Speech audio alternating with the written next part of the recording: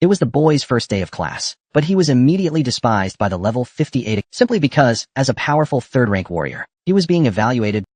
But what annoyed the teacher even more was that the boy snapped his pen after just 1 minute of listening and turned to leave without looking back. This deeply insulted the teacher's pride. In an instant, he teleported to block the boy's path. "You'd better give me a good explanation today." It turned out the man was playing a game called Apocalypse, but due to skill cooldowns and damage caps, he couldn't handle the endless wave of summoned bosses and was mercilessly killed by the monsters. He was just one step away from becoming a god, but as the computer screen suddenly flashed, he found himself on a bus.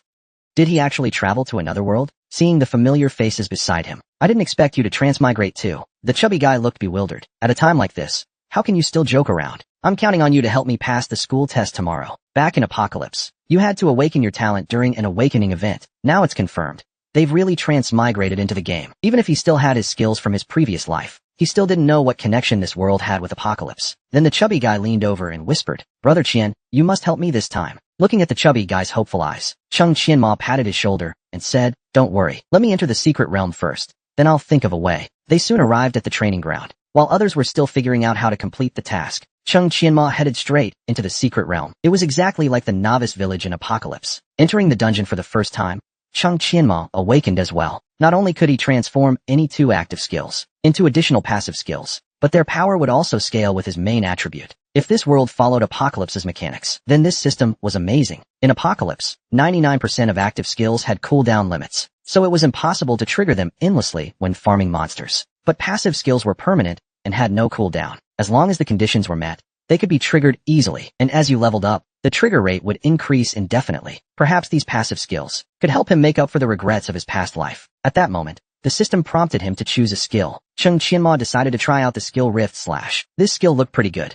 Not only could it knock enemies back, but it also dealt 1.5x damage. Let's find a small monster to try it on first. That level 3 Minotaur will do. It's actually one of the tougher monsters in the training grounds. "Let's test the blade on you first," he said, and unleashed a Rift Slash at the Minotaur. In an instant, the Minotaur was launched by the shockwave. The ground cracked open with a loud boom. But the Minotaur didn't take a single point of damage. The next moment, the Minotaur stomped the ground hard, and with a swoosh, it lifted its giant axe, slamming it down at Chung Qianma's head. There was no way he could beat a Minotaur in berserk mode right now. Helpless, he could only raise his blade and clash head-on. In the next instant, crack. His blade shattered. Fortunately, his passive triggered 0.2 seconds of invincibility. Taking advantage of that brief window, Chung Qianma activated his passive Rift Slash Burst. He instantly sent the Minotaur flying. Looking at the Minotaur's corpse beside him, he thought, "This passive is absolutely insane. Not only does it solve cooldown issues, it also boosts damage output. This completely fixes the reason he failed to ascend last lifetime. This time, he would make up for past regrets and reach godhood." The once tyrant had reincarnated as an ordinary student, yet that violent nature remained unchanged. In just a few minutes of fighting, he had already wrecked several weapons from overuse. This won't do. Last time, it was because there were too many monsters, and he couldn't switch weapons in time, which got him killed. Since he chose an offensive skill first, then the second one must target cooldown management. Weapon switch. Reduces weapon switch cooldown by 30% upon activation. Congratulations. Passive transformation successful. All weapon switch cooldowns permanently reduced by 30. With this, he could now quickly swap weapons mid-battle. This would make early combat against monsters a breeze. It was time to head back and wait for tomorrow's exam. The next day in the noisy exam hall, Chung Qianma had just walked in when he bumped into Fatty Li Hong. "My dad settled the exam location using the power of manure." Chung Qianma told him to keep a low profile. "Are you that eager for people to know your dad pulled strings?" It turned out the test would take place in the Flaming Rift. The monsters there ranged from level 3 to 10, and grinding wasn't easy. Chung Qianma then asked Li Hong how strong an elite monster he could solo during trials. The chubby guy awkwardly replied, "Level 5 at best." Chung Qianma immediately covered his eyes. "Looks like your dad really did pull some good strings." Just then, a voice came from behind. "Got a bit of cash, and you think you can cheat your way in? Might as well give up the test altogether. Spare your unlucky old dad the embarrassment." The newcomer was the rich kid Mao Feng. Hearing this, the chubby guy got furious, rolling up his sleeves, ready to fight. But Chung Qianma stopped him. The burly rich kid Mao Feng kept mocking them. "Do you really think you can beat me?" At that moment, Chung Qianma glanced at Mao Feng's feet. Mao Feng lost his balance and fell backward. "Chung Qianma, are you looking for trouble?" Shouting, he swung his fist at Chung Qianma, but Chung Qianma easily blocked it. "Alright, I almost forgot. Do you dare make a bet with me? Li Hong's test results will definitely be better than yours." Mao Feng looked completely dumbfounded. Then he clutched his chest and burst out laughing. "Are you joking with me? Since you're so eager to die, I'll accept." Loser has to run 3 laps naked around the field, shouting 3 times. Chung Qianma calmly replied, "Deal." Li Hong asked, dumbfounded, Are you crazy? Chung Qianma replied calmly. Trust me. First, do this, then that, and finally, this. Old MO. This plan is brilliant. Let's do it your way. Just then, the grade director Zhang Lei announced the test had begun. Old MO. Just sit back and watch me shine. Then Chung Qianma entered the test map as well. The Flaming Rift was once a massive volcano. Its main monsters were orcs and demons. At the mountain summit was the dungeon boss, Bang Shalan. He immediately felt an odd sense of familiarity here. Let's warm up on you green-skinned orcs. But in the next second, an orc spiked arm swung at him. Dodging, he stomped the ground and fell back. But just as he steadied himself, several orcs surrounded him.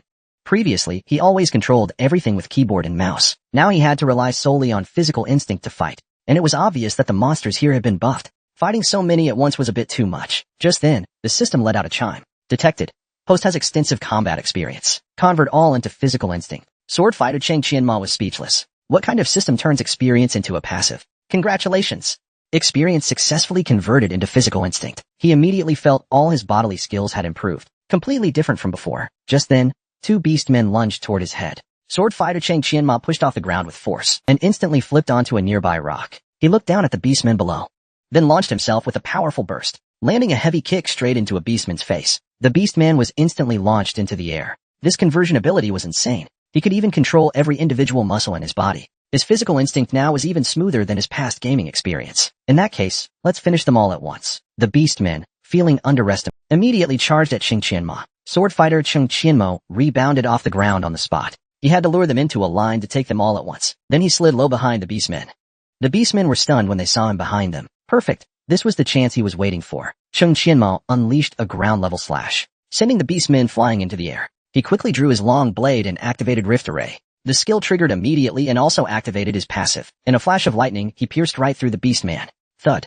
The corpse hit the ground in a heap. Special kill move, plus 50 experience sensitivity points. Leveled up from 1 directly to 3, and gained 8 free attribute points. Sword fighter Chung Qianma was crystal clear-headed. Not only was killing monsters easy, he gained bonus XP too. This passive was seriously overpowered. Chung Qianma then continued hunting for more monsters. With so many basic skills and weapons in hand, this was way more fun than his last life. Meanwhile, on the giant screen in the exam hall, a name on the leaderboard was rising rapidly. First place, level 3, Chung Qianma. Everyone else was still level 1. Less than 5 minutes into the secret trial, and he leveled up twice. Damn, this school's got some serious stuff going on. Chung Qianma is really an interesting guy. I wonder if there'll be more surprises later. While others are busy slaying monsters, I'm just chilling and napping, hiding behind rocks for fun when I'm bored. Seeing my performance, even the supervisor hesitated to comment, but once I whipped out my ancestral Gatling gun and fired away, in the blink of an eye, I soared to the top of the leaderboard. And not just that, I even mysteriously awakened. The only hidden class, Lawbringer.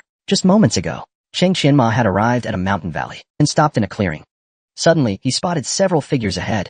They were level 2 beginner monsters, shadow sorcerers. Chung Qianma clearly remembered these monsters. Had a strange trait. If timed right, they could all be wiped out at once. No time to waste. He took out his grappling gun and fired at the cliff. Once the hook was secured, Chung Qianma leaped above the monsters, then pulled out his throwing darts. With a swish, he flung them at the shadow sorcerers. The ambushed monsters reacted instantly, glaring viciously behind them. They spotted Chung Qianma standing on the mountainside, and immediately unleashed their special skill, Shadow Blade, at him. But Chung Qianma dodged it effortlessly. As low-level monsters, they only knew Shadow Blade and Summon Hound. Once Chung Qianma disappeared from their sight, the shadow sorcerers quickly returned to normal, as if nothing had happened. Looks like the old bug still exists. This way, they couldn't attack Chung Qianma. The next step was to kill the summoned hounds, while the shadow sorcerers were on cooldown.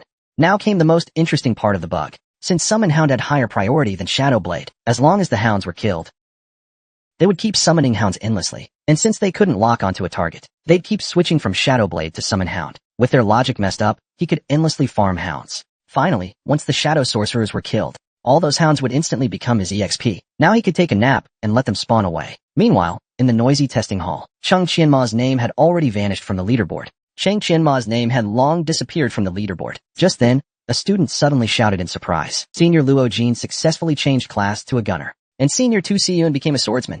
At that moment, the director looked confused. That Chung Qianma hadn't made a move for ages. Who knows what rank he is now? After checking the system, the director's eyes widened in disbelief. What the hell is this guy doing?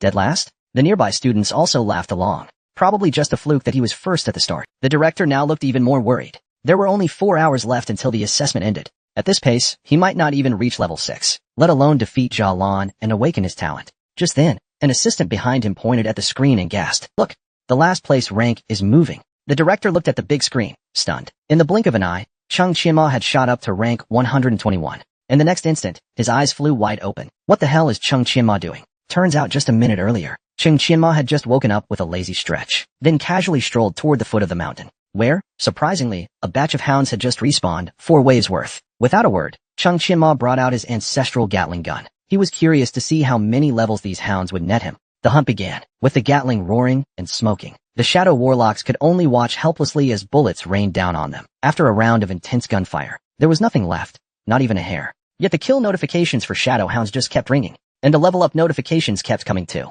On top of that, Chung Qianma noticed. As he leveled up, his passives were also upgrading. These passives had pretty insane growth. If they eventually triggered at 100%, that would be ridiculously efficient. At this point, Chung Qianma had already shot up to level 13 now, and officially entered the top ranks of the leaderboard. The entire exam hall erupted in chaos. When did Jiangxing Academy produce such a monster? What a freak.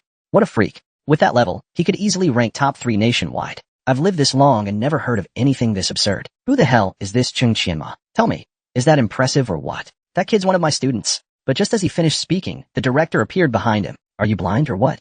How could you fail to report such a promising seedling to me in time? This kid's talent is the strongest the academy has ever seen. Congratulations, you've reached level 13. After level 10, you can choose a class. Please make your selection. When asked to choose, Chung Qianma immediately slammed the brakes. In his past life, he had earned god-level titles in every class. But there was one path he never took, the special no-class route, the Wanderer. Wanderers are free from class and equipment restrictions, allowing for maximum gear versatility, and they can even use unrestricted equipment, creating perfect gear combinations at any time. But the downside was obvious. Their damage was lacking. Early game is smooth, but late game they fall behind, and skill alone can't compensate. But Chung Qianma had a powerful passive system, solving the Wanderer's fatal flaw, allowing him to fully unleash the class's potential. So Chung Qianma chose Wanderer without hesitation. Since you haven't assigned any stat points, you've been automatically bound to the unique hidden class, Revivalist. With just his ancestral Gatling gun, the boy crushed the leaderboard of elite geniuses. Yet he chose the supposedly weak Wanderer class. Everyone laughed at him, calling him a fool. Even the instructor thought he was wasting his talent. But the principal, watching the footage, thought otherwise. He believed this boy's future had no limits, because his passive skills perfectly compensated for the Wanderer's lack of damage, and weapon switching wasn't limited by class. He could even surpass his past life and become the strongest war god. Just now, when Chung Qianma chose Wanderer, the instructor instantly exploded with rage. Zhao Erlong, what kind of homeroom teacher are you? The poor instructor replied. This kid always had Berserker written in his class preference. Choosing Wanderer is basically giving up his future. The other students were shocked. Is Wanderer really that bad? Meanwhile, Chung Qianma, while others saw Wanderer as a weak class, it was actually perfect for him. With experience from his past life, he could fully master the Wanderer class. But what exactly was this hidden class, Revivalist? As he opened its details, Chung Qianma was shocked. It could only be recorded by clearing dungeon bosses. It's practically a class tailor-made just for him. He knows every dungeon scenario like the back of his hand. That's something no ordinary player could match. Right now, the priority is stacking passive damage and attack speed. Let's warm up with these poor goblins first. Attribute points don't just change numbers. You can physically feel the difference in your body's capabilities. Attack speed, agility, crit rate. All way better than just mashing keys like in his past life. While killing mobs, he even picked up a special item. *** Book of the Demon ***. If he remembers right, it unlocks a hidden quest. He nearly forgot about that fun side quest. Better gather the quest items first before grinding the rankings. Now there's only 1 hour left before the trial ends. As the assessment nears its end, students are closing in on the Rage Tiger Zone. Awaiting them is the final challenge. ***Boss. Jalan***. Only by defeating him can they pass the trial. One student immediately charged at Jalan, but Jalan instantly triggered a trap skill, deals continuous damage to the player, and randomly casts debuffs to lower their attack power. He must be killed before he fully casts the skill, otherwise the awakening trial will fail. Then the system will kick you out of the dungeon. Meanwhile, Chung Qianma also arrived at the boss area. Just collecting the quest items took him half an hour. Luckily, he made it in time to fight Jalan. At that moment, the guards noticed Chung Qianma. They raised their great axes and charged right at him. But he didn't even bother to move. They were tanky and fairly fast, but still far weaker than Chung Qianma. With a ground-level slide, then leapt up for a critical strike, both feet slamming into the guards' heads. He sent both guards flying in one hit. With no guards left, Zhao Lan was easy prey. He took him down before the trap skill could activate. Chung Qianma dashed in front of him with a leap. With a crit kick, he launched Zhao Lan several kilometers away. Time was short. He had to finish this quickly. He pulled out the ancestral Gatling gun again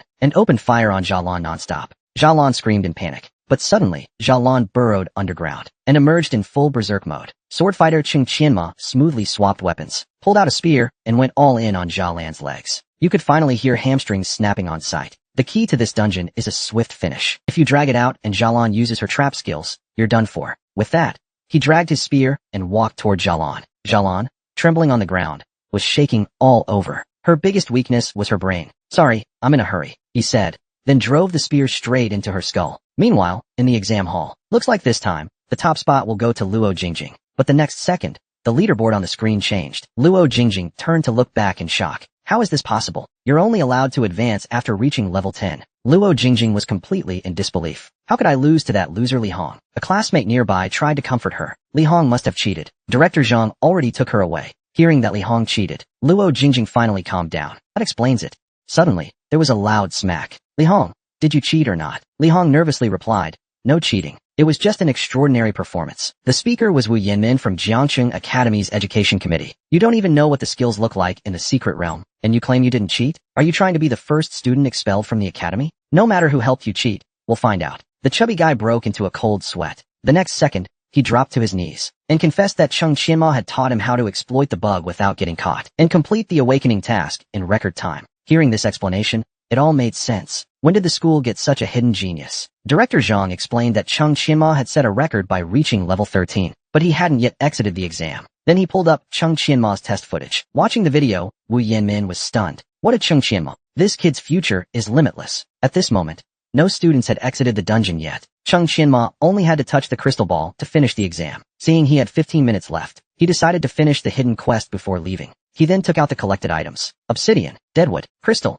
the broken sword, and the hellhound skull were all laid out on the ground. Once all 6 items were gathered, the ritual began. The next second, the sound of chains echoed from the void. A shadowy figure slowly emerged. "Who dares disturb my slumber?" Just as the goddess confidently thought victory was in her grasp, the screen behind her suddenly began to scroll like crazy. Seeing this, the goddess cried out in shock. Unaware, the man had already started the ritual. Books, ginseng, crystal, broken sword, hellhound skull, 6 materials in all to summon the mysterious hidden boss, the hungry Tamon. Only by doing this could he awaken an even greater power. "You again, filthy human." With that, he gathered energy in his right hand and shot a shockwave directly into the ground. In an instant, it exploded beneath Chung Qianma's feet. Chung Qianma dodged with a flying leap. A massive crater formed around Tamon, hundreds of meters wide. Tamon then launched toward Chung Qianma like a missile, but Chung Qianma looked unimpressed. Sure, Tamon was much stronger than Jia Lan, but his clumsy movements needed serious work. Mocked and underestimated, Tamon flew into a rage. He stomped the ground with fury. "Human, you will pay dear." With a burst of speed, he charged right in. Chung Qianma calmly brought his hand behind his back, then flung a handful of yellow sand. Tamon was instantly blinded. He stumbled, nearly tripping over himself. The sand toss skill may be low level, with 0 damage, but it works wonders against heavy enemies like Tamon. However, this triggered his passive, Berserk Body Unleashed. No wonder he's a hidden boss. This still isn't his limit. Now it's my turn to perform. With a slide, Chung Qianma zipped under Tamon, then uppercut his chin with a powerful strike. Tamon coughed up a mouthful of old blood on the spot. He was momentarily stunned by the hit. Seizing the moment, Chung Qianma grabbed one of his horns and smashed his head against a then kicked Tamon into the air with all his might, right onto the mini explosives he had planted beforehand, and a massive explosion erupted instantly. At that moment, the heavily injured Tamon was still struggling to get up, but Chung Qianma wasn't going to give him that chance. "Strike while the iron is hot," he said, launching his spike straight out, pinning Tamon's feet firmly to the ground. Then he stomped hard on Tamon's head. Next, he pulled out his ancestral secret Gatling gun. Goodbye, Tamon. After slaying Tamon, he instantly leveled up to 14. The onlooking students were in shock. He reached level 14 without even awakening his talent. Dragging out the trial must mean he's guilty. Anyway, he'll be forcefully teleported out when time's up. Then we'll expose him. Hearing all this, Wu Yanmin's expression darkened. "You ignorant fools. You have no idea what true talent looks like." Director Zhang at the side also felt deeply moved. Could it be that Director Wu truly believed in this kid's strength? With the hidden boss Tamon defeated, there was less than a minute left in the trial, but he had already successfully advanced to Wanderer. Would the awakening still matter now? As a string of mysterious symbols appeared, suddenly, a system notification chimed. "Congratulations, you've passed the trial. Your conversion system has been upgraded to level 2. You can now convert passive skills twice, and you've been rewarded with the Voyager Sword for slaying the hidden boss. You've also been awarded a beginner's critical manual, which increases your base crit rate by 20%. Looking at the 2 passive conversion chances from the system, Chung Qianma instantly chose the Gatling passive, giving him a 25% chance with any firearm to fire 10 bullets at once. With a 100% hit rate, That's basically a god-tier skill. Guaranteed hits allow him to kill above his level. This means against high-level monsters. As long as he survives, he can grind bosses to death. He still had one passive conversion left. He had to pick a high-value skill to maximize his damage output. Alright, let's go with this one next. Congratulations, you've successfully converted to the sweeping passive skill. This skill has a 20% chance to knock down enemies within 2 meters. Now, fighting mobs won't be so difficult. Next, he pulled up his status screen. Jingwan's combat power on the Apocalypse continent was now enough to hold his own. It was time to exit. As the portal lit up with a blinding white light, it nearly blinded every student in the room. Then Chung Qianma slowly stepped out from the light. Instructor Lu stared in shock. He actually made it out. This kid's future is limitless. But then some students began to protest. There's definitely something fishy about Chung Qianma's score. Kick him and Li Hong, those cheating dogs, out of Jiangqing. Hearing that, Lu Yanming's face instantly darkened. An overwhelming aura spread through the crowd. All of you shut your mouths. Then he turned to Chung Qianma and asked, Student Chung, did you really clear the dungeon? Chung Qianma responded calmly. Yes, Instructor Lu. Hearing the answer, Lu Yanming let out a relieved sigh. He slapped Chung Qianma on the shoulder. Good. Very good. You didn't let me down. You deserve that top rank. But someone else immediately stepped forward. Last to finish, but first in the rankings? Instructor Lu, we demand an explanation. The onlookers started shouting too. Kick the cheater out. Lu Yanming roared back in fury. You bunch of idiots. In the same amount of time, he killed a level 12 hidden boss. Who else should take first place, you?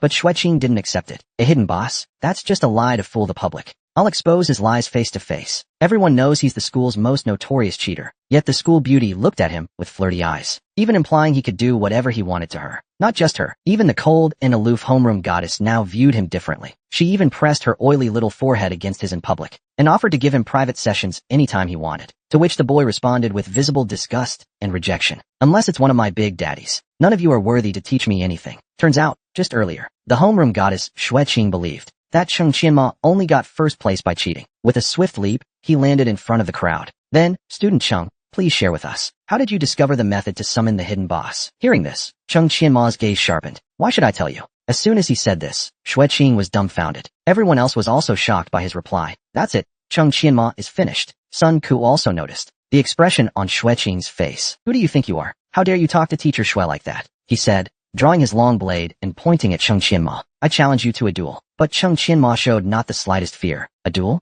You're not even worth it. At this moment, Luo Jingjing also stepped forward. Since you're so confident, Student Chung, then let's see if we're worthy of teaming up. Hearing this, Chung Qianma sneered dismissively. And who are you? With that, Luo Jingjing completely lost it. You don't even know who I am? I'm the campus belle of Jiangqing Academy. Chung Qianma nonchalantly picked his nose, pretending not to understand. Hearing this, Sun Ko flew into a rage. I challenge you to a death match. No holding back. Xueqing at the side thought deeply. If he refused the challenge, he would be seen as a coward and lose all respect. But even if he accepted, Chung Qianma wouldn't be her match. But Sun Ko, listen to me. Since you're so eager to die, don't blame me for what happens. Director Wu at the side didn't say much either. He wanted to use this chance to see Chung Qianma's true strength. Since both sides agreed, then I will reluctantly create a stage for your duel. As he spoke, a giant square arena appeared in front of everyone. Lin Bi kindly reminded Sun Ko, I hope you won't regret this later. The two then began to taunt each other. Sun Ko swore he would beat Chung Qianma until he lost all his teeth. But Chung Qianma just scoffed. Let's end this quickly, don't waste my time. Sensing Chung Qianma's look of disdain, Sun Ko instantly flew into a purple lightning surged wildly around him. In a flash, he became a blur and charged straight toward the arena. A ring of lightning formed, surrounding Chung Qianma. So, let's see if your skills are as sharp as your mouth. With that, he launched a surprise attack from behind. Just when he naively thought he was about to land a hit, Chung Qianma simply dodged with a flicker, easily avoiding the strike, and even took time to mock him. That's it. But Sun Ko thought he just got lucky. He swung his long blade and shouted, Die. With a sweeping slash, he knocked Chung Qianma back several meters. But Sun Ko wasn't done. His strongest attack in berserk mode followed. A thunderous explosion erupted. Xueqing looked on, confident, believing Chung Qianma was definitely defeated. Sun Ko shouted, powering up. No one's ever survived this move. But before he could finish his sentence, Chung Qianma landed a kick to his face. Then another brutal strike, sending him flying into the air. Seeing this, both Instructor Wu and Xueqing gaped in disbelief.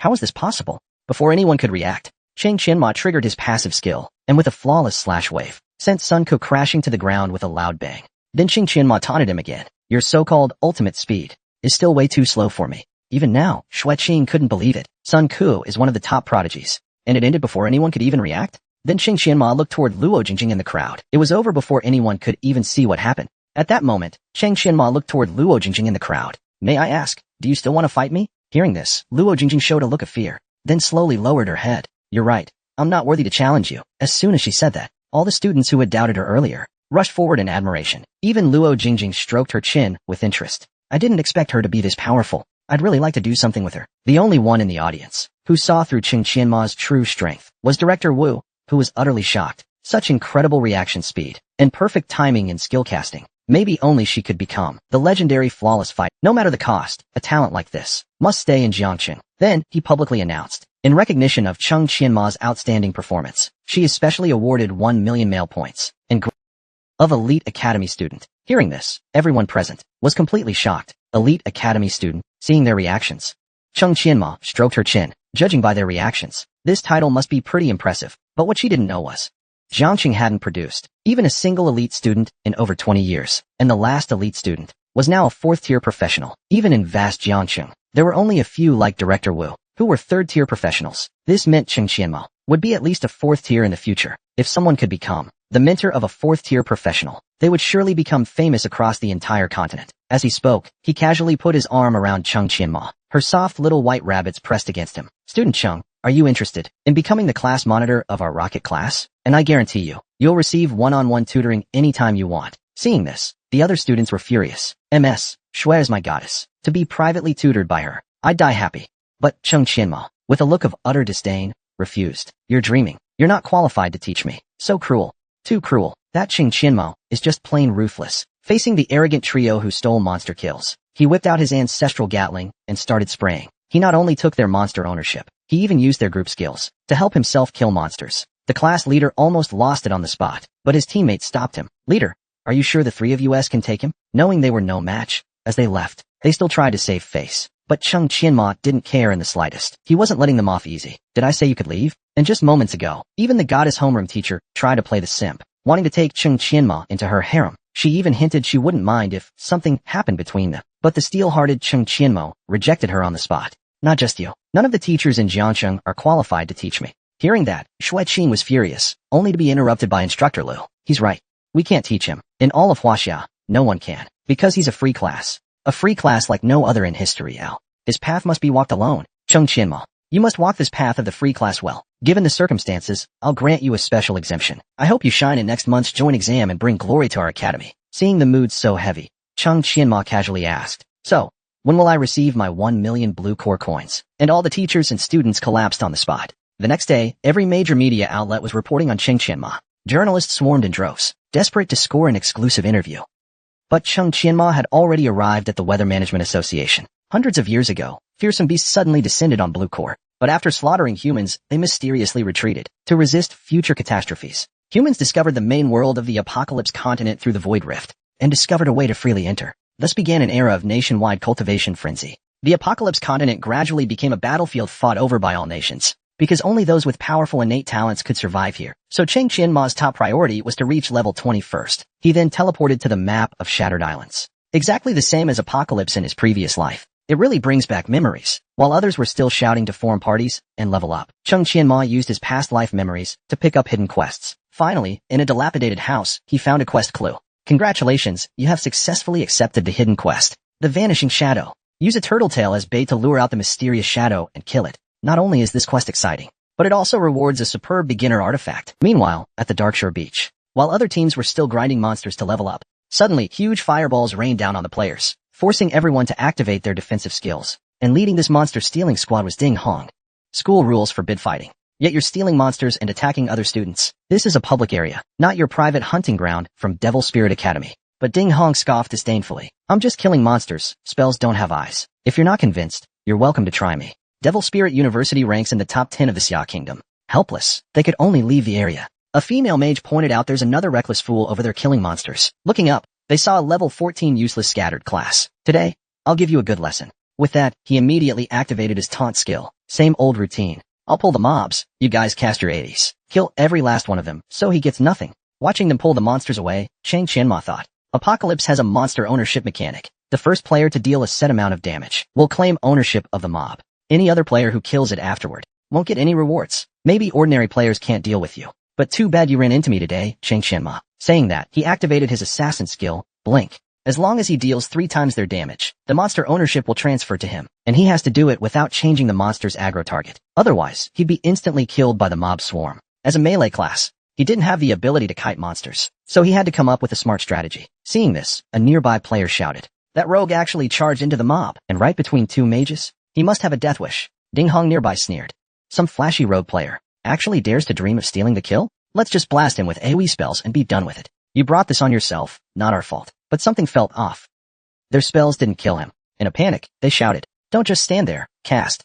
Kill the monsters first." But what they didn't know was that Chung Qianma used fast attacks to trigger his passive, dodging the blizzard damage completely, then used the blizzard's slow effect on monsters to pull out his ancestral Gatling and go full auto. He even triggered the Gatling's RNG passive effect. Seeing Chung Qianma sweeping the battlefield with that gun, nearby players stood gaping in shock. The Gatling has an 18-second cooldown. How is he firing it repeatedly like that? This is nothing like the rogue class we know. The trio who lost kill credit to him, Ding Hong and the others, stood there with jaws on the ground. Their blizzard spell had already been cast, and it was too late to cancel it.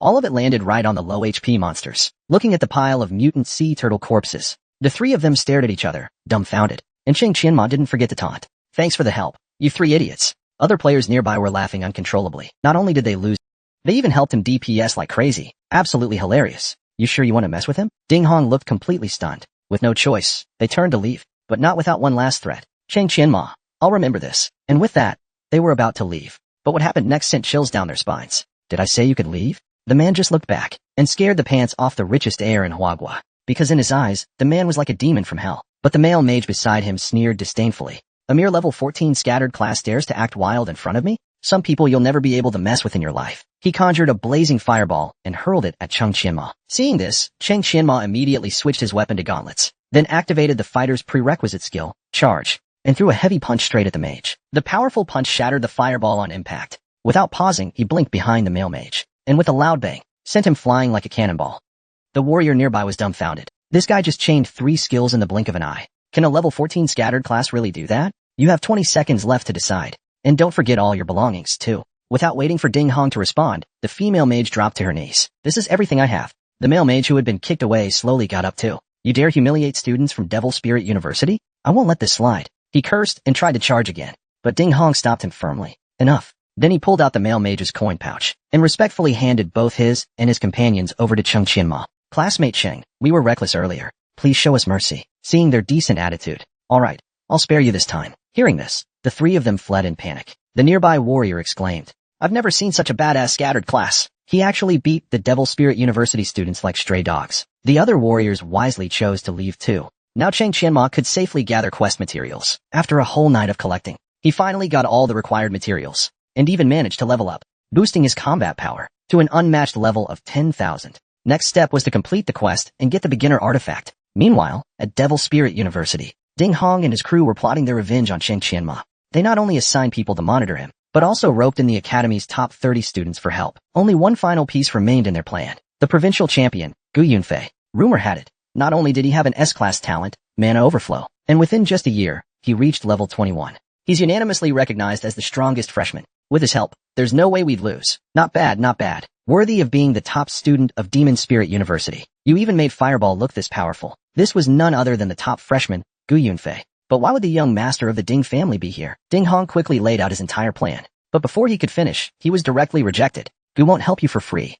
I'll offer you the second advancement materials." "Wait, Gu, name your price. Anything is fine. That guy humiliated us yesterday real bad. He's just a broke level 14 student. Yet his strength is absolutely insane. Even all 3 of us couldn't beat him. Oh, and one more thing we didn't tell you. He's a rogue class." Hearing the word rogue, Gu Yunfei stopped walking. "A level 14 rogue? Now this is getting interesting. I thought all the kids in this province were trash. Finally, someone worth my attention." At that moment, Chung Qianma arrived at the tackle shop. He bought a fine set of purple bamboo rods and 10 units of premium worms. The shopkeeper immediately understood. He picked the most practical combo in under a minute. Could he actually be a fishing master? Even if he was born fishing, this is too much knowledge. Even if he's not from a fishing family, he's definitely someone special. Might as well build some rapport. Why not? "Kid, you've got a good eye.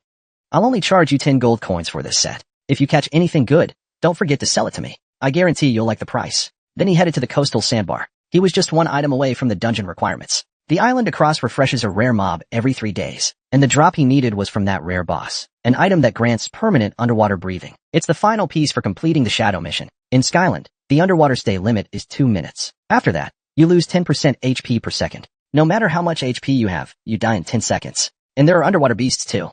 So most players avoid water at all costs. Just as Chung Qianma came ashore, 2 sneaky figures emerged behind him. Though it was his first time fishing, he ended up catching something so big, even veteran fishing masters doubted their lives. Even the students seeking revenge were dumbfounded. What is he fishing for over there? That's not fishing. He's hauling up headlines. Just a moment ago, Chung Qianma arrived at an ancient altar. Looks like this is the place. He stepped into the slime on the ground. The slime gradually gathered into a shadowy green mass. Looks like my luck is good today. As he spoke, the green slime formed into a massive humanoid creature. Level 18 rare elite creature. Viscous radioactive sludge. Old buddy, long time no see. Hope you've been well. He swung his staff and struck the viscous radioactive sludge, dealing 439 points of damage. The sludge let out an angry roar and hurled slime from its body toward Chung Qianma. Chung Qianma dodged sideways. Corrosive mud. Going all out with your ultimate right away? If I remember correctly, getting hit by corrosive mud slows you by 30% and reduces damage by 50 points, stacking multiple times. So no matter what, I have to dodge. Once in close range, he immediately switched to his longsword and unleashed Wave Slash at the viscous radioactive sludge, triggering the passive skill, Wave Slash, dealing massive damage in an instant. But as an elite elemental creature, it retaliated by releasing clouds of radioactive mist from its body. If it sticks to you, it will cause continuous damage. Ancestors of the Chung family, grant me my ancestral Gatling gun. Though you excel at steady damage over time, your slow speed is your fatal weakness. With a barrage from the Gatling gun, the viscous radioactive sludge was obliterated in an instant. Waterting staff allows the wielder to breathe underwater indefinitely. As expected, the effect is exactly like in my past life. Time to go after that vanished shadow. It'll be a deadly battle for sure. After all, it's the strongest hidden boss in the starter village. Actually, he had already noticed those 2 sneaky guys. Let's see what tricks you 2 can pull, he said, then leapt into the deep sea. But due to the game's diving mechanics, the 2 quickly lost sight of Ching, so they decided to check the island. But after searching for a while, they found no trace of him. Miss, bad news. We've lost the tracking target. By now, Chung Qianma had already reached the Broken Isles fishing spot. Now he was just waiting for the fishing stone to trigger the follow-up quest. But upon arrival, he found the spot already taken. Strangely, the person's level and class showed as Chung Qianma was instantly alarmed. How is that possible? Unless the other person's level is way higher than his, he shouldn't be completely unreadable. Just then, the mysterious man suddenly spoke. Young man, here to fish as well. Come, I'll make room for you. Being cautious is a good trait, but I didn't come to kill you. If I wanted to, it'd be effortless. But Chung Qianma had long arrived at Broken Isles. I just randomly picked a spot. It's not too late to do the task after this person leaves. At the same time, the mysterious man was observing Chung Qianma beside him, calm and composed. He didn't show any fear in front of me. Seems like this young man has quite the courage. 2 minutes later, an 8-gene stonegrass carp was easily hooked. 3 minutes later, a 9-gene carp was caught. 5 minutes later, a 9.5-gene redwind fish was successfully reeled in. Seeing the fat, big fish being caught one after another, the mysterious man was dumbfounded on the spot. I've been fishing here all day and not even a fish scale. How did you manage to do this, kid? I've roamed the fishing world for many years, yet I've encountered a genius like you. Would you mind sharing some guidance, young friend? I will surely reward you handsomely. Hearing this, Chung Qianma thought to himself, you amateur fisherman, how dare you brag about being a fishing expert for years? Looks like you're just another noob. But he could only force a polite smile. You're flattering me, senior. That guy is using the wrong bait mix. Senior, your bait mixture is slightly off. Hearing this, the mysterious man laughed heartily. You really are a remarkable young friend. At such a young age, you have such great fishing knowledge. I truly admire you. But from my observation, you're not only talented at fishing, but likely skilled in other areas too. Allow me to test you a bit. As he spoke, he reached toward Chung Qianma. Seeing this, Chung Qianma quickly dodged to the side. But the mysterious man calmly asked him, why choose the wanderer's path? Why can't I take the wanderer's path? Hearing this, the mysterious man slowly stood up. I understand now. Would you be willing to become my disciple? Without hesitation, Chung Qianma directly refused. Thank you for your kindness, senior. I want to walk this wanderer's path on my own. As he spoke, he threw Chung Qianma a ring. If you need help in the future, come find me at the Management Association. Looking at the yellow ring with the word affection engraved on it in his hand, Chung Qianma clearly looked confused. Who still uses keepsakes in this day and age? Meanwhile, a targeted operation against Chung Qianma was about to begin. Chung Qianma, today is your day to die. Wu Zhonglei from the Management Association also received news of Ding Hong's team mobilizing. Let's hope nothing huge blows up today. At that moment, Chung Qianma was still casually fishing. Suddenly, someone shouting his name broke the silence. Looks like you won't get to keep fishing today. Hearing this, Chung Qianma remained calm. Aren't you the loser trio from Demonic Spirit University? Can't beat me so you call for backup? At that moment, a smirk appeared on Gu Yunfei's face. So he's the rogue player? He's kind of interesting. Still mouthing off when death is at your doorstep. Today, I'll send you back to the furnace for a proper burial. But right then, warning. Unknown object on the hook. Suddenly, a massive figure emerged from the lake. Its eyes glowed with crimson light. Everyone gasped on the spot. What kind of monster is that? Is it some kind of hidden boss? They looked up. Level 22 elite family leader, Prince Nezjark. Possesses 6,000 HP. Even Gu Yunfei, usually calm, was visibly shocked. A level 22 elite leader? Even he couldn't solo that alone. Could this appearance have something to do with that level 15 rogue? A nearby student suggested. This is a rare chance.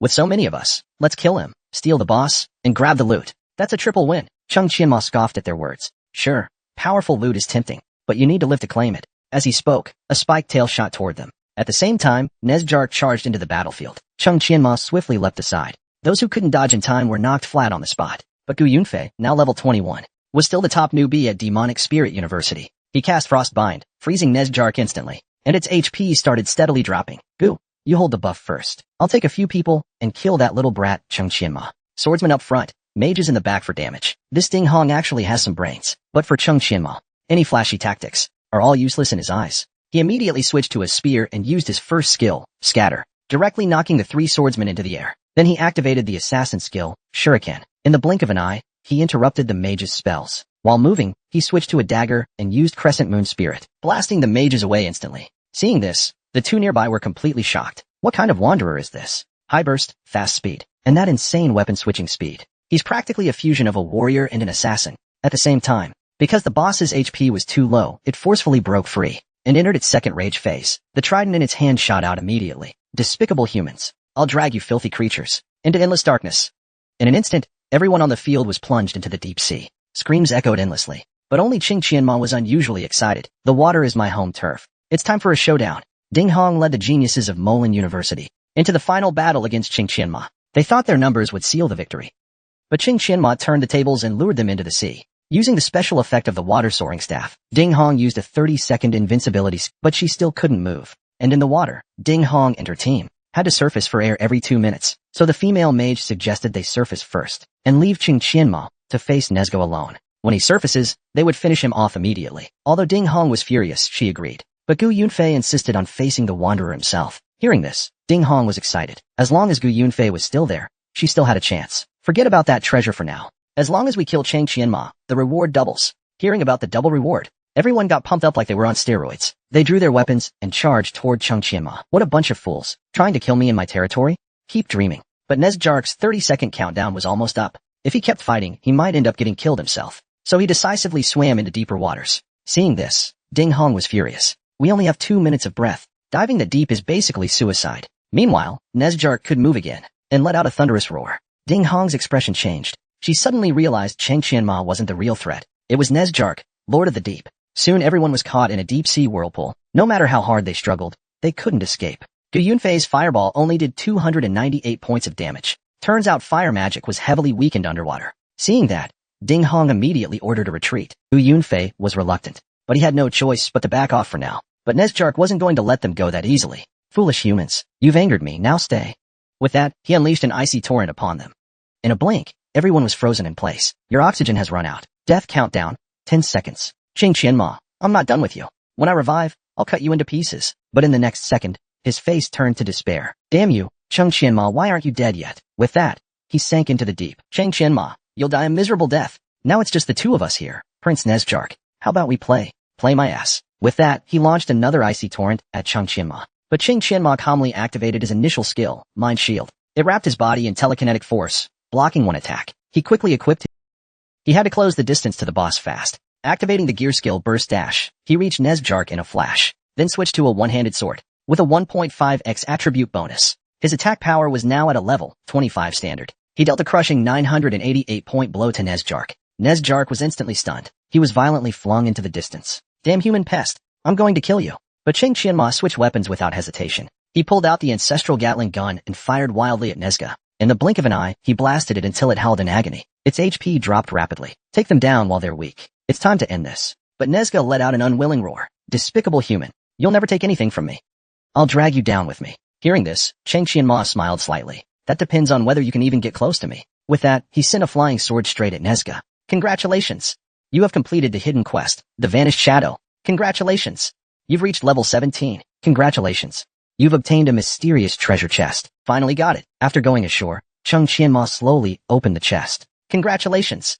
You've obtained the epic accessory, Tidal Charm. It grants the active skill, Soul Impact. Forcibly stuns the target for 4 seconds. Cooldown, 2 minutes. Note, item level does not represent. With the Tidal Charm, Cheng Qianma now had a new trump card. Soul Impact ignores monster levels, player levels, and all restrictions. That means against enemies of the same level, he would be unbeatable. He could even fight against higher level enemies. Meanwhile, at Jiang City's Education Bureau, this year's guaranteed admission spot, I refuse to give it to Cheng Qianma from number 1 high school. A bearded man argued back. If not him, then who? He broke Jiang City's record. This man was Li Tian, a Tier 3 expert from the Education Bureau. A long-haired man spoke up. I admit he's a once-in-a-generation genius, but he chose the wanderer's path. He slammed the table forcefully. Jiang City only has 1 guaranteed spot per year. How can we give it to someone with no future? This man was Wang Tianfeng, another Tier 3 expert from the Bureau. Wang Tianfeng, firmly opposed this. Hearing this, Li Tian grew furious. Everyone knows you have a grudge against Principal Liu. Is this really the time to take personal revenge? Suddenly, applause came from the side. Actually, this matter is very simple to resolve. The spot was originally going to be given to Li Daoyue from Fenghua High School. Not only did he reach level 12 during assessment, he also awakened an S-rank berserk casting talent, and his class was the rare class, Curses Mage. The winner would be directly admitted. The school beauty fought for Cheng Qianma, determined to win Jiangqing's only guaranteed slot. Even if it cost her everything, she would persevere. But the man's phone remained unreachable until the other side thought victory was certain. The protagonist, Cheng Qianma, finally appeared. He grabbed a Gatling gun and opened fire. Turns out, all of this was orchestrated by the school leaders. Their goal was to cultivate a powerful idol figure, to ignite the fighting spirit of all students. But Luo Jingjing, our school beauty, truly suffered for it. Just earlier, Cheng Qianma bought up all the remaining stock. The shop owner, trying to impress him, raised the price by 30%. At the same time, the Jiangxing Academy tournament was being broadcast on TV. Then, from the shopkeeper, he learned Jiangxing and Fenghua Academies were holding a direct entry competition. Why didn't anyone tell him about such an important match? He checked his phone, stunned. The match would be a mix of team battles and a gauntlet-style fight. The academy with the highest score would win the spot. Jiangxing had a level 10 gunner, a fighter, mage, priest, and berserker. Fenghua had a swordsman, knight, curses mage, assassin, and freestyle fighter. The lineup from both sides excited the crowd. But up on the main stage, Lu Jiawei and his companion, Li Daoyu mocked. Why hasn't Cheng Qianma, your academy's top fighter, shown up? Is he hiding like a coward? But Luo Jingjing clenched her teeth and kept silent. Mages and priests, stay back and focus on DPS. Watch out for sneak attacks from the assassin. I'll provide fire support. You two flank and hold off Li Daoyu. Then Li Tian loudly announced the start of the match. The moment the words left his mouth, both teams entered combat mode. With Luo Jingjing providing heavy fire support, the fighter easily leapt above Li Daoyu. A crushing punch was aimed straight at his head, but the knight from Fenghua blocked with a shield bash and knocked the fighter flying. At the same time, Fenghua's assassin snuck behind Luo Jingjing. By the time they noticed, it was already too late. Caught off guard, Luo Jingjing spat out a mouthful of blood. She wiped the blood from the corner of her mouth. Why did the enemy target her first instead of the priest behind her? It turned out, in Li Daoyu's eyes, Luo Jingjing was the core damage dealer of the team. At this moment, Li Daoyu's skill was about to finish charging. The sight left everyone stunned. Isn't the cooldown for lightning bomb 5 seconds? He's casting it in just over 3 seconds. How can anyone keep up? Li Tianfeng looked smug. His awakened talent was S-class furious casting. Meanwhile, Li Daoyu's lightning bomb was closing in on Luo Jingjing. Sensing danger, the priest quickly cast word of power on Luo Jingjing. But even so, she still took a heavy hit. Damn it. His lightning bomb is homing. With a loud boom, Luo Jingjing was blasted away. After checking her injuries, Xue Qing declared, "We surrender this match." Hearing this, Li Daoyu let out a snorting laugh. But things didn't go well in the following rounds either. Lose 2 more matches, and Jiang City Academy would be eliminated. Everyone could only hope for a miracle. Faced with all the mocking jeers, Principal Lu stayed calm. No rush, no rush.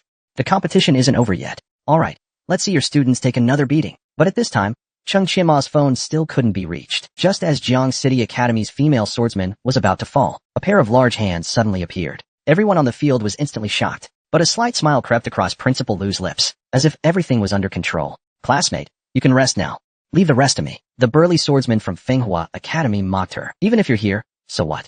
Prepare to die. But to everyone's surprise, Cheng Qianma pulled out the ancestral Gatling. After a fierce burst of fire, the swordsman panicked. This firepower is way too much. Next, the ordinary healer was knocked to the ground. Next, look at Cheng Qianma's stats. At that moment, everyone realized she was already level 17. It's only been 3 days since the secret realm exam. 1 level a day. Her leveling speed is insane. Cheers for Cheng Qianma filled the arena. Li Tianfeng was left dumbfounded. How can a mere wanderer level up so fast? Even Principal Lu was awkwardly surprised. I only expected her to come back, but I didn't think she'd be level 17 already. Only you, Lu Jiawei, could pull this off. Now Jiangxing Academy can go all out. At that moment, an assassin from Manhwa Academy jumped down. Why does everyone else get easy opponents, while I have to face Qing Qianma, a level 17 monster? Qing Qianma tilted his head slightly. Hurry up. I'm on a schedule. The assassin had no choice but to charge in. Guess I'll have to win with surprise. And vanished in an instant. But Qing Qianma launched himself with perfect timing. Then activated the fighter skill, Step Echo, immediately kicking the assassin flying. Whoa, awesome. He broke stealth with a fighter's 80 skill. Why didn't our instructors teach us that trick? I've got to ask Senior Qing for some tips later. Actually, the academy already knew Qing Qianma returned, but they intentionally held back. Their goal was to cultivate a powerful campus idol. It was the best way to inspire the students. In just 10 minutes, the base scores were tied. Senior, we've got a problem. Can't you see I'm meditating? What's with the shouting? That Qing Qianma's back. He tied the score in just 15 minutes. Our team is already falling apart. Hearing that, Li Daoyu looked thunderstruck. That's impossible. Meanwhile, the crowd was buzzing. Soloing 15 people? That's unheard of. Now all the pressure was on Manhwa Academy. The final freestyle fighter was trembling in fear. Just then, Li Daoyu stepped out from the restroom. Qing Qianma, level 17, bullying a level 10? That fun for you. If you're that tough, fight me instead. But right as he spoke, the referee interrupted. Absolutely not. Rules can't be changed on a whim. You've already stepped off the field. You're no longer eligible. But Li Daoyu ignored him. He locked eyes with Qing Qianma. Just answer me. Do you dare face me in the final round? Why wouldn't I? Both of you can come at me. But the Jiangxing Academy crowd disagreed. Li Daoyu, that move was way too despicable, using Senior's competitive nature to provoke him. But Principal Liu on the stage understood right away. Director Zhang, who received the message, also caught on. Since both leaders agreed, the final battle would be between Li Daoyu of the Li family and Qing Qianma. As soon as the words were spoken, Li Daoyu set up his tactics. When it starts, just charge in and pin him down. Leave the rest to me.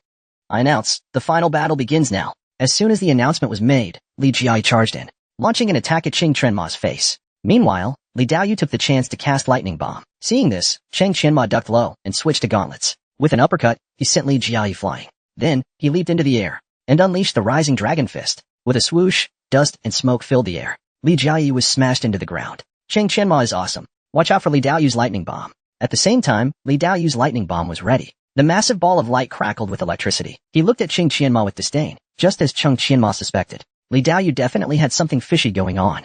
Feeling surprised now? Don't you think it's a bit too late? I'm the only one worthy of this guaranteed spot. Die, Qing Qianma. With that, the energy-charged Lightning Bomb hurtled toward Qing Qianma. Seeing this, Qing Qianma quickly activated the blocking skill, Telekinetic Grip. The cooldown for Lightning Bomb is 5 seconds. Even with Li Daoyu's talent bonus, it should take at least 3.5 seconds. Counting the time he took down Li Jiai, it was at most 3 seconds. That means he cast it 0.5 seconds faster. Under the barrage of Li Daoyu's raging Lightning Bomb, the ground where Qing Qianma stood erupted in smoke and dust. Just as Li Daoyu was about to step forward to check, Qing Qianma's figure slowly emerged from the smoke. Even though your awakened talent is Furious Casting, it's impossible to reduce Lightning Bomb's cooldown to 3 seconds. You might fool others, but you can't fool me, Qing Qianma. You must have illegally undergone the second-tier Secret Realm cleanse. Am I right, Li Daoyu? Hearing this, Li Daoyu's face instantly turned sour. Let's not talk about the cooldown first. Qing Qianma was completely unharmed by his Thunderlight Bomb. How is that even possible? Everyone else was just as stunned.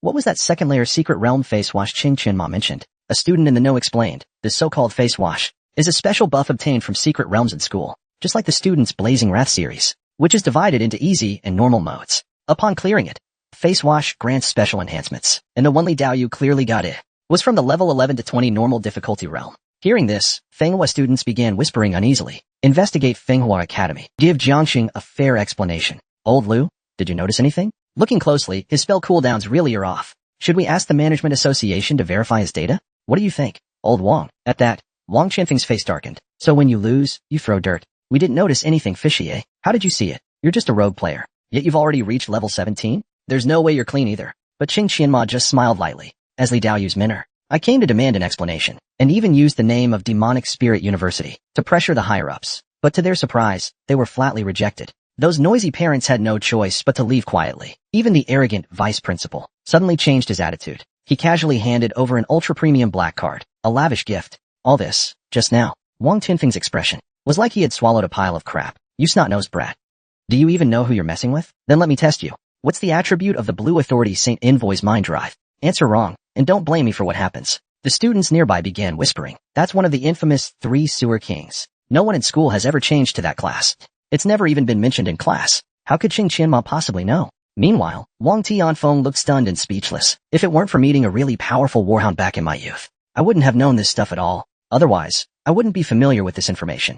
But Ching Qianma wore a calm expression. As for the question you raised, Director Wang, I know a thing or two about it. The basic strategy for mind-controlled Holy Envoy is simple. Plant the giant weapon into the ground, causing all enemies within range to become immobilized. The effect lasts about 0.8 seconds. Additionally, it boosts movement speed by 20%, attack speed by 10%, and jump height by 50%. Duration, 10 seconds. Hearing this, Wang Tianfeng was shocked. You even know this much about such an obscure class. The students around were thrilled. Seeing Director Wang's expression, like he just ate something disgusting, was just too satisfying. A true boss is a true boss. We ordinary students can only admire from afar. But Li Dao, he just got lucky.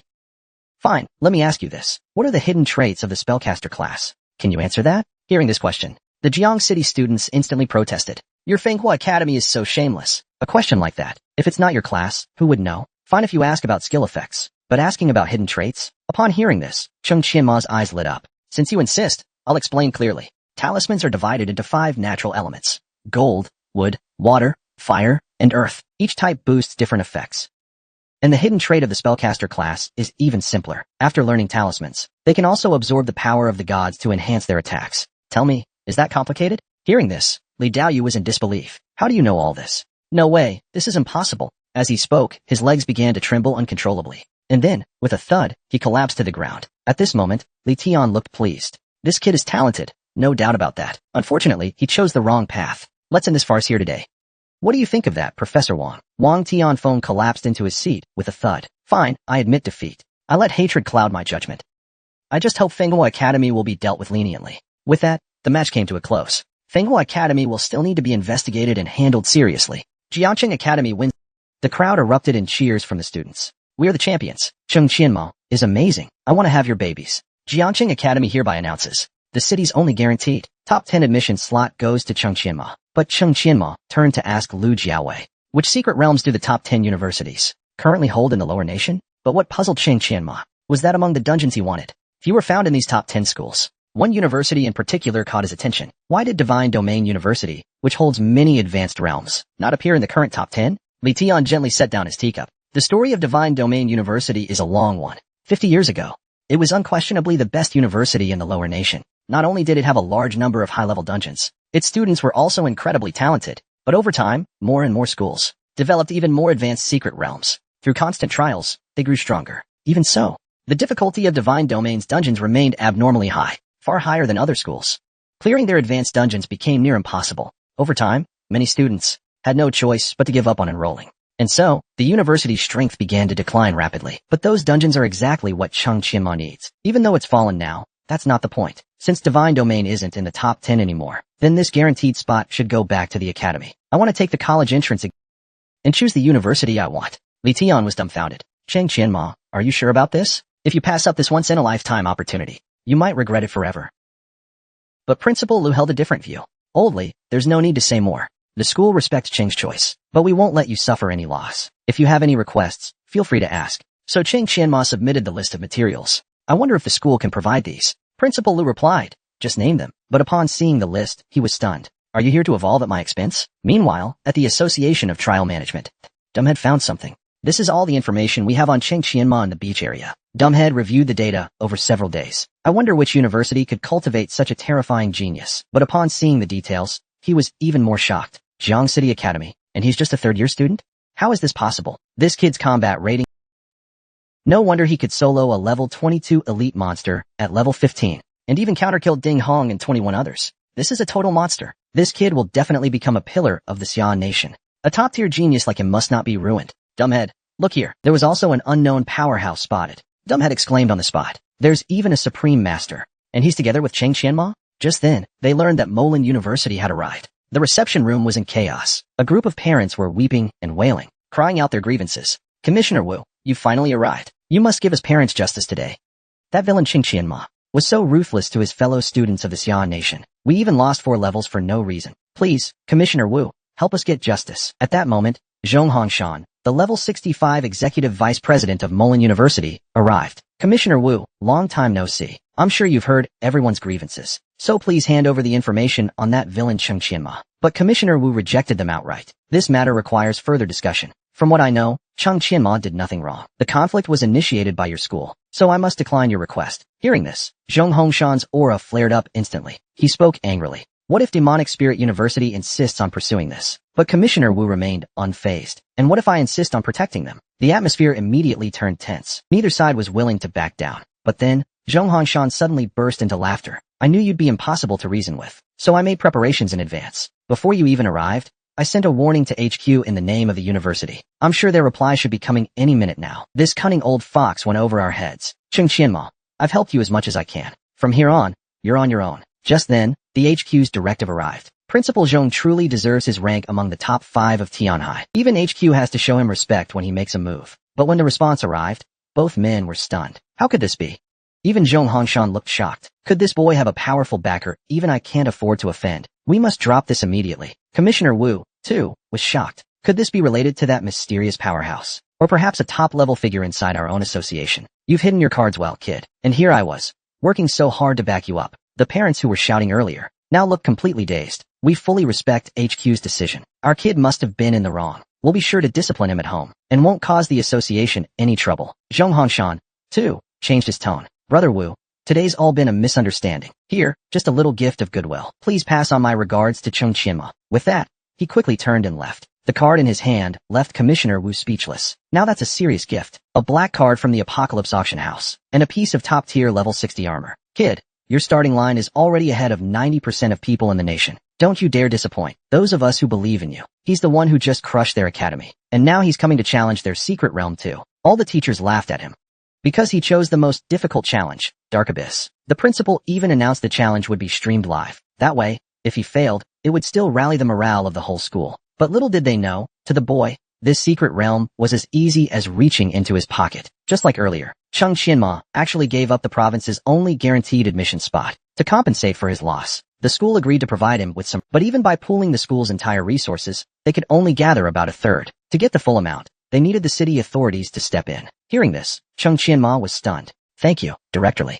I have urgent matters, so I'll take my leave. Just as Director Li was about to stop him, Principal Lu stepped in. Let him go. As long as no lives are lost, But could you tell us why you need so many materials? Cheng Qianma turned back with a slight smile. I'm going to forge a weapon of a new era. In the Wuba Academy conference room. Because of Fenghua Academy's cheating this time, the Education Bureau decided to reduce the Academy's resources and revoke all honors. Li Daoyu and several other students were expelled. They were banned from taking any exams for 5 years. As for the mastermind, Wang Tianfeng, he was taken into custody by the disciplinary committee for investigation.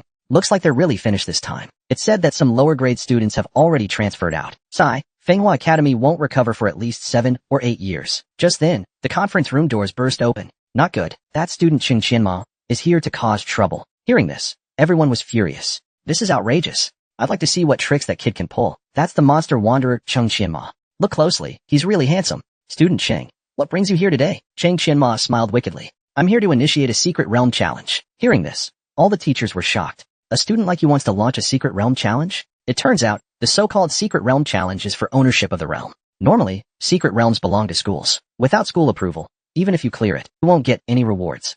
Unless you break the record for fastest completion, then you can claim ownership. Challenging another secret realm is called a secret realm battle. You want to start a secret realm battle at just level 17? You're overestimating yourself. If you know what's good for you, get back to Jiang City Academy. What? Is your academy scared? In that case, dare to make a wager with me? One of the teachers was about to object, but Principal Kong raised his hand to stop him. What do you want to bet on? I'll take it. There are 20 types of materials listed here. If I succeed in today's challenge, you must hand over at least 5 of them. Principal Kong frowned slightly. What would a student need those materials for? Could he be a gifted blacksmith in disguise? Then he changed tone. And if you fail, what then? If I fail, I'll agree to any condition you set. Then I accept your bet. Cheng Qianma, this way please. Our academy manages 4 regional secret realms. The Death Mine, the Howling Caverns, Craving Cliff Castle, and the Dark Abyss. You have 3 attempts. If you break the record in any one, you'll be deemed the winner. Everyone figured he'd go for the easiest one, the Death Mine. Even then. Back then, Teacher Luo took 2 months to barely set that insane record. For his level, it's practically impossible to beat. You'd be better off picking something else. Cheng Qianma smiled wide. I've decided. I'll take on the Dark Abyss. The moment he said that, Principal Kong waved his arm. Turn on the live broadcast for every classroom. Now. Yes, I'll handle it immediately. If he fails, Jiangcheng Academy's reputation will take a huge hit. But this is also a great opportunity to rally student morale. Cheng Qianma dove straight into the dungeon. The Dark Abyss is a maze-like underground reservoir, mostly inhabited by Murloc-type monsters. They aren't that strong, but their hearing is extremely sharp. This place feels so familiar. He raised his bat and slammed it down. Crushed the Murloc enemies with overwhelming force, leaving them at death's door. Then, using a ground burst star-up, he followed with a finisher swing. The watching students were completely stunned. Holy crap, that damage is insane. Even if he's one level above the Murlocs, this is absurd. Then he passed through a narrow canyon now, and found his way blocked by a swarm of merfolk monsters. This is the first real challenge of the Dark Abyss. If the fight dragged on underwater, it would be troublesome. Thankfully, Ching Qianma was a wanderer class. He quickly activated the universal skill, Moon Leap, and soared over the shoal of piranhas. Whoa. He's using a basic moon leap like it's some kind of martial arts technique. Even back then, Teacher Luo was tortured by these piranhas for a long time. But Chung used half the time Teacher Luo once needed. Principal Kong was dumbfounded. How is this possible? Before long, Cheng Qianma encountered the first boss of the secret realm, Ball-Ant, the Lobster King, with 3000 HP. To think this boss's stats were even lower than radioactive dust monsters. Completely unthreatening. Who would have thought that the man revered as a god by the whole school was nothing but a joke to this high school student? Not only did the boy effortlessly break the clear time record, he even took ownership of the secret realm. Just moments ago, Cheng Qianma encountered the first boss, Ball-Ant. Without a word, he blasted him with Fire Burst. Hit by the attack, Ball-Ant finally noticed Cheng Qianma. The boss was programmed to detect players only when attacked or approached. Meanwhile, he actually dared to attack Ball-Ant. That kid is doomed. Even back then, it took Teacher Luo hundreds of attempts to figure out the trick to this stage. You had to sneak past Ball-Ant without alerting him to cross to the other side. Though it took longer, it was the safest way. Let's see it for ourselves. This kid will be shredded by the enraged piranhas. But Ching Qianma didn't retreat. He advanced. With a burst shot, he rushed at Ball-Ant. He then executed a sliding tackle, followed by a flying kick, landing squarely on Ball-Ant's stomach. With a thud, he kicked Ball-Ant into the lake. Cheng Qianmo remained calm, as ever. He switched to his gauntlets. As you wish. Before Ball-Ant could react, Cheng Qianma stomped him to the lake bed.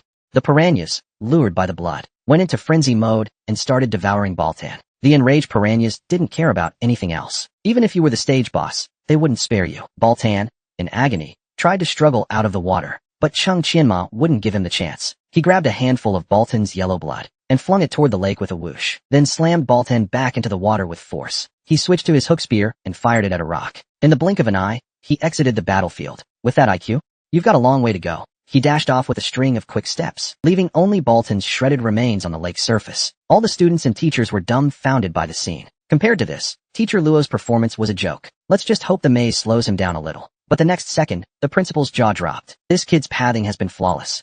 Even smoother than Teacher Luo's record run. Could he have been here before? The principal suddenly stood up. Everyone, stop lying to yourselves. We all know whether this is his first time or not. Is it really that hard to admit you're outmatched? Looks like Fenghua High is going to lose to a high schooler. If nothing goes wrong, a new record will be set today, and it'll probably be unbeatable for a long time. Cheng Qianma had now reached the final stage. Lighting one of these braziers will summon 4 black snakes. Defeat all of them to trigger the final buff. Given his current condition, even handling 16 of them won't be a problem. No hesitation. He activated Flame Burst deployment with a loud whoosh. All 4 braziers were lit at once. All the students were shocked speechless. He's seriously going for all of them at once. If he clears this, I swear, I'm transferring schools tomorrow. But the teachers had mixed opinions. He was almost done. Why show off now? Still, if he fails, Fenghua Academy's pride is saved. Cheng Qianma, let's see if you're a true genius.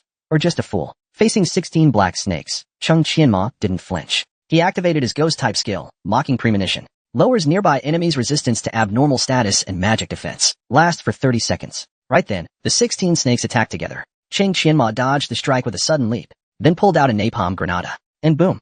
It exploded above the snake swarm. What a devastating move by Cheng Qianma. Mocking Premonition lowers resistance and magic defense, and the napalm bomb adds a burning effect. Could it be that this kid intends? Oh. Cheng Qianma suddenly pulled out his staff, chanting a flurry of incantations. A mysterious and countless meteors rained down on the Hei's serpent swarm. Mixed with Molotov cocktails, the scene exploded into a blazing inferno. So fierce, but unexpectedly, elements from these 3 completely different classes formed such an astonishing chemical reaction in Cheng Qianma's hands. Looks like the Wanderer class isn't so useless after all. Truly a rare genius. Such creative skill combos and terrifying combat performance. Our Fenghua High truly lost fair and square. Suddenly, blue flames burst from the pillars, and a 3-headed giant serpent materialized. Who dares summon me? It was the final boss. Acumel, a level 20 Hydra Elite.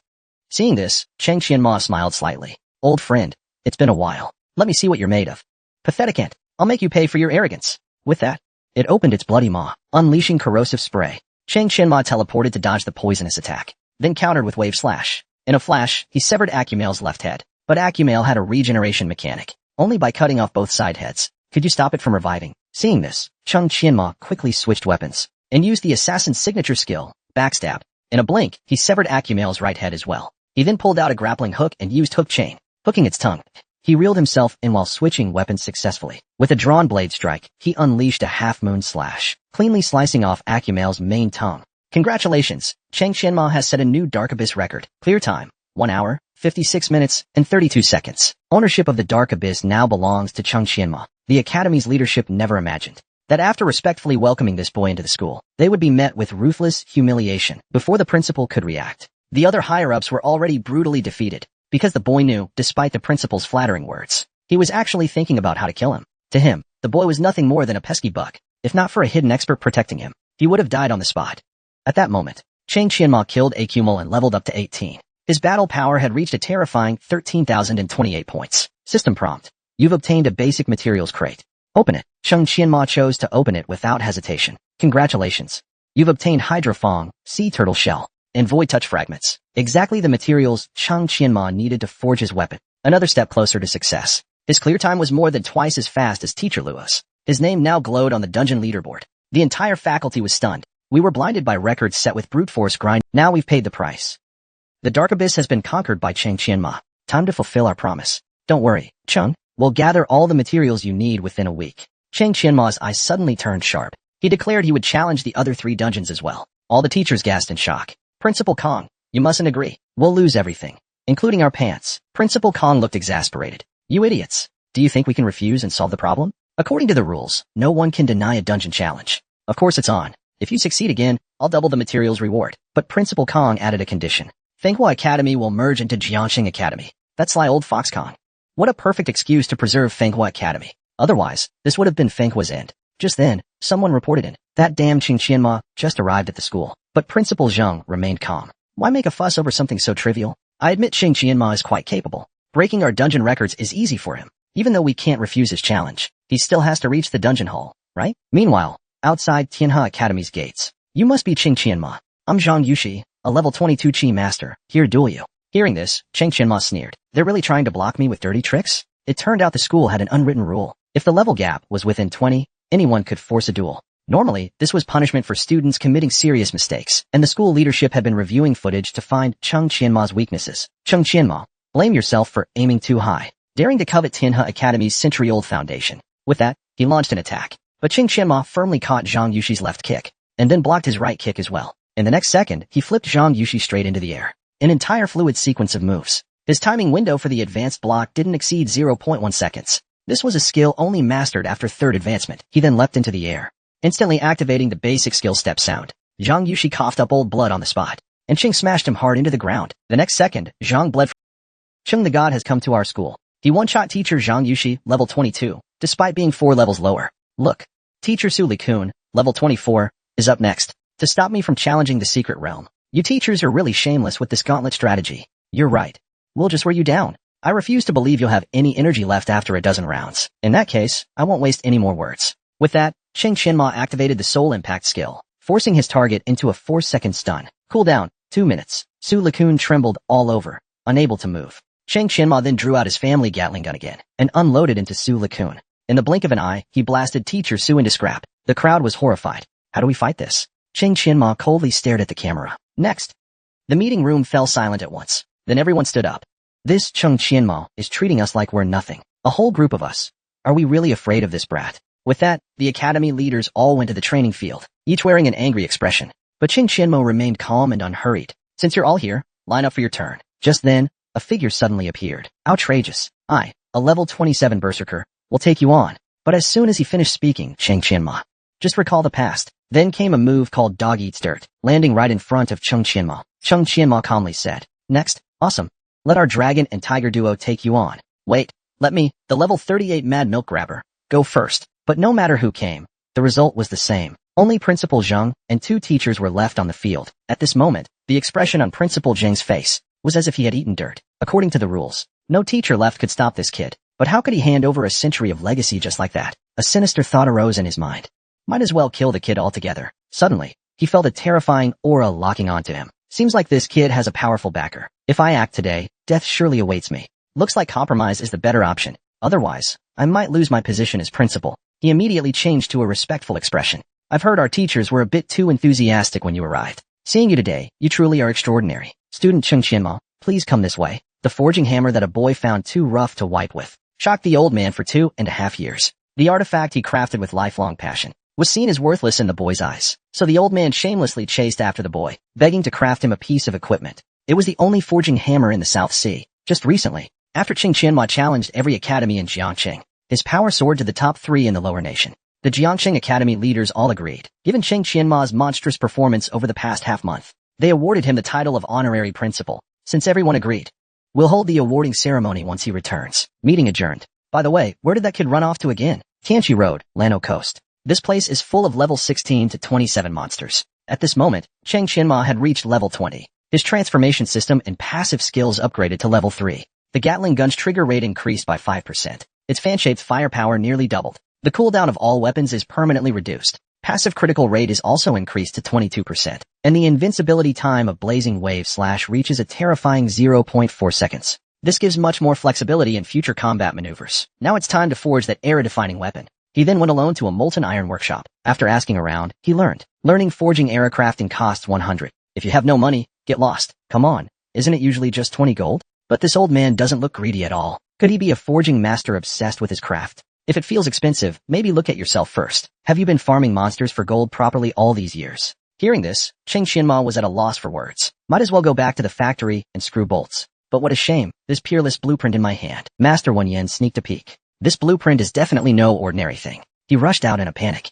Let this old man have a proper look at that blueprint. The old man exclaimed that it must have come from a legendary master. I've been forging since I was 3, yet I've never seen anything like it. Chung Qianma quickly snatched the blueprint back. This was improved together with several visual effects masters. It's not something an ordinary blacksmith could comprehend. Master Wenyan looked flustered. I might not understand all of it, but I grasp the core principles. Please, let me participate in crafting this weapon. I'll provide all other costs and auxiliary materials. Chung Qianma hesitated intentionally, but I only have one set of the main material. If you mess up, it would be a huge loss for me. How about this? Forge these 4 items from the blueprint first. That way I can evaluate your skill. Not long after, the old man had forged them all. They were Wolf Claw Gloves, Silver Bell Chestplate, Brotherhood Hood, and Troll Slayer Greaves. Chung Qianma nodded in satisfaction. Blueprints for level 15 gear were all forged into level 25 fine quality items. Judging by the stats, the old man's forging skills are truly impressive. Combat power instantly increased by over 3,000 points. There probably hasn't been a student with 16,000 attack power in the history of this region. Thus, the two happily agreed to collaborate while they were busy working inside. Huang Tian, a level 28 sword soul from Blue Maple Academy, entered, but didn't see any trace of the old man. Though he's known for being reclusive, he's one of the few master forgers on the continent. He only agreed after pulling strings and spending a fortune. Suddenly, a voice criticizing the old man came from inside. Did you buy your way to become a master forger? How can you not tell the difference between the supreme break and the free break? Hearing this, Huang Tian was dumbfounded. Someone was actually questioning Master Zhang's forging skills. So he lifted the curtain and walked in. At this moment, the old man was being scolded by Chung Qianma like a fool. What even is the Spirit Realm Reno technique? I've been forging since I was 3 and never heard of it. Seeing this, Huang Tian was stunned on the spot. The renowned forging master was being scolded by a young man. Huang Tian awkwardly waved. Master Jiang, I'm here. Hearing the voice, Chung Qianma found it familiar. So he turned his head curiously. Seeing Chung Qianma's expression, Huang Tian broke into a cold sweat. Why is he looking at me like that?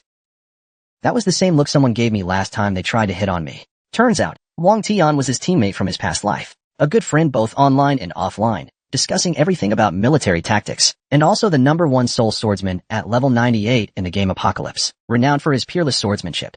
Master Jiang then said he was busy today, to come another time. But Chung Qianma suddenly suggested, I've only tested your equipment forging skills so far, but not your weapon forging.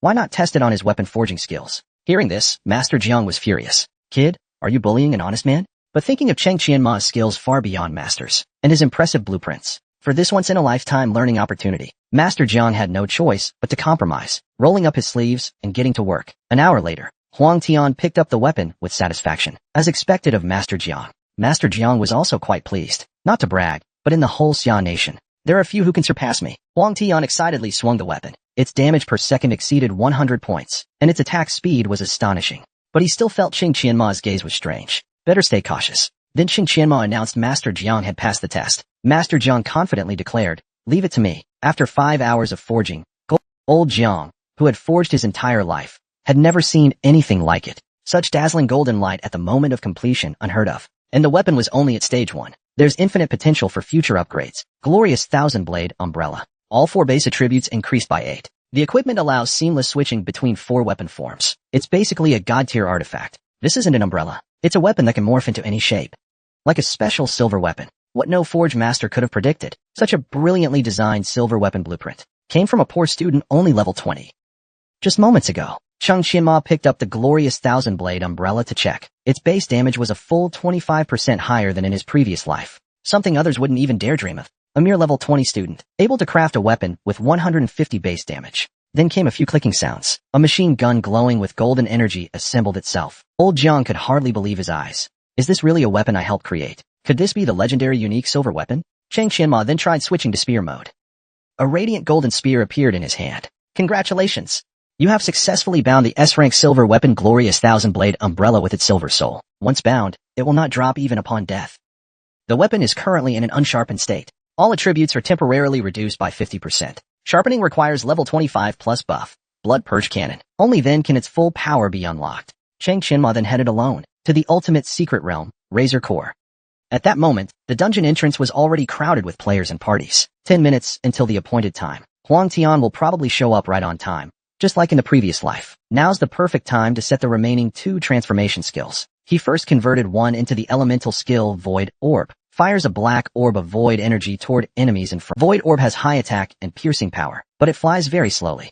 Attack interval, 0.5 seconds. Cooldown, 15 seconds. Void Orb passive, 15% chance to fire a black orb when using any spell, which deals continuous damage to the enemy. This Void Orb's passive conversion isn't bad at all. During cooldown, you can trigger 2 to 3 passives at least. The damage is also quite considerable. For the second passive transformation, I chose a status skill, but I'm not sure if the transformation will succeed. Dark Attribute Skill, Glyph of Shadows. For 30 seconds, when hitting enemies, it generates a dark glyph lasting 30 seconds. When using this skill to suppress enemies, it increases physical critical rate and deals 10% extra dark attribute damage. Up to 7 glyphs can be generated. Congratulations, host.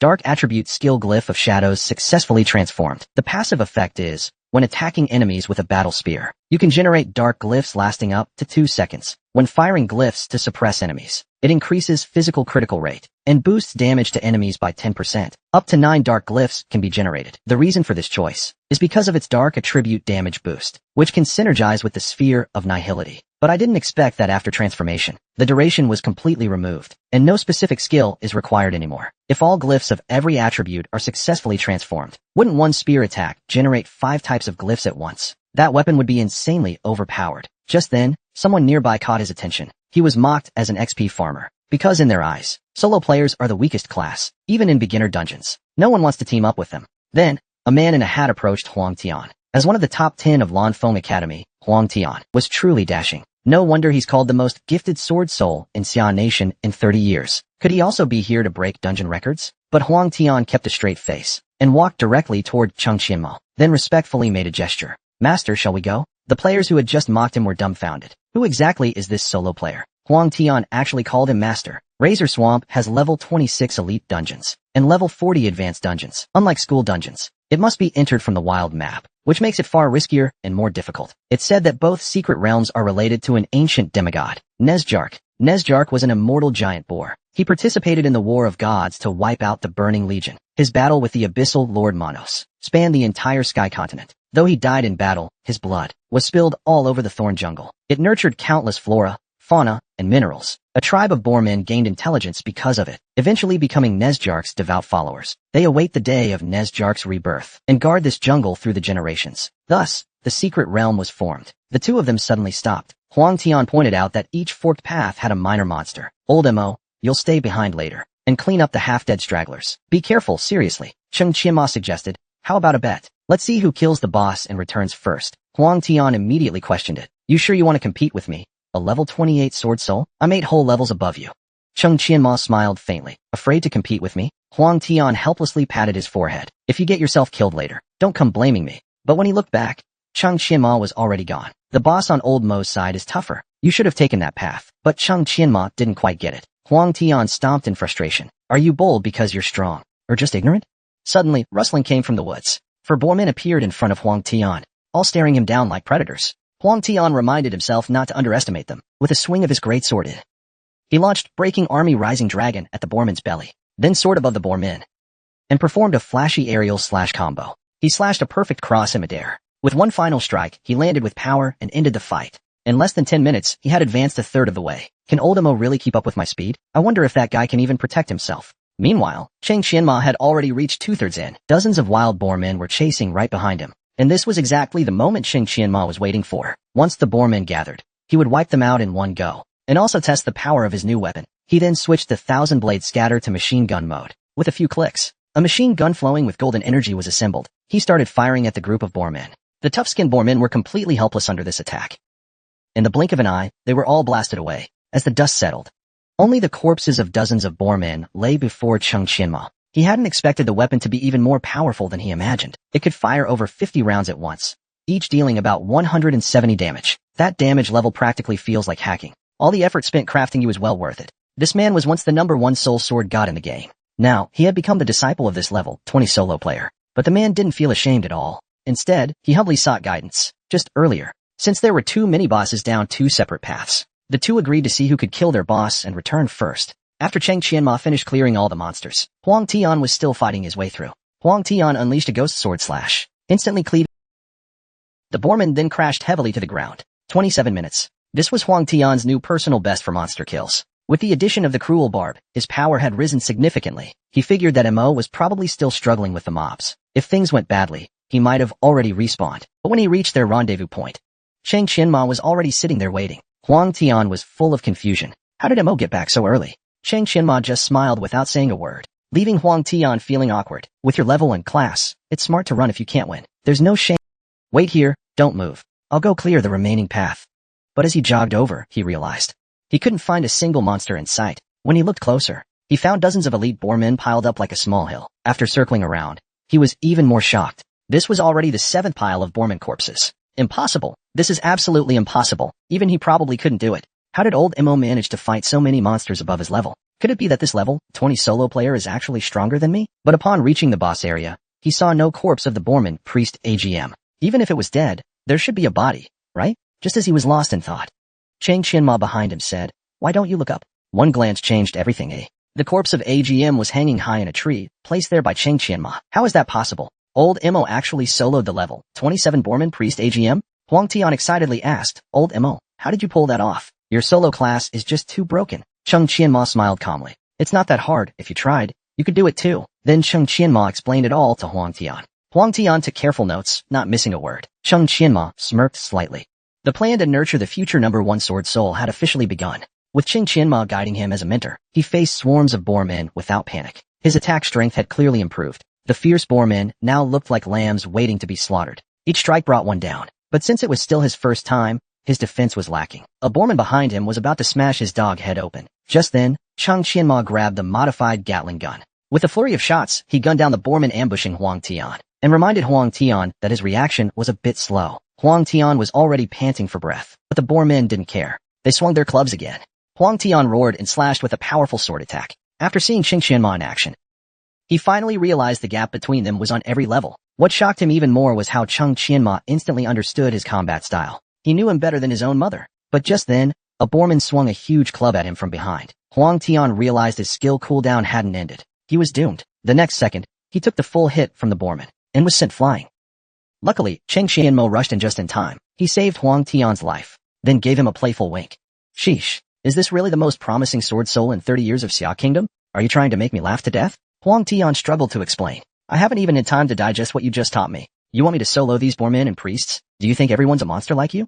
Hearing this, Cheng Qianma's expression instantly turned cold. "Do you know why you couldn't dodge, even mute his basic attacks earlier? As a warrior, you often subconsciously ignore minor damage around you, thinking you've found the perfect opening, blindly rushing to strike fast. But that's exactly what disrupts your attack rhythm. The true timing is about precision, not speed. Many times, a delayed strike hits before the opponents. Only by understanding this can you apply what I've taught you." Hearing this, Huang Tian mumbled, "Attack timing, attack rhythm, delayed strike advantage." Cheng Qianma pondered for a moment. "Huang Tian, do you want to become the #1 soul sword god of Tranchi continent?" Huang Tian froze for a moment. "#1 soul sword god? That's right. As long as you train under me, you will definitely become the #1 soul sword god of Tranchi continent." Huang Tian grinned. "Old Mo, I believe in you. With that, he charged at the monsters, fired up. Huang Tian will become the #1 soul sword god of Tianqi continent. How could I admit defeat in a small skirmish like this? The Borman priest saw his former victim charging again. He raised his giant axe to clash with Huang Tian's weapon. Their weapons collided, sparking golden light. As the Borman priest swung his weapon, Huang Tian spotted a flaw at that very second. When the enemy is in pre-attack motion, if I shift position, the enemy's aim shifts too. I need to dodge right as their pre-attack ends. No. Wait another 0.2 seconds. As the Borman's club came crashing down, Huang Tian sidestepped to dodge. Then his great sword traced a beautiful Z-shape in the air. In an instant, the blade sliced across the Borman's body. Is this the thrill of walking a tightrope in battle? This style, where every move is pre-calculated, turns out to be exhilarating. Cheng Qianma quietly watched from the side. The strongest sword soul of Tianqi was finally awakening. After killing all the Bormen and priests, Huang Tian slowly walked toward Cheng Qianma. Old Mo, with your teaching skills, you're amazing. At our Lanfeng Academy, you could at least be a department head. Cheng Qianma did not respond. The combat techniques I taught you today. If you can absorb even half, my efforts won't be in vain. Next up is your final lesson of the day. It's about the Borman High Shaman, Karga. He uses 4 skills in total. 2 invincibility spells, instant heal, and mana spear. All of these are support spells, and your final task is to interrupt all his non-damaging abilities. Leave all the damage output to me. This battle won't last long, so no pressure on your end. He chanted a fireball and launched it straight at Karga's head, then instantly switched his weapon to spear form and lunged at Karga without hesitation to drain his blood. Today, he would use enemy blood to sharpen his blade. Even though his class was considered trash by most, he dealt several times more damage than others with just a broken sword. And not only that, when facing a massive army of Bormen, even the top-tier class Sword Soul God would retreat. But he went against the flow, clearing the Borman army with a single skill, just moments ago. Because Karga had extremely strong healing abilities, ranged attacks alone wouldn't cut it. So Cheng Qianma switched his weapon to spear mode. He launched a rapid series of thrusts at Karga. Multiple bleeding wounds opened instantly. He dealt over 1,000 points of damage, and even triggered several dark element blood sigils. Looks like spear form is the best way to fight Karga. Despicable human. I will destroy you in the name of the great Nezjark. With that, he immediately cast heal on himself. Cheng Qianmo realized the healing must be interrupted. Huang Tian, it's your turn. Without hesitation, Huang Tian swung his great sword in a wide arc, just in time to interrupt Karga's healing spell. Huang Tian asked Cheng Qianma for a few words of praise, but in the next second, Karga started casting again, and recovered 1,500 HP in the blink of an eye. Huang Tian shouted, "Is this guy cheating?" Cheng Qianma told him to stay focused. Don't miss the next chance. Then he struck again with his spear, dealing another 1,000 plus damage. Even more dark element blood sigils appeared. Huang Tian lunged forward with a flying slash. Taking advantage of Gassy chanting recovery spell, he unleashed a jumping ghost slash at Gassy's head, slashing down hard, successfully interrupting the recovery spell. But as soon as Huang Tian landed, Gassy started chanting again. Even though Huang Tian wanted to interrupt, his skill was still on cooldown. No choice. Looks like I'll have to use that move. Huang Tian suddenly spun midair. Immediately, golden sword light formed a cross, slashing toward Gassy's head. It was Huang Tian's meteor slash skill. Combined with his spin, it could launch small enemies into the air, but against large bosses, it only staggered them for 0.5 seconds. Cheng Qianma said, "Not bad performance. Now, let me show you the disappearing HP trick. Watch closely, Huang Tian." He spun and slashed at Gassy's head, dealing tons and tons of damage instantly. Huang Tian was left utterly stunned. Gassy could only struggle in despair. No, I can't die. I must wait for the great Naigutam to return to the world. Cheng Qianma slowly extended his right hand. Purple energy strands gathered in his palm. The next moment, a shadow orb shot out with a swoosh, dealing a deadly critical hit of 1071 points. With a thud, Gassy collapsed to the ground. Huang Tian stared blankly at Gassy's corpse. A solo player's damage can break 1,000. Old Mo, you're incredible. I can say right now, because of you, Old Mo, solo players will have countless followers in the future. Sure enough, Huang Tian was still the same as in his past life. Whenever he saw brilliant plays, he never held back his praise. If only we could gather all our old comrades again. We could conquer Tianqi continent once more, reaching the pinnacle once again. What a thrill it would be. Huang Tian pointed to the tent at the foot of the mountain. That's the final stage. There are 100 elite boarmen inside. If we rescue the goblin from their hands, our mission will be complete. As long as we move cautiously and steadily from here, we'll definitely break the record. Cheng Qianma patted his shoulder. Old Huang, do you dare try something more exciting? Huang Tian asked, how exciting? Without a word, Cheng Qianma kicked him straight down. How's that for exciting? Meanwhile, the elite boarman was still snoring in his tent. Huang Tian plummeted down at near Schweitzer speed. He landed squarely on the boarman.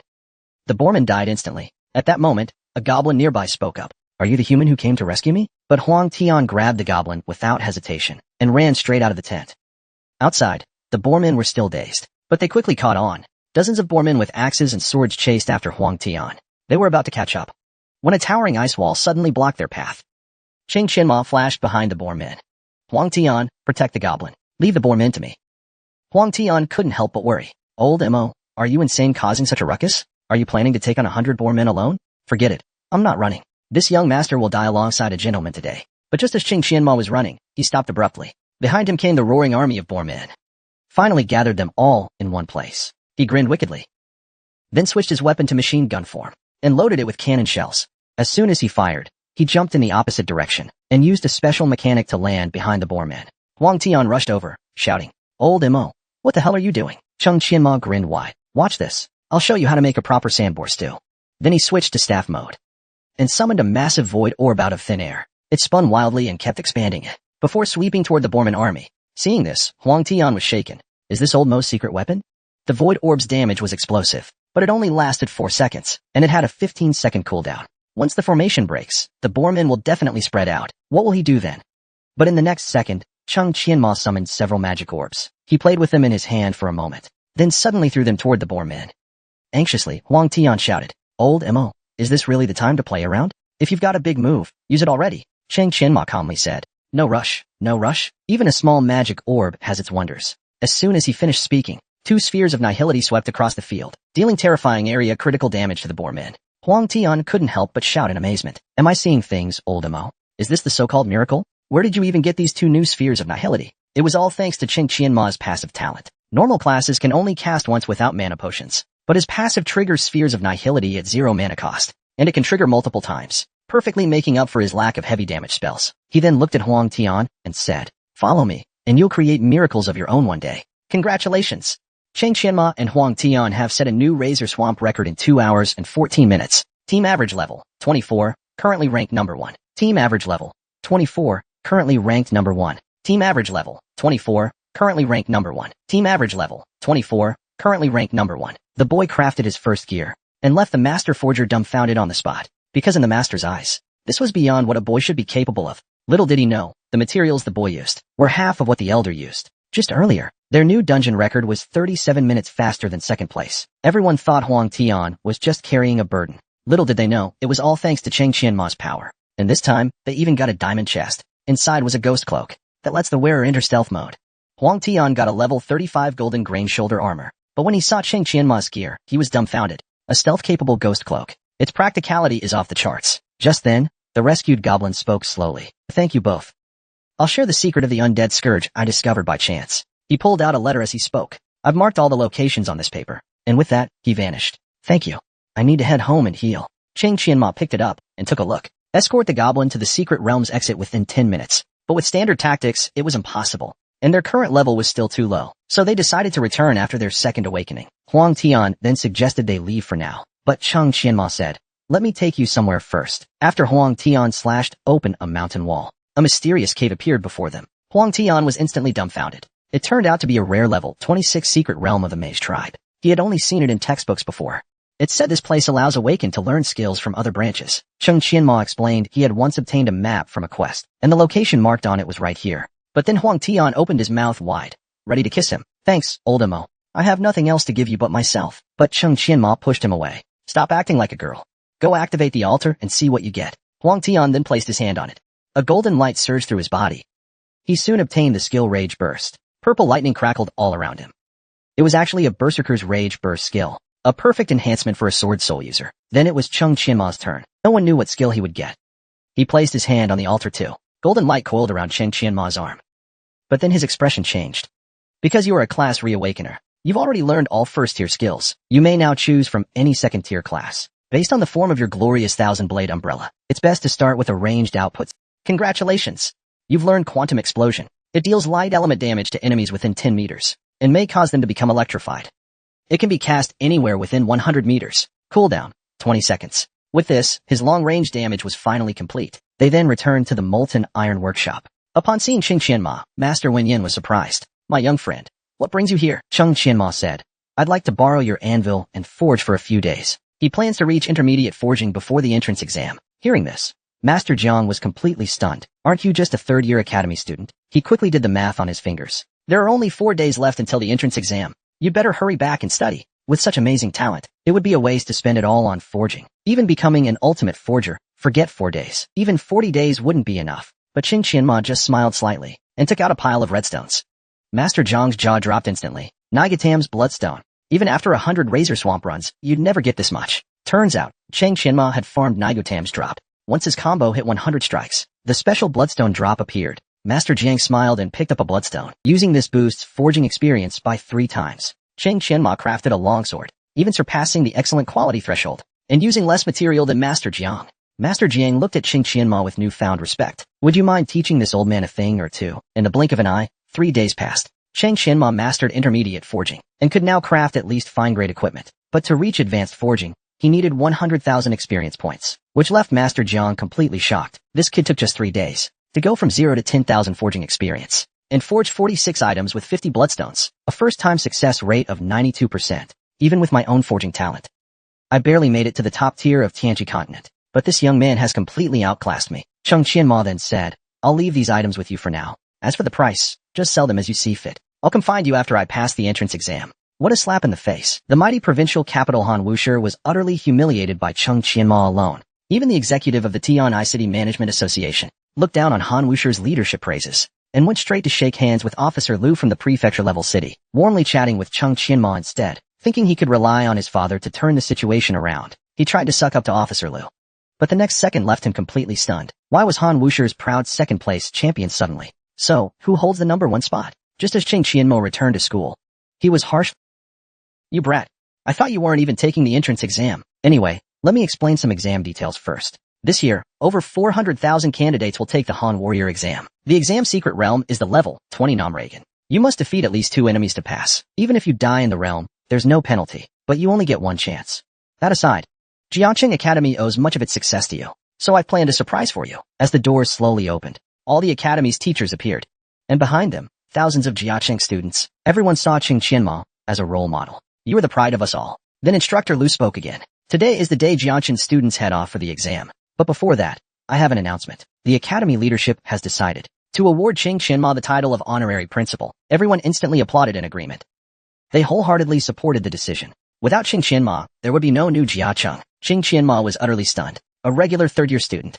How could I be worthy of being principal? But the teachers insisted he deserved it. The academy needed him to lead them to greater heights. Qing Qianma promised to give his all to support the academy. He let out a sigh, then pounded his chest, and declared, as long as Jiangqing Academy doesn't betray me, I will never betray Jiangqing Academy. Then Instructor Liu said, the recommendation spot you gave up was assigned to Luo Jingjing. Luo Jingjing blushed deeply upon hearing this. Qing, which top 10 school will you apply to? That question completely stunned Qing Qianma. Then little fatty threw an arm around him and said, Jingjing's just a little shy. What she really means is, she's into you and wants to attend the same school. Qing Qianma grabbed his ear and tugged. Is that all your brain thinks about? Did you even read the entrance exam guide I gave you?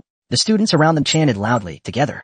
Together. What a joke our academy has become. We absolutely can't let this opportunity fall into outsiders' hands. Just then, Qing Qianmo received a call. The caller introduced herself as Wu Tianlei, an executive of Tian'ai City Management Association, set a time to meet up. Soon, the day of the entrance exam arrived. Everyone boarded the bus to the exam site. She couldn't help but recall. Last time, Ding Hong's incident involved Morin University's vice president Zhang Hashan. It seems the person Wu Zhongwei called Pagoda Man was likely that mysterious elder from before. If not for her, she probably wouldn't even have a burial site by now. Just then, the bus suddenly came to a stop. What's going on with Jiangqing Academy? So many buses. Turns out their bus had taken up Hanwu Academy's parking spaces. Since Jiangqing Academy hadn't reported their numbers in time, they were now accused of occupying other spots. A voice suddenly came from behind. A rural academy daring to act up here? Move your buses now. It was the president of Hanwu City Management Association, but Officer Liu remained calm and silent. The next moment, another voice chimed in. Bright and early. Everyone's quite energetic today. Hearing this, Guolian immediately changed his tone. Director Wu, what brings you here? I'll arrange for the association heads to welcome you. But Wu Zhonglei completely ignored Guolian and went straight to shake hands with Officer Liu. You must be Officer Liu. May I ask, who is student Qing Qianma? Guolian was immediately confused. How did Jiangqing Academy connect with Wu Zhonglei? Looks like they have no choice but to give up the parking spots. Wu Zhonglei smiled and said, indeed, heroes emerge from the young. Then he handed over a box. This is an apology gift from Morin University. Qing Qianma accepted it without hesitation. Please thank Vice President Zhong for his generosity. Wu Zhonglei smiled faintly. This kid sure knows how to play it cool. Officer Liu was even more shocked. What did this kid do? To make a top 10 university offer him an apology? And they seem to know each other well. Today, Jiaqing Academy owes him once again. Hanwoo Exam Center Control Room. As everyone was chatting away, suddenly, the top 1,000 potential ranking was released. At that moment, a Han warrior in blue taunted instructor Lu. The top 300 are all from our Han warriors. You Jiangxing folks have numbers, but no quality. But when he saw the name in second place, the man's face instantly changed. If young Master Ma is second, then who's first? Looking closely, it was Qing Qianma from Jiangxing, and his potential rating was SS grade. The man in blue couldn't sit still anymore. No way. Absolutely not. A level 20 student rated SS? Not just him. Everyone present was in total disbelief. What kind of monster is Qing Qianma? And he's a solo class too. No one even knows what talent he awakened. The blue-robed guy awkwardly said, Lu Jiaowei, you really kept this hidden well. Looks like Hanwu's dream of sweeping all 10 rankings is doomed. Then the host began to introduce the secret realm. There are 4 bosses in total for this exam. You must defeat at least 2 to qualify for college. As soon as the exam began, a massive blue light lit up the scene. Today's results will directly affect your future potential. There can be no holding back this time. Qing Qianma decided to show his true strength to everyone. Only then could he earn enough status in the future. He never wanted to relive the Magic Spirit University incident. Without that mysterious old man's help, he might have quickly fallen into deep trouble.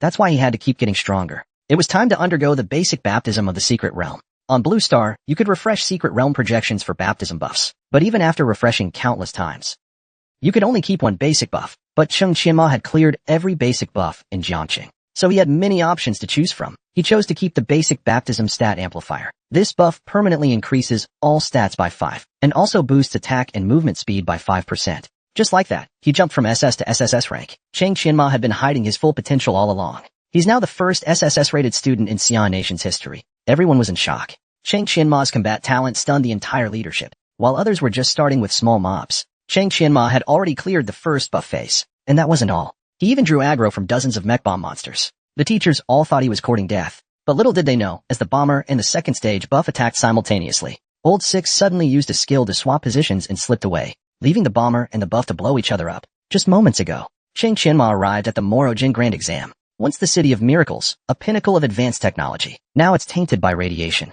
overrun by mutated monsters and rogue machines. Candidates have been teleported to the Morojin dungeon entrance. At the end of the circular staircase lies the first buff. The place is crawling with wolf-sized mutant rats. Normally, you'd clear them step by step. But for Qing Qianma, that wasn't necessary. He immediately activated equipment appearance concealment, and used the glimmering 1,000-blade scatter to leap across from the ceiling, landing gracefully on the ground, right in front of the first stage buff, radioactive dust. Hello again, old friend. This radioactive dust was slightly stronger than before. Its level had increased by 2, and it had 500 more HP. Qing Qianma instantly switched his weapon to machine gun mode, raised his Gatling gun and opened fire. With his current power, he could crush it instantly. Meanwhile, the teachers were closely watching Qing Qianma. The precedent evaluation is just a reference. What truly determines the academic results still depends on the performance in the secret realm. At this point in time, they should have cleared a quarter of it. But when they saw the big screen, they were completely stunned. Am I seeing this right? Qing Qianma has already wiped out all the radioactive dust, and it's only been about 2 minutes since the start. I really want to know how he managed to do it. But unfortunately, we can't watch the replay for now. Soon after, Qing Qianmo reached the second stage. This time, he faced a wave of bomb robots. The Han warrior leader bluntly said he was a fool. He actually ran into the middle of the bomb robots. Their bombs have an indiscriminate area of effect. Even at level 20, he couldn't survive 2 hits. Looks like even a student rated SS in precedent evaluations is just SOSO. Just another reckless fool. But as Qing Qianma maneuvered skillfully, he not only dodged all the attacks but did so with ease. The teachers watching could no longer sit still. What kind of movement skill is that? His predictive ability is simply incredible. No wonder he's rated SS in precedent evaluation. But why did he lure so many bomb robots? Moving forward, he'll face an attack from both sides by the boss. Even Lu Jiaowei showed some concern. Qing Qianma, how exactly do you plan to handle this? A large group of bomb robots was following closely behind him. Before long, he arrived at the second stage boss. At this moment, Qing Qianma's eyes suddenly darkened. Now's the time. Just as the bomb robots and the boss met, he suddenly leaped onto the boss's head. The boss immediately unleashed an electric attack. At the same time, the bomb robots threw their bombs. At this moment, Qing Qianma switched his weapon to a staff. The moment for slaughter had arrived, as countless bombs came flying at him. He immediately used the mage's signature skill, Blink. This caught the bomb robot leader completely off guard. Then Qing Qianma followed up with the brawler's signature move, Iron Fan Cannon. He pushed all the bomb robots right in front of the boss. There was a loud boom. The boss and all the bomb robots were obliterated. Only fragments of their bodies were left scattered everywhere. The teachers outside immediately gasped in shock. He's absolutely a genius. He managed to do all that with just 2 minor skills. I've taught all my life. I have never seen such a talented student before. After 100 years, such a prodigy has finally appeared. Heaven bless my country. At this moment, the head of the Han Wuxia stood up. He switched the main screen to Cheng Qianma's first-person perspective. At this moment, everyone else echoed in agreement. We must carefully study Cheng Qianma's operations. It must be on the big screen. If anyone wants to watch their own student, please use the small screen. At this time, the glasses-wearing teacher muttered. Today's star should have been from our Han Wu. Instead, a little-known blood god. Now, you are being watched by hundreds of eyes. I don't believe you won't make a mistake again.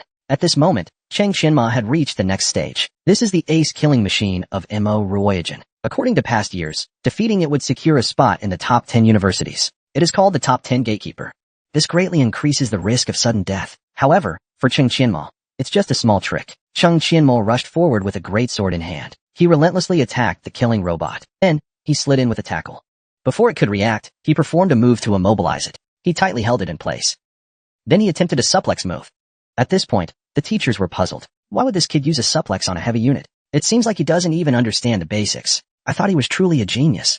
At this moment, the glasses-wearing teacher laughed excitedly. This is simply extremely foolish. But soon, he realized Cheng Qianma was not affected by the suplex debuff. This left all the teachers stunned. The physical damage buff didn't activate. How is this possible? Could it be that this kid managed to catch the invincibility window of 0.1 seconds during the suplex? The boy casually pulled out a weapon. This shocked the experts present. This was a weapon he shouldn't be able to possess. This was the legendary artifact, the unique Ingwu. It was powerful and could switch into any form. Even the top figures in Xia country didn't possess one. Just now, Cheng Qianma used the 0.1 seconds invincibility window after the suplex. What is invincibility? It is the invincible time when using skills. It is very short, and very few people can make use of it. But once in the invincibility window, you become immune to all damage. Every class has some skills like this. Maybe that's why he chose to be a freelancer. At this moment, Cheng Qianma launched an arc slash at the boss, dealing massive damage to enemies within 3 meters in front, and knocking them back. Immediately, a flash of yellow light appeared in his hand. A psychic shield directly blocked the boss's attack. He then switched his weapon to spear mode, and dealt continuous crushing attacks to the boss. Moreover, Cheng Qianma even enhanced the spear's attack power. At the same time, the cooldown for his aura smash was only 5 seconds. The boss let out a furious roar. Cheng Qianma instantly switched his weapon to a longsword. A sword light imbued with spiritual power slashed out. The teachers watching could no longer sit still. Unique shadow weapon. He's only level 20. How does he possess such a divine weapon? Does he come from some extraordinary background? But then they were shocked to discover Cheng Qianma was still unaffected by aura smash. He actually used the momentary invincibility of wave slash. Such sharp judgment combined with superb control. The elder sighed, saying he could never achieve this in his lifetime. No wonder he was rated SSS class. At that moment, Cheng Qianma smiled slightly. It's time to end this. With that, he instantly unleashed all his flashy skills. The boss immediately suffered a fierce crushing assault, and a critical hit dealt 70% shadow damage. Thus, Cheng Qianma took only 24 minutes to break the previous record of 2 hours and 31 minutes. The teachers at the scene were discussing him as well. If this kid becomes a battle mage, he could definitely reach the power level of a 4th-tier Easter warrior in the future. But some believed, judging by his understanding of invincibility mechanics, he's at least at the level of a martial saint. At this point, Director Wu suddenly spoke. Oh, come on, all of you. In my opinion, he'll walk a whole new path. Maybe in the near future, the freelancer class will surpass all other classes. At this time, Cheng Qianma had also reached the final stage, mechanical monocalc. It became Manorigin's final treasure, not just because of its level 24 power, but also its 6,000 HP and astonishing physical defense. Even more so, because once the battle starts, monsters continuously spawn from the 6 passages in the boss hall. Challengers must face countless monsters coming from all directions. A single mistake could see them overwhelmed by the monster tide. So far, no one has ever cleared this stage in the history of the entrance exams. Just because others can't do it, doesn't mean Cheng Qianma can't. It will only take Cheng Qianma 2 minutes to deal with him. Immediately, Cheng Qianma summoned Yaderwoes with the Spirit Summon, and contracted summon of Fritzendel Lewis. The mage summoned Goblin Heater, the Little Faith Puppet, and Easy 8-armed Hugger, along with Arona EXS Snake Cannon RX 60 Trap Pursuer. Once summoned, the creatures immediately blocked the monster's attack path. At the same time, Cheng Qianma activated various skills. Soul of the Blade Kazan, Corrosion Premon Frost Syar, Dawn Blessing Celestial Light Revenge Holy Light Celebration. Seeing this, the teachers were immediately dumbfounded. He wants to use the then go all out and deal damage to the boss. But he's already spent 2 minutes summoning small monsters and adding buffs. Could it be that? Cheng Qianma immediately switched his weapon to the green machine gun. Alright, let's get started, he said as he aimed at the mechanical buff, Karg. An intense explosion occurred where Karg was located. Then, Cheng Qianma's gaze suddenly tightened. He unleashed a brutal attack on Karg. In an instant, he turned Karg into a sieve. He actually killed him instantly with just the green machine gun. Meanwhile, Ma Xiaokai from Manhwa Academy passed the second stage. He thought, most people are probably still in the first stage. Looks like I'll be the provincial champion this year. But the next moment, the system sent a notification. Congratulations to Cheng Qianma from Jiangxing Academy. For this challenge took 30 minutes.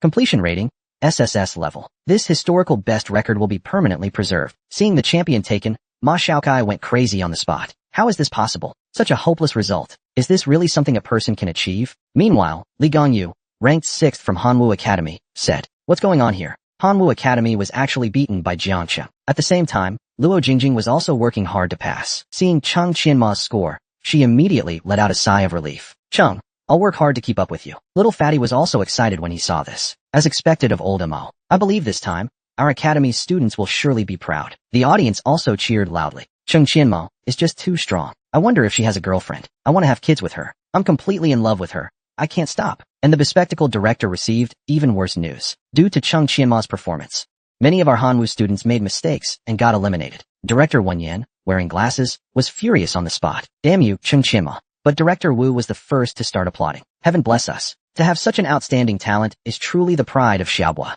No wonder he's the one favored by the top leaders of the association." Teacher Jiangxing, standing nearby, didn't miss the chance to rub it in. Today, Jiangxing Academy has truly taught Hanwu Academy a lesson. Sometimes, just one trump card is enough to tear away the facade of thousands. 30 years east of the river, 30 years west, the tides of fate turn. The reason Cheng Qianma cleared the challenge so smoothly was all thanks to the special design of the secret realm. Because the final boss's vision was limited, he had enough time to prepare. But this kind of tactic isn't something ordinary people. Also, the record-breaking reward was significantly increased. Since he cleared it as a repeater, the reward was boosted even further. This time, he gained 182,933 experience points in the secret realm and received 1 diamond chest as a reward. I didn't expect the secret realm in the entrance exam to give so much EXP. Even a mere level 20 secret realm gives out a diamond chest. Could it be that the entrance exam secret realm is special? Let's see what other surprises there are. It's actually an S-grade skill book. Basic attack speed. Not bad at all. Because of the limitations of the repeater class, getting an S-grade skill is basically a fantasy. So this reward is like a gift from heaven.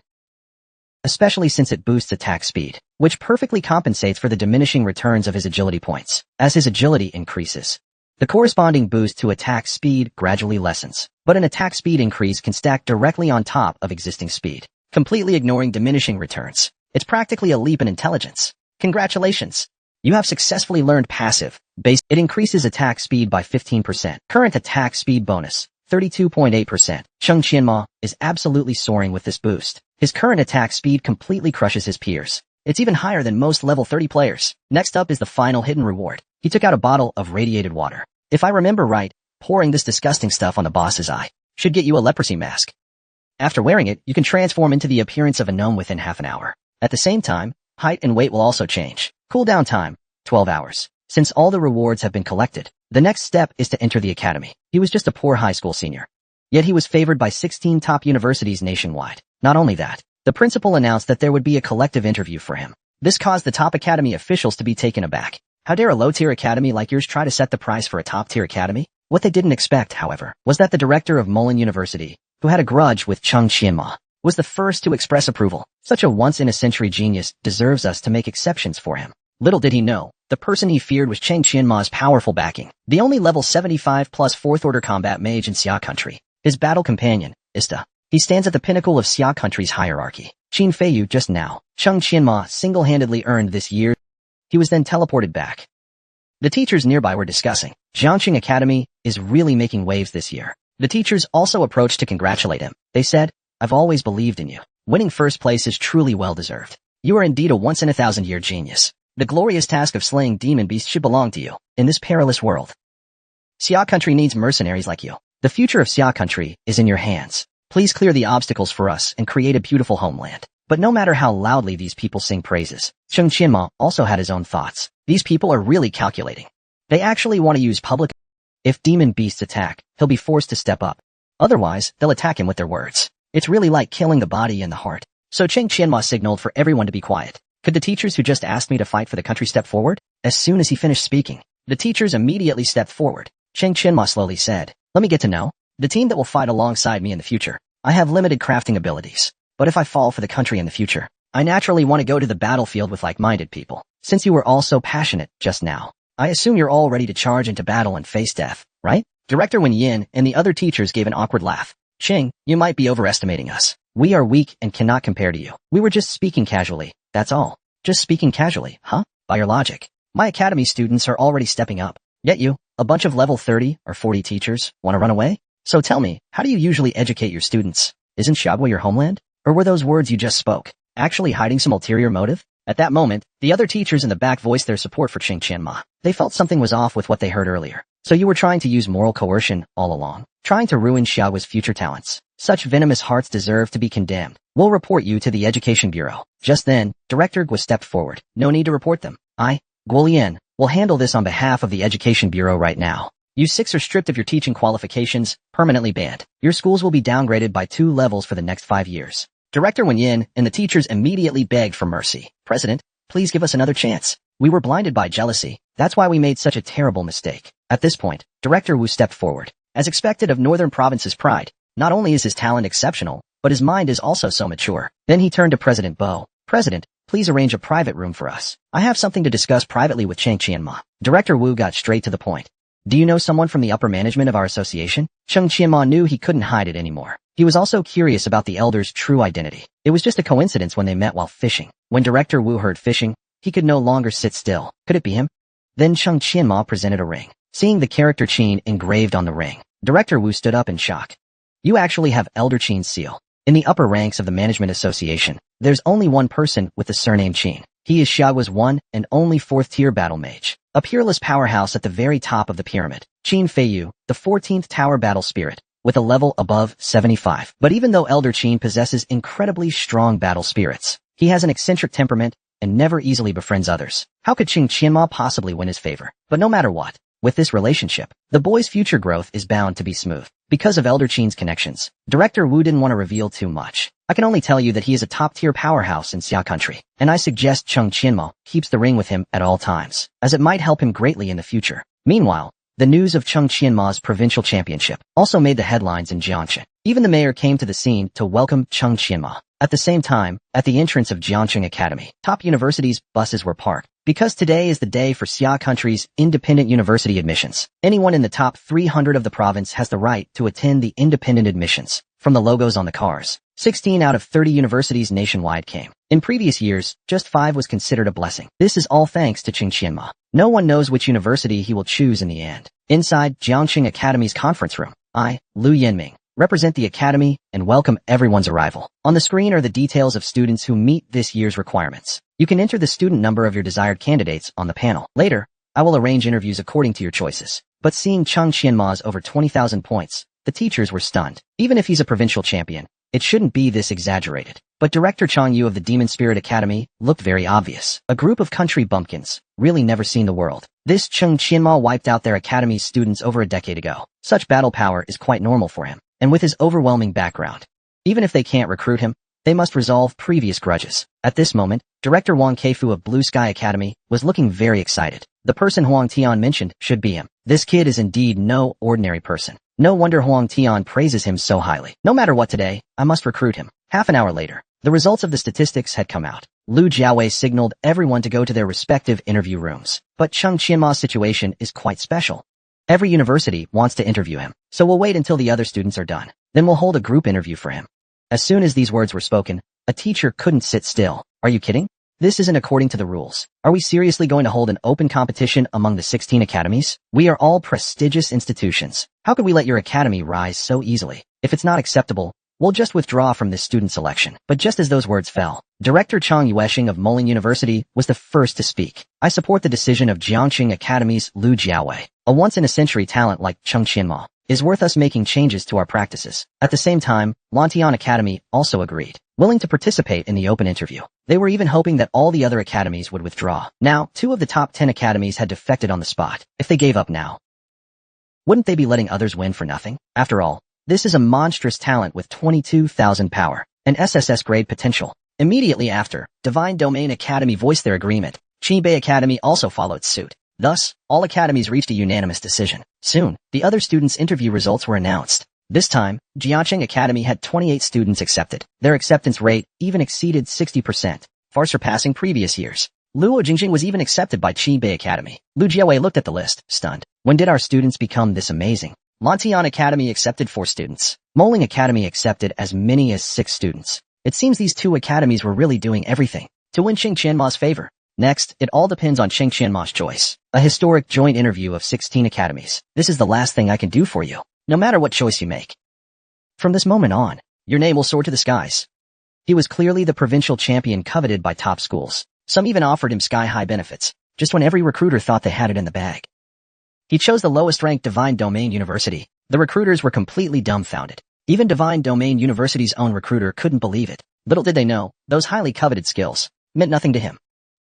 Because the secret realm training at Divine Domain University was exactly what he desperately needed. Just moments ago, it was time for the collective interview stage. The admission officers from 16 universities made a full circle. At this moment, Chang Lushing from Demon Spirit. Cheng, please don't take the small misunderstanding with Principal Gui to heart. At this, Cheng Qianmo realized this must be one of Zhong Hongshan's lackeys. It seems that Demon Spirit University wants to resolve the previous grudge. Wang Keifu from Blue Sky Academy also stood up immediately. Principal Gui must have friends you know. He strongly recommended you to me. Cheng Qianma thought to himself, damn, Huang Tian's words are nothing but traps. This guy definitely has no filter. Upon hearing this, the teachers immediately started complaining. Old Chang and old Wang, so you two are well connected. No wonder you both rushed to the front during the group interview. But the choice of academy is related to Cheng's future. We must not make a decision based only on connections. At this moment, Cheng Qianma looked at the teacher from Divine Domain University at the far end. He never expected that the once top-ranked university would fall so low. At this point, the teacher from Qinbei University cleared his throat. Enough talk, let's begin. Next, let's formally start. All 16 universities are here, hoping to get a deeper understanding of you. We also want to know why you chose the solitary profession. Cheng Qianma smiled slightly. I will rule the heavens. This left the teachers greatly shocked. This kid's tone is too arrogant. Having dreams is fine for someone so young, but one must be more practical in life. I have to ask, with a solitary profession lacking later stage skills, how can you rule the heavens? Even Chang Yusheng followed suit. Though this kid has strong strength, the solitary profession becomes weak in the later stages. This is why most teachers hesitate to recruit him. But Cheng Qianma just gestured with his hand. Anyone who thinks the solitary profession has no future can step up and debate. As soon as he said this, the teachers immediately became angry. Then, with a burst of energy, one stood up. The younger generation is really so arrogant. If you can beat me today, I won't say another word, and I'll praise you in front of everyone. The teacher from Qingbei volunteered to be the referee. Since both parties agreed to the duel, we'll keep it to a regular spar, no serious injuries. Then, the two stood on either side and began the contest. The young man. For the sake of fairness, I've suppressed my power to level 21. Today, I'll let you experience the gap in battle experience between those of the same level. The teachers on stage casually commented. Teacher Rin's skill casting speed is terrifyingly fast, but against a mere academy student, isn't this a bit too much? But as soon as they said that, Teacher Rin's ice spear array shot out. In the blink of an eye, it was right in front of Cheng Qianma. Cheng Qianma smiled slightly. Slow as a snail. Then he pulled out his heirloom Gatling gun. Let me show you what true speed looks like. With that, he raised the Gatling gun and fired a burst of bullets. Teacher Rin had no time to react at all. And as soon as the bullets were fired, they triggered his passive skill. Teacher Rin was instantly riddled with holes. Then he collapsed to the ground with a thud and fell asleep. Cheng Qianma swept a cold gaze over the teachers. Anyone else unwilling to accept this? The teachers on stage were completely stunned. One-shot kill. What kind of insane attack speed is this? And the weapon he's holding is so unique. This isn't a freelancer. This is basically a walking turret. At this moment, Chang Weisheng finally realized. No wonder Ding Hong and the others were killed so easily by Cheng Qianma. Turns out this kid's attack power is absolutely ridiculous. Even Teacher Wang was a bit annoyed. Why didn't Huang Tian mention how crazy this kid is earlier? They were still discussing the joint interview, and Chang Weisheng snatched the opportunity. What a huge loss. At this moment, the teachers began to offer their bids. Jialan University offered 2 Tier 1 skill books, plus 80 million Blue Star coins. Luoyang University offered 3 Tier 1 skill books, with full tuition coverage, and a house in the second ring of the imperial capital. Yinglan Academy offered 5 Tier 1 skill books, and treatment equal to that of their deans and teachers. Danfeng University went even further, offering 10 Tier 1 skill books, plus access to their grand platform. We at Lantian University make this promise. If you join us, we will grant you full access to the library, and all its privileges. Hearing this, all the teachers were speechless. Teacher Wang really went all out. They're practically offering everything the academy has. At this point, only Divine Domain University was left. You might as well pretend a little.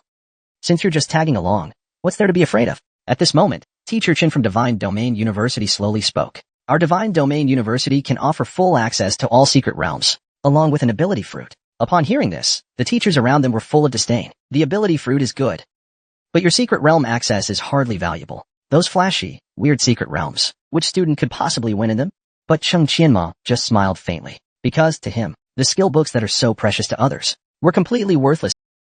The secret realm access from Divine Domain University was exactly what he needed, and with the added ability fruit, it was an unexpected bonus. So, he stepped forward and said, I can feel the enthusiasm from all the teachers, but I also have my own considerations. At this point, Teacher Wang had a determined look on his face, and Teacher Chen appeared quite pleased. These prestigious universities have offered such high rewards. It seems Divine Domain University has no chance anymore. But Cheng Qianma's decision left everyone stunned. I've decided to join Divine Domain University. Upon hearing this, Teacher Chen gasped and stood up. Did I hear that correctly? After the interview, Cheng Qianma came to see Elder Jiang. Elder Jiang also thought Cheng Qianma was foolish. How could the top scholar of Northern Evil Province choose such a fallen university? How could you be so reckless? But Cheng Qianma smiled and replied, Don't worry about it. I know what I'm doing. Back to the point, the gear I consigned, did it sell? Elder Jiang sighed.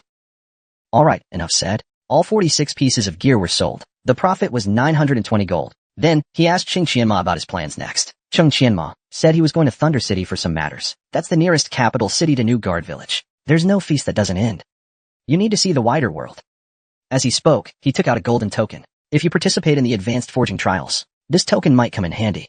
Afterward, Cheng Qianma walked alone on the street, noticing that Elder Jiang seemed to have something on his mind when he took out the token. That token must have reminded him of unforgettable memories. After secretly paying Elder Jiang a 120 gold service fee, the remaining 933 gold was still a hefty sum. Next, he needed to buy materials for the second stage of the flowing. No more delays, it was time to start the next journey. With just a casual sweep of his weapon, the nearby young lady was instantly shocked, because that was a rare level 27 mutant beast with 8,000 HP. Even for a level 24 melee mage like herself, known for combat power. Facing that boss, she had only one thought, run.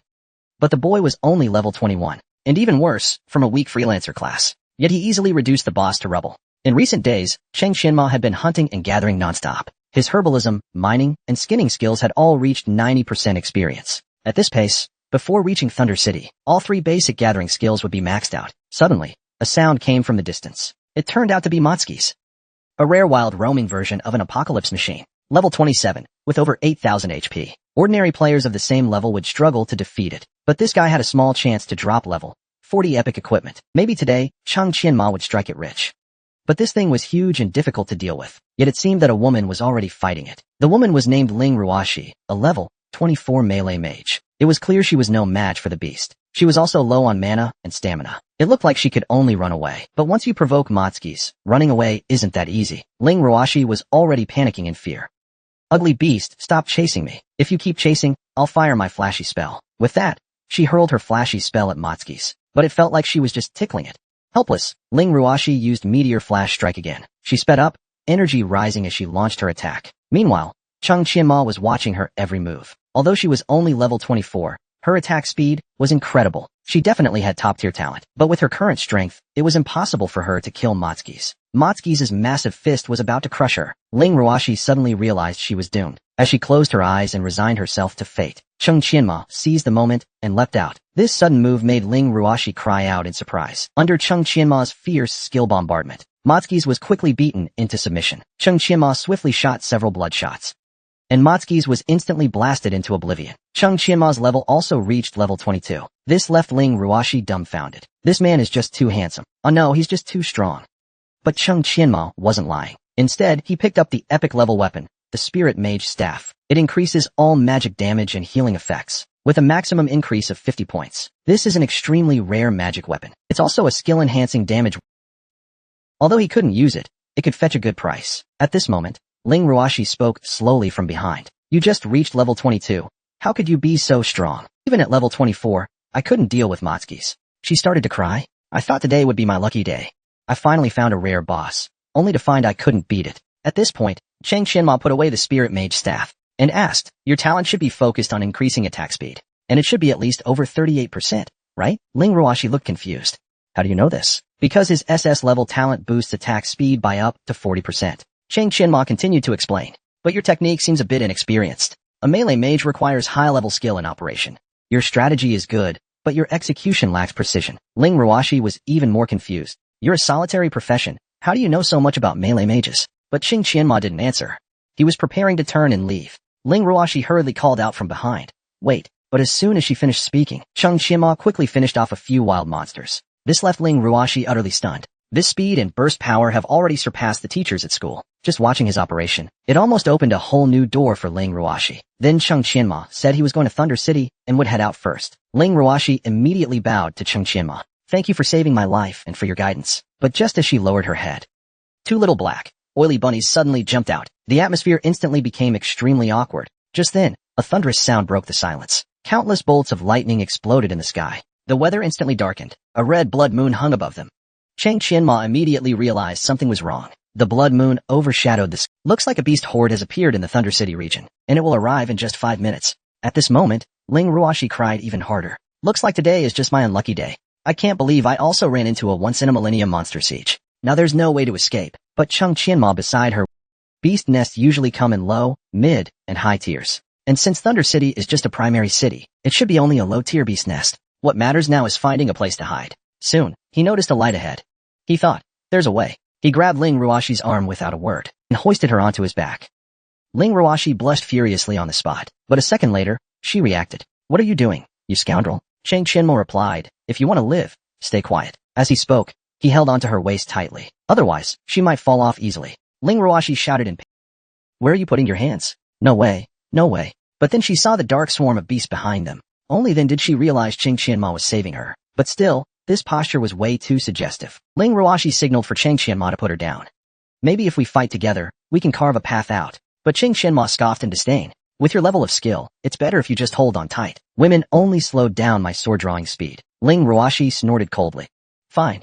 Then I'll hold on tight and show you. She wrapped her arms tightly around Qing Qianma's neck. Qing Qianma showed a hopeless expression. Is this girl a seductress or what? How can she still joke at a time like this? Soon, they spotted a hiding place up ahead. Qing Qianma immediately told her to hide there. Ling Ruoshi asked, but what about you?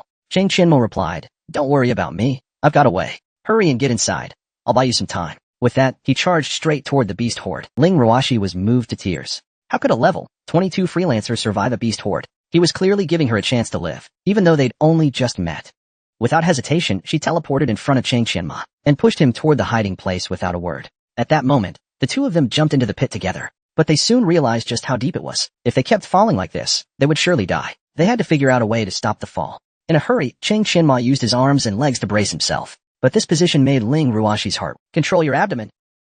Your thing is pressing against me. Who would have thought that a brash young guy could describe the color and material of his clothing so fluently? Ling Ruoshi noticed a small flaw in the big situation, but she immediately spotted it. This left the shopkeeper standing nearby stunned. If this gets out, the tailor shop will definitely go out of business. Not only did they stop immediately, but they also gave a palace. They even took out 300 gold coins as compensation. Little did they know, 300 gold coins is a fortune most people can't earn in a lifetime. Just then, upon hearing this, Qing Qianma felt extremely awkward. But at this moment, there was nothing he could do. Seeing this, Ling Ruoshi shot him a glare. Remember, don't speak of today when we go outside. By the way, I don't know your name yet. Qing Qianma. He answered in a second. Hearing this, Qing Qianma looked speechless. This little devil had so many questions, so he gave her a clear answer. Because I think you're pretty. Ah, I mean, because your talent is great. Upon hearing pretty, Ling Ruoshi's face lit up. What did you say? Pretty. At this moment, Qing Qianma clearly couldn't handle it. Damn, why isn't this monster project over yet? If she keeps asking, he might start laughing, so he threw a hook to the ground. With Ling Ruoshi looking shocked. In the blink of an eye, the two of them reached the ground. A shocking realization hit. Ling Ruoshi's clothes had accidentally been torn, so she immediately set off to make her some leather clothes and a leather skirt. Though her leatherworking skills weren't high, the clothes she made were at least wearable. Ling Ruoshi eagerly took the clothes and asked Qing Qianma to turn around quickly. Reluctantly, Qing Qianma sat down, while Ling Ruoshi changed. After she finished changing, Qing Qianma immediately covered his mouth. Then Ling Ruoshi directly questioned him. You need to explain yourself. Was this on purpose? Reluctantly, Qing Qianma quickly made a move. Her fur coat. But Ling Ruoshi still had a sour expression. Idiot, tell me, did you do it on purpose? Why did you only think of my coat now? She snorted coldly. Men are all the same. My mother always said there's no such thing as a good man. Looks like she was right after all. Poor Father Ling, you must have had it rough. Before long, the two arrived at Thunder City. Ling Ruoshi asked, where are you headed next? Ching Chenmo glanced at the sign for the auction house. I need to make a trip to the auction house. Ling Ruoshi spread her hands. Well, I happen to know that place well. I'll reluctantly guide you there and give you the chance to buy me a new outfit. With that, she dragged Ching Chenma toward the auction house. Ching Chenma was stunned. He thought to himself, is this little vixen a shopping addict? Ling Ruoshi said the stuff she wanted to buy wasn't cheap, but Cheng Chenma didn't look like a rich man. Are you going to bail on the bill later? Cheng Chenma grinned. Pick whatever you want, I won't even blink. Before long, the two arrived at a tailoring shop. The place was bustling with people. The clerk greeted them politely from afar, but when she saw their outfits, she curled her lip. Where did these two bumpkins come from? Their fashion sense is a disaster, just a waste of my time. But Cheng Chenma caught every bit of her attitude. He thought, look at the snob. Ling Ruoshi asked, how about this outfit? Cheng Chenma replied, looks good, it suits you. So Ling Ruoshi got ready to try it on. But the clerk sneered and said, be careful when you try it. Our clothes are expensive. If you dirty it, you probably can't afford to pay. Ling Ruoshi looked at the price tag. She only had 150 gold coins on her, so she planned to check another store. She had no intention of making Cheng Chenma pay, but Cheng Chenma suddenly spoke up. If you like it, I'll buy it for you. If there's anything else, pick it too. Ling Ruoshi was stunned on the spot. Even the clerk was shocked. But Ling Ruoshi still reminded him. This is 35 gold coins, not silver coins. Cheng Chenma smiled slightly. I can afford that little bit. No problem, pick anything you want. Hearing this, the clerk's jaw almost dropped. Hearing this, the clerk's jaw dropped on the spot. He immediately changed to a greedy expression. Please, follow me. There are many new styles here. Ling Ruoshi then picked 2 items. The total cost was 40 gold coins. At this point, Cheng Chenma couldn't resist teasing the saleswoman. I was going to buy more items. But after seeing your face, I'll pass. The saleswoman awkwardly forced a smile. But the next second, Cheng Chenma suddenly grabbed the clothes. Don't rush, let me first check the quality. These clothes aren't that great.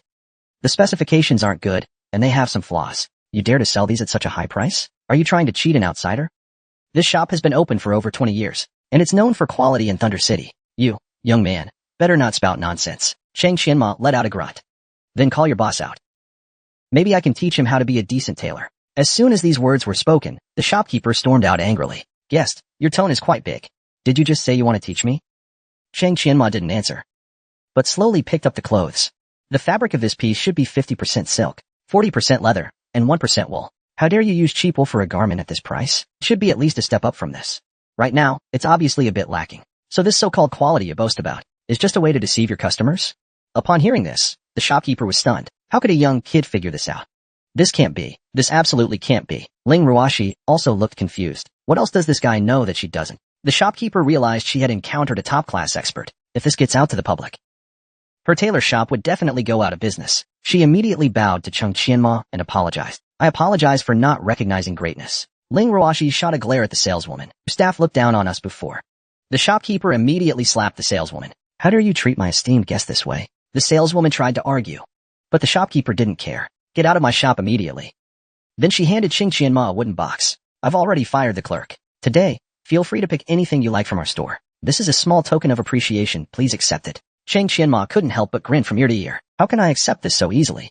Yet his hand naturally took the wooden box. It's just my occupational habit to point out flaws. Since you didn't mean it, just don't make the same mistake again. With that, Ling Ruoshi began frantically picking out clothes. This one's nice, that one's not bad either. I'll get the style for my mom. This color is beautiful, I'll take it too. The shop owner could only watch helplessly. My dear ancestor, please go easy. Don't empty out my whole store. Without realizing, Ling Ruoshi had picked out 8 outfits. She immediately remembered the box the owner gave Cheng Chenma. Quick, see how much that old lady gave you. Cheng Chenma counted.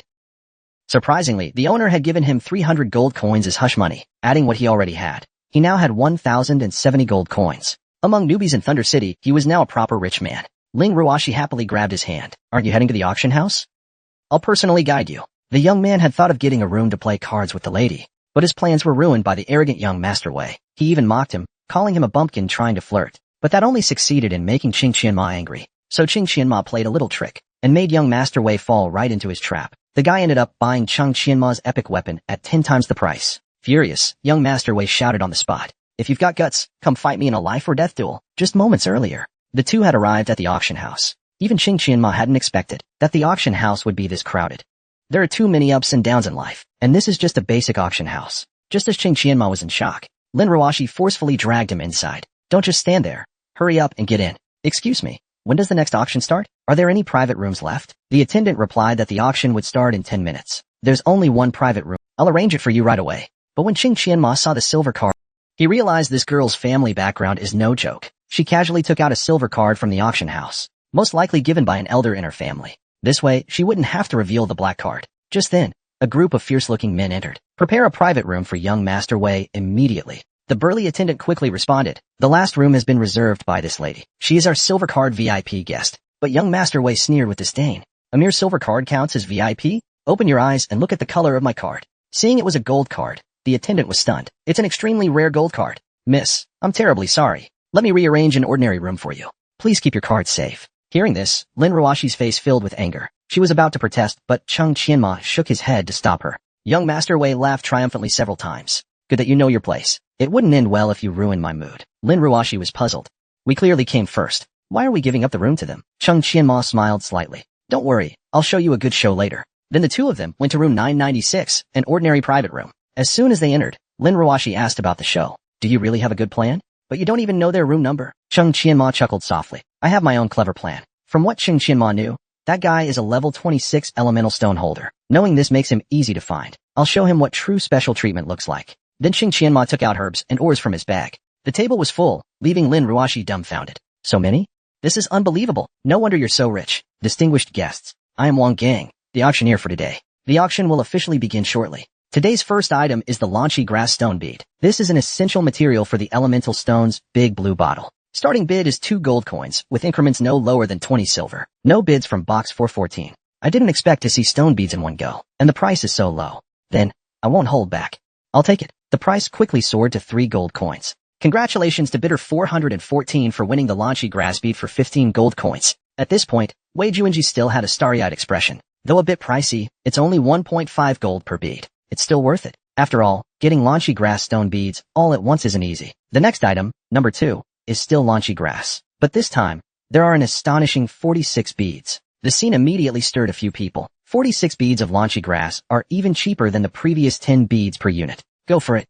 What are you waiting for? The bid quickly soared to 50 gold coins. Meanwhile, Wei Juanji in the box looked annoyed. I'm definitely taking these launchy grass beads. Watch me crush you all. But just as he was about to press the bidding button, he was completely stunned. Sorry, bidders with the surname Wei are prohibited from participating in this auction. What the hell? This is clearly targeting me. In the end, he could only watch helplessly as someone else won the bid for 60 gold coins. Damn it. This price is even lower than the previous one. I can't believe this. What a loss. At this moment, Lin Ruashi was also very puzzled. How did you know that 414 was Wei Juanji? Cheng Qianmo replied that he had sent both the launchy grass items for auction. However, one of them had a special restriction. It was prohibited for anyone with the surname Wei to bid. Only then did Lin Ruashi understand. That's a pretty nasty move. I bet that Wei guy is going crazy. But Cheng Qianma said this was just the appetizer. There's more to come when he eats the cake. Every time Wei Juanji won a bid at a high price, the next bid was for the same item, but the price was much lower. Yet, whenever the price was lower, anyone with the surname Wei was banned from bidding. This made Wei Juanji unable to sit still. This is ridiculous. You too. Go find Manager Su for me. We must find that bastard seller. I'll deal with him on the spot. Next came the final auction item. This treasure is extremely rare. Please take a close look, everyone. Epic grade weapon, Spirit Link Staff. Adds 11 points to both Spirit and Constitution, plus an extra 50 points to staff power. Starting price, 100 gold coins. Minimum bid increment, 10 gold coins. In just the blink of an eye, the price shot up to 520 gold coins. Wei Juanji immediately realized this was a once-in-a-lifetime treasure. He had to go all out to win it. No way, they're not going to block my bid again, right? But when he looked at the screen, he was dumbfounded. The seller had restricted bidders with low credit to bids no less than 100. Seeing this, Wei Juanji was furious. Who the hell keeps messing with me? I'll see about that. Trying to make me pay 10 times more? Fine, I'll fight you to the end. I'll show you soon enough. My money isn't so easy to take. Congratulations to bidder 414, winning the Spirit Link Staff for 840 gold coins. At this moment, Wei Juanji wanted to die. Damn it, this is insane. He actually spent all his savings on one weapon. Meanwhile, Cheng Qianmo remained calm. Counting today's trades, he now had 2,660 gold coins. It was an absolute windfall. Just then, the door to the room was suddenly opened. Hello, I'm Manager Su of the auction house. There are some people here to see you. Hearing this, Cheng Qianma's expression turned cold. I only wanted to make this guy bleed a little. But if you have other ideas, don't blame me for going all out. So it was you, punk. You were the one tripping me up earlier, weren't you? Cheng Qianmo replied. That's right. What of it? Before Wei Juanji could speak, his two lackeys immediately snapped. Do you know who our young Master Wei is? How dare you go against him? Are you tired of living? Hearing this, Cheng Qianma spread his hands with a smile. Wei Juanji the fake gentleman. Huh? What's he supposed to be? Exactly? As soon as he said this, Wei Juanji was instantly enraged. I think you're looking for death. If you have the guts, come out and duel me to the death. Upon hearing this, Cheng Qianma immediately agreed to the challenge. Then, let me play with you, hypocrite. The two of them soon moved to the street outside. Wei Juanji was still shouting. Kid, you brought this on yourself? I'll make you realize the consequences of going against me. When everyone saw the weapon in his hand, they were stunned. This is an epic level weapon. That other guy is 4 levels lower than him. Isn't this purely looking for death? This PK is completely meaningless. You're right. Today, I'll use the spirit staff you sold me to send you on your way. At this, Cheng Qianma smirked. In the next second, he attacked Wei Juanji from behind. There was a loud bang. Wei Juanji was immediately sent flying. Wei Juanji looked completely incredulous. He couldn't believe it. After spending all his family's money, he was still outbid for the rare spirit staff. Yet he still had the nerve to try and steal the auction money back. But in the end, the staff was shattered, and his money was gone. He was then rubbed into the ground by Cheng Qianma. Take a good look at the color of this. Just now. Quickly, Wei Juanji was beaten until he had no strength to resist, with another loud crash. Cheng Qianma's weapon appeared out of nowhere. After a dazzling series of strikes, everyone at the scene was left stunned. He could have defeated Wei Juanji with a single blow, but he kept attacking his staff. It seems his goal is to wear out the staff's durability. This will cause it to permanently break and be irreparable. Lin Ruashi smiled as she watched the screen. He truly is the man I'm interested in. Not only did he make Wei Juanji pay and get nothing, but his level will also drop by 4. Wei Juanji watched as his spirit staff was about to shatter, but he was full of unwillingness. But Cheng Qianma wasn't going to give him a single chance. Since you like to bully others with your power, then I'll accompany you to the end today, he said as he shot out the radiant patterns from his hands. Immediately, Wei Juanji spat out a mouthful of black blood. The staff. My staff. With a loud thud. 199. 00:05:45. 879. Wei Juanji was blasted away on the spot. He landed face first like a dog in front of Cheng Qianma. Cheng Qianma then pulled out his black card. Open your eyes and take a good look at its color. Wei Juanji forced himself to look up. Black card. He collapsed instantly and passed out cold. The onlookers were all utterly shocked.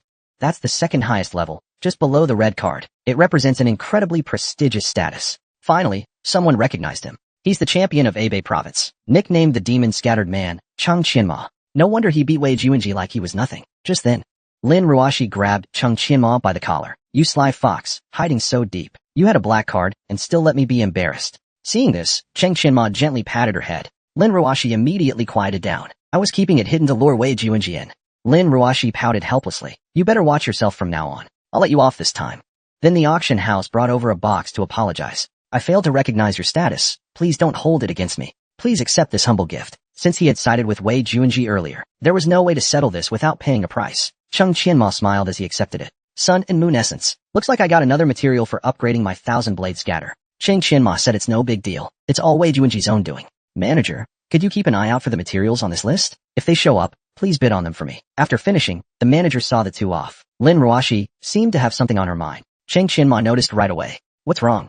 He asked immediately. Lin Ruashi hesitated for a moment. If I go home, will you miss me? Cheng Qianma was instantly caught off guard. Before he could respond, Lin Ruashi kissed him right away. Remember, this is your reward from me. Listen carefully. While I'm gone, you're not allowed to look at other girls. Cheng Qianma had no choice but to agree. What a mischievous little minx. Cheng Qianma then prepared to enhance his alchemy skill. With an 80% experience boost, he maxed out his herbalism skill in just one day. It's time to test it out. He then headed to Nightshade Town near Thunder City. This place is occupied by the 25-level elite Yuan. Especially at night, it's 5 times stronger than during the day. So no ordinary players would show up at this time. It's the perfect stage for it. The night of slaughter officially began. He summoned the elf to provoke the dolls. He summoned both contract and mage creatures. All of them were summoned. The reason for summoning these creatures was to gather all the monsters together and then wipe them out. With Cheng Qianma's signal to disperse, the summoned creatures efficiently began to pull the monsters in. Soon, a large group of monsters was brought out. As Cheng Qianma stepped forward, he ordered all the summoned creatures to gather in the central square. A large net instantly trapped the monsters. Activating the skill followed immediately. If the speed was too slow, all the summoned creatures outside would be killed. So, he quickly drank some food and speed potions. Luckily, the timing was good. The losses of the summoned creatures weren't too high. Taking advantage of the fact that the wraiths were gathered, it was time to act. Cheng Qianma raised his hand. Immediately, a towering ice wall rose from the ground. Next up was my showtime. He snapped his fingers. A quantum explosion erupted. It caused anyone within a 10-meter radius to potentially enter an electrified state, and the placement could be freely controlled. The cooldown time was only 20 seconds. With the unique passive talent, most of the monsters died in a single wave. Seeing this, Cheng Qianma was delighted to instantly wipe them out. Looks like this kind of large-scale destruction weapon is a dimensional attack on maps below level 30. No wonder it's a skill stolen from the altar. This single wave gave me 1/40th of the experience. Now, I've gathered their bodies together. Next, they will all revive in place. Now comes the fun of imagining leveling up. The boy just casually learned a life skill, but it left the vice president of the life profession stunned. And he even promised the boy a position as an association member on the spot. But the boy refused without even thinking. Everyone criticized him for being too greedy. Even the president thought he didn't know what was good for him. Little did they know, when the boy took out an appraisal certificate, it immediately silenced the crowd. Even the president of the Life Association admitted that his skills were inferior, just overnight. He had finally reached level 25. His awakened talent reached level 3. His combat power exceeded 23,000 points. His base strength was almost catching up to his main attribute. Before level 30, he could have both base stats over 100. 4 days later would be the freshman registration. He had to max out his leatherworking experience before then. After 3 days of relentless effort, he finally filled up his beginner leatherworking experience. If it weren't for school starting soon, he would have relaxed a bit. And he even got an ultimate leatherworking skill book. Then, a man in green suddenly spoke. At such a young age, you've mastered both herbalism and leatherworking to the ultimate level. Such talent is truly rare. A bystander recognized the man immediately. The man in green was the president of the Thunder Life Association. And that boy was none other than Hebei Province's champion, Cheng Qianma. Not only was his combat talent outstanding, even his life skills were impressive. Cheng Qianma turned and asked, "You are?" "I am Gao Jing, president of the Thunder City Life Association. After learning about your herbalism and leatherworking skills, I came personally to invite you to join our association." Without even thinking, Cheng Qianmo refused. But Gao Jing said, "Wait, don't rush. I'm not just simply inviting you. I want to offer you a position as an association member." Everyone around was shocked. A member is second only to the president and the elders. They enjoy a permanent 15% discount at all shops across the continent. Just that alone could save a fortune. There was no life association in his previous life, but judging by people's reactions, this position had enormous benefits. Yet, after thinking it over, Cheng Qianma still refused. This left President Gao dumbfounded. "Young man, you probably don't understand the status and privileges of a member. Becoming a member would allow you to." But Cheng Qianma only smiled slightly. A member's position is still not enough. The onlookers started murmuring among themselves. Cheng Qianmo really doesn't know his limits. He's just too greedy, like a snake trying to swallow an elephant. He really overestimates himself. At this moment, President Gao clearly looked displeased. "The conditions I gave you were already the maximum. If you can't accept them, then this matter must be dropped." He sighed and turned away. "Looks like I misjudged him. This child is talented, but his temperament is lacking. He's too greedy and arrogant. In the future, he will find it difficult to reach the peak." But just then, Cheng Qianma's voice came from behind. "Who said I only have 2 secondary professions maxed out?" Upon hearing this, President Gao was stunned. "Did you just speak the truth? If you really have 3 secondary professions maxed out, I'll immediately make you an elder. All stores will give you a permanent 20% discount." Cheng Qianma thought the conditions were pretty good, so he took out his certificate. To his surprise, the skill he casually trained had an unexpected star. When he saw the ultimate forging certificate, everyone in the room was immediately stunned. He was actually ranked in the top 3 difficulty of forging students. President Gao was also in disbelief, because he himself was an ultimate forger. How did a student like him accumulate so much experience? After some discussions, he realized that Cheng Qianma's skills far surpassed his own. Ahead is the Lifestyle Association in Thunder City. After awarding the badge, all stores will give you the... At this point, Cheng Qianma suddenly raised a question. "What's the relationship between the Blacksmith Association and your Lifestyle Association?" President Gao then explained. "The Blacksmith Association is an organization separate from the Lifestyle Association, because those old folks think highly of themselves. But unfortunately, the Lifestyle Association doesn't really have a forging master. So, in terms of forging, we can't compare to them. But maybe you will create a miracle in the future." Lifestyle Association high-level meeting room. Everyone smiled and greeted President Gao. President Gao immediately gestured for everyone to be quiet. "Today, I have an exciting announcement to make. The person beside me is the top scorer of the Gaokao in 8. Starting today, he will become an elder of our Lifestyle Association." Once these words were spoken, the room instantly fell silent. But soon, Elder Qin Yongchang raised his question. "Even if this child has great combat talent, it has nothing to do with life professions, right? If he really becomes an elder today, then the Thunder City Life Profession Association will become a laughingstock." Hearing this, Cheng Qianma mocked them on the spot. "No wonder you're all frogs in a well. No wonder the Blacksmith Association looks down. Who says top-tier combat talent can also mean top-tier life skills?" Qin Yongchang immediately retorted. "Young man, our association always values strength. If you can pass our test, Qin Yongchang, will have nothing more to say. But if you fail, you better get out immediately." Cheng Qianma agreed right away. "But so many testing, just me alone. Shouldn't we raise the stakes a bit?" Elder Cui Feng thought he had a point. "I promise you this. As long as you pass the group test, each of the examiners will reward you with something." "How's that?" Without hesitation, Cheng Qianma agreed. "To help you all pick suitable test questions, let me first share my side professions. Right now, I have herbalism, gathering, mining, forging, tanning, and leatherworking. All 6 have reached the ultimate level. Chui Feng was instantly dumbfounded. All 6 side professions at the ultimate level. Are you freaking kidding me? Are you a mon? President Gao, why didn't you say this earlier? President Gao looked annoyed. You think I didn't want to say it? You never gave me the chance to speak. Then the side profession test began. How about this, everyone? I'll ask each of you one question. Let's do best of 7 rounds. President Gao agreed on the spot. It saves time and avoids thinking too hard. Leave the brain work to Cheng Qianma. When Cheng Qianma threw out a pile of questions, all the elders began pondering deeply. Your questions are simply mind-boggling. And how do you even know about the phantom toad? Cheng Qianma scratched his head awkwardly. Well, you see, the test soon reached its conclusion. Who would have thought your knowledge was so vast? Your questions exceeded everyone's expectations. A true prodigy indeed. At this moment, Chui Feng also stood up to fulfill her promise. Without saying a word, she took out a doctorate of ability, a priceless item, and she just gave it away. Cheng Qianma bowed to express his gratitude. Thank you for the gift, Elder Chui. I won't refuse this kindness. I didn't expect everyone to be so generous. Then, I'll accept everything today. The members of the association were speechless. This kid took advantage and acted coy. Soon after, Cheng Qianma set off alone. The Elder Badge, Yunshin Iron, and the dragon wings of the dark ghost tiger skin. Each of these was a priceless treasure.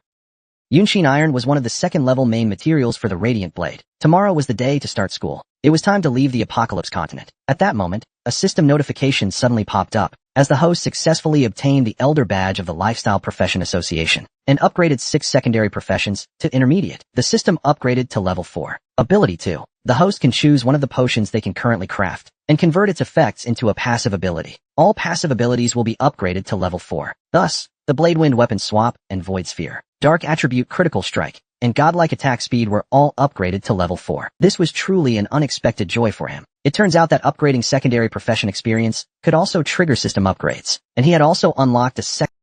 Lan Hai had unprecedentedly entered the academy at level 26, and was assigned to the SSS level luxury dormitory. Everyone at the scene was left stunned. The senior students immediately expressed their willingness to provide hospitality. But what confused Cheng Qianma most was, the Divine Domain Academy had clearly declined, yet there were still powerful fourth-turn experts. What he didn't know was that after learning Cheng Qianma's details, the elder smiled subtly.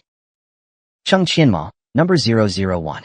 Interesting. What Cheng Qianma didn't realize was, this elder not only had a physical illness, but also a mental problem. Just now, Cheng Qianma opened his attribute panel again. Pretty good. This overall strength boost was pretty impressive. As for the new ability, I'm not in a hurry to convert it. After all, I just learned ultimate herbalism. There's still room for improvement in the current formulas. If I rush the conversion, I might regret it later. It's about time to head back to Jiangxing. Meanwhile, Jiangxing Academy was already packed. Seeing this, Cheng Qianma was stunned. Aren't we still on summer break? Why are there so many students and parents here? At that moment, a student spotted him. Look, Senior Cheng Qianma is back. Senior Cheng is so handsome in person. Can you sign an autograph for your fan? The crowd instantly swarmed around Cheng Qianma. He could only smile awkwardly. These students are way too enthusiastic. Just then, Instructor Lu appeared behind him. You finally decided to come back. Seeing him, Cheng Qianma quickly asked who all these people were. This is just too crazy. Instructor Lu laughed heartily. They're all new students coming to enroll at Jiangxing Academy because of your fame. Thanks to you, our popularity this year even surpassed Hanwu Academy. Come with me. Before you leave, we have a gift for you. The so-called gift turned out to be celebration sparklers. Cheng Qianma was left speechless. We just wanted to show our blessings. Please don't laugh at us. Haha. It might feel a bit childish to young people, but for us old folks, this is the best way we could think of. Cheng Qianma said it was well done, but there must absolutely not be a next time. Then Instructor Lu took out a red property deed. This is a house we bought for you in the capital. It's worth about 20 million or so. Don't you dare look down on it. Then he took out a stack of plane tickets. These are tickets for all flights to the capital in the coming days. Since we didn't know exactly when you'd return, we just bought them all. Seeing this, Cheng Qianma smiled warmly. Thank you, everyone. In that case, I'll gladly accept. It's getting late. You should set out soon. If you ever face difficulties out there, Jiangxing Academy will always have your back. Hearing this, Cheng Qianma bowed deeply to everyone. Thank you all for your care and support. I will never bring shame to Jiangxing Academy. When I return next time, my name will surely echo throughout the entire project. He then arrived alone at the Divine Domain Academy. Look at this new student who just arrived. His figure is perfect. His waist strength must be amazing. With looks like that, it's such a shame he isn't a big star. So, one after another, they rushed to greet him. We're senior students in charge of welcoming new students. If you need anything, feel free to ask me. Seeing this, Cheng Qianma asked what he should do next. But just then, someone dragged him away. Student, I'll take you to register. Then we'll get familiar with the academy's environment. Seeing this, the senior students immediately got busy. Hua Ningyu, taking advantage of being the student union's publicity minister, was utterly shameless. This is driving me crazy. Hua Ningyu introduced Cheng Qianma. As long as you reach level 30, you can complete the second job advancement and officially graduate. But before that, the academy will assign students to their grades based on level. The first tier is first-year students from level 15 to 25. Second-year students are from level 26 to 28. Third-year students are level, and the fourth year is naturally for level 30. All students who haven't completed their second job advancement are considered fourth-year students. Insert your identity card into this machine, and the system will automatically assign you a dormitory. Cheng Qianma inserted his identity card, but the next moment, everyone present was stunned. New student Cheng Qianma, level 25, male profession player. First evaluation SS level, assigned to a luxury dorm. Room number 001 in the Z area of the campus. Did I hear that right? A new student is already level 25. How did the academy recruit such a monster this year? He's probably going to crush tomorrow's entrance test. Hua Ningyu then adjusted his state. Junior, you must have been recruited by Professor Yahello, the top candidate from Hebei province. The Z area of the campus is so large, you probably won't be able to find your way alone. Cheng Qianma waved his hand. Thank you for your kindness, senior. I can manage on my own. Looking at Cheng Qianma's retreating figure, Hua Ningyu secretly swore. You won't be able to escape my grasp. He then arrived at the Z area of the Divine Domain Academy. I'll stay here for now. I don't have time to go to the property Lu Jiaowei and the others sent. But then he was shocked to discover an old man was practicing the Fire Dragon Fist of the Martial Saint. As expected of a capital official, he's a fourth-class powerhouse right here. But his body seems to have some hidden ailments. The old man noticed Cheng Qianma at this moment. Student, are you one of the new freshmen of Divine Realm Academy? Yes, I was just assigned here. But something puzzled Cheng Qianma. Hasn't Divine Realm Academy been in decline for years? Why is there still a fourth-class powerhouse? Just as Cheng Qianma was wondering, the old man asked for his student number. Hearing it was number 001, the old man asked with great interest, what is your name? Cheng Qianma. The old man continued practicing his fists as if nothing happened, as if it was no big deal at all. But Cheng Qianma thought this old man was really strange. Clearly, he has not only a physical ailment, but also a mental one. Just as Cheng Qianma turned to leave, the old man curled his lips into an almost imperceptible smile. Cheng Qianma, number 001. Interesting. Just then, a red-haired girl suddenly appeared. Time for your medicine. Still sneaking in practice. The old man looked embarrassed. Fine, I'll take it now. I just got a little itchy to practice earlier. Meanwhile, at the Divine Realm Academy's secret grounds, I wonder if this secret realm will be hard this time. Hope I do well in the rankings and get a better dorm. Director Chun did a great job recruiting this year. We even got 2 outstanding male students. Between Cheng Qianma from Hebei province and He Xiujie from Qilu province, who do you think will come out on top in the entrance exam? A teacher behind them suddenly spoke up. It must be He Xiujie from Qilu. Our magic academy is determined to recruit her. Cheng Qianma's level is high, but his class as a freelancer is just flashy. He Xiujie is a second transfer wind chaser, not just a pure mage. Our war academy won't let her go either. Another curly-haired teacher also chimed in. I heard that kid has a high combat IQ too, but everyone seemed to ignore him. Back to Cheng Qianma's side. So you're the champion of Hebei province? I'm He Xiujie, the champion of Qilu province. You might be impressive now, but I think I still have the upper hand. Upon hearing this, Cheng Qianma coldly turned around and glanced. I don't think we're familiar with each other, are we? But He Xiujie was unusually excited. I'll let you be arrogant for now. Once we enter the secret realm, you'll know who the real number 1 is. How boring.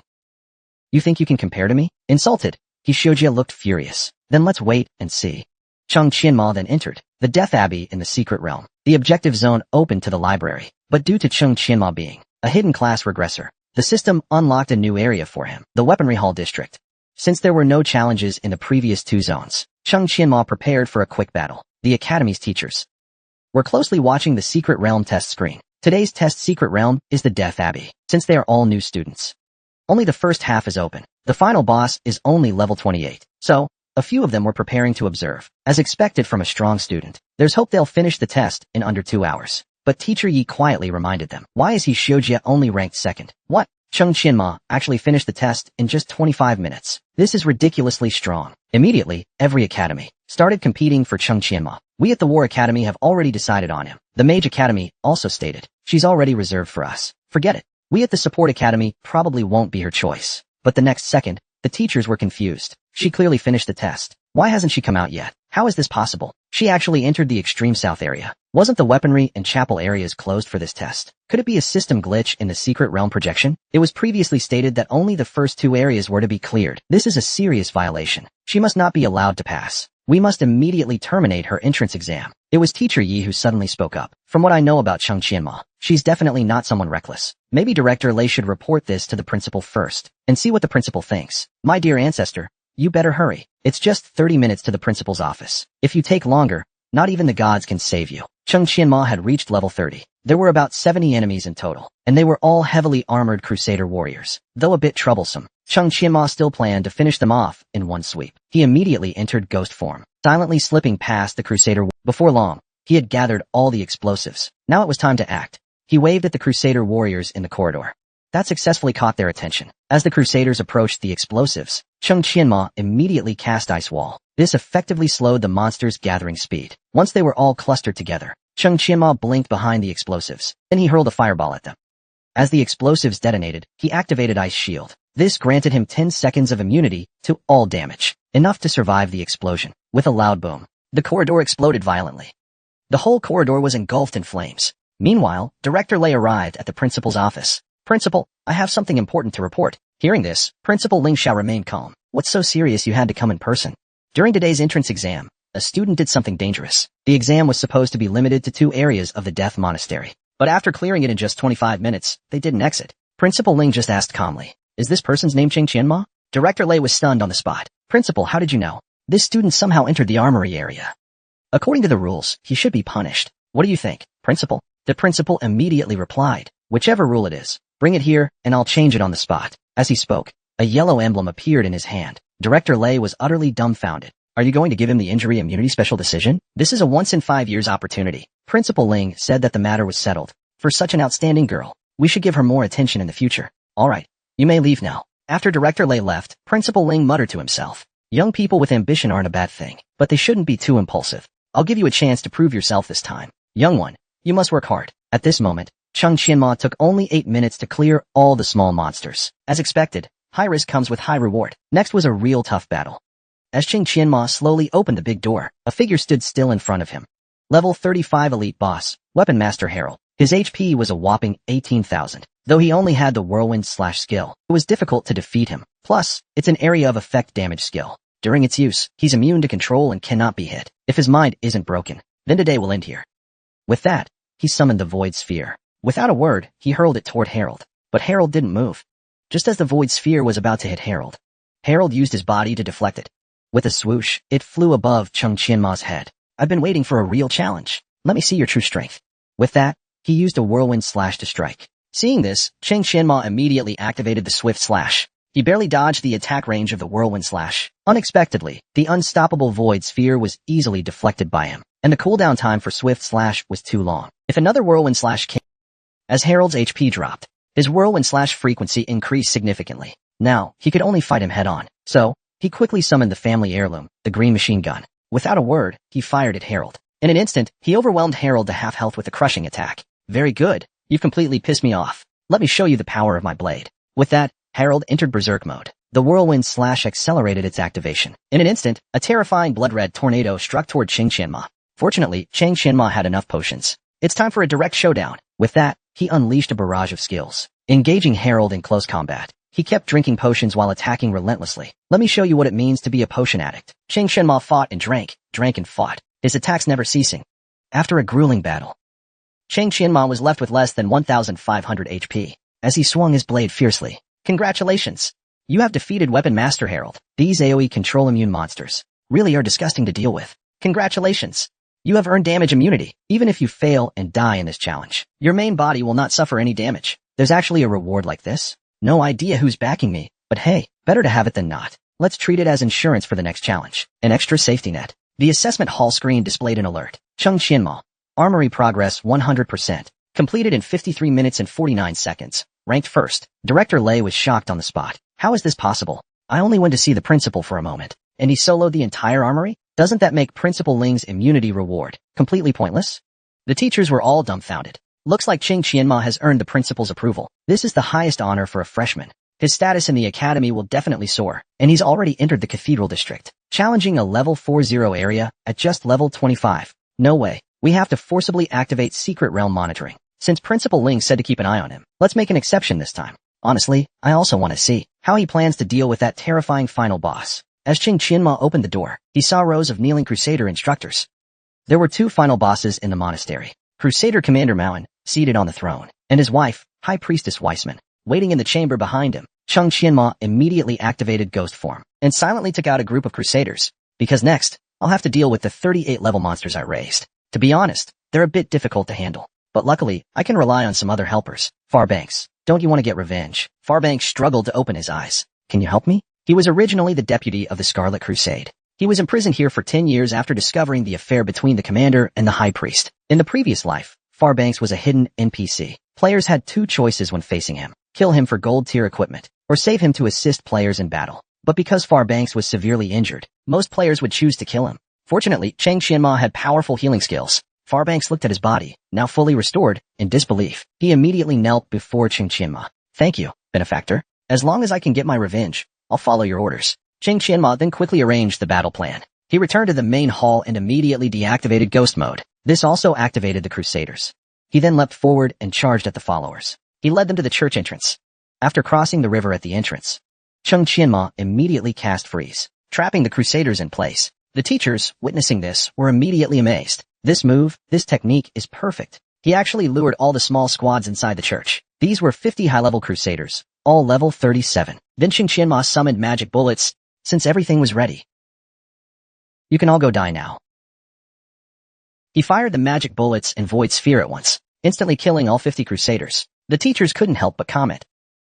Wasn't the cooldown for the void sphere 15 seconds? How did he manage to cast it twice in just 5 seconds? Could it be that his talent is extremely special? Meanwhile, Chang Qianma walked into the church again. He was finally about to face these two sinners. Magni also opened his eyes at the same time. He then stood up with a loud thud. Heretic, I will destroy you on behalf of the stars. But Chang Qianma scoffed. You, a person who has fallen into darkness, are worthy of that. With that, he launched the heavenly strike toward Magni. You, a person who has fallen into darkness, are worthy of that? With that, he launched the heavenly strike toward Magni. He immediately followed up with a flurry of thrusts. Dragon Fang, Blossom Thorn, Circle Staff Strike. Magni coughed up blood on the spot. The teachers watching were all dumbfounded. He's kept him under control for 30 seconds straight. His skill chaining is so smooth, his timing so precise. I've never seen anything like it. And look at the intensity of his glyphs. They've already reached the ultimate level. Today, I'll show you the power of mid-tier dark glyphs. With that, he fired his glyphs out furiously and blinked aside and took him out in one blow. But just then, a shadow slowly emerged from the doorway. Ripples of red energy radiated from its body. Magni has fallen. You will pay for this in blood.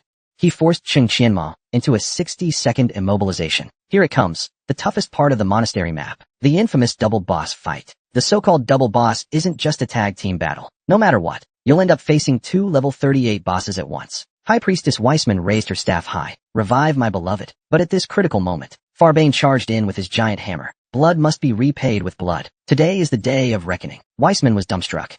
Who let this dog off the leash? With that, Farbane interrupted her resurrection spell. Surprise, huh? Today is the day you both die. Years of humiliation. You'll repay it 100-fold today. Chang Qianma laughed loudly from the side. Since I can't interrupt your cutscene death trap, I'll just call in an NPC to do it. Pretty reasonable, right? Weissman raged with fury. It's you, heretic. You unleashed this mad dog. I'll kill you. But Farbane wasn't having it. Don't you dare touch a hair on my benefactor. With that, he swung his giant hammer down, and Chang Qianma's forced immobilization finally ended. I never expected Farbane in this world. He's actually even stronger than in my previous life. Could it be because I helped heal his injuries? Looks like I need to change my mindset going forward. I can't keep relying on the strategies from my past life in Apocalypse, because in many situations, a few tweaks here and there can lead to unexpected benefits. How did he even come up with this strategy? Is this really his first time in the cathedral exorcism? A freshman like him shouldn't even have had access to this secret yet. Are we really so old we've wasted our years? No wonder Principal Ling values him so highly. With such a performance, it's no exaggeration to call him the nation's top scholar. Just then, Hishioji finally emerged from the secret realm. I finally claimed first place in the entrance exam. That so-called champion Chang Qianmo of Hebei province. All just an empty title. I cleared both the objective zone and the library in 1 hour and 38 minutes. Can you even match that? I'm the first place winner, so why isn't anyone applauding? This silence feels a bit too much. So she turned to look at the teachers and was instantly stunned by their wide eyes. How is this possible? He actually entered the cathedral district? Chang Qianma completed the Crimson Monastery in 1 hour, 40 minutes, and 58 seconds, setting a new record. Principal Ling felt deeply gratified. This boy is truly a rare genius. To think he cleared the Crimson Monastery at level 25. Who would have thought, after years of decline? Our Divine Realm Academy is But just then, a voice interrupted his thoughts. Grandpa, it's time for your medicine. To think Principal Ling's granddaughter is Lin Ruashi. Ruashi, how long are you planning to stay in the Apocalypse continent this time? Lin Ruashi said maybe about 10 days or so. Principal Ling smiled and told her to enjoy herself. But then he added, You're not a child anymore. Have you found someone you like? Lin Ruashi gave an awkward smile. No, Grandpa. Principal Ling then pulled out Chung Qianma's profile. There's actually a pretty good candidate here. Handsome and outstanding in strength. Why not get to know each other? Embarrassed, Lin Ruashi quickly waved her hand. No need, Grandpa. I know what I'm doing. No worries, Grandpa. I'll get going now.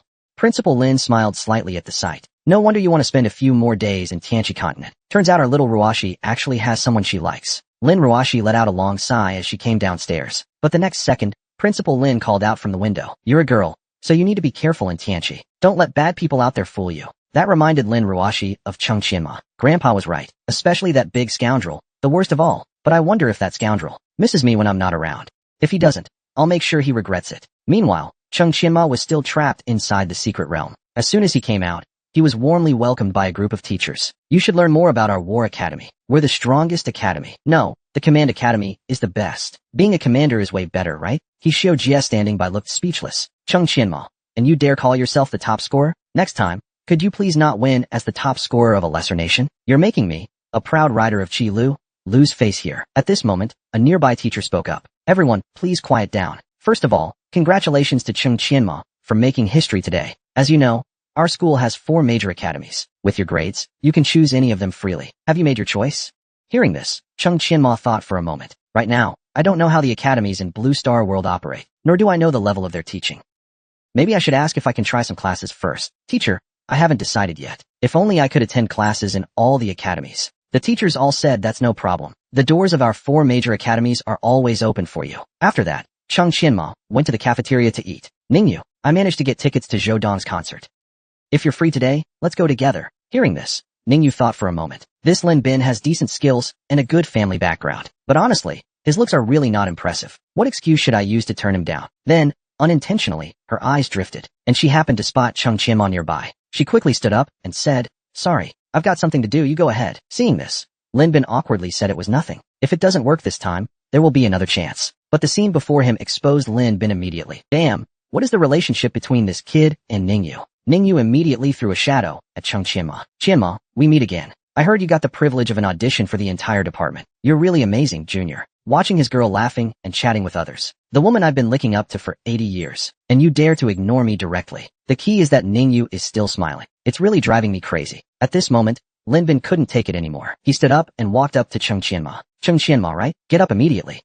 Don't think that you can be arrogant just because you did well in the entrance exam. As a junior, you should act like one. As the student council's disciplinary department head, I have the right to supervise you. But Chung Qianma wouldn't tolerate his bad behavior. He threw the dish violently onto the table. The plate landed right on Lin Bin's head. Wow, this kid is amazing. On the first day, he dares to throw food on the disciplinary committee head's head. At this point, Lin Bin finally reacted. You little brat, I think you're asking for death. He swung his fist and aimed at Chung Qianma. But Chung Qianma easily dodged it. Lin Bin lost his balance from the force and fell flat on his face. He fell hard in front of everyone. Before leaving, Chung Qianma didn't forget to add insult to injury. Sorry, first offense. You little brat, wait for me. If I don't get revenge, I'm not Lin Bin. Then Chung Qianma started the audition class. Everyone, turn to page 265. Let's look at the Berserker's move requirements. Mr. Gon looked displeased at Chung Qianma's arrival. What's going on with the branch dean? At this moment, he noticed Chung Qianma's absent-minded expression. Student, what do you mean by this? What I'm teaching too simple. Chung Qianma flipped through the book. The explanation was clear, but it was still too outdated and conservative. There are much better alternatives for many techniques. But the teacher insisted that the students follow his method. Sticking to the old ways stifles students' creativity. There's no need to waste any more time here. In the end, there are still too few people in this world who can teach me anything. With that, he turned to leave without looking back. Seeing this, Teacher Gon looked furious. Chung Qianma, I've been teaching for over 10 years, and you're the first to leave early. Even if you have something urgent, you should report it first. No one taught you proper manners. Hearing this, Chung Qianma simply ignored him. Seeing this, Teacher Gon flew into a rage on the spot. In an instant, he teleported to block Chung Qianma's path. With a stern face, he looked at Chung Qianma. You'd better give me a good reason today. Or don't blame me for being rude. Helpless, Chung Qianma sighed. Since you're forcing me to explain, then I'll give you 8 words. Do not arrogantly mislead your students. On the very first day at Nanhai, he made a teacher with 20 years of experience resign on the spot, just because the attack speed attributes he listed were drastically lower than the textbook standards, off by 3 whole magnitudes. His argument left the Moreover, if you followed the teacher's method for allocating points, then the defensive warrior class would be useless in the later stages. Not only that, but it even caught the attention of the principal. who invited Nanhai to be the class leader of the most special class, and specially awarded him 100,000 contribution points. You know, an average student only earns 8,000 points a year. Just now, upon hearing this, Teacher Gon was utterly stunned. Say that again? Even the classmates couldn't bear to watch anymore. We all know you're strong. But the teacher has eaten more salt than you've eaten rice. What right do you have to say that? Apologize to Teacher Gon immediately. Just then, Lin Bin, who had just been beaten by Chung Qianma, appeared. Chung Qianma, we caught you leaving class early, and also insulting a teacher. Please cooperate with us and return for investigation. At this moment, Lin Bin looked triumphant. You brat, still acting so arrogant? Now that you're in my hands, no matter how much of a genius you are, you're out of luck. Teacher Gon, take him away. The rest of the students, follow me back to class. Anyone who dares to break classroom rules again will be punished. He is a cautionary tale. But Chung Qianma just smiled slightly. You're really stubborn. No wonder the Divine Realm Academy has fallen to this state. When these words were spoken, Mr. Gon immediately exposed himself. Wait, what do you mean by that? Please speak plainly. If you want to know, then I'll tell you. There are many mistakes in the lesson you just taught, and it's too conservative. If everyone follows your teaching, the path ahead will probably narrow down even further. All right, Chung Qianma, if you're so capable today, then refute my point in public. If you can really make sense of it, I'll resign tomorrow, and I won't participate in any educational work anymore. I just don't believe you. A rookie who hasn't even changed classes can point out the flaws in my teaching. Chung Qianma slowly retorted. You just said the berserker should follow the power system with a 3-to-1 ratio. But if you do it this way, this class will most likely become useless later on. Now let me explain to you on site where you went wrong. He then drew on the blackboard. His formula was quite good. After level 50, the benefits of the system showed a slight linear decrease. It was 3 orders of magnitude smaller than the textbook standard. No wonder he reached this conclusion. Didn't Mr. Gon say that public attributes should yield to critical strike attributes? Only this way can we maximize damage. I have another set of formulas that can overturn this point of view. Everyone has independent thinking ability. What I just said may not be entirely right. As the saying goes, practice makes perfect. Does Mr. Gon have anything to be slapped in the face for? How is this possible? A freshman's theoretical ability is actually stronger than mine. Lin Bin, we are the student council. The dean is accusing you of insulting the top new student of this year. We need you to come with us.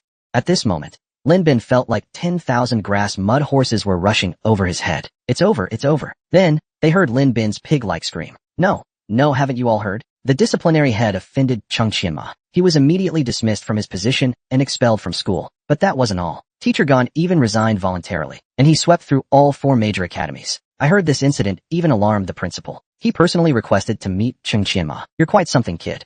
You actually took down all those old stubborn teachers. They'll have no face left to yell around the school anymore. But don't worry.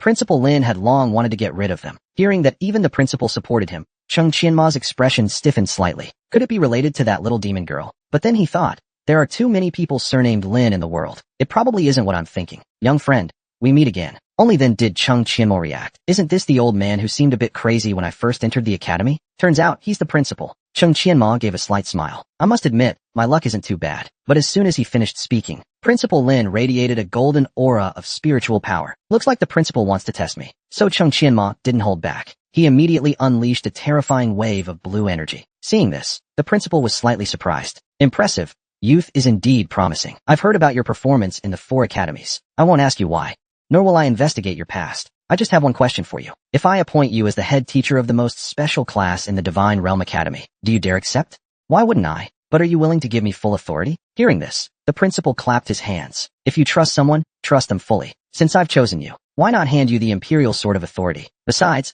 I won't let you work for free. Just tell me any request you have. As long as it's not excessive, I'll do my best to fulfill it. Chung Qianma thought for a moment. I need some rare ultimate herb blueprints. Hearing this, the principal looked puzzled. That's all you asked for? Very well, very well. Neither arrogant nor greedy. The items you want need to be exchanged at the library using contribution points. I'll approve an extra 100,000 contribution points for you. Go ahead and exchange them yourself. But just then, Chung Qianma's phone suddenly rang. Unexpectedly, it was Huang Tian calling. Chung Qianma picked up the phone, unsure of what to do. The principal gestured for him to go ahead and take the call. Huang Tian said, I have 2 good pieces of news to tell you. First, I've leveled up to level 30. Second, my awakening quest needs an external helper. I immediately thought of you. How about it? Surprised?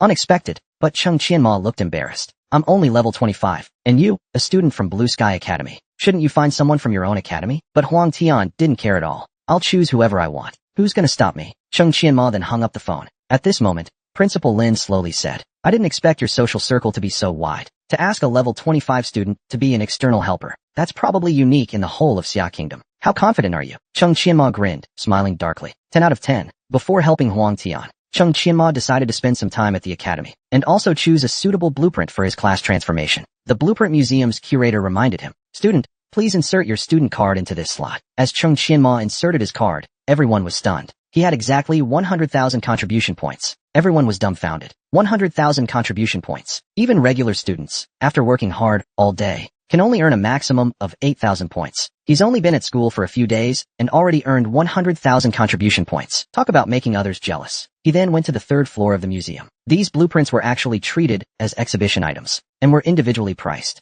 By the way, the Divine Realm Academy is really wealthy. I didn't expect so many resources. Spiritual potions can increase spirit by 5 points. Dragon potions increase fire damage by 25 points. Ice potions increase ice damage by 25 points. Invisibility potions increase perception by 50%. So far, these are all low-level blueprints. But as he looked inside, Dense Forest Potion clears all deadly diseases. Trap Stroll deals 50 points of fire damage per second to nearby enemies. Magic Potion increases all attribute damage by 35 points. Not bad at all. These are all considered excellent grade blueprints. But there's only one slot for level 4 conversion, so I'll need to sort through them all. Otherwise, what if there's something better? But when he looked up, well, the Ultimate Herbology section actually has 4 epic blueprints. Demonic Pit Potion restores 100 mana points every 5 seconds, lasting for 1 hour. Invincibility Potion increases all magical attribute damage by 35 points, lasting for 1 hour. Purification Power clears all low-level abnormal statuses. Ancestor's Potion increases all attributes by 8 points, lasting for 1 hour. It was worth holding back. There are too many nasty buff bosses later on. This potion's conversion effect is pretty good. It's bound to surprise me. So he decisively chose Purification Power. Congratulations, host. You've acquired the new passive, Purification Power. Your whole body will periodically generate a buff that clears all low-level abnormal statuses. Lasts for 5 seconds, with a 3-minute cooldown. The boy was just wandering around the school casually. Who knew it would attract the provocation of the arena master? What are you looking at, you damn outsider? Are you looking down on our Blue Sky Academy? But it actually piqued Chung Qianma's interest. He immediately pulled out his challenge book and accepted the arena duel. But within 1 round, Chung Qianma made him cough up blood. Even a few of his ribs were broken. Don't think your dad is just some petty professor. Even if the principal comes, I won't put him in my eyes. Just now, this periodic buff is insane. At least in the mid-game, I can ignore those annoying branch monsters. Next, let's see how Huang Tian has progressed lately. Then he arrived at the gate of Blue Sky Academy. Who would have thought Huang Tian was still busy? So Chung Qianma wandered the campus alone, and Huang Tian promised to find him as soon as he was done. Hearing this, Chung Qianma was displeased. Brat, is this how you welcome guests? I didn't even charge you a penny, and you're not even here to greet me properly. But at this moment, Chung Qianma noticed the crowd in the distance. I, Zhao Debao, am setting up a challenge platform here today. I have already won 11 consecutive matches. Anyone who disagrees can come challenge me. Whoever wins will take the entire prize pool. Zhao Debao, a senior from Blue Sky Academy, level 30, ammunition specialist. Blue Sky Academy truly deserves to be one of the top institutions in Xia Kingdom. They openly encourage students to spar with each other. This way, everyone can improve more. Zhao Debao, aren't you ashamed? You're tricking juniors just to make money. What kind of game is this? Tell me. Hearing this, Zhao Debao immediately got flustered. Liao Xinhua. I'm setting everything up publicly here. The rules are clearly written. Where's the scam? If you want to play, you can stake 400,000 blue star coins. If you win, the prize pool is all yours. But Liao Xinhua replied, 400,000 might not be enough. I have 600,000 in this card. Tell me, Zhao Debao, do you dare to borrow? Zhao Debao, after a moment of thought, spoke. This is just to earn the reward for recruiting a helper for the awakening quest. As long as I win, there's a good chance for the top 2. So, gritting his teeth, he accepted. The students started discussing among themselves. Liao Xinhua is really not a good person, taking advantage of his sole master occupation to bully teachers, just in time to take a short break. Also, to test out Blue Sky Academy's educational system. In the next second, Liao Xinhua started to make a move, and Zhao Debao was unafraid. With a few quick dodges, he not only avoided Liao Xinhua's attack, but also used a counterattack that struck right in front of Liao Xinhua. Liao Xinhua could only barely defend himself, thinking to himself, why is this guy, Zhao Debao, playing so seriously today? After just one move, I can't even block it. Losing money is minor, but losing face is big. It looks like I'll have to use some tricks to deal with him. Saying that, he hid his left hand behind his back. Chung Qianma also saw this side of him. This guy clearly can't lose. He's playing dirty. The Iron Skin Shield can deal 600 to 700 physical damage to the target, and it stuns the opponent for 3 seconds. The throwing range is 30 meters. Shameless Liao Xinhua actually used props in the challenge. Then there was a loud bang on the platform. Suddenly, a burst of fire engulfed Zhao Debao. How about it, Zhao Debao? My Iron Guard tasted pretty good, huh? I'll be taking this 4 million for now. I'll come back for the rest of the chips later. From now on, I'm the arena master here. Same rules as always. If you've got the guts, step up and challenge me. Cheng Qianma just scoffed at this, which infuriated Liao Xinhua on the stage. Hey, you in the gray clothes, stop right there. Are you laughing at me? Cheng Qianma turned back and glared at him. Are you sure you're talking to me? Liao Xinhua pointed directly at Cheng Qianma. I'm talking to you, alright. Our Blue Sky Academy isn't some place for random strays. And what was that attitude just now? You sure seem to look down on our Blue Sky Academy. But Cheng Qianma remained calm. I'm not a student of Blue Sky Academy, but today happens to be open day, right? Besides, who do you think you are? Do I need your approval to visit? Hearing this, Liao Xinhua laughed in anger. Just an outsider, yet you're so full of backbone. The arena is right here. Let's settle this. Do you dare step up?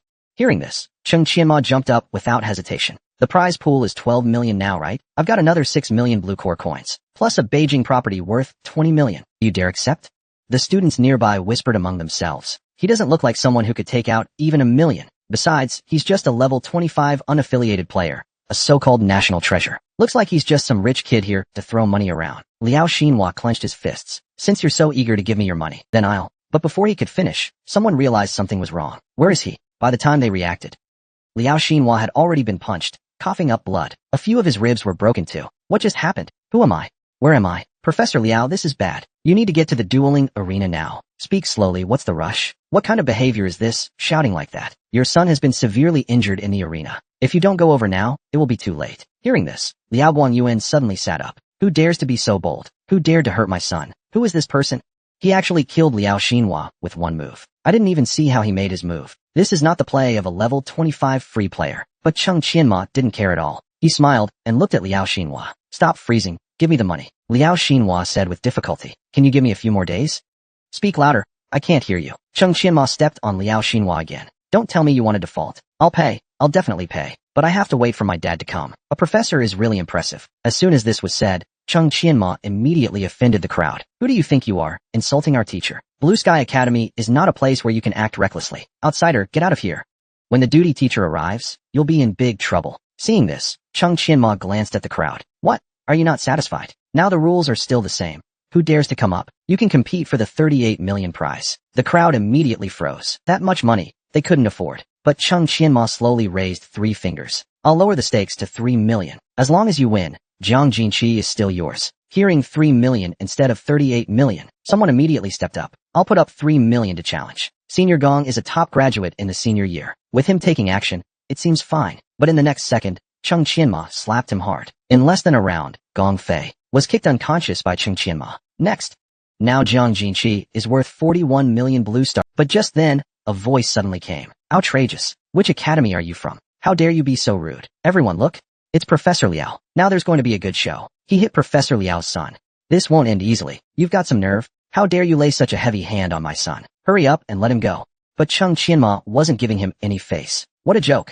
Your son still owes me money. Pay up first, then I'll release him. It was the boy's first time helping a friend with a second job transfer quest, and it left the teachers present utterly stunned. The boy's level was only 25. Using a level 25 solo player as an assistant for a job change, that's practically playing with the future of the academy's rising star. But in the next second, completely slapped all the teachers in the face. Even the usually composed principal couldn't help but stand up in shock. The two of them worked together flawlessly, just like when Professor Liao coldly asked him, "How much does he owe you?"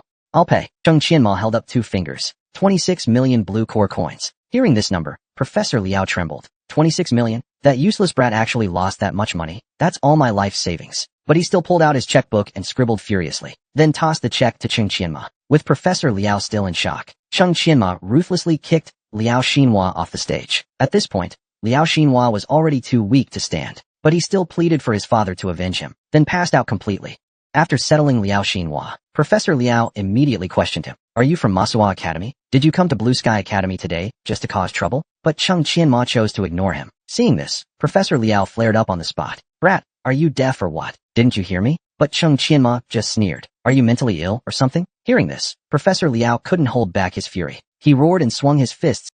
"I'll beat you to death, you brat." But Cheng Qianma didn't even bother to move. "Go on then, if you dare." The students nearby whispered among themselves. But Professor Liao is over 20 levels higher than this kid. If he attacks, it'll count as bullying a low-level player. Our Blue Sky Academy has suffered such a disgrace. Is there really no one who can deal with him? But in the next second, someone in the crowd exclaimed. Look, Senior Huang is here. And Huang Tian still didn't know what had happened. This old MO is really popular. No matter where he is, there's always a crowd around him. But what the juniors said next left Huang Tian stunned. Senior Huang, you have to stand up for us. This person just hurt 7 of our students. He's too arrogant. He even seriously injured Professor Liao's son. You have to stand up for us. Huang Tian looked embarrassed upon hearing this. This old MO is too cocky. I've only been late by a little while, and he already stirred up such a mess in Blue Sky Academy. But he scratched his head helplessly. Everyone, is there some misunderstanding? Cheng Qianma is a guest I specially invited. Let's settle this matter for my sake. Professor Liao, standing aside, was so angry he gritted his teeth. Damn it, this kid is actually invited by Huang Tian. I was hoping he could help me vent my anger. Now it looks like I can't count on him. He angrily turned around. I won't let this go so easily. We will meet again. Huang Tian, with a helpless expression, said, Old Mo, you've really put me in a tough spot. Let's go. I'll take you to the class change exam room. But Cheng Qianma knocked Huang Tian a few times. How dare you say I caused you trouble? Don't you have some idea of who's really causing trouble? The students watching this scene began to discuss. Didn't Senior Huang just say he was going somewhere? To the class change exam room. Could this level 25 free player be the external help Huang Tian invite? Meanwhile, in Blue Sky Academy's conference room, the assistant list for this class change session has been announced. Does anyone have any questions? Principal Huang. I think Huang Tian might have some hidden reason. Otherwise, why would he invite a level 25 assistant? With his talent and potential, this is nonsense. I suggest thoroughly investigating this assistant. Otherwise, why would he invite a level 25 assistant? With his talent and potential, this is just absurd. I suggest a thorough investigation of this assistant. How dare you? You actually laid such a heavy hand on my son. I didn't know who harmed my son before. But it turns out it's this Cheng Qianma. As long as I stop him from taking the exam today, I can just pay someone to handle it later. At this moment, Teacher Wang from admissions stood up. Professor Liao, I have a different opinion. When we were recruiting, I had the chance to visit Jiang City, and I was fortunate enough to see Cheng Qianma's abilities. He's a very special talent. You can't just judge him by his level in class. Hearing this, Professor Liao scoffed. How special can he be? Special enough to be a level 25 second job assistant. Director Wang, don't joke with the future of our rising star. This is just ridiculous. At this moment, Professor Pei suddenly spoke up. I respect the students' own choices, in principle. But since Professor Liao and Director Wang can't agree, why not settle it with a bet? In the end, we'll all be responsible for our words and actions. Hearing this, Professor Liao became extremely excited. Such a great opportunity. Cheng Qianma definitely won't be able to complete the awakening task. When that happens, not only can I get rid of Director Wang, but I can also avenge my son. This is a once-in-a-lifetime opportunity. So without hesitation, he agreed immediately. Seeing the look on Professor Liao's face, Director Wang decided to accept the bet. Let's start the screen then. The second job test is about to begin. Meanwhile, in the examination hall, Old Mo, this is the underground palace of Aotamet. It's full of earth element monsters. The awakening task is to find something. It's called the Mo Nua Gon Nong Si disc. Cheng Qianma couldn't help but ask, are you sure just getting this thing is enough to pass? Isn't it enough to just bypass the adverse challenges? Huang Tian replied, I'm sure. As long as we get the disc, it counts as success. After hearing Huang Tian's affirmative response, Cheng Qianma whispered in Huang Tian's ear. Hearing this, Huang Tian looked confused. Are you sure this won't be a problem? Today's my second job test. You're not using me as a guinea pig, right? You're not using me as a guinea pig, are you? Cheng Qianma slowly pushed open the door. When have I ever let you down? Remember this now. Don't stay too close or too far from me. Always maintain a distance of around 15 meters. Then, the two entered the instance dungeon, one after the other. Cheng Qianma was responsible for drawing the monsters. The elite monsters immediately noticed the two intruders. Eliminate them. Huang Tian, following behind the monsters, looked worried. Damn, every time I follow him, it's a thrill. I don't know if his method will work. The teachers and principal were also paying attention. Cheng Qianma's every move. He's drawing so many monsters at once. Huang Tian is even in the back. Is the person ahead Cheng Qianma? Isn't this ridiculous? Who treats the second job awakening exam this lightly? Aotamet is level 35 after all. Professor Liao was also sharing his thoughts. That's why you can't trust this outsider. He might be a spy sent by Divine Realm Academy, especially here to cause trouble for us and Huang Tian. When this is over, we must capture him and report him to Divine Realm Academy for an explanation. Director Wang's expression was also serious. You all better put in some effort. Don't disappoint me. The principal murmured to himself expressionlessly. I hope that old guy didn't deceive me. Let's see some real talent. At this moment, Cheng Qianma shouted loudly. Huang Tian now. Hearing this, Huang Tian immediately, he rushed towards the small knife girl. At the same time, Cheng Qianma activated the invisibility effect of his ghost cloak, leaving behind confused monsters. Seeing the monsters retreat, Huang Tian finally felt at ease. Old Mo is amazing. He could come up with such a flashy trick. That's some extreme control to provoke hatred. Truly eye-opening. The teachers watching this scene were also shocked. How did he do that? Why could he suddenly disappear? While Huang Tian was clearly following behind the monsters, why did Cheng Qianma disappear after him? He didn't become the monster's second target. This made the principal let out a sigh of relief. Amazing, just amazing. It was a brilliant use of extreme aggro manipulation. Cheng Qianma drew the monster's attention in front, attracted all the monster's aggro, while Huang Tian followed closely behind, keeping a safe distance to avoid aggro. But the monsters didn't target him. When the timing was right, Cheng Qianma instantly hit. Huang Tian blocked the monster's sight, completely severing the aggro link. This is what we call a prodigy. Their teamwork was simply flawless. The boy's first time taking a friend into a dungeon had all the teachers present stunned. The 50-year-old teacher had studied this dungeon for 80 years and never thought that there were hidden mechanisms inside. Yet this new student from outside the academy discovered it right away and jumped straight to the bus here. Not only that, the academy's genius had just delivered an impeccable combo, and all the teachers agreed that only our academy's genius could do it. But unexpectedly, the boy didn't think so and slapped all the teachers' faces on the spot. Just now, after hearing Cheng Qianma's guidance, Huang Tian said, "I think I understand your approach now. Since my task requires, as long as I get the final boss, the new Argon Dragon 4-element disc, it's fine. So the small monsters and the boss, I'll just skip them. This will greatly reduce the difficulty of my second job exam. I'll teach you how to do this. But for the boss below, don't just skip it easily, because it holds crucial items. When you took the Awakening Guidance course, you should know where the third one is, right?" Huang Tian pointed behind him. "You want to test me with this? Isn't the third one in the stone gate behind me?" Alornaise, level 35 elite boss with 16,000. But Cheng Qianma just looked speechless. "You're showing off after I casually asked. Let me ask you, are you planning to just open the door and fight the boss?" Huang Tian replied, "Of course. What else can I do?" Seeing this, Cheng Qianma whispered something in Huang Tian's ear. "Damn, it can actually be done this way. Why didn't the instructor teach me this in the guidance lesson?" The teachers in the meeting room were also discussing. How absurd. They're whispering again. Are these two trying to hide something? Why do they always need to whisper? What could they be saying that we can't hear? We must not encourage this kind of behavior. The school must make new rules about this. No whispering during the second job awakening exam. But just then, the teachers were surprised to notice. "Look, it's Huang Tian. What is this kid doing? What is he doing in the instance? Why is he playing around like this?" But as the disc spun, a yellow staff suddenly rose from the disc, and it shone with golden light. The light shot to the sides. A level 25 elite monster, Bausa Alonas, suddenly appeared. "No one can steal the creator's secrets. You will pay the price for this." The teachers watching this scene were shocked. Such a way to open the door? I've studied Odiment for years, and it was all in vain. I've never seen such a strange way of opening the door. So the miniature buildings in front of the master's gate actually hid a secret. Huang Tian is truly a genius of our academy. It looks like he's almost certain to pass this exam. Then Cheng Qianma signaled, "I'll leave this battle to you. I'll just assist you a little. This is a good opportunity to test your current level. Don't slack off." Huang Tian replied, "Just watch." With that, he rushed forward with a quick slash. "Open your eyes and watch the style of this grandmaster. Off-track swordsmanship, cross slash. Off-track swordsmanship, reverse and upward slash. Cleaving wave strike." The teachers watching Huang Tian in the arena were extremely excited. He truly is the greatest swordsmanship genius in the history of our school. These combos are so beautifully executed. If other students had even half of Huang Tian's skills, I'd wake up laughing in my sleep. But the next second, Cheng Qianma reminded him, "You were a second late when you used the off-track swordsmanship. This combo needs some improvement. Also, don't finish with the cleaving wave strike. Use a small collapse mountain first to take advantage of the stun time. Then finish with a quick draw slash. Doesn't the damage from blade slash exceed that of the wave slash?" But the teachers on the scene couldn't stand it. What does he know?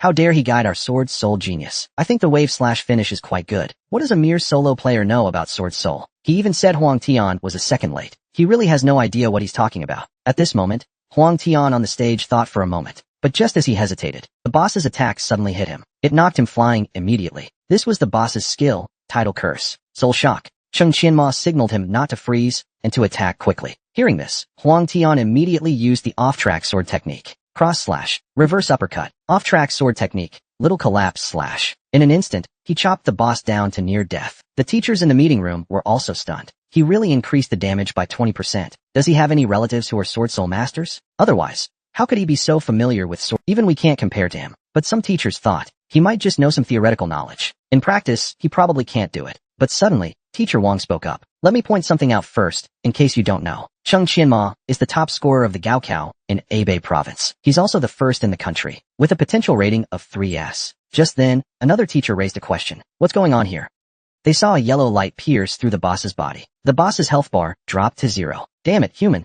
I refuse to accept this. Why does it have the aura of a titan? Saying that, its body collapsed. So there really was a special effect. Huang Tian made a great contribution this time. Once the test is over, we'll have to ask him about the method for arranging the micro sand plates. That way, we can reduce the difficulty for future candidates. At this point, Principal Pei behind him spoke up. Now this is getting interesting. Looking at Cheng Qianma and Huang Tian. Old Mo, you're really impressive. Not only did you improve the sword-soul combo. Wow, I didn't know it could be done like this. Damn, the instructor never taught me this in the guidance lesson. Essence fragment. Fragment of the final boss door key. The road here is extremely narrow, so the two of us can only clear the monsters carefully. Huang Tian rushed forward first. I may not be able to match your damage output, so I'll handle the monster pulling. But make sure you act fast. Don't let the monster... Quickly, Huang Tian pulled a huge group of monsters. A dense group of monsters. Old Mo, it's all yours now. Cheng Qianma immediately took out his staff and summoned the void orb. With a sharp swing of the staff, a giant void orb was hurled toward the monster group. With just one strike, all the monsters were killed. Huang Tian, standing by, said in awe. When it comes to damage, Old Mo, you're the real deal. The teachers, seeing this scene, immediately spoke up. Is there any possibility of him transferring schools? Such a genius should not be wasted at Divine Realm Academy. Such talent should not be kept in a place like this. I even went to personally recruit him before, but he chose the lower-ranked Divine Realm Academy. Since he made the decision himself, there's no chance of him transferring. Cheng Qianma said. Let's go to the next stage. They then arrived at the next level. A 36-level black iron dwarf, Gaggelin Firehammer, with 18,000 HP. Cheng Qianma asked, you should know its skills, right? Huang Tian replied, of course. He has that instant cast flame damage buff, and his AoE flame gorilla ultimate. Both are extremely annoying skills. But Cheng Qianma smiled slightly. This is also a test of your timing. I'll tank the damage, and you focus on dealing damage. Remember, interrupt his flame gorilla ultimate. Do not slack off. Just after Cheng Qianma gave his instructions, Gaggelin was surrounded by a raging flame. The kingdom of the dwarves has been invaded by foreign forces. With that, the two entered the flame damage buff state.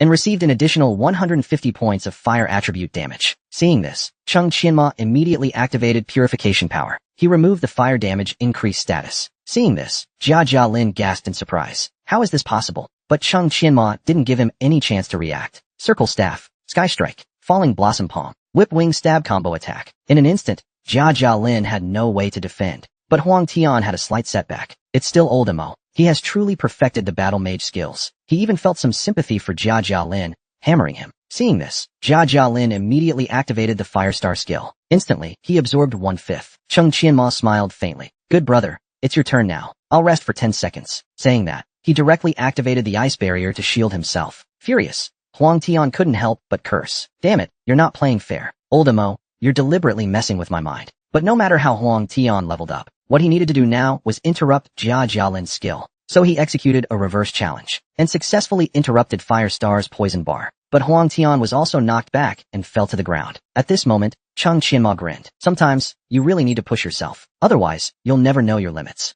Hearing this, Huang Tian immediately became furious. You damn bastard. Did you plan to screw me over from the start? But the teachers on the scene couldn't sit still anymore. Could he really be guiding Huang Tian? This is terrifying. This guy's talent and combat sense are beyond extraordinary. It's a pity that Blue Sky Academy can't recruit him. Such a huge loss.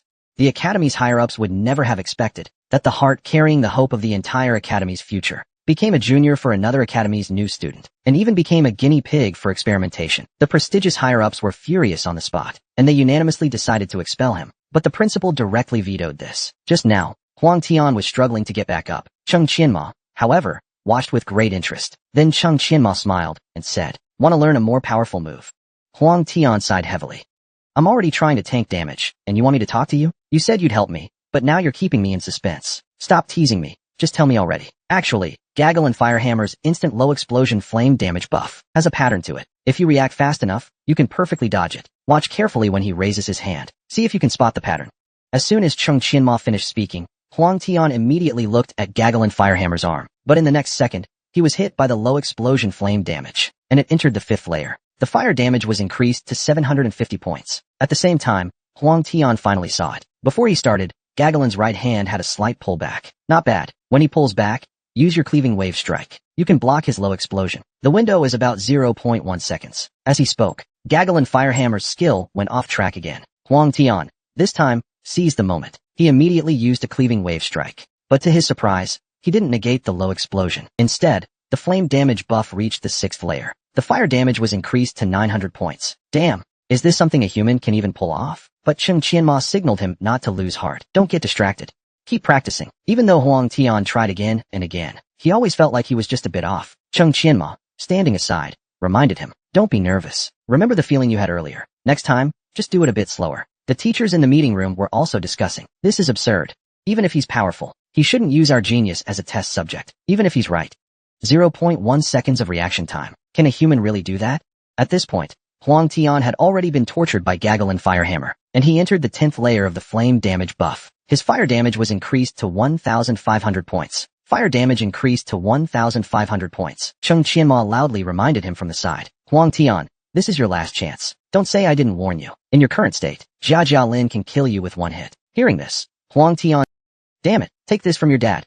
Saying that, he executed another wave slash. This time, he succeeded. He was in the invincibility period of wave slash. The fire damage increase did not take effect. Huang Tian shouted loudly, this is awesome. But Cheng Qianma reminded him, you're just being dramatic. It took so many tries for you to succeed once. Hurry up and continue. I'll only step in to help if you succeed 10 times in a row. After succeeding several times, Cheng Qianma looked pleased. Not bad. It's rare to have such a good training opportunity. Huang Tian finally mastered this ultimate skill. Now it's my turn. Saying that, Cheng Qianma took out his staff. He immediately cast Dance of Radiance and shattered Jia Jialin's fire hammer in front of Huang Tian. Huang Tian exclaimed, holy crap, one-hit kill. At this moment, Cheng Qianma asked, how do you feel? Huang Tian laughed loudly and said, it feels awesome and refreshing. I didn't expect I'd be so strong. Although I can't beat you, freak, I should be more than enough to crush opponents of my level. The teachers in the meeting room were completely stunned. He really did it. Even Huang Tian, under his guidance, broke through his limits. This is truly a miracle. This kid must be kept at all costs. Otherwise, he will definitely become our academy's #1 enemy in the future. You have a narrow view. Not just our academy. He could even become the nightmare of every peer in the entire Summer Kingdom. At this moment, the two of them reached the final buff door. In front was Azada's. In front is Azada's. Let's begin. As they spoke, the two pushed open the large door. The moment the door was pushed open, the bulky figure of Boss Azad appeared before their eyes. At this moment, Cheng Qianma asked, you should be clear about the boss battle flow by now, right? The main difficulty of this fight is not only defeating the boss, but also dealing with the massive number of small monsters around him. Moreover, every 10 seconds, the boss will activate 5 stone statues to enter the fight. When his health drops below 50%, he will activate all of them. Normally, the two of us should divide our tasks. One would focus on killing the boss, the other on clearing the small monsters. But Cheng Qianma suddenly thought of a more exciting plan. When Huang Tian looked confused, what plan? Force kill. Hearing force kill, Huang Tian was dumbfounded. Big brother, is your battle plan really just 2 words? Force kill? This is a level 38 boss. But Cheng Qianma smiled slightly. What more plan is needed for a force kill? As long as we kill quickly and control the output pace, killing this boss will be easy. When Huang Tian pondered for a moment, kill quickly, control the output pace, 5% health triggers. I get it now, old Mo. Although this idea is bold, it's definitely worth a try. So, Cheng Qianma immediately activated various small buffs. Sword Soul, Ice Blade, Sword Saint Knight's Grace, Mobile Turret, Battle Soul, Burning Spirit, Elf. Seeing this, the teachers were also shocked. After teaching for a lifetime, today was a real eye-opener. Today, I finally understand how a jack-of-all-trades class like the Loner can be played so powerfully by him. These small buffs, plus a group of pets adding damage. It's like having another person. But the Loner class is so rare that not many people can get to Cheng Qianma's level. That's why it has such a huge impact on us. Well then, let's begin. I'll focus on adding damage buffs to the boss. You just focus on output. Make sure to avoid his area attacks. With that, he casted Penetrating Shell and charged in. In an instant, there were loud bangs as he hit the boss. Each additional layer in the dare state will increase the damage taken by 20%. With Armor Break, each additional layer will increase the damage taken by 10%. Azada then realized. Who dares to summon Azada? Who dares to anger the creator god? Sword-wielding Cheng Qianma first had the summoned creatures hold back the revived statues. The 2 most important words for dealing with Azada are win. To do that, we must quickly stack as much abnormal damage state as possible. Other classes can't do this, but solo players can. After half a day of fighting, Azada only lost 10% health. So Huang Tian asked, is our damage output really enough?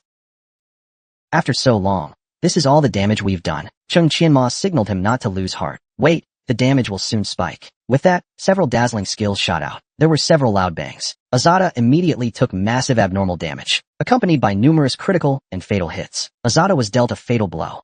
Huang Tian, old Mo, you're really impressive. My damage has doubled because of you. You are definitely the top support in Xia country. At that moment, a red light flashed in Azada's eyes. Then he stretched his staff high into the air. I summon you in the name of the Creator. Come forth, my servants. Warning.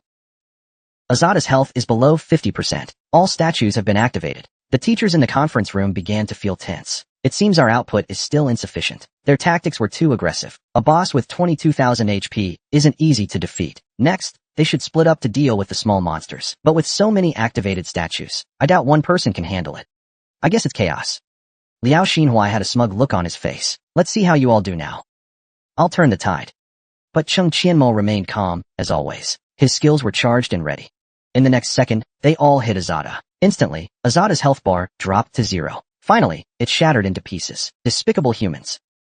The Great Titan race will punish you. Huang Tian stared in disbelief at this scene. Huang Tian looked at the scene with a fierce expression. It's over.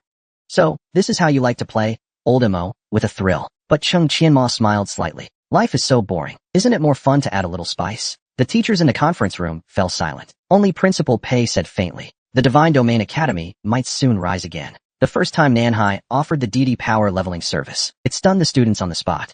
This was because the school's acknowledged underachiever, with the help of Cheng Qianmo's regular power leveling, was actually able to break the dungeon record and complete the second transition assessment. Just now, Principal Pei closed his eyes and said, since the outcome is already decided, you two can settle the bet yourselves. Wenyin Liao Guanyuan immediately knelt down. Principal Pei, I know I was wrong. It was my misjudgment earlier. I didn't expect Cheng Qianmo to be this strong. I'm willing to demote myself 1 level and take a year off without pay. Principal Pei merely sneered and waved it off. What happened 2 hours ago in the duel arena? How should we explain that? Wenyin Liao Guanyuan was shocked. The conflict with Cheng Qianmo just happened. How did it reach the principal so quickly? But he still pretended to be clueless. Duel arena?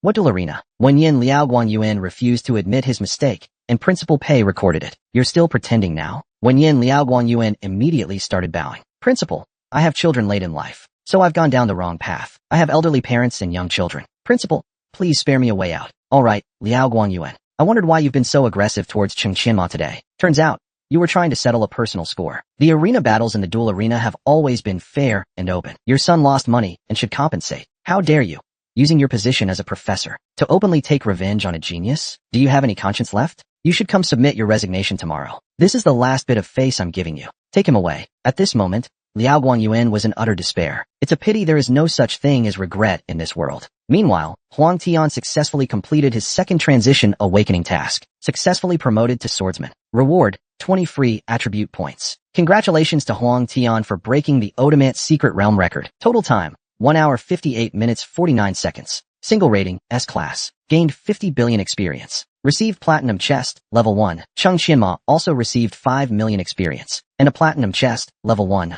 and unlocked the Hidden Class Recurrent Specialist. Single rating upgraded to SS Class. Platinum Chest upgraded to Diamond Chest. Level increased to 27. At this point, Huang Tian's stats were exceptional. Old no, this is ridiculous. I not only got a Platinum Chest, but I also leveled up to 31. This is so damn satisfying. Cheng Qianmo was also very excited. I didn't expect the experience from the second job awakening secret realm to be this high. Considering the experience I had accumulated before, I leveled up 2 levels this time. Looks like the service of boosting dungeons can be added to my schedule. Then Cheng Qianmo opened his status window. He was very satisfied with his current stats and level. As usual, he allocated all 12 attribute points to strength. This upgrade should push his combat power over 28,000, only a step away from 30,000. Then he opened the reward diamond chest. Congratulations, you have obtained the golden grain level equipment. Venomous shoulder guards. Armor, 50 points. Also grants +8 agility and +12 strength. But it is class restricted to Poison King, second type.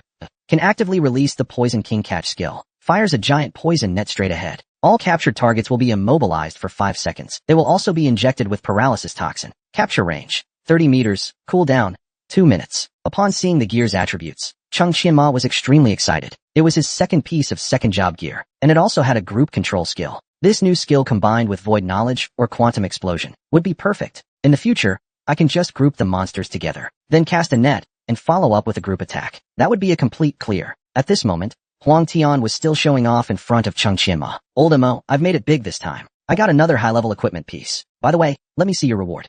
I can't believe it. Let's see what's next. Wow, your luck is truly out of this world. Another second transition equipment. I haven't even gotten one since my second transition. This is really frustrating. Then Huang Tian continued. I've already reached level 31, so I've basically graduated from Blue Sky Academy. What are your plans now, Old Mo? I'm thinking of joining you. Cheng Qianmo smiled slightly. I'll tell you after my second transition. Meanwhile, the students at the academy were discussing. Have you all heard? Yesterday, Senior Huang Tian and that level 15 monster set a new record and passed their second transition assessment. I heard they were even personally summoned by the principal. Cheng Qianma. Long time no see. It feels like years have passed. I didn't expect your strength to have increased again. Thank you for the compliment, leader. But I believe the reason you all came to see me today is to persuade me to change affiliations, right? Teacher Wang's face flushed. We indeed have that intention. You must be aware of our Blue Sky Academy's strength. I personally tried to recruit you during your college entrance exams, but I failed. Now, with Principal Pei speaking directly, if you're willing to join, the conditions are entirely up to you. As for Divine Domain Academy, Principal Pei will go and personally discuss it. But Cheng Qianma calmly replied, I'm afraid this might disappoint you all. Since I chose Divine Domain Academy back then, I will definitely not go back on it now. As for my relationship with Huang Tian, I believe you all know about it. So, you don't have to worry. As long as Blue Sky Academy doesn't cause trouble first, Divine Domain Academy will not clash with you. I can guarantee that. Unexpectedly, Principal Pei suddenly burst into laughter. Such courage. Since that's the case, we won't force you. But I do have a plan that might achieve a win-win outcome. Have you heard? Principal Pei personally recruited Cheng Qianma as a temporary teacher. In the future, I will stay at Blue Sky Academy for 10 days, helping students with second job secret techniques. It is said that the reward is some specific materials, which guarantees a 100% success rate. But some people raise doubts about this. 100%? Isn't that bragging? Yesterday, Huang Tian's group of students only had a 37.5% promotion rate in the entire Xia country. Even the strongest level 30 students wouldn't guarantee that they could help others pass the second job exam. Everyone should wait and see. I heard that Senior Lu Kuei plans to be the first to try. Let's see his results first. Hello, Teacher Cheng Qianma. I'm Lu Kuei from the Berserker department. The empty Zen spirit you asked for yesterday. I've already got it. Do you know when we can start my second job exam? Not bad, not bad. This is indeed a fine empty Zen spirit. Well, I'll reluctantly accept it, right? I don't have anything else to do now. So let's head to the exam. Lu Kuei was shocked. Right now? Do we not need to prepare anything, like potions or something? Cheng Qianma's face immediately darkened. Are you doubting me? If you don't trust me, you can take the materials now. Lu Kuei hastily waved his hands. Teacher Cheng, please don't misunderstand me. I absolutely don't doubt you. I'm just worried that you're overworking. I would be honored to have you guide me. I'll lead the way right now. The other students were discussing Lu Kuei. He had failed once 6 months ago. At that time, he even lost 4 levels. Now he's training again. Unfortunately, this guy doesn't have good talent. The experts he hired before couldn't even help him. Cheng Qianma's first business was weight training. I wonder if he can do it. Cheng Qianma didn't bother with these rumors.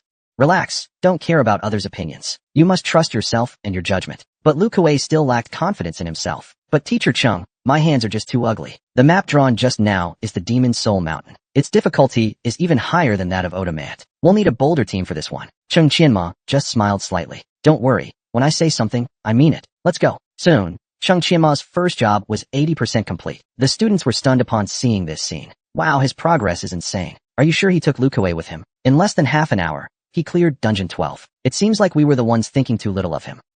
In the Demon Soul Mountain dungeon, the ultimate boss, the evil demon dragon Zate, was begging for mercy from Cheng Qianma. Big brother, I beg you stop please. I admit defeat. The students were even more dumbfounded after witnessing this. Oh my god. Why didn't I meet them 6 months ago? Otherwise, I wouldn't have wasted so much time. Congratulations to Cheng Qianma for breaking the Demon Soul Mountain dungeon record. Total time, 1 hour, 35 minutes, 32 seconds. Single player rating, SS. Experience gained, 600,000 points. Received a diamond chest. The reviver's rating increased to SS. The diamond chest upgraded to a starry chest. This power leveling service is amazing. Not only can you earn on both sides, but you also get weapon upgrade materials. And you can farm experience and treasure chests. He just doesn't know yet whether farming these dungeons repeatedly will still grant experience. He should hold off on opening this starry chest for now. There are still many dungeons left to clear. It'll be much more satisfying to open them together later. Thus, Cheng Qianma's first DD power leveling job came to a perfect conclusion. It was at this moment that the students realized Cheng Qianma wasn't boasting. He was able to clear dungeons for someone like Lu Kuei. At this point, there was almost no one he couldn't help. Thinking of this, they quickly went to gather materials. Damn, we need to hurry. Professor Cheng is only here for 10 days. We must get this precious spot. At this moment, Lu Kuei followed Cheng Qianma out of the dungeon. Without a word, he kneeled down in front of Cheng Qianma. Thank you, Professor Cheng, for helping me with my second awakening. You've saved my life. Please allow me to bow before you, my brother. Seeing this, Cheng Qianma just waved his hand slightly. I'm getting paid for my work. There's no need for thanks. Now off you go. The scene shifted to Cheng Qianma's office. The entrance was already crowded with second job students, blocking the way. Everyone had lined up. Please enter according to the number I call. If anyone dares to cut in line, Don't blame me. One student turned around and excitedly shouted, "Look, Teacher Chung is back." Upon seeing the situation at the door, Chung Qianma had a determined expression. "My office has become a hot pot restaurant. They're even calling numbers to enter. This is really something after half a year." Boy commented casually. The girl nearby immediately used her trump card and threatened to have her grandfather take her on a blind date. Unknowingly, the blind date was with the boy. Just after finishing up at Blue Sky Academy, a luxury car suddenly stopped in front of the Divine Domain Academy. Everyone immediately recognized it as the special car from Blue Sky Academy. Could something major be happening at the academy today? Is it a challenge? We must report to the teachers quickly. The Divine Domain Academy and Blue Sky Academy have always kept their distance. Why are they sending someone today? No one knows their real intentions. Damn, how did this outcome come about? Chung Qianma is still in their school. Could it be that Chung Qianma caused trouble over there? So they came to the Divine Domain Academy to seek retribution? But as the luxury car door opened, a figure stepped out from the car. It was Chung Qianma returning. "Director Chung, I'm back." But Director Chung had a confused look. "Wait, it's Chung Qianma. But why is he riding in the high-level car from Blue Sky Academy? Did he join Blue Sky Academy?" At this moment, Chung Qianma smiled and explained, "The person next to me is probably someone Director Chung knows. He specifically sent me back today, and also represents Blue Sky Academy, to discuss future cooperation with Principal Lin." The teachers who heard this were immediately stunned. Send him back personally? To discuss cooperation? Either way, this is a huge shock. What kind of amazing things did Chung Qianma do? Only then can the head of the Blue Sky Academy's department personally escort him. And with the huge gap between us and Blue Sky Academy, why would they be willing to actively seek cooperation with us? At this moment, Director Wang laughed. "Your Chung Qianma is really impressive. You must cherish him." Hearing this, Director Wen looked puzzled. Did we miss something earth-shattering? The scene shifts to Principal Lin's office. It turns out that in just 10 days, Chung Qianma helped 28 graduates successfully level up, and the success rate was 100%. This nearly equals a quarter of Blue Sky Academy's yearly graduation rate. Director Wang praised. "I've discussed this with your Principal Pei. In the future, our two schools will form an alliance with Chung as the bridge. We're all family. No need to stand on ceremony." Hearing this, Director Wang smiled slightly. Principal Lin is absolutely right, but it's exactly because we're forming an alliance that Principal Pei asked me to pass on a message. He wants to formally offer Chung Qianma a position as a visiting professor at Blue Sky Academy. Upon hearing this, Principal Lin immediately fell into deep thought. This old man actually wants to openly steal my person, but a new rising star, teaching the teachers in his own school, and a visiting professor at another school. Such an absurd thing. Principal Lin asked Chung Qianma for his opinion. Chung Qianma shook his head upon hearing this. "I don't have much time for academic reports." Hearing this, Director Wang quickly waved his hand. "We've already thought of that. We don't need you to do any academic reports. We just need you to have an honorary title at the school. But the treatment will be the same as other professors." Chung Qianma thought about it and found it not bad. In the future, Divine Domain Academy and Blue Sky Academy will be his backyard. When the guild is established, a large backup team will be needed. So maintaining a good relationship is very necessary. Without further ado, he quickly agreed. Director Wang, having completed the task, left with a bright smile. Hearing this, Chung Qianma replied, "I'll take some time to refine the details of the teacher training class. Then I'll prepare some teaching materials. Tomorrow, I will head to the Enlightenment continent for the final push before my second transition." Because during his time at Blue Sky Academy, his level had already risen to level 29. Principal Jian Zhuang quickly patted him on the shoulder. "Very good. I remember you were still level 25 before you left. Didn't expect you to level up by 4 levels in just a few days. With your progress speed, you will definitely catch up to the Summer Kingdom's university competition in 3 months. The so-called university competition is actually the annual ranking tournament of universities. It will be divided into ordinary and advanced levels. The ordinary level allows anyone below 3rd job to participate, while the advanced level allows anyone below 4th job to participate. All participants must be university teachers or alumni, and the final ranking will determine the university's standing. With your current growth speed, you will definitely make it to the ordinary level competition. This time, it's finally our Divine Domain Academy's turn to shine. And this university competition is a great opportunity to make a name for ourselves. It's time to introduce ourselves to the whole of Summer Country. Then Chung Qianma arrived on Thunder City Street. He suddenly received a message from Lin Ruashi. "You big bad guy, you finally decided to come back. I came back early to find you, only to find you're not even in the Sky Continent. Where have you been during this time?" As the teacher instructed, "I just got back, and now you're about to leave again?" Chung Qianma quickly explained. "I had some important matters to handle earlier, so I was delayed for a few days." "Ruashi, where are you now?" "I'm at Red Ridge Mountain doing a task. I'm about to reach level 27, but it's far from Thunder City here. I won't have time to come back and see you." Chung Qianma replied, "Your leveling speed is quite fast. Did you find a hidden quest?" Lin Ruashi was puzzled. "You guessed that. You're still so amazing. Oh, by the way, if I tell you now, my family is preparing to find me a match. What will you do?" "I heard this person is very outstanding, and he's a super handsome guy. What will I do?" Of course, I will bless you. Then I'll go mess up the next one. Then I will be free. Upon seeing Chung Qianma's response, Lin Ruoshi immediately exposed herself. You better not regret it. I hadn't agreed before, but now I've decided to go home and arrange a blind date. You annoying person, using reverse psychology on me. This time, I'll let you have your way. I'll go back and tell my grandfather how I'm going to deal with you. With that, she directly closed the conversation window. But even if the other side takes a liking to me, I'll just refuse at that time. Chung Qianma, however, had a look of disbelief. This girl is really innocent. She can't stand teasing at all. I just said a few words, and she took it seriously. I just casually commented on her, and she overreacted. Soon, Chung Qianma arrived at the auction house. VIP, long time no see. Please take a seat. The materials I asked you to keep an eye on. Have you found anything?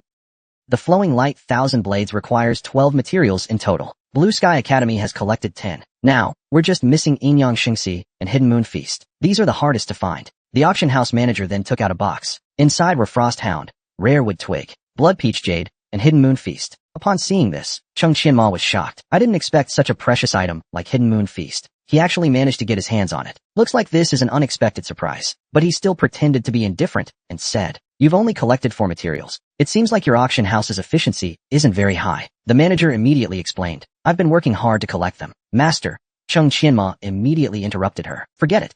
With your ability, finding these 4 means you haven't been slacking. How much do I owe? These cost me a total of 1,000 gold coins. Because of the low efficiency, I've delayed your time. So I'll give you an 80% discount. In fact, the manager spent over 2,000 gold coins to get them.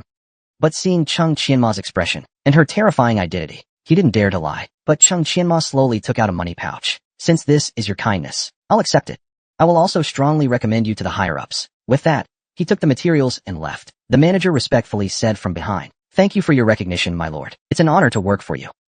At this moment, Chung Qianma was in a good mood. Inyang Victory, if I'm not mistaken, that place should definitely have it. However, there's still a place I need to go to first. He then arrived at a mysterious horse corner. Entering the cellar, he could head to the Thunder City Dark Brotherhood branch. Let me get a killer token to play around with. The Dark Brotherhood is a killer organization in the Awakening continent. Any awakened person can come here and apply to become an assassin. However, one must go through a power test to join. Chung Qianma came here for 2 reasons. To take on tasks and earn money, and to obtain a very useful assassin mask once he reached a certain level. Although the assassin mask has no attributes, it hides the wearer's true identity from others. Others can only see the assassin's code name and level. The assassin's level is divided into 8 ranks, from highest to lowest. Sky Killer, Earth Obliterator, Love King. Most people stay at the Love King level. Only 3rd job and above experts can enter the ranks above Love King. Then he slowly pushed open the Dark Brotherhood's big door. Inside, there were already many awakened people packed in. Some were waiting for the test, while others had already finished their tests. Hello, I want to apply to join the Dark Brotherhood. The boy was attending the assassin test for the first time, but he was looked down upon by the female examiner. This was because all the examiners were high-level second-job professionals. Yet the boy was only level 29 with a first-job class, and his class was considered the weakest, the solo class. But the next second, the female examiner was slapped in the face by the boy. This was because of the boy's performance in the test. It was rated by the system as a fake upper level. Even the top assassin of the Thunder City branch had only received a fake lower level rating, just as Chung Qianma had signed up. The people around him were, What the hell? A solo player is signing up, and he's not even level 30. All the applicants are second job awakeners like assassins. How could a solo player pass the test? But the receptionist simply took out a token. The registration fee is 100 gold coins. Take her to the 3rd floor assessment hall to show gratitude. Someone will meet you there. At this moment, the 3rd floor was undergoing a fierce assessment. If you fail next. As soon as the words were spoken, a woman raised a whip and was about to strike someone. The man who failed immediately lost his spirit. The people around immediately started discussing. Is this woman on her period or something? Her temper is really explosive. This person didn't even say anything, and she hit him until his head was bleeding. A man standing nearby explained, Don't you recognize Aquan? He's a rare street killer. I heard he's only 1 step away from entering the absolute street. Aquan also heard their conversation. You're free to discuss me, but you need to have the strength to do so. He pointed to the nearby device. Go test over there. As long as your battle power is over 20,000, I'll pretend I didn't hear anything. Otherwise, upon hearing this, the two immediately showed terrified expressions. Master, please forgive us. It's all our fault for talking too much earlier. We won't dare again. But Aquan didn't care for their pleas. With a whip crack, he struck. The few of them were so scared that they immediately ran away. Zhao Ergo, level 32. Class, Second Transition, Judicator.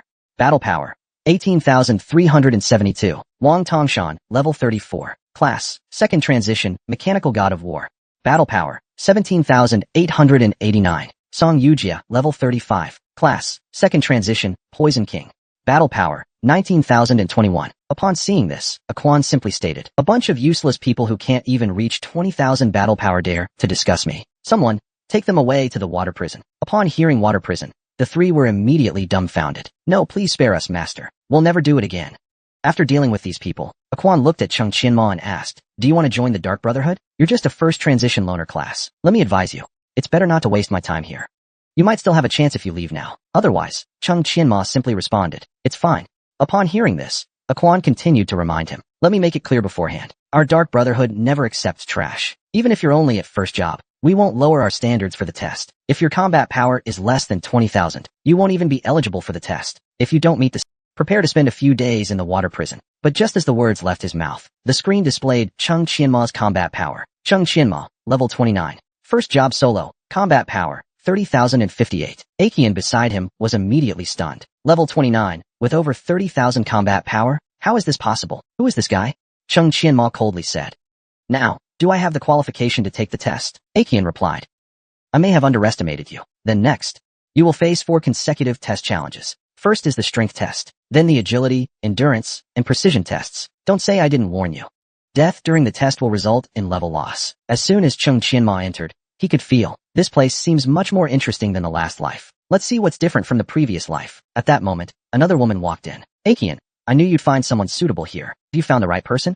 Akian calmly replied, "Maybe I found one, but I'll still wait for the test results." As Chung Chinma entered the test arena, he noticed, this space is independent from the secret realm. Now this is interesting. Suddenly, a system prompt appeared. "The next wave of waves will arrive in 30 seconds. Candidates, prepare yourselves. Use all your strength against the wave. No buff skills or requirements allowed." This was exactly what Chung Chinma had expected. The 4 tests correspond perfectly to the 4 main attributes of an awakened person. The first test is the strength test. In the next second, there was a loud sound. The waves roared and twisted toward them. Seeing this, Chung Chinma smiled slightly. Since the use of any auxiliary means is prohibited, the test is all about the technique of using strength. It's been a long time since I've used a full strength strike. With that, Chung Chinma switched his weapon to a greatsword. This wave, in terms of scale, could already be considered a small tsunami. They really do hold us in high regard. Chung Chinma raised his greatsword high, shouting, "Great Crane Bloodblade." Red energy formed into spirals around the greatsword, and without igniting, the energy spun around. In the next second,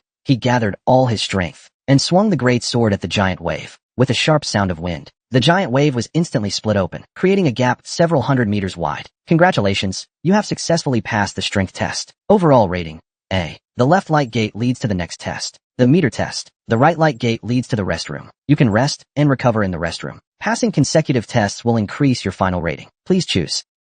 Chung Chinma chose the next test and prepared to pass all 4 tests in one go. Upon seeing the rating color, Aquan exclaimed in surprise, "How is this possible? It's actually an A rating." Then, with a smile, Aquan looked at the woman beside her. "Feng Yin, what rating did you get for the strength test back then?" Feng Yin's expression darkened immediately. "As the top killer of our Thunderbolt distribution, I only got this rating back then." Feng Yin's face turned cold upon hearing this. "I was only level 32 when I took the test. This challenger must be at least level 40, right? Otherwise, it would be impossible to get an A rating." Who would have thought Aquan would just smile faintly? "You think he's level 40? Feng Yin looked puzzled. "What are you laughing about? Did I say something wrong?" Seeing this, Aquan didn't answer but instead thought carefully. "Even I only got an A rating back then. But for a melee class, the strength test is considered the easiest. I hope you won't laugh it off. As long as you can get a double A rating, you are exactly the person I was looking for." Soon, Chung Chinma arrived at the agility test on the summit of Snow Mountain. "Please adjust your state as soon as possible. The challenge will officially begin in 30 seconds. After 40 seconds, an avalanche will occur. Please reach the foot of the mountain at the fastest speed. No invincibility or slow fall skills are allowed." This rule is quite strict. In one sentence, it completely eliminates all attempts to cheat. This mountain has a To avoid the avalanche, you must have extreme speed and sharp judgment. And this test relies on one word. That's speed. 2/3 of the mountain is covered in snow. This will greatly affect your progress speed. Fortunately, his agility attribute is high, and this test doesn't prohibit using potions. Overall, it's not too difficult. As the countdown to the test ended, Chung Chinma instantly shot forward like a missile. Since the test hasn't ended yet, during the first 10 seconds before the start, you must cover as much ground as possible. And Chung Chinma also had his own way to deal with the avalanche. He switched his weapon to rebound. Then he immediately released the ice wall skill. This would greatly slow down the avalanche's approach. But then he realized the ice wall could only hold for 2 meters. It looks like I need to speed up. So he went into freefall mode with an explosive shot. Even if the avalanche is fast, it can't beat human acceleration. And because the speed increases quickly, just using the hook claws wouldn't be enough to withstand the final impact. Without any deceleration measures, falling down would definitely result in serious injury. The final 100 meters without snow was the key to Chung Qianma's success. So he switched his weapon to the spear form. Then he immediately launched a whirlwind strike. This is the snowless area. No matter how much noise, it won't trigger a secondary avalanche. He then hooked the claws tightly onto a big tree, and then made a smooth landing. As for speed, I've never lost. Congratulations, you passed the agility test. Total rating, fake upper level. Shocking, truly shocking. The boy passed with his own strength. This left the two senior assassins of the organization completely stunned, because for centuries, no one has ever been rated as fake high level. Even when they themselves were tested, they only received fake low level. But the boy's rating next completely overturned their understanding. Fake high. And he was rated fake high for 2 consecutive rounds. After seeing the rating just now, Chung Qianma smiled slightly. Although I don't know the specific rating system here, if we follow common sense, fake high should be the best score here. You can't possibly say that above fake high there's fake high. That would be stretching it too far. Upon hearing this, Aquan and the others looked puzzled. Who exactly is this person? To have both strength and agility rated as fake high. Even judging from the color of this round's rating, it wouldn't be wrong to say he's fake high. 2 consecutive rounds of fake high. He must be the one I'm looking for. Let me see if you can still bring me more surprises.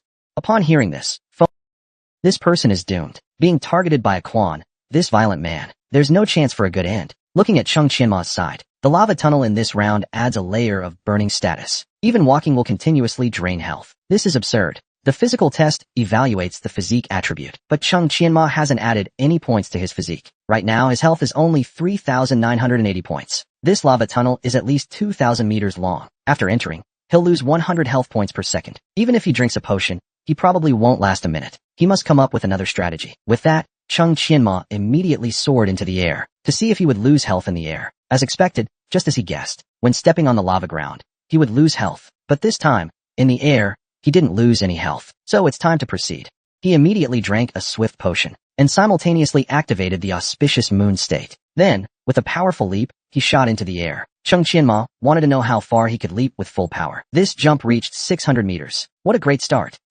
The moment Chung Qianma landed, he also stacked 2 layers of burn status. He immediately switched his weapon to a staff form. An ice wall appeared out of thin air. Then, he controlled the ice wall with his body and laid it flat on the magma as a snowboard.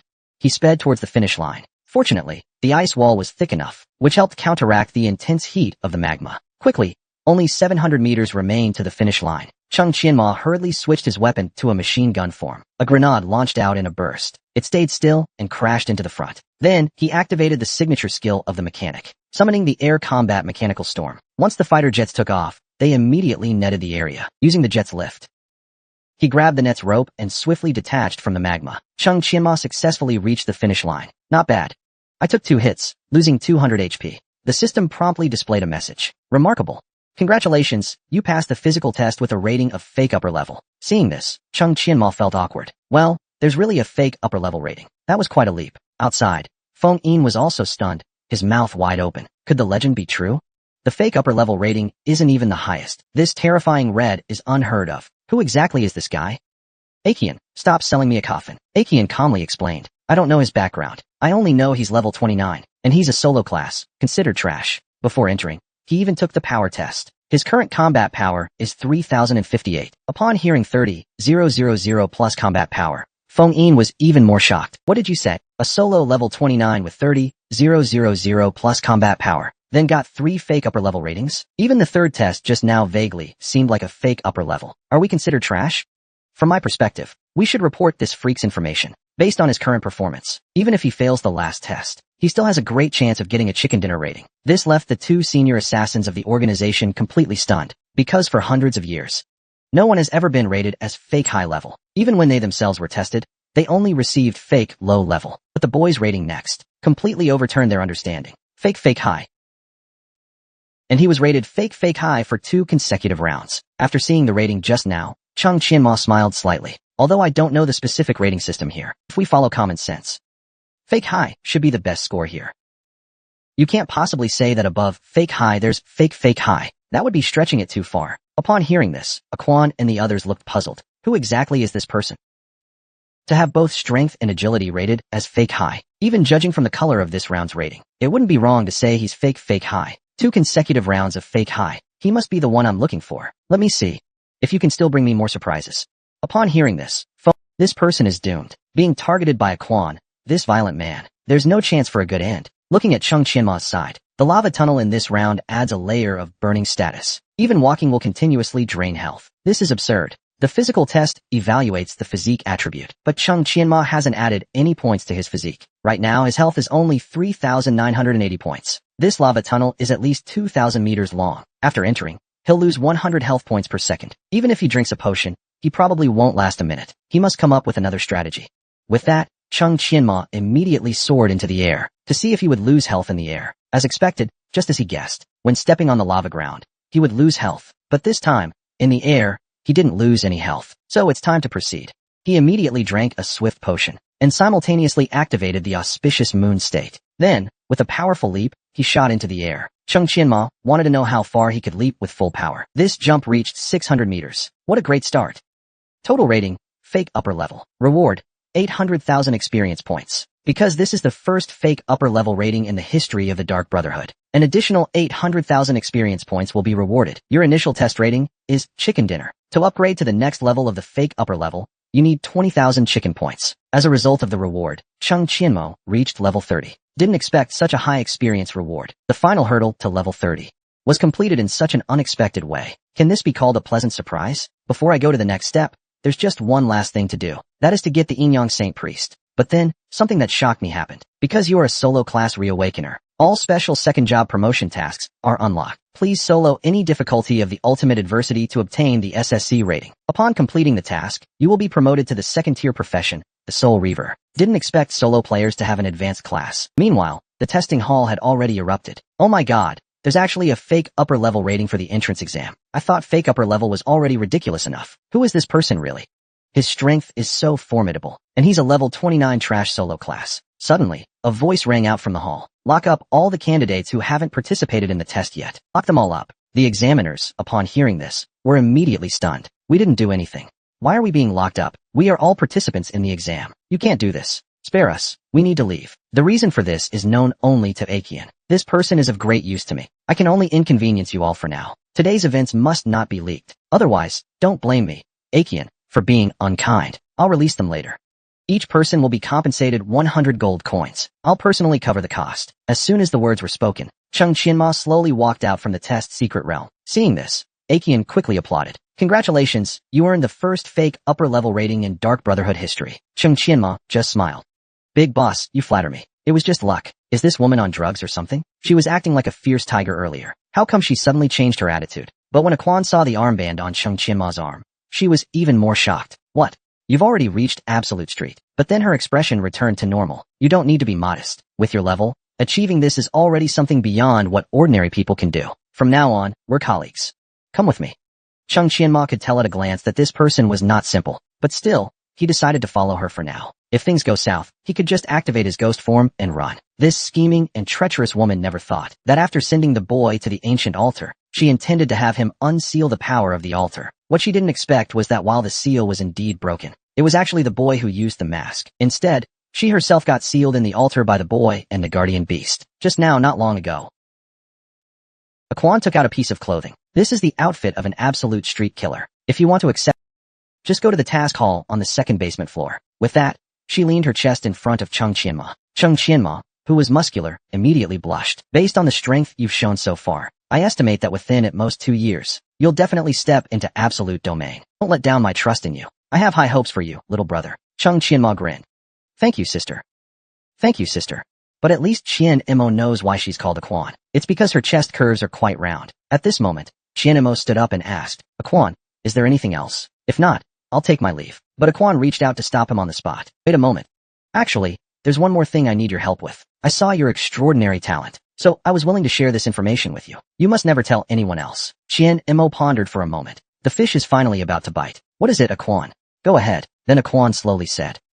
I accidentally discovered a mysterious cave. Inside, there's an ancient altar yet to be found. Hearing this, Qian Imo understood something. So that's why she's acting so strangely. It's because of the altar. Since she can't access it, there must be a level restriction. But Qian Imo still pretended to be surprised. A hidden altar?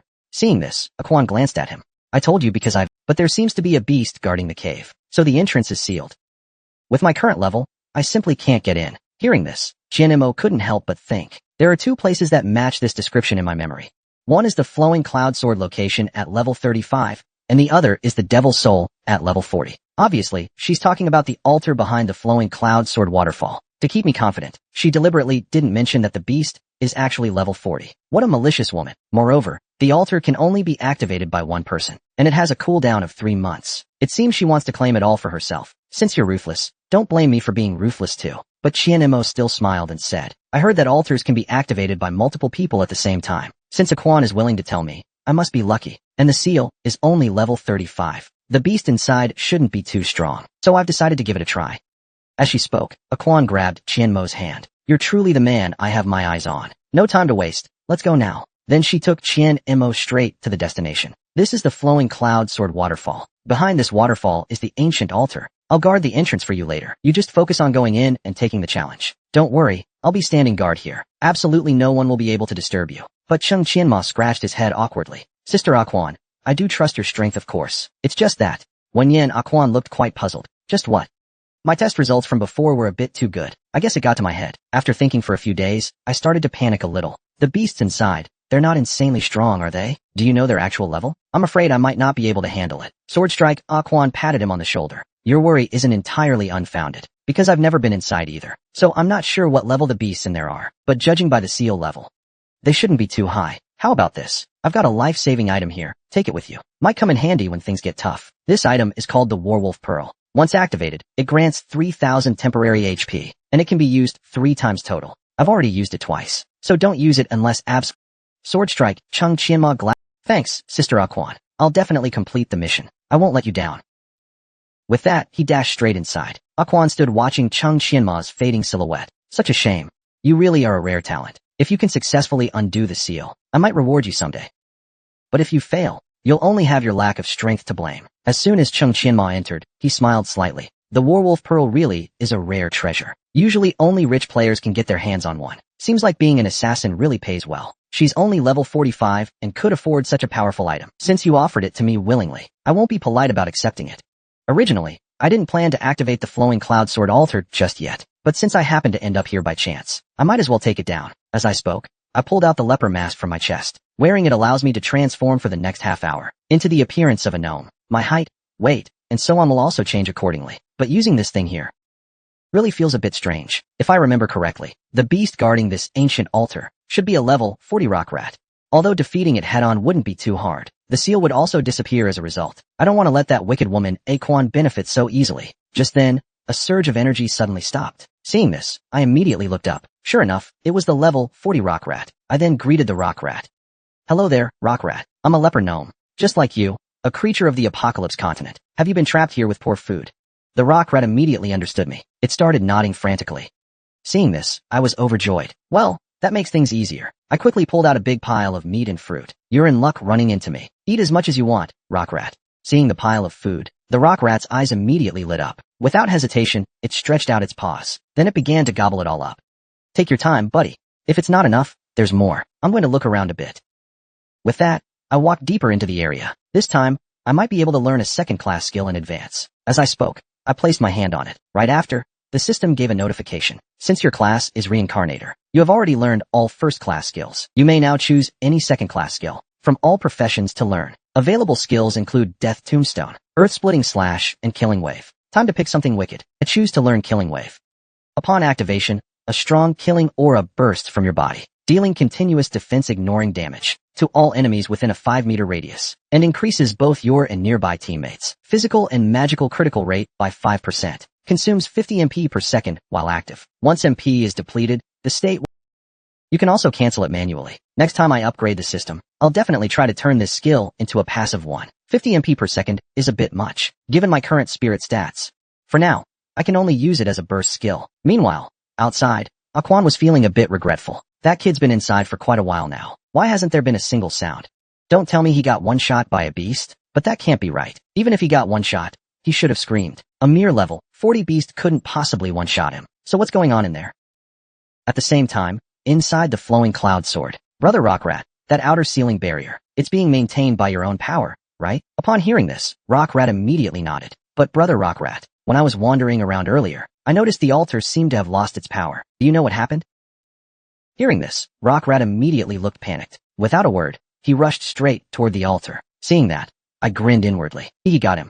A furious roar from Rockrat echoed out from within. Only then did Aquan finally breathe a sigh of relief. Looks like the fight has finally started. That brat really is overly cautious. Took him this long to make a move, but I guess it's a good thing. The more cautious you are, the higher your chances of success. Since the altar has lost all energy, Rockrat collapsed powerlessly to the ground. So Chung Qianma said to Rockrat, Brother Rat, the altar has gone dark now. It might take a few months to recharge its energy. Your skin and bones from starvation. Why don't you come with me for a nice feast? But then I quickly changed the topic.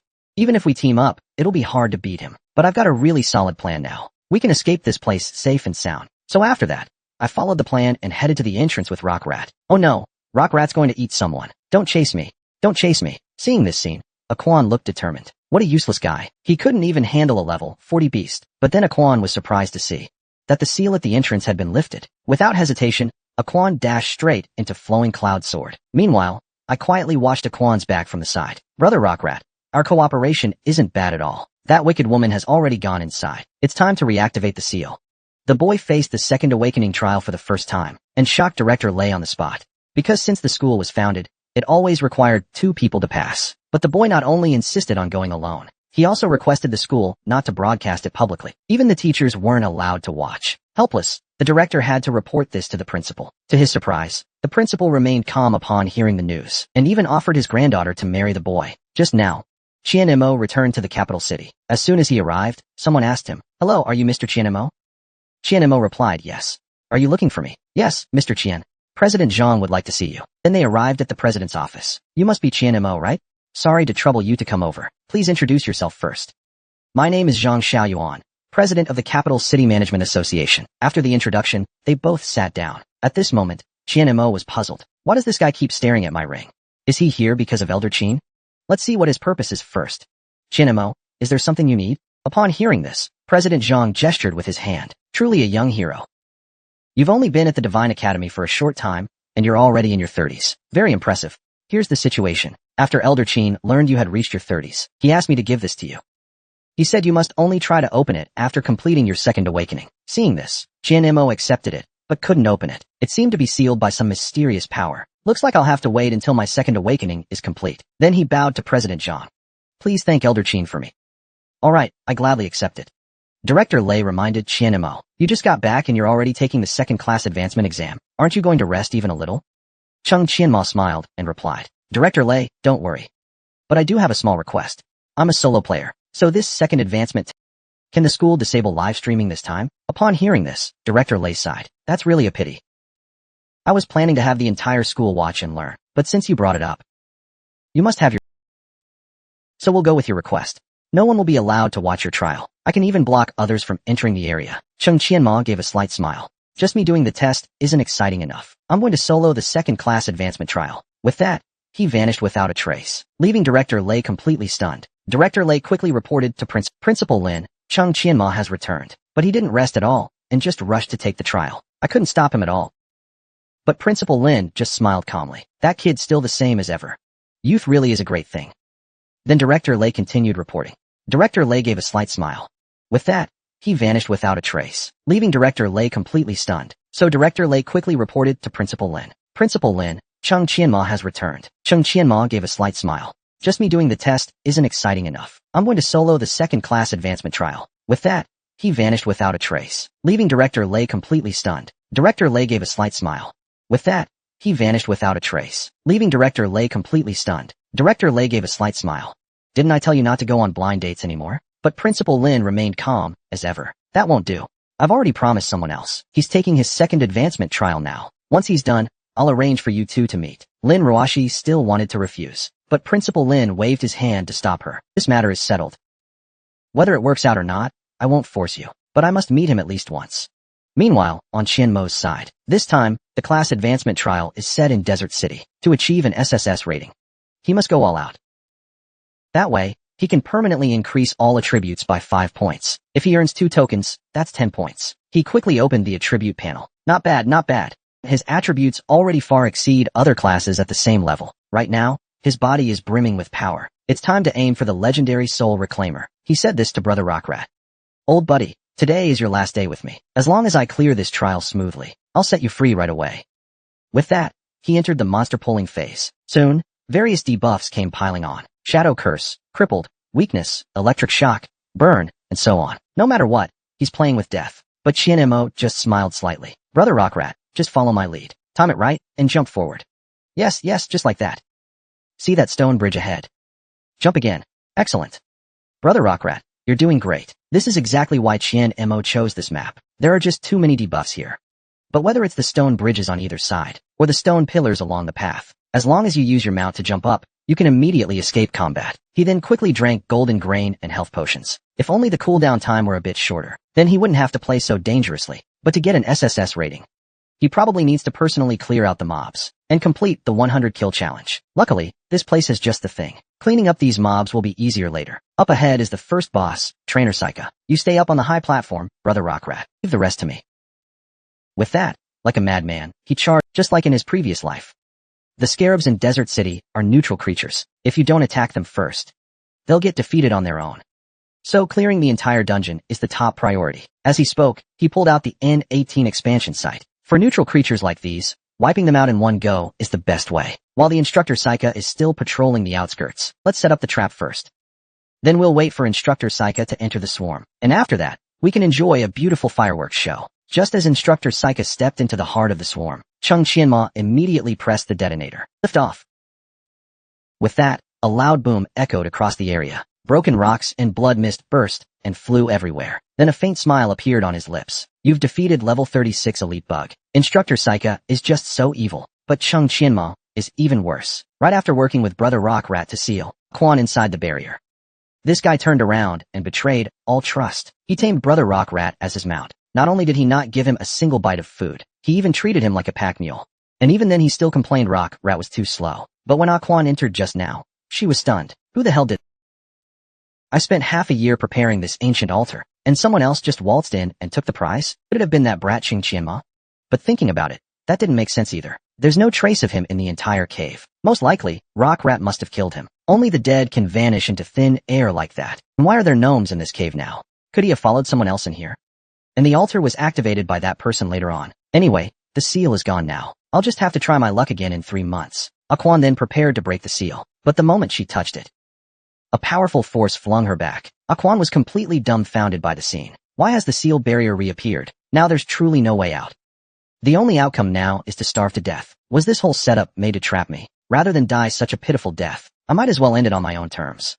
Don't let me find out who you are, or I swear I'll never stop until one of us is dead. With that, she stabbed herself with a blade. Meanwhile, Chung Qianma at that moment was watching Rockrat enjoy a hearty feast. Brother Rockrat, want to see a magic trick? With that, he immediately switched back to his true form. Seeing this, Brother Rockrat was dumbfounded. Qianmo just calmly said, Brother Rockrat, did I scare you? If you want to stay alive, I can give you a chance. Just be my mount for the time being. Even though the Rockrat pushed its speed to the limit, Qianmo still thought it was too slow. Brother Rockrat, can you go any faster? I'll treat you to a feast tonight. Hearing feast, the Rockrat instantly turned into a flash of light and vanished without a trace. Qianmo did this because riding the Rockrat automatically granted him the Swift Beast skill. This Rockrat is truly exceptional. With delicious food and guaranteed safety, it agreed to be his temporary mount. It could boost movement speed by 150%, way faster than Qianmo himself, and his target for today was Spider Canyon. There's a level 40 wild boss there, Fire Pearl Queen Crag. Defeating her would likely drop the Enyang Life Silk. Then he could go straight from Second Awakening to Weapon Upgrade. Seamless power-up journey. Soon, the man and the beast attracted attention. Whoa, who is that guy? Riding a mount at just level 30? And that big rat is covered in stone armor. So cool. Soon, Qianmo arrived at his destination. Then he looked at the Rockrat.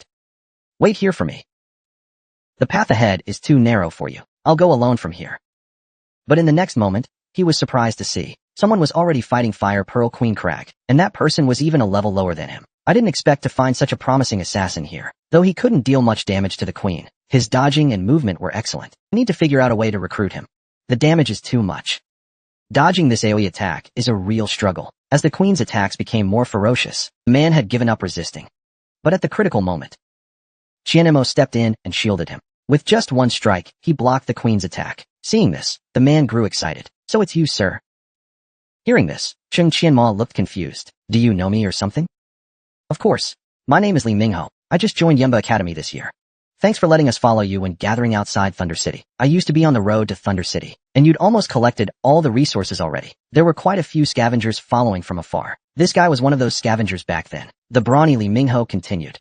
Back then, a lot of students and I earned enough credits together. You allowed us to gather behind you. Everyone was really grateful for that. But Chung Qianma motioned for him to stand still. Your level is still too low right now. Let me deal with Fire Pearl Lady first. With that, he launched a flurry of skills at her. Fire Pearl Lady couldn't even react before getting crushed. Whoa, how is he this strong? He's only level 30, just one level above me. But in the next second, Chung Qianma pulled out an assassin's dagger, and that's when Li Mingho realized. He's showing me how to play assassin. With a whoosh, Chung Qianma leapt into the air and attacked from above. Midair, he unleashed the stun mark skill, and slammed it straight into Fire Pearl Lady, then followed up with a finisher, Assassin's Execution. She coughed up a mouthful of vintage 1982 blood on the spot. By now, Li Mingho was completely awestruck. Is he really just a solo player? Are we sure he's not the god of assassins? Chung Qianma picked the perfect timing to deal damage. He unleashed suppressive stun mark again, condensed all generated marks onto his weapon, then slammed it into the ground and triggered an explosion. The resulting blast heavily damaged all nearby enemies. The more marks he generated, the stronger it became. Both power and area of effect scaled up. Li Mingho was already gaping in astonishment. That kind of attack power is insane. He's seriously just one level higher than me? But suppressive stun mark is different from regular stun DOT. It bursts all its damage instantly in one hit. Whoa, you were crazy awesome just now. You're a solo player, yet your assassin mastery is unreal. You're on a whole different level. Can I become your disciple? Chung Qianmo replied calmly. Let's hear about your situation first. After all, this is only our second time meeting. Li Mingho scratched his head awkwardly. Master, my class is assassin. My talent is S-rank combat sense. This talent helps me dodge fatal attacks at the right moment. It's thanks to this talent that I got admitted to Yunbo Academy, the top school in Xia Nation. Qian Mo pondered for a moment. Your leveling speed is quite fast. You're already level 29. Li Mingho quickly explained. It's mainly because of good luck. I got this energy pearl before. That's why I've been leveling up quickly. Qian Mo picked up the pearl and looked at it. Energy pearl. The wearer gains double experience after killing monsters. Half is stored in the energy pearl. Once it accumulates 800,000 experience, it can be released. It can be used a total of 3 times. This kid really has the luck of a chosen one. Even ultra-rare drops like this fall into his hands. Accepting him as my disciple isn't out of the question. Come find me after I complete my second awakening. The boy had just saved a 5-man exploration team after great hardship, but the next second, he watched as the team was slaughtered by monsters. Not only that, but the team leader was twisted apart by a spear, just moments ago. After defeating Trainer Saika, he even looted a guardian sword. It's an orange-grade pseudo-legendary item. Base damage, 200. Attack speed, 1.5, plus 5 to all attributes. But it requires level 50 to equip. It can be combined with the counterattack blade to create the legendary weapon, Glory of the Pioneer. Not bad. Worthy of a pseudo-legendary weapon. Its base attack speed and damage are even better than flowing light thousand blades. In Desert City, there once existed a true legendary weapon. It was the Glory of the Pioneer. But long ago, this weapon was split in two, and became 2 pseudo-legendary weapons. One of them is the Guardian Sword in his hand, the other is the counterattack blade. When the 2 swords are combined, the ancient glory of the Pioneer will once again shine upon the world, though the glory of the Pioneer will only last for a time, as long as he can obtain it. The 2 weapons will become incredibly easy to acquire. Let's go, Brother Rockrat. Let's go, Brother Rockrat. Let's lure all the monsters first, then we'll look for a chance to rush down the stairs. Soon, Brother Rockrat attracted the monsters' attention. Sword-shaped monsters came charging in groups, after successfully luring the whole horde. Next up was the level 36 elite, Desert Executioner. Chung Qianma then commanded Brother Rockrat to charge in. The Desert Executioner was dumbfounded on the spot. Those 2 idiots actually just barged in like that. As they neared the Desert Executioner, Chung Qianma suddenly grabbed his hand, and yanked him backward with a twist. Down you go. In that moment, the Desert Executioner reacted with fury. He roared and chased after them in rage. But Chung Qianma had already vanished without a trace. Looking around, Chung Qianma had already reached the prison cells. Hello, brave warrior. The 5 of us came to Desert City for an expedition, but we were unfortunately captured. Can you help us escape? We'll repay you with vengeance. Without hesitation, Chung Qianma slashed open the prison. The leader gratefully said, You've done us 5 a great favor. Thank you so much. Without you, we would have died here for sure. At that moment, The desert executioner arrived with his lackeys. You filthy human slaves dare to defy us. Trying to escape means certain death. He roared furiously at the group. What do we do now? There are swarms of trolls down there. At least 100 of them. We're doomed. But one of the guards gritted his teeth. What's there to fear? Let's fight them. We're all around level 40. If we just hold this staircase, there's still a chance to survive.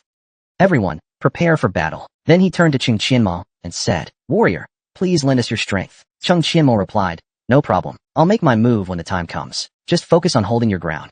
Then thank you, brave warrior. Healers, top everyone off now. Everyone else, unleash your full firepower. The whole team, get ready for battle. With that, they charged straight into the monster horde. But Qianmo was plotting his own scheme. You think I'll help you? Keep dreaming. It's not like this is my first time clearing this dungeon. With that, he cast Fireball spell. At that moment, a teammate shouted, Captain, our firepower isn't enough. These monsters are about to break through. Captain, save me. The sturdy leader quickly called for help. Warrior, please, boost your firepower. But Qianmo only casually tossed out a few fireballs. After a round of battle, 3 members of the 5-man team quickly paired. The sturdy leader grew furious. Damn it.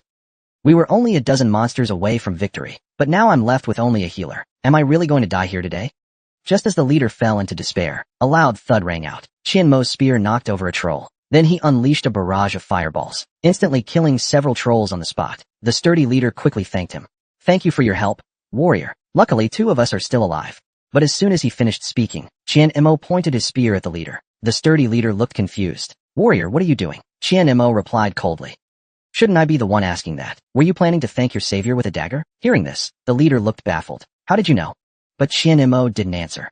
Instead, he thrust his spear and finished him off. Because Qianmo knew full well, he had cleared Desert City countless times. The true second boss is this so-called 5-man team. They weren't explorers at all. They were traitors of the human race. Hunted down, they had no choice but to flee here. If he helped them too much, their remaining strength would be too strong. It would be tough to deal with them later. But if he helped too little, it would cause them to die too early, and the blade of rebellion wouldn't drop. Running into me is your greatest misfortune. The blade of retaliation is an orange pseudo-legendary. Its basic function is a counterattack. Running into me is your greatest misfortune. The blade of retaliation is an orange pseudo-legendary. Base damage, 300. Attack speed, 2. +5 to all 4 main stats. Requires level 50 to equip. Can be combined with Guardian's Fingerblade to form the legendary weapon, Light of the Pathfinder. What a great blade. Too bad I have to fuse it right after getting it. At that moment, Cheng Qianmo suddenly shouted, come forth. Legendary weapon of legend, Glory of the Pathfinder. Legendary grade, orange rarity. Base damage, 500. Attack speed, 1.75. +15 to all attributes. Item level, 80. 15% chance on attack. To unleash a shockwave, dealing 1000 base damage to enemies in front. Effect scales with all 4 stats. Cheng Qianmo immediately swung his sword. Truly worthy of a legendary weapon. Those stats are just insane. Next step. Find something to break the blade in with. He soon arrived at the mountain lake. The monsters here are perfect for testing the blade. Before the final boss, only these level 39 mobs are left. They're the strongest small mobs in all of Desert City. Come on, little monsters. Let me show you the glory of the Pathfinder. With that, he unleashed a mountain-crushing strike. The entire monster group was blown away on the spot. Then he followed up with another sword swing. Glory of the Pathfinder effect has been triggered. It immediately dealt 1988 bonus damage to all nearby mobs. One shot, just absolute one shot. Way too strong. Only took 10 seconds, just clean. He instantly cleared 24 elite mobs. What a pity this weapon can't be taken out. The feeling of slicing through flesh with every strike is just too satisfying. At that moment, a rumbling sound caught his attention. Looks like the final boss, Hydra Garrets, is about to appear. Perfect, I can use this guy for some fun. Otherwise, things would get really boring. As the temperature of the lake water soared, it quickly turned into clouds of steam. The level 40 final boss, Hydra Garrets, finally emerged. With a full 26,000 health points, it hissed and roared at Qianmo. Foolish human. You're the one who disturbed my slumber. But Qianmo just smiled slightly. A mere demigod dares to bark at me? I've even killed your Hydra clan chief before. What do you, a little snake, amount to? Lanhai casually completed a quest, but it caught the attention of high-level academy officials across Xi'an Nation. Even Xi'an Nation's most famous star streamer rushed to report on the scene immediately. Not only that, even the elite Yunbar Academy had their top staff tune in to watch the live broadcast. The academy principal even made an utterly shocking decision. Just moments ago, upon hearing these words, Garrets went berserk. He charged madly at Qianmo and immediately launched a multi-bite attack. Seeing this, Qianmo quickly turned to dodge. He swiftly drew his weapon and unleashed a ghost sword strike, instantly dealing 2,804 crushing damage to Garrets. 3,606 critical damage, and 7,212 critical strike damage. Reeling from the pain, Garrett exclaimed in shock. How is this possible? You actually obtained the glory of the pioneer. But Qianmo couldn't care less about chatting. The Sandwing passive skill activated instantly. With a dragon sword strike, he pierced Garrett's head, splitting Garrett's body in half on the spot. Then, with a burst of attacks, he closed in on Garrett again. Seeing this, Garrett fell into despair. Qianmo paid him no mind. In a dazzling flurry of sword light, all that could be heard was Garrett's final desperate roar. No. Even as Gazriai struggled, he was still sliced clean in half by Chung Qianmo like chopping vegetables. His blood painted the entire sky red. At that moment, Chung Qianmo clearly realized, maintaining Sandwing Surge continuously is too much of a burden. Maybe turning it into a passive skill would make things easier. Time to head back and clean up the remaining mobs. Congratulations. Chung Qianmo has broken the Drow Ferric Secret Realm record, cleared in 1 hour, 3 minutes, and 11 seconds. Solo rating SSS. Rewards: 800,000 XP and Diamond Treasure Phantom. Congratulations on completing the second class advancement quest. Successfully advanced to the only solo hidden class, Soul Reclaimer. Received 20 bonus free attribute points. All learned skills have been upgraded to level 2. Due to successful dual evolution, the conversion system has upgraded to level 5. Current convertible slots: 2. All passive skills upgraded to level 5. Critical hit passive, level 5. Critical chance increased by 26%. Basic attack speed, level 5. Base attack speed increased by 20%. Even Chung Qianmo was shocked himself. What kind of insane class is Soul Reclaimer? It actually mastered all second-class jobs. If this trend continues, wouldn't it master all jobs by 5th class? Now he was even more eager to see what the Soul Reclaimer would become in its final form. In the future, he might even break into the void rifts in the sky and exterminate all beasts inside. Meanwhile, on the sports field of Xinyu University, the entire faculty and student body were ready to welcome Chung Qianmo. All departments were fully prepared. Flower bouquets, medals, welcome team. Even the flower girls were all in position. Everyone, keep moving quickly. Who knows when that little monster Chung Qianmo will show up? This is a direct order from the principal himself. No one is allowed to slack off. Even Capital TV has shown up. Director Zhang, aren't you being a bit too cautious? Has Xinyu Academy really fallen so low that a single phone call could scare you like that? But a colleague nearby didn't agree. Hey, Xinyu Academy still has some legacy left, you know. Don't look down on them too much. And don't forget, Principal Lin is still a tier 4 powerhouse. This is Li Yueshan, the top TV host, and one of Xi'an Nation's top 10 beauty streamers. Hostly, are you all set? Hearing this, Li Yueshan responded coldly. I was supposed to do an exclusive at Yunba Academy today, but Director Zhang sent me here instead. A graduate from Divine Academy? What is there to report about that? It's just a waste of my time. The staff beside her Exactly. Yunba Academy is way better than Divine Academy. Helpless, Li Yueshan replied.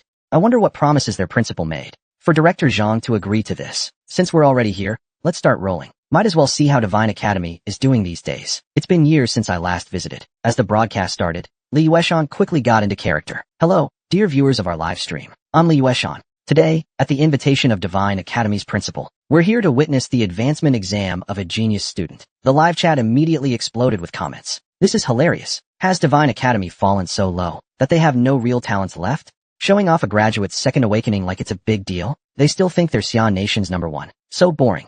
I'm sneaking this at work. Seeing the chat, the staff shrugged. But Li Yueshan just said helplessly, forget it, let them say what they want. No one's really watching such a boring broadcast anyway. But the next second, several luxury cars appeared beside Li Yueshan. Seeing this, Li Yueshan quickly turned to look. Who are they? The live chat also went wild. Am I seeing this right? Why is Lantian Academy's car here? Wait, that's Moling Academy's car too. Is something big going down today? As the luxury cars came to a stop on the field, two teachers greeted each other warmly. You're here for Qian Mo's graduation ceremony too? Haha, a pleasure to meet you. Seeing this, the chat went wild in shock. Qian Mo?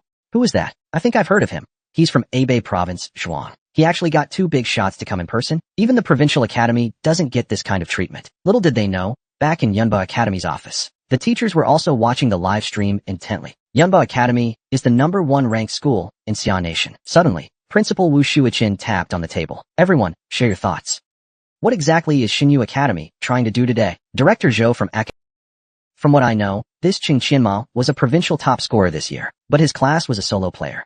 So we didn't send anyone to recruit him back then. Xinyu Academy might be using his identity to gain traction. Another teacher verified this. Also, this Chung Qianmo apparently had poor entrance scores, but somehow received an SSS potential rating. That might be why Ling Xiao wants to use this to promote Xinyu Academy. But Wu Shuichin remained calm. That old geezer still won't quit, even in his twilight years. The times have already changed. Is he still dreaming about regaining the top spot in Xia Nation? At this point, Wu Shuichin stood up. Well, we're all fellow alumni after all. Since so many schools have already sent reps, we can't be the only ones showing no respect. Anyway, come with me on this trip. And don't forget to bring that kid along. He returned just yesterday. Meanwhile, Cheng Qianma had just exited the instance. Alright, I still haven't opened the brocade box Elder Qin gave me. Now that I've completed my second class change, I can open it. Let's see what's inside. The moment he opened the box, a blinding golden light burst out. Seeing what was inside, Cheng Qianma grew even more excited. It was actually an SS grade skill book, and it was the exact passive skill he wanted. In the next second, with a whoosh, it granted plus 20% critical damage. At that moment, Cheng Qianma understood. Elder Qin probably didn't want to interfere with his advancement trial, so he sealed the box to be opened only after second class change. Realizing this, Cheng Qianma grinned widely. That gift was no joke. I definitely have to thank him in person one day, and I still haven't used the 20 free stat points from Second Awakening. Without hesitation, he dumped them all into Spirit. He had no intention of experiencing mana exhaustion again. Now it was time to consider how to use his two new passive skills. Next, I need to consider how to handle these two new passives. Let's assign the first slot to Sandwing passive. When using any gap closing move, there's a 20% chance to deal defense-ignoring damage to enemies within range, and increase both physical and magical critical rates of yourself and nearby allies by 5%. Duration, 30 seconds. Each activation consumes 50 mana. Not bad, luck's on my side. This passive didn't evolve into permanent activation, or else my mana would be drained dry, and it'd easily cause control issues. Given how this passive works, I'll need to fully boost attack speed in the mid to late game. As for the other passive, let's assign it to that skill. When using Battle Main, there's a 10% chance to summon a swarm of bats, to deal multiple hits of damage to enemies in the area and drain their vitality. The current lifesteal rate is 10% of attack power. This passive is really useful for him right now. It'll give him a way to recover health in battle. He then checked his attributes again. To his surprise, his combat power had increased by 20,000 points in just one day. He still had plenty of unopened treasure chests. He'd save those for when he returned to Apocalypse Continent. As the ancient bell of Divine Academy told, Principal Lin looked at the weathered bell and smiled. The divine bell actually rang 9 times. This kid succeeded, and this time, it's an unprecedented record. With a swoosh, the Secret Realm record cup suddenly Zolfalak's best record holder, Qian Mo. Total time, 1 hour, 3 minutes, and 11 seconds. Solo rating, SSS. This divine bell was brought by the Academy's founding principal. It only rings when a student achieves an unprecedented feat. In nearly a century since then, the bell had been rung several times, but never had it tolled 9 times in a row. All knowledge starts from 1, but 9 represents the ultimate, the pinnacle. This means Qian Mo's achievement is the undisputed number 1 in Divine Academy's history, recognized by the Divine Bell as the ultimate limit, an existence no future student can surpass. As Qian Mo stepped out of the secret realm, the sound of camera shutters clicked all around. Everyone was shouting his name. Seeing this, Qian Mo was bewildered. Is there some special event today? This is the ancient bell passed down since the founding of Divine Academy. When the bell rings, it signifies the Academy's recognition. Over the past 1,000 years, it has only rung 2 or 3 times. The previous record was 6 rings, achieved personally by the current principal. But this teenager, fresh from his second awakening trial, made the long-silent divine bell ring 9 times. Just moments ago, seeing Qian Mo emerge, the crowd exclaimed, Qian Mo has come out. He really did it. He's the youngest graduate in Xia Nation's history. He's incredible. The live chat was even more explosive. Have the Divine Academy students all gone crazy? It's just a second awakening. No need to be this hyped. They must be actors.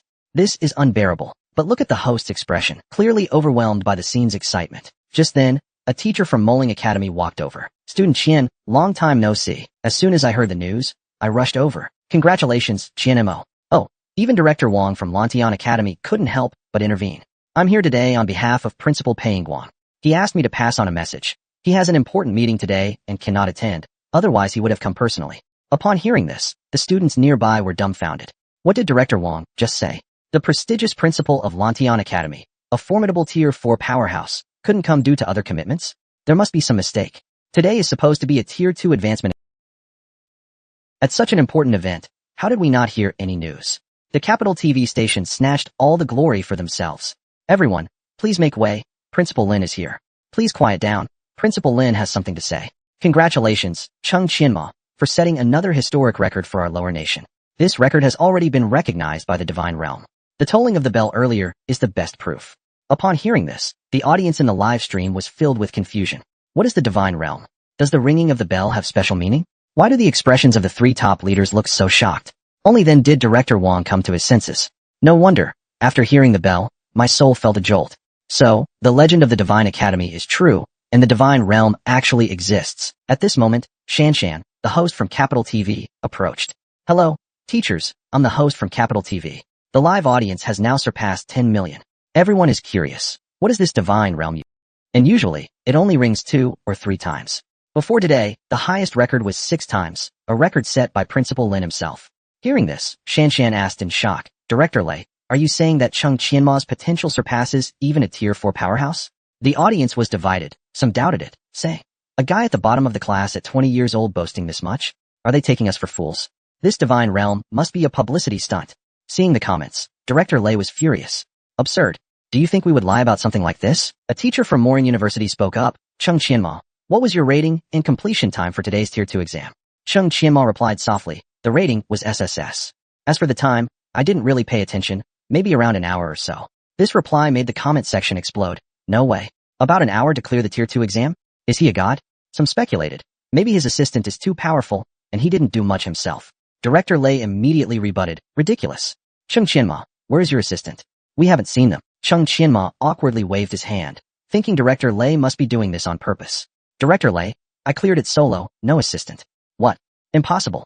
Solo? Incredible. People were stunned. Looks like the Divine Academy is about to rise. Even the haters had to admit defeat. The reporter lady must be stunned too, someone commented. Chung Qianma's name will surely echo throughout the capital tomorrow.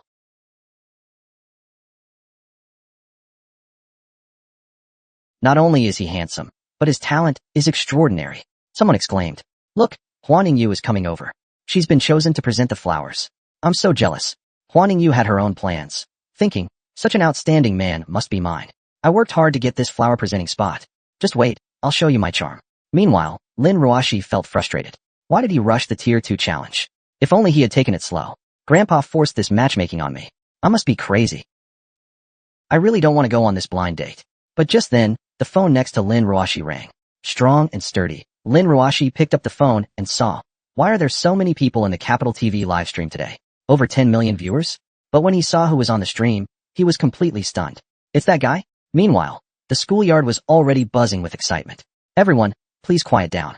I'm sure you've all seen Chung Qianma's astonishing achievement. Now, let's welcome our student representative to present the flowers. Please give a round of applause for Chung Qianma's outstanding contribution. When he saw who it was, Chung Qianma showed clear disdain. Why is she the one presenting flowers to me? Is this on purpose to disgust me? Ugh, seriously, for the sake of the rise of the Divine Academy, I guess I'll have to sacrifice myself for the greater good, Chung Qianma thought. But Huan Ningyu was scheming at this moment too. I wonder what expression you'll make when I confess to you in front of tens of millions of people. Senior Huan Ningyu is so beautiful. That figure, that face, simply perfect.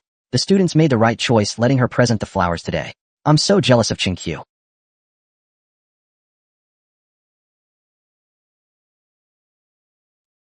Suddenly, Lin Ruoshi appeared. So it really is you. Seeing that it was Lin Ruoshi, Chung Qianma was completely stunned. Why are you here? But Lin Ruoshi's longing for Chung Qianma was too strong. She didn't care about the occasion at all and rushed straight toward him. You big jerk. So the person Grandpa always wanted me to meet for a blind date is you? You applied to the Divine Academy and didn't even tell me? Jerk, you're such a big jerk. Witnessing this scene, Principal Lin was also dumbfounded. You troublemaker, Chung Qianma. I definitely won't let this slide. Meanwhile, the live stream chat exploded again. Totally worth sneaking a peek at this stream during work. This drama is wild. Unbelievable. She even pressed her 2 little black bunnies onto him live on stream. People commented. I thought the flower girl was already stunning. But this one's even hotter. So many beauties in the Divine Academy. Chung Qianma truly had both fame and beauty in his hands. The first girl clearly likes him, and this second one is even more obvious. I'm dying of jealousy. Meanwhile, Chung Qianma was utterly embarrassed. My lady, please don't scold me right now. We're live on stream. Can you mind your image, my lady? Only then did Lin Ruoshi come to her senses, her expression turning terribly awkward. Director Wong, standing nearby, was also puzzled. Principal Lin, what's going on here? He asked. Principal Lin, equally embarrassed, replied. It's an accident, just an accident. What else do you expect me to say? I can't exactly admit on stage that the man up there is my granddaughter's fiancé, can I? To ease the tension, Director Lei clapped his hands and announced, everyone, the celebration ceremony for Chung Qianma ends here. Media friends, please follow me to the classroom. Our Divine Academy has an important announcement to make. After the crowd dispersed, Chung Qianma gently comforted Lin Ruoshi. Everyone's gone, silly girl. Are you still crying? In response, Lin Ruashi punched him right away. You big jerk. All you do is bully me. I'm not talking to you anymore, she said, turning away without looking back. I probably won't get another chance after this, thought Lin Ruashi. From now on, I'll be the laughingstock of the whole academy. With that thought, her eyes rolled back, and she collapsed to the ground. Meanwhile, Yunba Academy, the top academy of the lower nation, had originally come to stir up trouble. They even brought their level 40 undefeated solo duelist, Chihan.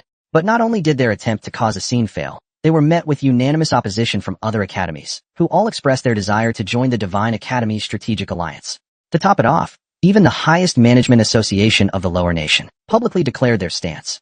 They hoped that Chung Qianma could lead the faculty and students of the Divine Academy to forge a brighter future for the lower nation. Not long ago, even top-tier academies like Lantian and Morin arrived. It seemed the celebration was just a prelude. The real highlight was the press conference now underway. The Divine Academy was clearly planning something big. What kind of major announcement would they make? Director Lei spoke to Chung Qianma. Please have a seat here, Chung. Seeing this, Chung Qianma thought to himself, so Principal Lin is finally planning to announce that matter today. Meanwhile, Li Yueshan was baffled. What's going on? Chung Qianma is just a student. How is he sitting in the seat reserved for academy leaders? That seat is only for the top leaders of the academy. Even if Chung Qianma has exceptional talent, he doesn't deserve to sit there, does he? Maybe he's just speaking as an outstanding student representative. Otherwise, this would be way too outrageous. But no matter what, Chung Qianma is definitely today's focal point. Point the camera at him. Watching the live stream, Principal Wu Shuichin of Yunba Academy was getting anxious. What a bunch of useless fools. Why didn't we send people to Jiangxing Academy during the entrance exams? Now, we've let such a monster slip into the Divine Academy. Li Guangdi, as the head of admissions, what the hell were you doing? Helpless, Li Guangdi could only explain. Back then, Chung Qianma didn't display such terrifying strength. He was just an independent player accumulating experience. At the time, we couldn't see his potential. Following our academy's usual standards, we would never consider a student with no future prospects. Hearing this, Wu Shuichin pushed up his glasses in frustration. Fine, mistakes like this happen every few years. Let's not dwell on it. What do you think Ling Xiao plans to do next? Li Guangdi analyzed. I think the Divine Academy is using this celebration as a cover. Their real goal is to make a comeback to the top ranks. If I were Ling Xiao, he continued, now that he has Chung Qianma as his trump card, he will surely use this opportunity well. Principal Wu agreed. Your analysis is spot on. Since they want to build momentum, we'll just have to throw cold water on them. Zhou Siwei should be arriving soon. Our big gift is also on its way. Meanwhile, at the Divine Academy, Principal Lin stood up to announce, I now declare an important initiative. Starting today, our Divine Academy will form a strategic alliance with Lantian Academy. The two academies will share resources and establish an exchange system. Additionally, we will jointly launch a teacher training program to enhance the teaching quality at both academies. After unanimous decision, the class teacher for this program will tentatively be. The crowd was shocked at these words. What? They're letting a newly graduated Tier 2 student teach the teachers? That's absurd. After all, whether at Lantian or the Divine Academy, many outstanding teachers were Tier 3 powerhouses. What is the Divine Academy thinking? But just then, Zhou Siwei from Yunba Academy suddenly appeared. Your Divine Academy sure is making big moves. Why so quiet now? Keep talking about your cooperation plans. We at Yunba Academy are quite interested to hear how this plan to promote both academies' growth will work. Looks like no one invited Zhou Siwei from Yunba Academy, huh? Not even Ling Xiao, a Tier 4 powerhouse, dared to. So it's our friends from Yunba Academy. We at the Divine Academy warmly welcome you. Please, take a seat, replied Principal Lin. Zhou Siwei continued, Principal Lin, did I hear you correctly just now? Did you say that this Tier 2 student will be the head teacher of the training program? Principal Lin merely smiled. Does Yunba Academy have any suggestions? At these words, Zhou Siwei became even more brazen. I just want to ask, what qualifications does this Chung Qianma have to become the teacher of the training program? Chung Qianma sneered. So what you're saying is, I need Yunba Academy's approval to be the class teacher at the Divine Academy? Aren't you being a bit arrogant? Of course, education is the foundation of Xian Nation's academies. Having a Tier 2 student teach Tier 3 teachers is simply absurd. Are you using your students as test subjects? Are you playing with the future of the entire nation? Some teachers even chimed in. Zhou Siwei is right. Students teaching teachers? That's outrageous. We absolutely cannot agree to this. Even if Chung Qianma is strong, he's still just a freshly promoted Tier 2 student. Looks like the Divine Academy is grasping at straws, they said. At this point, Director Wang couldn't help but speak up for Chung Qianma. Chung Qianma's teaching skills are exceptional and have been recognized by many teachers. But Chung Qianma casually spread his hands. Director Wang, no need to say more. Clearly, Yunba Academy came prepared today. Since that's the case, let's be direct. I, Chung Qianma, will definitely take this position as class teacher. So, Yunba Academy, What test do you have in mind? Zhou Siwei replied, it's not really a test. But today, we've set up a challenge platform here. The challenger is He's returning as an alumnus. Level 40 against level 30 is a bit unfair, don't you think? Yumba really has no shame. But Zhou Siwei thought differently. An alumnus is still a product of our academy. If you fall behind, you get beaten. There's no such thing as fair or unfair. So, Cheng Qianma, do you dare accept the challenge? Director Wang was sweating on Cheng Qianma's behalf. That's a 10-level difference. And Shi Hong is a specialist in solo combat. But if they didn't accept, the training program might fall apart. Cheng Qianma, however, just replied coldly, it's just a match, right? Cheng Qianma, accept the challenge. No way. Cheng Qianma actually accepted it. What a disaster for the Divine Academy. A 10-level difference. People exclaimed. Principal Lin then announced, today's press conference is just about wrapped up. Since you demand an open challenge, I have no choice but to agree. Everyone, follow me to the arena. But just then, a voice rang out from the crowd. Looks like I arrived just in time. Principal Lin, I just heard you're holding a challenge event. Director Lei recognized the visitor immediately. Commissioner Zhai, why are you here? Today was supposed to be the press conference for the alliance between our two academies, but Yunba Academy insisted on holding a challenge. Hearing this, everyone in the crowd, you don't recognize Commissioner Zhai? He's a senior member of the Management Association headquarters, a level 65 tier 3 roaming gunslinger. He's also Elder Qin's trusted aide, a true heavyweight. Zhou Siwei awkwardly responded, Commissioner Zhai, it's like this. We heard the Divine Academy was appointing a tier 2 student as a teacher, so we wanted to hold a friendly challenge to test this student's abilities. Commissioner Zhai smiled slightly. Young people should have such ambition. Our management association always supports mutual exchanges. I'm here today to represent the association and to express our stance. We wish the Divine Academy's teacher training program great success, and we hope will lead the teachers of the Divine Academy to new heights for our lower nation. Hearing this, Principal Lin couldn't help but feel puzzled. Just how many secrets is this Cheng Qianma hiding? Does he have a special relationship with Elder Qin? He smiled at Commissioner Zhai and replied, our Divine Academy will not disappoint the association's expectations. He's clearly siding with the Divine Academy. Didn't you hear him specifically mention Cheng Qianma? He came here just to support Cheng Qianma. Meanwhile, Zhou Siwei was utterly bewildered. What's going on? Why is the Management Association supporting Cheng Qianma too? Does he have some kind of powerful backing? At that moment, Professor Zhong from Morin University's phone buzzed. The message was short but clear. Zhong Hongshan, spare no effort to form an alliance with the Divine Academy. Surprised by the principal's decisive order, Zhong Hongshan immediately stood up and declared, after discussions with Principal Lin, I represent Morin University in joining this alliance. The teacher training program will also be held at Morin University, and Cheng Qianma will serve as the class teacher. The moment he finished speaking, the entire audience erupted. Morin University is joining too. With the Management Association backing them, academies started picking sides fast. Looks like things are about to get exciting. One academy after another declared, we want to join the strategic alliance. Our academy also applies to join the alliance. Count us in as well. Very quickly, most academies joined the alliance. Even Principal Wu from Yunba Academy couldn't help but mutter, when did the Divine Academy get so close to the Management Association? And Morin University too? Damn those old schemers, they're really planning a comeback this time. But Li Guangdi looked completely unconcerned. So what if the Management Association is backing them? As long as we defeat Cheng Qianma in the ring, it will prove that his strength is nothing special. He won't be able to hold on to that class teacher position, and this whole alliance will likely fall apart. Principal Wu agreed. Good point. Pass down the order. No matter what it takes, Zhou Siwei and Qi Hong must defeat Cheng Qianma in the ring. Meanwhile, Cheng Qianma remained calm as ever. Aren't you the ones who wanted this ring match? Fine, let's hurry to the arena. If we finish quickly, I can still make it in time for dinner. Zhou Siwei was also thinking, even if the Management Association and Morin University support him, it doesn't matter since the principal is backing me. Looks like I'm going to have to carry this burden. Qi Hong, standing beside him, asked, are we really going through with this match? Just then, Principal Wu sent a message. No matter what, you must defeat Cheng Qianma. If anything happens, I'll take responsibility. Seeing this, Zhou Siwei could only smile bitterly. The principal is really throwing me into the fire. Damn it. Even if Cheng Qianma has strong backing, I'm not afraid. In this world, only strength speaks for itself. We'll fight, and we'll fight hard. You're a powerful PK class at level 40. How can you fear an independent level 30 class? They didn't realize, though, that Cheng Qianma wasn't worried at all about this challenge. He was fully confident. He was confident he could crush his opponent. After all, in everyone else's eyes, Cheng Qianma was just a worthless level 30 independent class player, while his opponent, Qi Hong, was a recognized solo combat champion at level 40.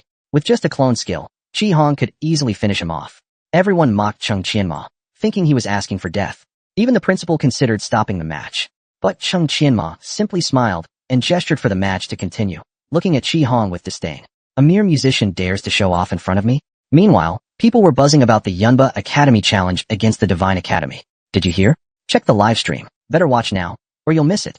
At the same time, the livestream team was working frantically. The stream has surpassed 60 million viewers. The servers are about to crash. Get the tech team in here. Restore the network in 3 minutes, or you're all fired tomorrow. Hurry, it's starting. People shouted. This Chung Qianma is really reckless, daring to accept the challenge. But some thought otherwise. Chi Hong is the reckless one. Chung Qianma has the management association backing him. Even if Chi Hong wins, there's nothing in it for him. Meanwhile, Chi Hong himself was bitter inside. Damn it. I've been totally set up by Director Zhou and the principal. Chung Qianma, this kid's got too strong of a backing. Even if I win, the association will find ways to make my life hard. So Chi Hong suggested to Chung Qianma, I'm not one to bully the weak. Why don't you have someone else fight instead? No shame in switching out at your level. But Chung Qianma just smiled and said, I'm the same as you, senior. I always go for the weak ones. Bullies like me prefer easy prey. So I insist on fighting today. The host couldn't help but laugh. Chung Qianma was ridiculously arrogant. He even called the level 40 Chi Hong a soft target. But arrogance needs power to back it up. Chi Hong had a full 10-level advantage. Provoking your opponent isn't always wise. Chi Hong's temper flared at the insult. I wanted to let you off the hook out of respect for the association. But clearly, you don't know what's good for you. Just because you set a record doesn't mean you're invincible. Since you're seeking death, don't blame me. Director Lei then announced the rules. It was a 1v1 duel, with all items and equipment allowed. But no killing. Combat ends when one loses consciousness or is forced out of the ring. As soon as he finished, Chi Hong activated his assassin skill, Musical Advance. He immediately went invisible. But Chung Qianma simply, so it's Musical Advance, huh? A mere parlor trick. And with a whoosh, he vanished too. The crowd was shocked. Where did they go? Did both go invisible? What the heck are we watching now? But the shattered ground soon revealed traces of movement. They're both insanely fast. The arena was in chaos. In a flash, they'd exchanged blows multiple times. Too fast to follow, someone said. But they're invisible. How are they even tracking each other? Another replied. Probably by combat experience. To think a level 40 would resort to this, Principal Lin suddenly conjured a golden energy orb. Nice use of Musical Advance, but far too boring to watch. Allow me to spice things up. With a wave, golden energy lit up the field, revealing both fighters. Chi Hong stared in disbelief. Impossible. This guy's 10 levels below me, and just a rogue. Yet he sensed my movement, and kept up with my speed. Chung Qianma calmly wiped his mouth. Not bad for a level 40 musician. Your speed and instincts are at least average. But now, he finished speaking and suddenly used Shadow Chase to appear behind Chi Hong, then immediately followed up with a backlock attack, striking downward with his weapon. If it hit the back, it would deal bonus damage. When used mid-air, the move falls vertically, dealing damage and causing bleeding. Under this combo, Chi Hong crashed to the ground face first like a dog eating dirt, groaning from the blow. But Chung Qianma didn't stop. He followed with a soul kick, launching Chi Hong into the air. Chi Hong was stunned. This kid definitely isn't as simple as he looks. I can't let him keep controlling the pace. Chi Hong then used a skill called Escape Shield, which forced invisibility and broke all control effects. Chung Qianma just smiled. Useless. Backlock already inflicted a bleeding status. Your stealth won't last. Just as expected, Chi Hong reappeared within seconds, then quickly drank a potent potion. I underestimated you, he admitted. Your assassin combos are pretty solid. I was just careless earlier. But from here on out, things won't be so easy for you. With that, multiple flame clones appeared around him, stunning the crowd. So this is Chi Hong's true power, a genius assassin, no doubt. Most players at his level can barely summon 3 clones. Even if they're weak in defense, they retain the original's full attack power. Chung Qianma is doomed now. Chi Hong's total attack just quintupled. As people chattered, Chi Hong's 5 clones attacked all at once.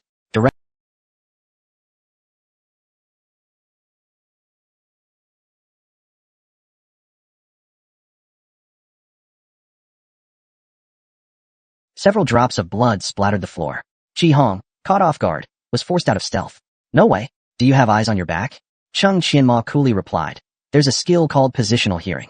I locked onto your real body long ago, so your clones are meaningless. In both FPS games and real combat, positional sound is key. Chung Qianma had internalized all that experience into reflexive instinct. This was a unique advantage that couldn't be copied by others. Chi Hong was completely furious. I refuse to accept this. A mere level 30 independent class, what gives you the right? Since you've forced me to use this move, prepare to experience the agony of death. This was Chi Hong's ultimate skill, Gale Dance. Using his own blood energy as a medium, he activated all the power in his body to launch a rapid, frenzied assault on his enemy. Its destructive power was terrifying. Seeing this, the spectators couldn't help but exclaim, Chi-Hong is actually using Gale Dance. He's risking his life. No, that move is the strongest finishing technique for Tier 2 musicians. It trades blood for blood. If he unleashes it, Chung Qianma is as good as dead. Even others fell into deep thought. Chi-Hong is over 10 levels higher than Chung Qianma, yet he's using his ultimate skill first? After this move, he'll lose 80% of his HP instantly. Is Chung Qianma really that strong? But they quickly dismissed the thought. No matter how strong Chung Qianma is, this is over. With Chi-Hong unleashing his ultimate, it's the end. Director Lei turned to Principal Lin. Principal, should we forcibly stop the match? I'm afraid Chung Qianma might be in danger.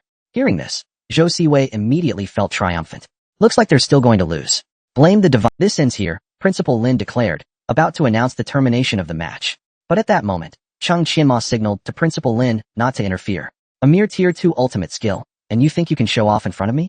He sneered, pulling out what looked like an ordinary shield. Seeing this, Chi-Hong burst out laughing. Trying to block my attack with a shield?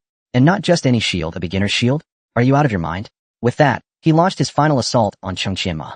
As Chi-Hong's attack closed in, Chung Qianma calmly raised his shield and effortlessly blocked it, perfectly neutralizing the blow. He stood firm. Perfect block.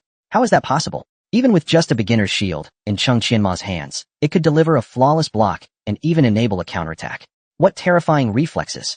Chi-Hong stared at Chung Qianma in disbelief. No, this must be a fluke. He must have gotten lucky. Unconvinced, he attacked again, but the result was exactly the same. Another perfect block. The crowd erupted in shock. Damn, I consider myself a good player, but I couldn't even imagine pulling off that level of operation. Gale Dance isn't a slow attack, and each strike targets different spots. Unreal. Is that even something a human can do? Damn, if I had those godlike reflexes, I'd dominate anywhere. Look, Chi-Hong's face has turned green. Even Director Lei couldn't hold back and shouted. Perfect block from the victory class not only nullifies all damage, it can even launch the attacker backward. But since Chi-Hong is in forced attack mode with 4 more strikes left in the combo, he can't be launched. Instead, he's taking the full brunt of the rebound force. Look at that massive airflow behind him. It shows just how intense the impact is. It doesn't deal damage, but the physical pain. Chung Qianma casually waved his hand in disdain. Alright, I've had enough fun. Time to end it. With that, he kicked Chi-Hong clean out of the ring. Chi-Hong had 0 strength left to resist. He could only watch helplessly as Chung Qianma treated him like a toy. Still expressionless, Chung Qianma muttered, If you fall, don't bother getting back up. Should I call the healer for you? At this, Zhou Siwei slammed the table and stood up, shouting angrily. That's enough, kid. Don't push your damn luck. But Chung Qianma didn't care at all. He smiled and said, If Yunba Academy has a problem with this, he immediately declared, Xinyu Academy wins the match against Yunba Academy. Victory goes to Chung Qianma, the principal's most beloved granddaughter, and now she's been snatched away by this pig, Chung Qianma. Worse yet, he even flirted with her in front of everyone. Qianma, Ruashi's yours now. This old man can finally get some rest. Right after Chung Qianma's victory in the ring, the entire audience erupted. Chung Qianma is insane. I give up, he's just too damn good. That line he said was legendary. He defeated a second class, 10 levels above him, one-on-one. He's a total monster. No one expected. Yunba Academy might actually be rising now. Principal Lin was thrilled. He really did it? We won. Nearby, Director Wang also gave a firm nod. Director Chong, you were bold today, publicly switching sides. I respect that. Director Chong chuckled. Our Demon Spirit University has always had guts. I knew from the start that Chung Qianma wasn't some pond fish. Looks like this gamble is a sure win. At that moment, the medical team rushed in. Quick, get Chi-Hong to the best hospital now. If you miss the critical treatment window, you're all fired. Damn it. Now we've pissed off the Administrator Association and lost to Yunba Academy. This kid must not be allowed to remain. He will definitely become a future threat to Yunba Academy. But at that moment, Chung Qianma smiled slightly. Director Zhou, if you have any more tests, feel free to bring them on now. Chung Qianma, will take them all. Hearing this, Director Zhou let out a cold snort. The mountains remain, and the rivers flow. We'll meet again soon, I'm sure. The spectators in the stands were abuzz. It's been a long time since we've seen Yunba Academy embarrassed like this. Since when did the Divine Academy become so strong? How did they manage to recruit a monster like Chung Qianma? With a student like him, returning to the top ranks is just a matter of time. Even the academies that had been hesitant before finally spoke up. About the training program, could our academy join as well? Yes, us too. Our academy has always been good friends with the Divine Academy.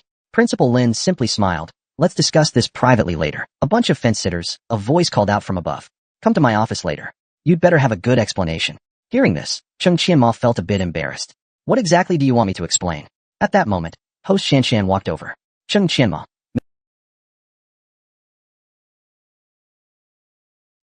Principal Lin said there's something important he wants to discuss with me, so I'll have to decline the interview for now.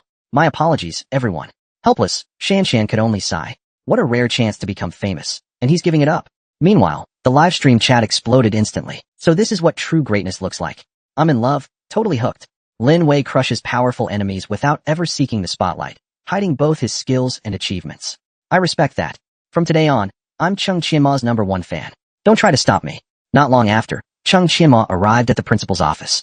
Principal, may I ask why you've called for me? But upon seeing the others inside the office, Chung Qianma's expression turned serious. It was clear this wasn't just a casual meeting. Roashi, please go prepare some tea and snacks for our guests. We have things to discuss, the principal said. As Lin Roashi passed Chung Qianma, she snorted coldly. Jerk. Then, with a sharp motion,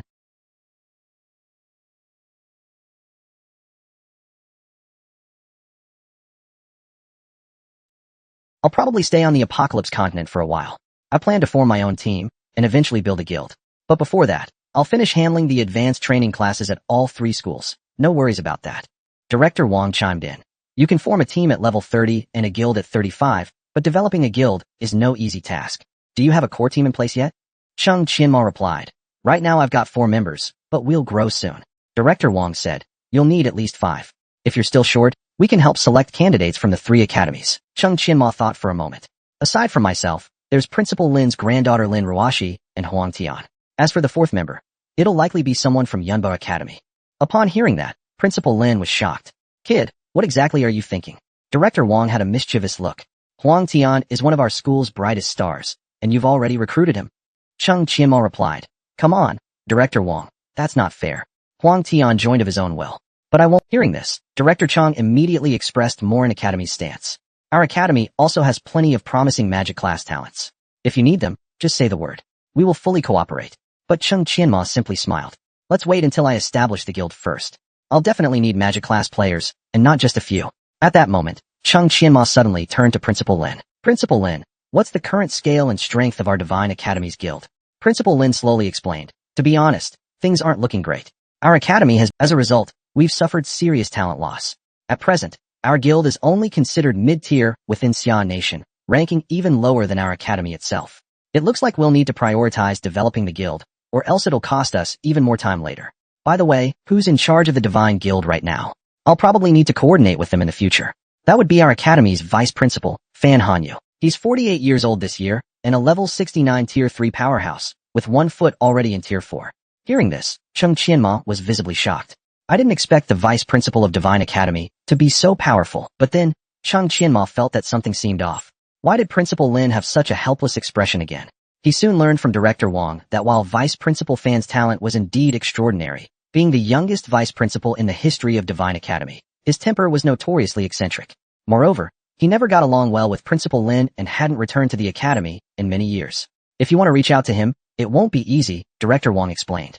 Hearing this, Chung Qianma also looked a bit helpless. So Vice Principal Fan and the principal have a complicated relationship. It's hard to explain clearly. At that moment, Principal Lin finally spoke up slowly. Fine, I'll give you a token. If you ever get the chance, you can use it to meet him. This is the token representing Divine Academy. Show it to Fan Hanyu, and he'll recognize your identity. At the same time, Lin Roashi had already prepared the tea for everyone, blushing as she placed it in front of Chung Qianma. Director Chang quickly patted Director Wang on the shoulder.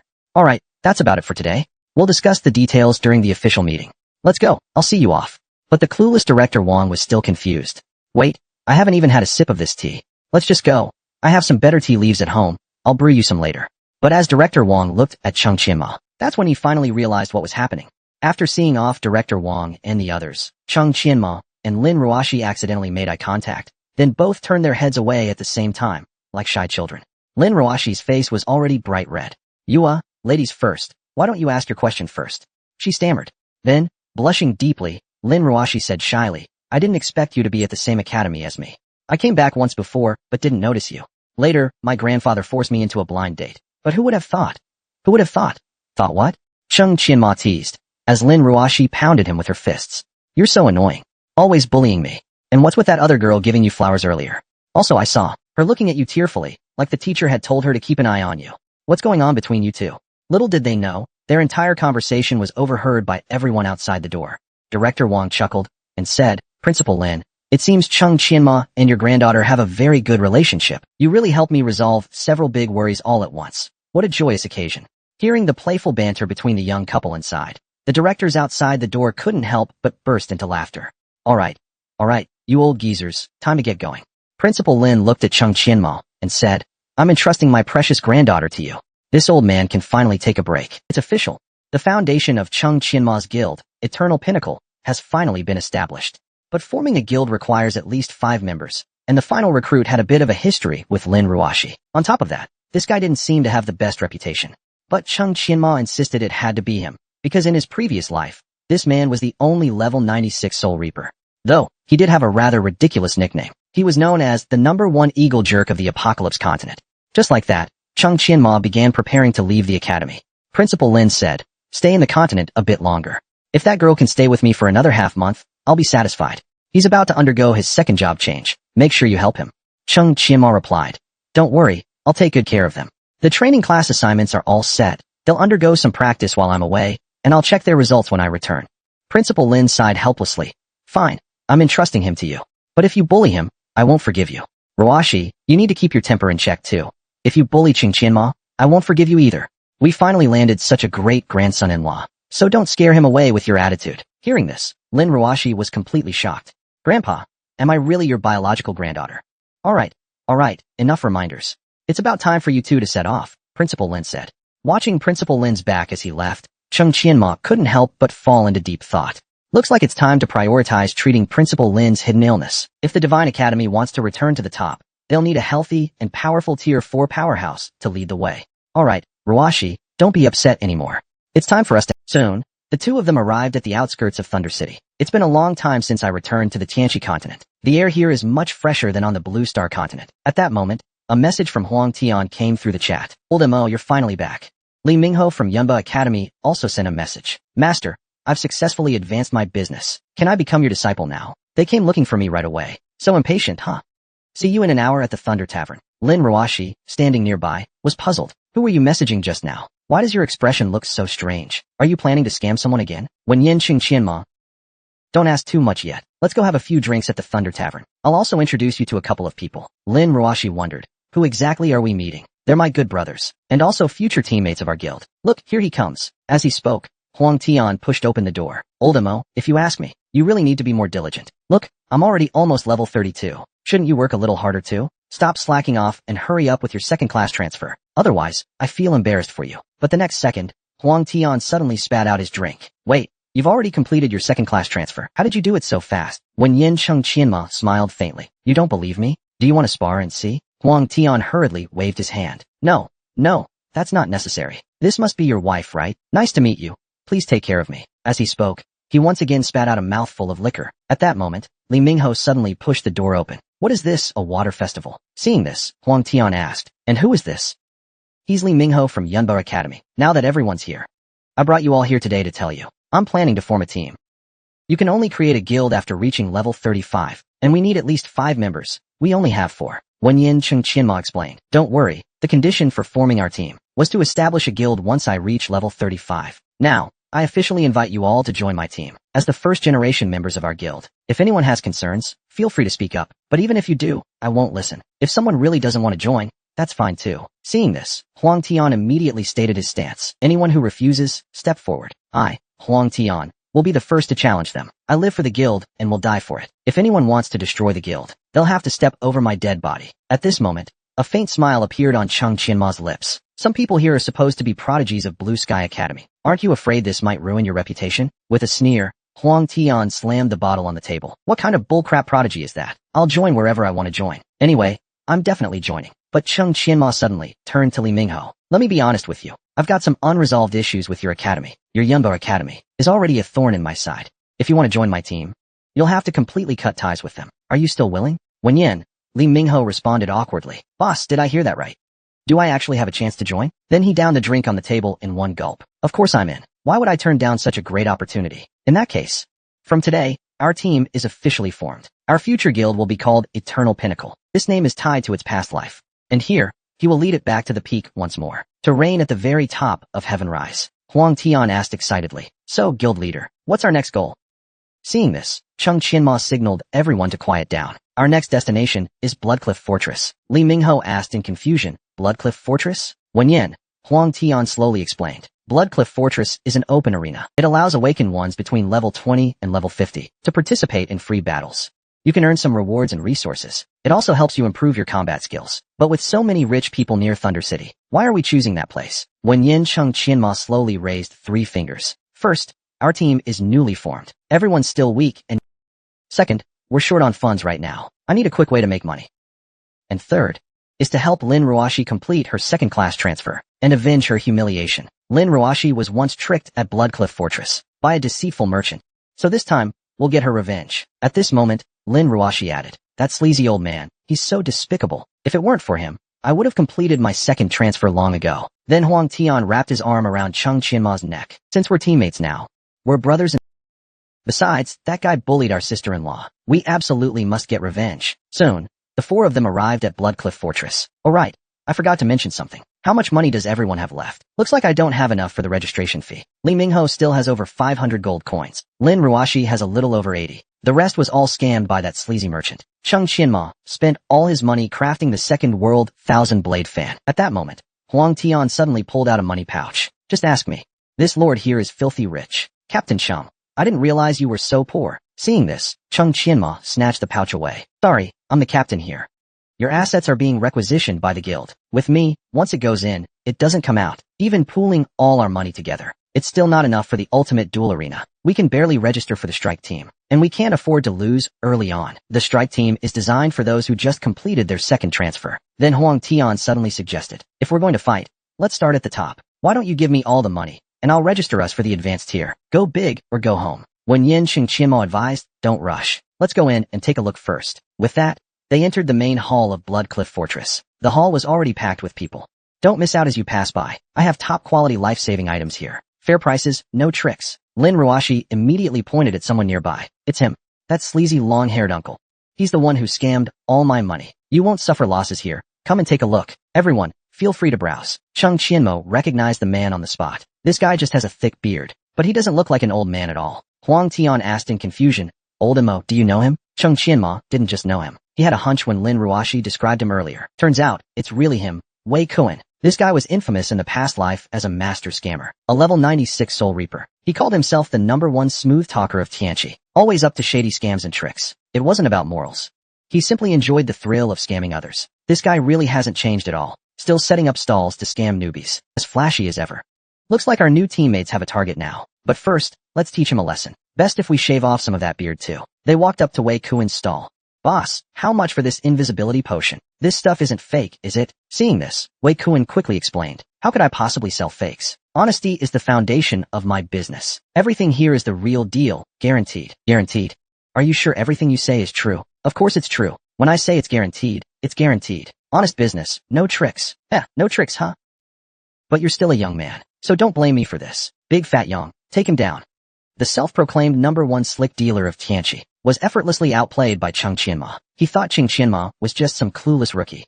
Newbies like this are easy to scam. Little did he know, everything was under Chung Qianma's control. Not only did he easily see through this slick dealer's tricks, but he also got him to willingly sign a servitude contract. From then on, the slick dealer had no rights left. Just a moment ago, Chung Qianma casually asked, how much for this invisibility potion? Wei Kuan grinned. This one?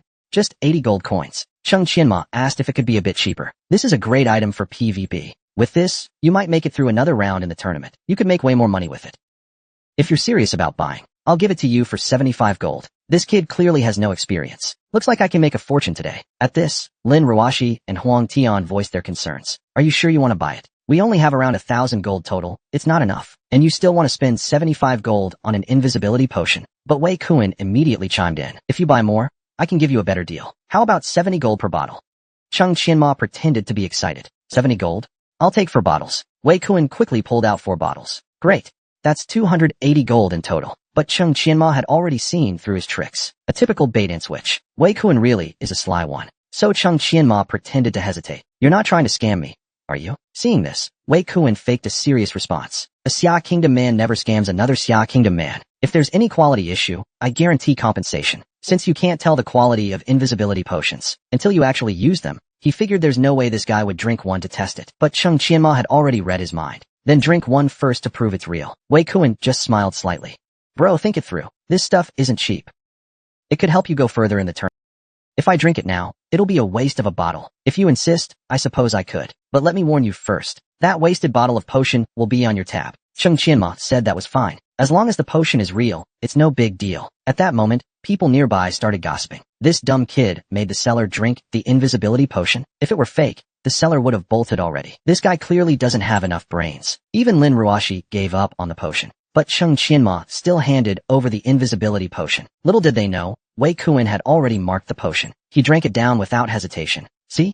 Told you it's the real deal. That's 70 gene wasted for nothing. Wait, was that invisibility potion fake? Turns out he's just a scammer selling fake potions. Wei Kuan, seeing this, cried out in disbelief. The one I drank was definitely the marked one. How could it not work? But at that moment, Chung Qianma took out the real potion. Looking for this bottle, are you? A simple bait and switch trick won't fool me. Oh Wei, old Wei, your scam might fool others, but not me. Too bad for you. I knew all your tricks from your past life. You talked too much back then and gave everything away. So Chung Qianma already had a plan, and we were worried for nothing. I was wondering why he bought 4 bottles of 71 gene potion. Turns out he aimed for 10-fold compensation. 2,800 gene straight to his hands. Old Mo really knows how to make money. But just look at that seller in his shady bat costume. Can he even afford to pay 2,800 gene? Wait, the seller's trying to escape. As he ran, Wei Kuan muttered to the system. I can't afford 2,800 gene anyway. Just take everything on the stall as a gift. What a complete loss. This pile of fake junk probably isn't even worth 10 gold coins. Damn that con artist. But suddenly, bang! In the market, Chung Qianma yanked Wei Kuan straight to the ground. Wait bro, I give up. Don't do anything crazy. In Bloodfang Fortress, only in the arena can you kill freely. Otherwise, malicious PK will get you locked in Grandao prison. Let me say this up front. I've got no money. Just my life. If you want it, come and take it. Damn it, I got pinned in an instant. Guess I ran into a real tough one today. Chung Qianma just calmly replied. Chung Jiao, your life belongs to me now. As he spoke, a yellow scroll appeared in his hand. Bro, think carefully. Are you really going to kill me outside Bloodcliff Fortress? But Chung Qianma simply handed him the scroll. I never said I was going to kill you. Sign this contract right now. Your servitude contract. Wei Kuan was instantly shocked.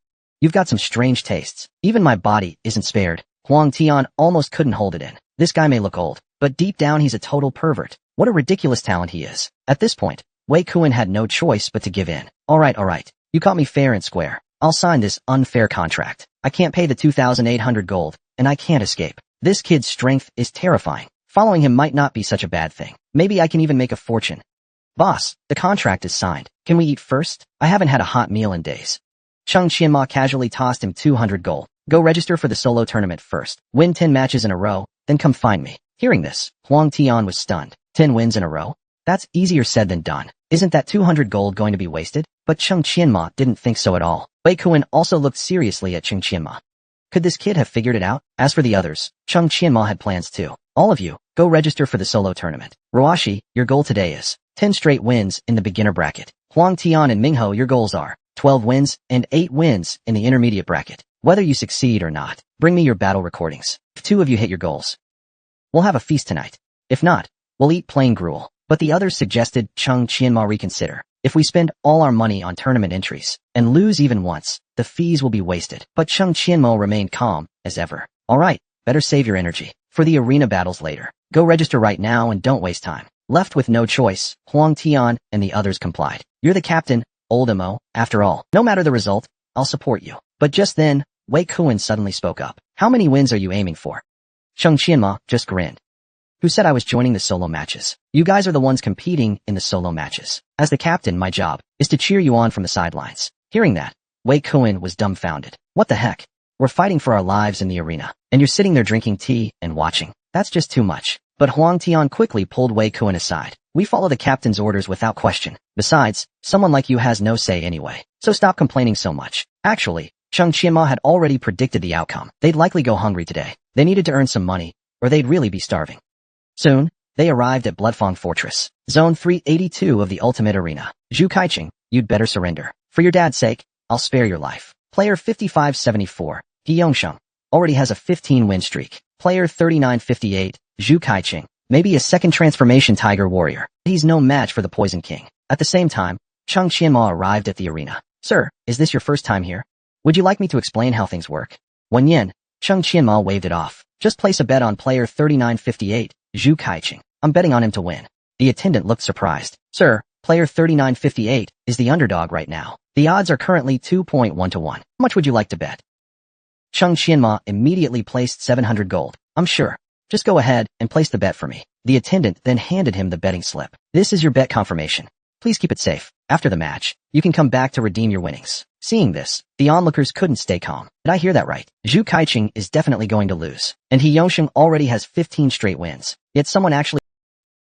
This kid is definitely going to lose it all. But Chung Qianma looked completely confident. After paying the entry fees for the team, this is all the money they had left. Too bad the first round only earns this much. And the outcome was exactly as Chung Qianma expected. The second-tier Tiger King, Bing Wei, landed the final blow. A bloody counterattack took down Poison King, He Yongsheng. Congratulations to contestant 3958, Zhu Kaiqing, for advancing to the next round. How is this possible? Zhu Kaiqing was on the brink of defeat and still made a comeback. This is unbelievable. Damn it, what bad luck. I just managed to win 600 gold earlier. Now it's all gone again. He Yongsheng is such a loser. He can't even beat a level 2 fighter. What a joke. Poison King with a 15-win streak. And Chung Qianma won the bet just as planned. His chips doubled to 1,470 gold. This kid's luck is insane. He randomly placed a bet and hit the jackpot. Chung Qianma was feeling very smug. From 700 gold to 1,470 gold. Seems like side hustles really pay off fast. Little did they know.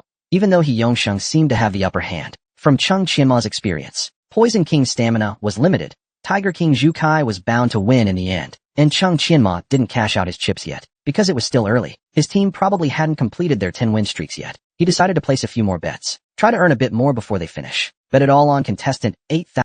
All 1,470 gold coins. All in. The attendant watching this was utterly stunned. Goodness, is he crazy? Placing such a big bet without even blinking. Has he never heard of quitting while you're ahead? He got lucky once and made a fortune. And now he's going for a second round. He's bound to lose everything this time. This kid is still too young.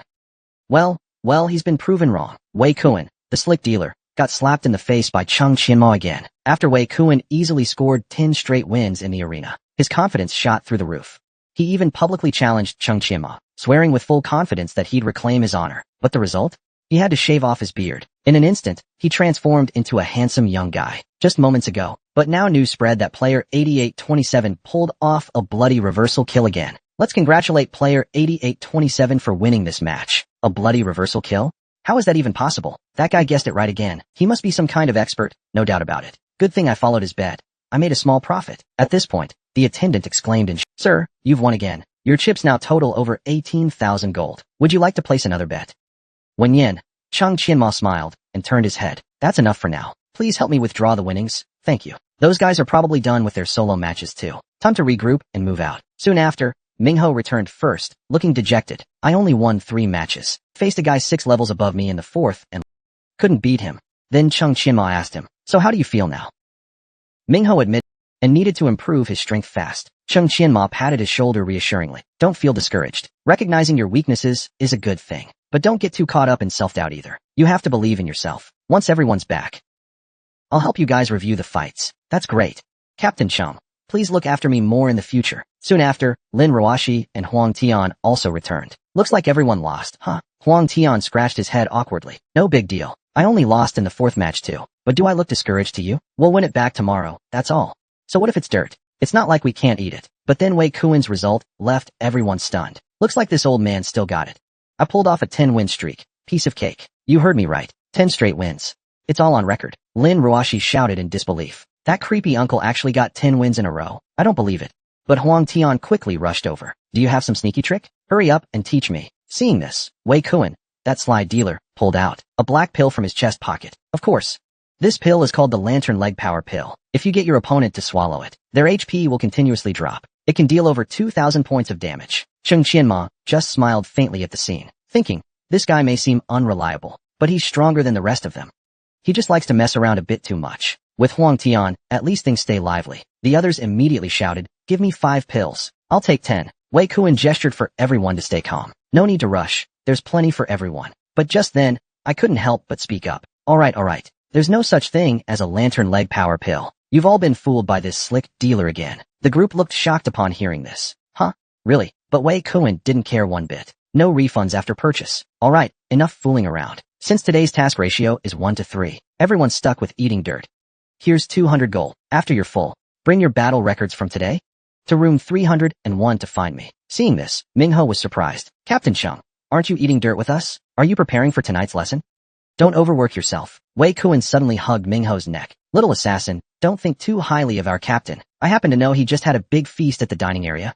Your beloved captain sure knows how to eat well. Hearing this, Chung Qianma instantly felt awkward. Wei Kuan, you sly dealer. You're always exposing me, huh? Just wait, I'll show you what real pain feels like. That night, everyone gathered in room 301. Since everyone is here, alright, let's officially begin the battle analysis. Old Wei, hand over your battle route first. Hearing that, Wei Kuan immediately puffed up with pride. As the only one who qualified yesterday, it's only natural I'd be used as a positive example. To say, our captain really has an eye for talent. But then he suddenly exclaimed in shock. Wait a second.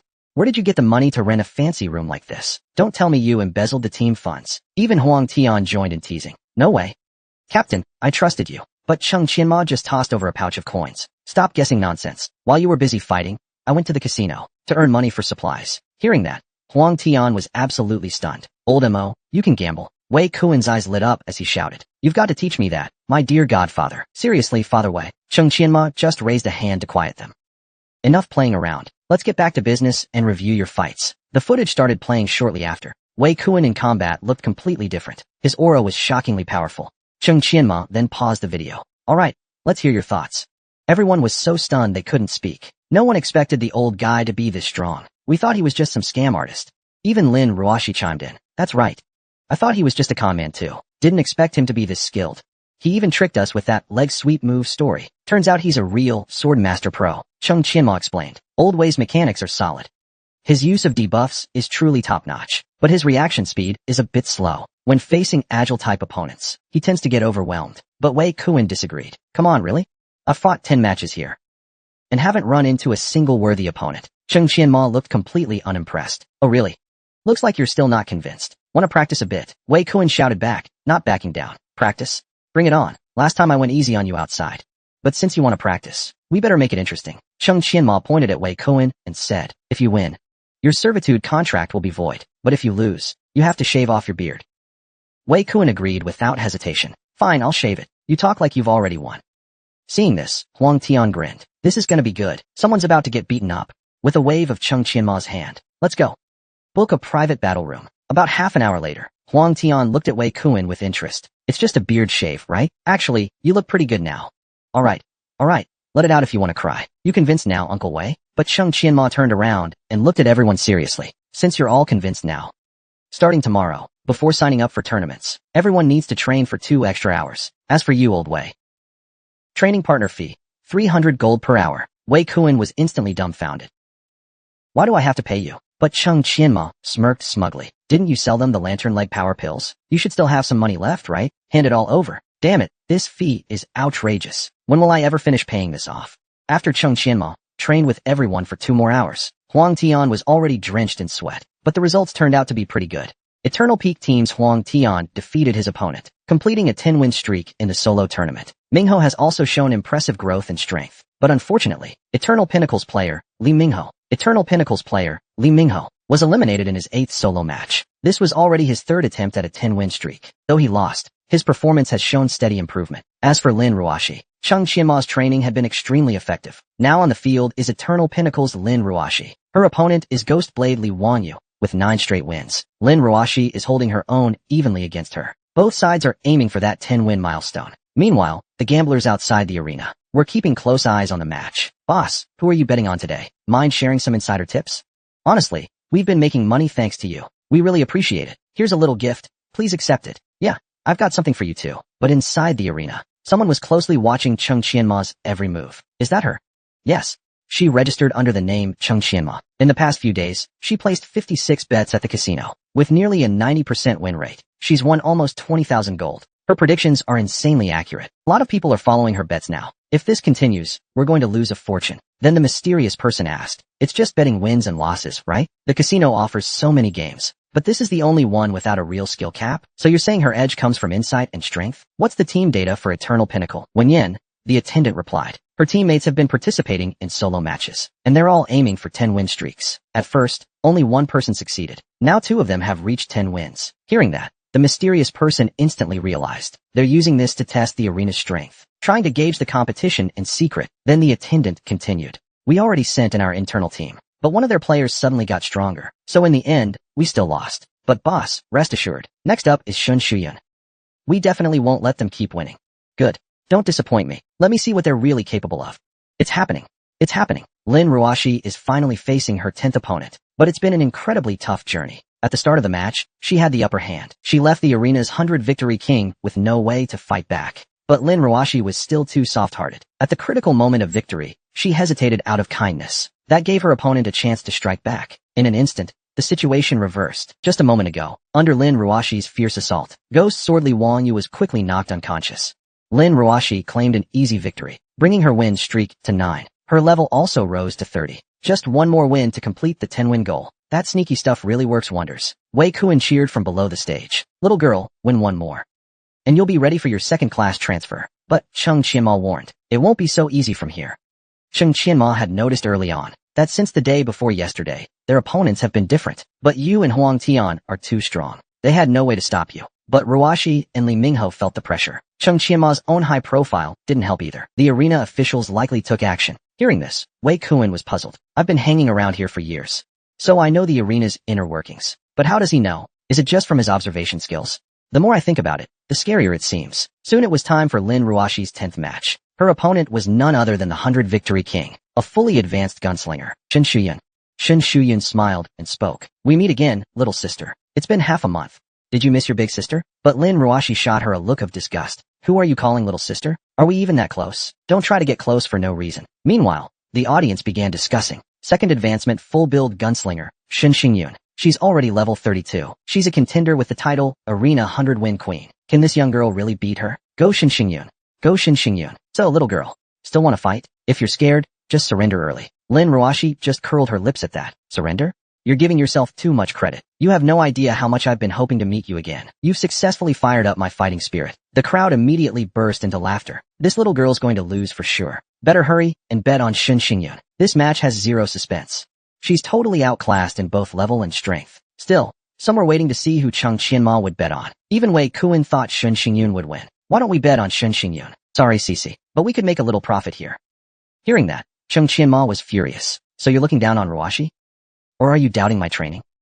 Without another word, he took out 20,000 gold and bet it all on Lin Ruashi to win without hesitation. Seeing this, Wei Kuan rushed to stop him. Think it through. If we lose, we'll all be eating dirt tonight. But Cheng Qianma stood firm on his decision. Shut up. Keep it up, and I'll double your training load. Seeing this, the crowd hesitated. The boss is betting on Lin Ruashi. Should we follow him? Maybe he's just a shill for the arena, trying to trick us into betting big. But some still chose to trust Cheng Qianma. I'll follow the boss and bet on Lin Ruashi too. Boss just wagered all his previous winnings again. But most people in the casino didn't follow him this time, so the odds are really high. Don't worry, boss. Shen Xingyun is the 100-win queen of our internal team. She's already beaten Lin Ruashi 3 times before. There shouldn't be any surprises this time either. That left the casino boss completely shocked. They've already fought 3 times? How foolish. At that moment, the host announced the start of the match. Lin Ruashi immediately launched her piercing spear dance attack. But surprisingly, Shen Shuyun didn't even move. Still no progress at all. Suddenly, Lin Ruashi withdrew her attack. Even Shen Shuyun was caught off guard. Lin Ruashi's feint left Shen Shuyun unprepared. In a careless moment, Lin Ruashi slipped into an opening. But now, it was too late to dodge. Seeing this, Shen Shuyun panicked. Damn, I got caught. I'm going to take a full combo next. Soon, Shen Shuyun was bleeding from Lin Ruashi's strikes. To create distance, she quickly fired a few shots backward. Helpless, Lin Ruashi had to pull back. But Shen Shuyun was deeply shocked inside. Is this little girl still just a first transfer player? Her flashy moves alone. She pulled off 5 consecutive combo changes in a blink. There's no way a newbie could do that. She must have an expert coaching her. But Lin Ruashi just smiled calmly. Impressive, right? You still have time to surrender. But Shen Shuyun's face was full of defiance. Surrender? No way. I can't let this girl keep playing her game. I need to use my range advantage. I won't let her get close this time. I was careless before, little girl. Now, I'm getting serious. As she spoke, bang, bang, bang. She fired a triple shot of deadly strike. Lin Ruashi couldn't react in time. Crap. I can't dodge the double shot. Then she remembered Cheng Qianma's advice. Shen Shuyun always opens with a double shot. If you can't dodge everything, Put all your effort into dodging the final lethal moment. If you dodge that last strike, you'll have a chance to counterattack. Shin Shuyun couldn't believe it. How did she dodge it? And in that instant of shock, Lin Ruashi's spear moved.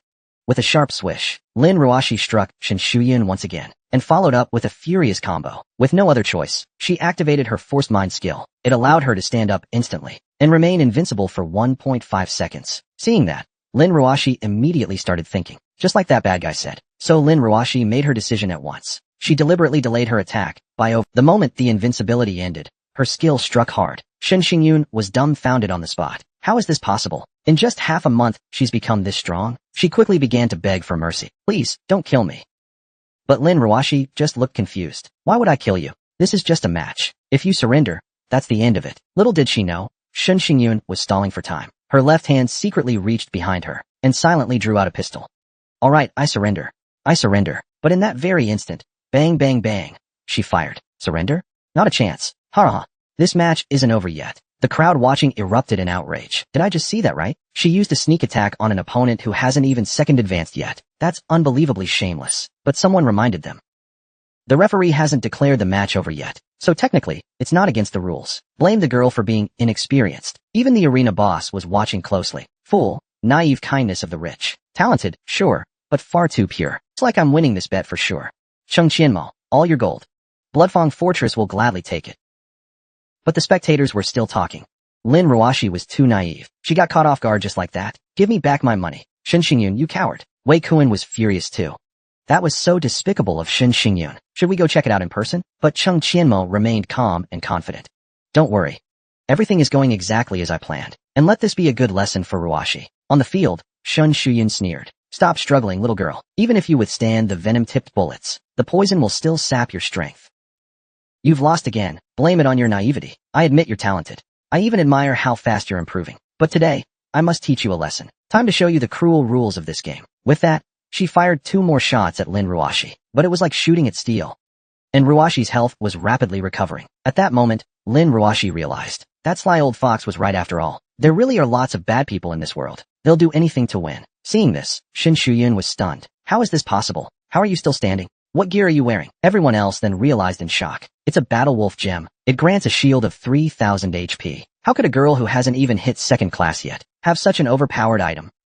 Who would have thought there'd be such a twist? Now Shin Shuyun is in real trouble. Shin Shuyun herself was just as shocked. Where did you get that equipment? It's not fair. It's not fair. I'm going to kill you. She quickly fired a barrage of bullets, but every shot was useless. Out of bullets already. Then it's my turn. With that, spear in hand, she charged straight at Shin Shuyun. Everyone's eyes were glued to the big screen. Who would have thought the little girl had such a trump card? Looks like Lin Ruashi's victory is certain, Wei Kuan asked in disbelief. You gave her that item, didn't you? But Chung Qianmo just smiled faintly. Alright, no more questions. The outcome is already clear. Get ready to celebrate Ruashi's victory. Meanwhile, over at the arena boss's side, he crushed his wine glass in fury. Bright red blood. We've already...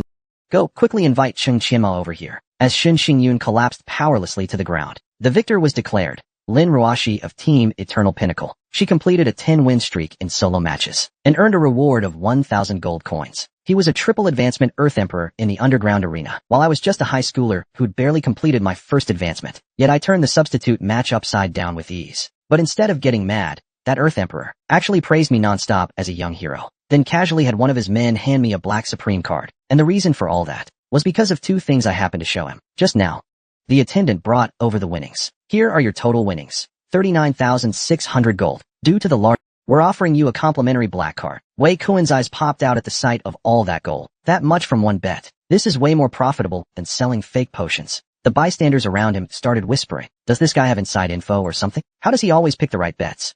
Good thing I kept following the boss. I made a killing, but others lost everything, even their reserves. Just then, a commanding voice shouted from the side. One of the losers grumbled irritably. Who do you think you are, shouting like that? You act like you own the place. But then they saw it was the arena's guard unit, led by none other than Chowda, one of the 4 personal guards. Chowda? Why would he show up here? He usually only comes when there's cheating involved. Looks like someone's in trouble now.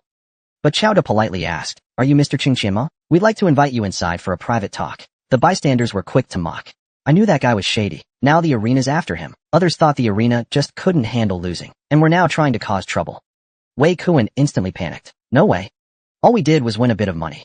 And now you're calling us in for tea? Don't tell me the arena really is this petty? Seeing this, guard Chao. I think there's been a misunderstanding. Our lord has important matters to discuss with you too. Mr. Chung, our master has prepared your winnings in full. Here's 50,000 gold coins. Please accept it with a smile. Chung Qianma just smiled faintly. Since that's the case, then please, lead the way, guard Chao. Though Chung Qianma didn't know what the master was planning, he had the ghost cloak on him. So even if things went south, he could escape unharmed. Soon, the news reached Huang Tian and the others. Old Mo is strong. He should be fine. The arena wouldn't dare pull anything too shady, right? Besides, Wei Kuan is with him, so it should be fine. Even so, Lin Ruoshi still couldn't relax. Huang Tian immediately suggested, in that case, let's go check it out. Even if it comes to a fight, we have to rescue old Mo no matter what. As they walked, they discussed their plan. Once we see the arena higher-ups, I'll charge and head on. Lin Hao Ruoshi, you two handle the sneak attack. The higher their position, the better. If we capture a high-ranking hostage, the situation will turn in our favor. As they say, enemies meet with blazing eyes. Just then, the waitress shouted loudly, "It's them. We finally found them." Hearing this, Huang Tian roared in response, "Get ready for battle." But before he could finish, the waitress raised a bow toward him. "Members of Eternal Peak, we've been looking everywhere for you. Your captain has already been invited by our master." Hearing this, the others were baffled. What's going on? Meanwhile, on Chung Qianma's side, the arena master smiled and said, "Mr. Chung, please, make yourself at home. This is Gu Qian, master of the Bloodfang Arena. Would you two care for a drink?" Without hesitation, Chung Qianma downed the wine in one gulp. Good wine. But Wei Kuan quietly reminded him, "Hey, aren't you afraid there's poison in that?" Chung Qianma just chuckled at that. "Don't worry. If a triple advancement expert really wanted to deal with us, they wouldn't need such underhanded tricks. And even if it's poisoned, I've got the antidote." Hearing this, Gu Qian was visibly pleased. Truly a young hero indeed. Quick-witted and sharp-tongued. "Let me toast to you first, as an apology for Shun Xingyun's sneak attack at the arena." But Chung Qianmo responded calmly, "In the arena, it's survival of the fittest. No matter the method, it's all about winning. There's no need for either of us to apologize." Gu Qian was stunned by his words. This kid's response was airtight. In just a few words, he completely distanced himself from the matter of killing Shun Xingyun. "Alright, then I'll be blunt. I asked to meet you today because I need your help. The question is, do you dare take the job?" Chung Qianma tilted his head slightly and replied, "Let me guess. I've heard the major arenas are about to be assessed soon. You're looking to hire us to go stir up trouble at the other arenas, aren't you?" Gu Qian was stunned once again. "You guessed that." Chung Qianma just waved it off. "It wasn't that hard to figure out. Our team may be decent, but we're not top tier by Bloodfang Fortress standards. If you personally came to find me, and it's not our strength you're after, but my ability to place bets." Gu Qian nodded. "Exactly. Then I'll stop beating around the bush. I want to hire you to visit other arenas and quietly siphon off some of their profits. That way, Bloodfang Fortress's rankings will rise this year. But let me make this clear in advance. This job will make you some enemies. We don't know who the target might be yet. Does Mr. Chung have the guts?" Hearing this, Chung Qianma simply grinned. "When have I ever been afraid to offend people? As long as there's enough profit, no one is off limits." The burly Gu Qian quickly snapped his fingers at his men. "This is the fund prepared for your mission. As long as you snatch 100,000 gold coins from the arena within 2 months, we can split it 70-30. Also, if you make any enemies, just come to my blood pressure fortress. I, Gu Qian, will handle them for you." Little did he know, Gu Qian's head was full of schemes. After all, he's young and daring, but he never considered the risks involved. "If I win, I profit. But if I lose, I'll bear it myself." At this moment, Chung Qianma slowly spoke. "Protector, you do so much work, but only get 30%. We should at least give you 50%. Hearing this, Wei Kuan quickly reminded, Wei, don't underestimate yourself. Look around. Besides, he was talking about our 30%. But Gu Qian only pondered for a moment. A 50-50 split isn't out of the question. But you need to put up enough capital. I do appreciate you too, but getting money from me is no easy task." Hearing this, Chung Qianma didn't reply immediately. Instead, he slowly pulled out the Brotherhood of Darkness token and the cross of.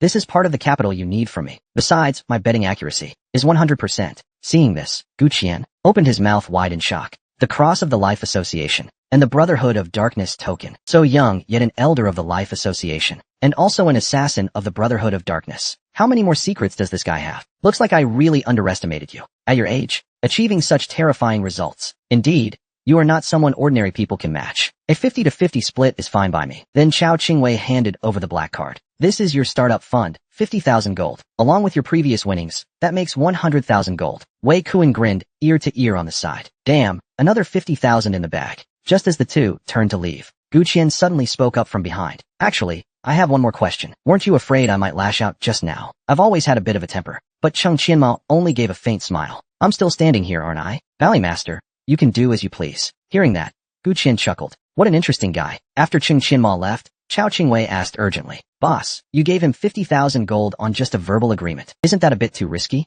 But Gu Qian remained calm. "I never make a deal I'll lose. That guy's strength is immeasurable. If 50,000 gold gets things done and buys us some goodwill, we've made a profit." But when Wei Kuan walked out and saw the scene, he was stunned on the spot. "We were fighting for our lives in there. And you guys were out here feasting?" Li Mingho quickly stood up and explained. "Didn't they say the Valley Master is friends with the captain?" Huang Tian chimed in as well. "Yeah, we originally came to fight, but their hospitality was just too good." Only Lin Ruoshi was concerned for Cheng Qianma's safety. "You okay, you rascal? They didn't do anything to you, right?" Cheng Qianma said he was fine, but Huang Tian kept pressing. "Did you win too much gold?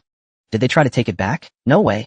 I'm going to reason with them." Wei Kuan quickly pulled out the black card. "You're overthinking. Not only did they not take it back, they even gave us an extra 50,000 gold." But just as he finished speaking, Cheng Qianma snatched the black card from Wei Kuan's hand. "Let's go. We'll talk after we get out of here." After that, everyone returned to private room 301. "So we need to help Shui Yabao take exams at other arenas?" "That's right. So those 50,000 gold coins won't be easy to earn." "What? Are you scared?" Huang Tian immediately scoffed. "Scared of what? With old Mo as captain, I'll take the lead. Even if the emperor himself shows up, I'm not afraid. Besides, there's money to be made." That was Cheng Qianma speaking. "Since that's the case, it's settled then. There's still half a month until the mission. During this time, we'll act separately. Ruoshi, hurry back tomorrow for your second-class advancement ceremony. We still have tough tasks ahead." Mingho used this time to go to the Brotherhood of Darkness branch in Thunder City. Get certified as an assassin. Huang Tian and Wei Kuan, you two stay and continue training in Shui Yabao. Your goal is to become king of 100 weights. Also, I have 10,000 gold coins here. I'll split it among you later. Use it to restock your gear and skill books.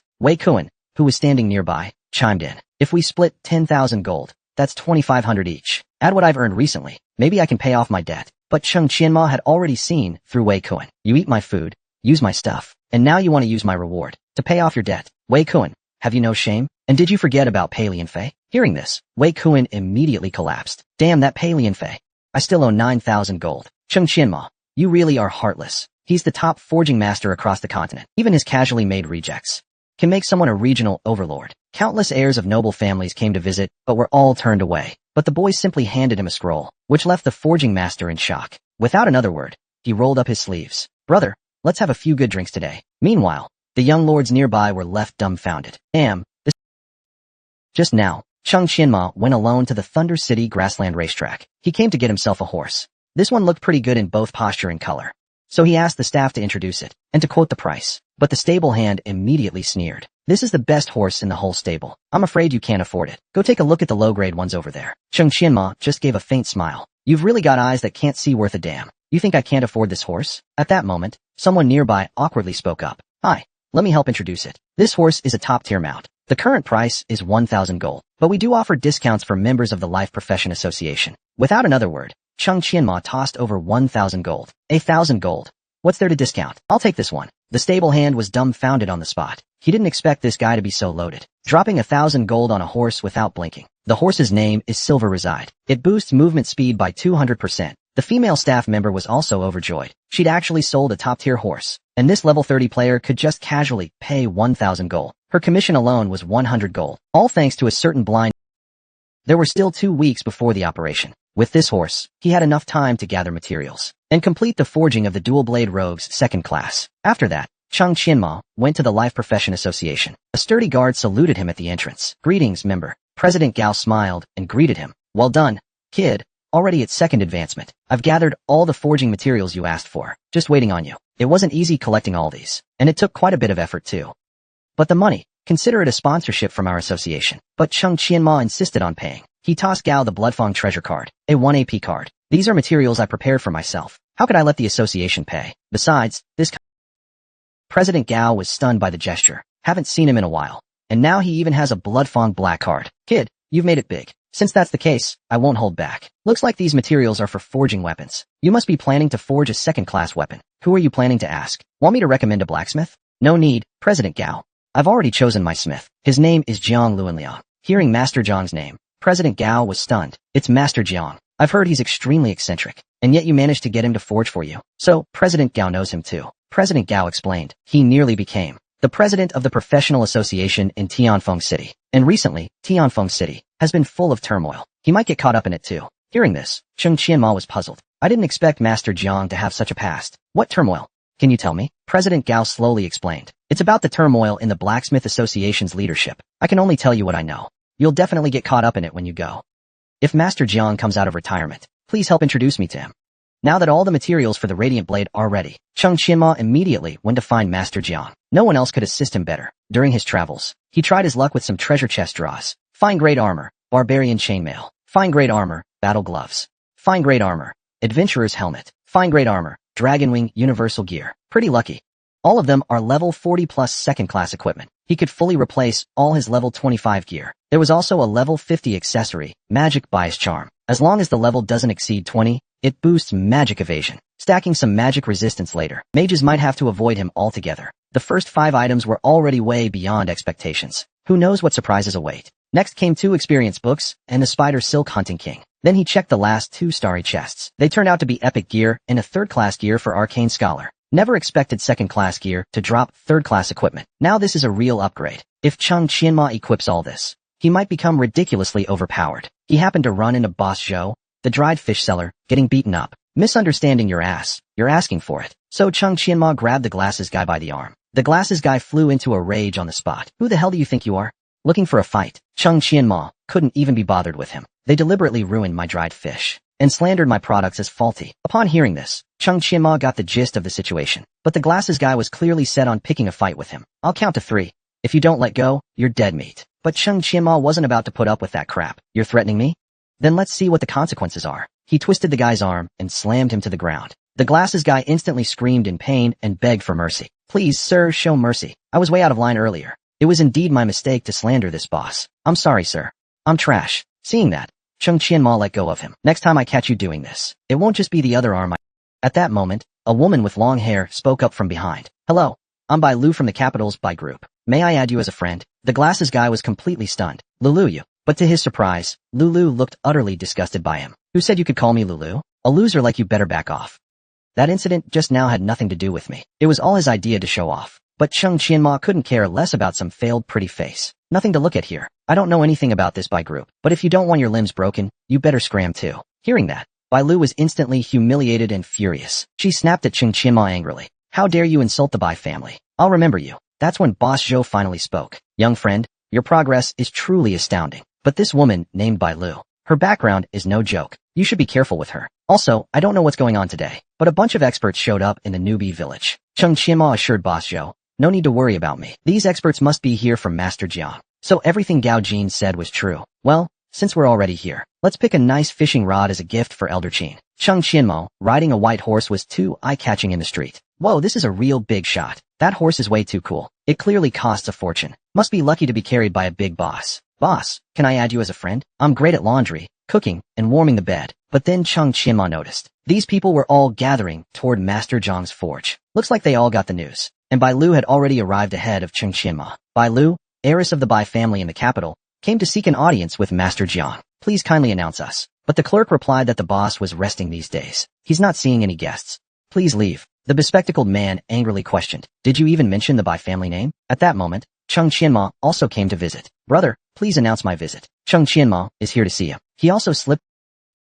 Just hand this to Master Jiang. Seeing this, Bai Lu and the bespectacled man were furious. It's that guy again. The bespectacled man reassured the young lady. If we can't get in, neither can he. Soon, the clerk reported to Master Jiang. Boss, someone asked me to give you this scroll. Master Jiang looked puzzled.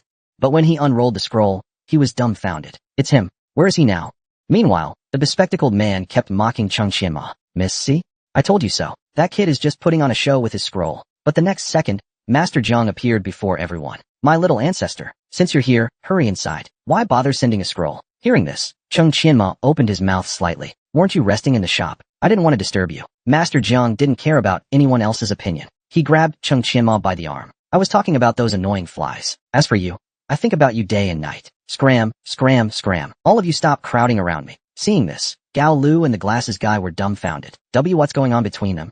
At that moment, Cheng Qianma reminded. Elder Jiang, maybe you should put on some clothes first, so you won't scare the folks outside. The boy pulled out some of the most ordinary materials on him and stunned everyone instantly. He was one of the top forging masters on the continent, yet the materials he had collected over a lifetime were not even close to a strand of hair the boy casually pulled out. What shocked the forging master even more was that this was just a tiny portion of the boy's material stash. Just moments ago, Chung Qianma and Elder Jiang had started chatting warmly. Elder Jiang burst out laughing. You brat, you only ever visit when you need something. You're here this time to forge a second stage divine weapon, right? But Chung Qianma just played dumb and casually replied. Nice tea. Elder Jiang got anxious and urged him. My little ancestor, stop beating around the bush. This old man's about to go crazy from suspense. Hearing this, Chung Qianma slowly set down his teacup. Elder Jiang, you're actually right. I'm here today to forge the second stage version of Flowing Light Thousand Blade Scatter. Elder Jiang immediately asked, so that means you've gathered all the core materials? That's fantastic.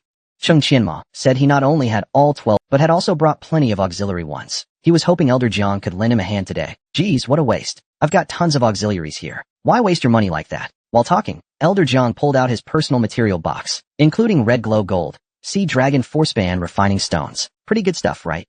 But Chung Qianma just squinted and smiled slightly. Your stuff is good, but still not enough. Elder Jiang protested. These are my treasured collection. Are you saying you've got better? Young man, don't go bragging now. Hearing that, Chung Qianma opened his storage space. Then take a good look at what I've got, Elder Jiang. When he saw the materials in Chung Qianma's hands, Elder Jiang was stunned. That's the Blood Sun Heavenly Eye. Are you really using such high-level forging materials as auxiliaries? That's way too extravagant. But unexpectedly, Chung Qianma said this still wasn't enough. He then pulled out a few more materials, which left Master Jiang utterly shocked. Even Thunderfire Flame and Shadow Dragon Sand. Kid, you must have struck it rich. If I remember correctly, the Holy Enyang Silk only drops from Flame Pearl Queen Crag. She's a level 40 field boss. Don't tell me you took her down yourself. Kid, you really are a monster. Not only do you have incredible forging talent, your combat talent is terrifying too. For our Xia nation to have a genius like you, it's truly something otherworldly. Rest assured, after half a year of training with your guidance, my forging skills have improved tremendously. For this forging task,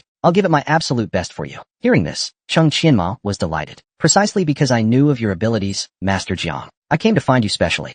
Let's get started right away. So, Master Jiang had the clerk hang the clothes for today's sign. But soon, a young man came over. Hey, why aren't you open today? The clerk replied impatiently. Sorry, Master Jiang is busy today, so we're closed. The burly young man quickly introduced himself. I'm Du Shui. My father is an officer in the Tianfeng City Blacksmith Association. I came today to ask Master Jiang for help, but the impatient clerk immediately refused him. No means no.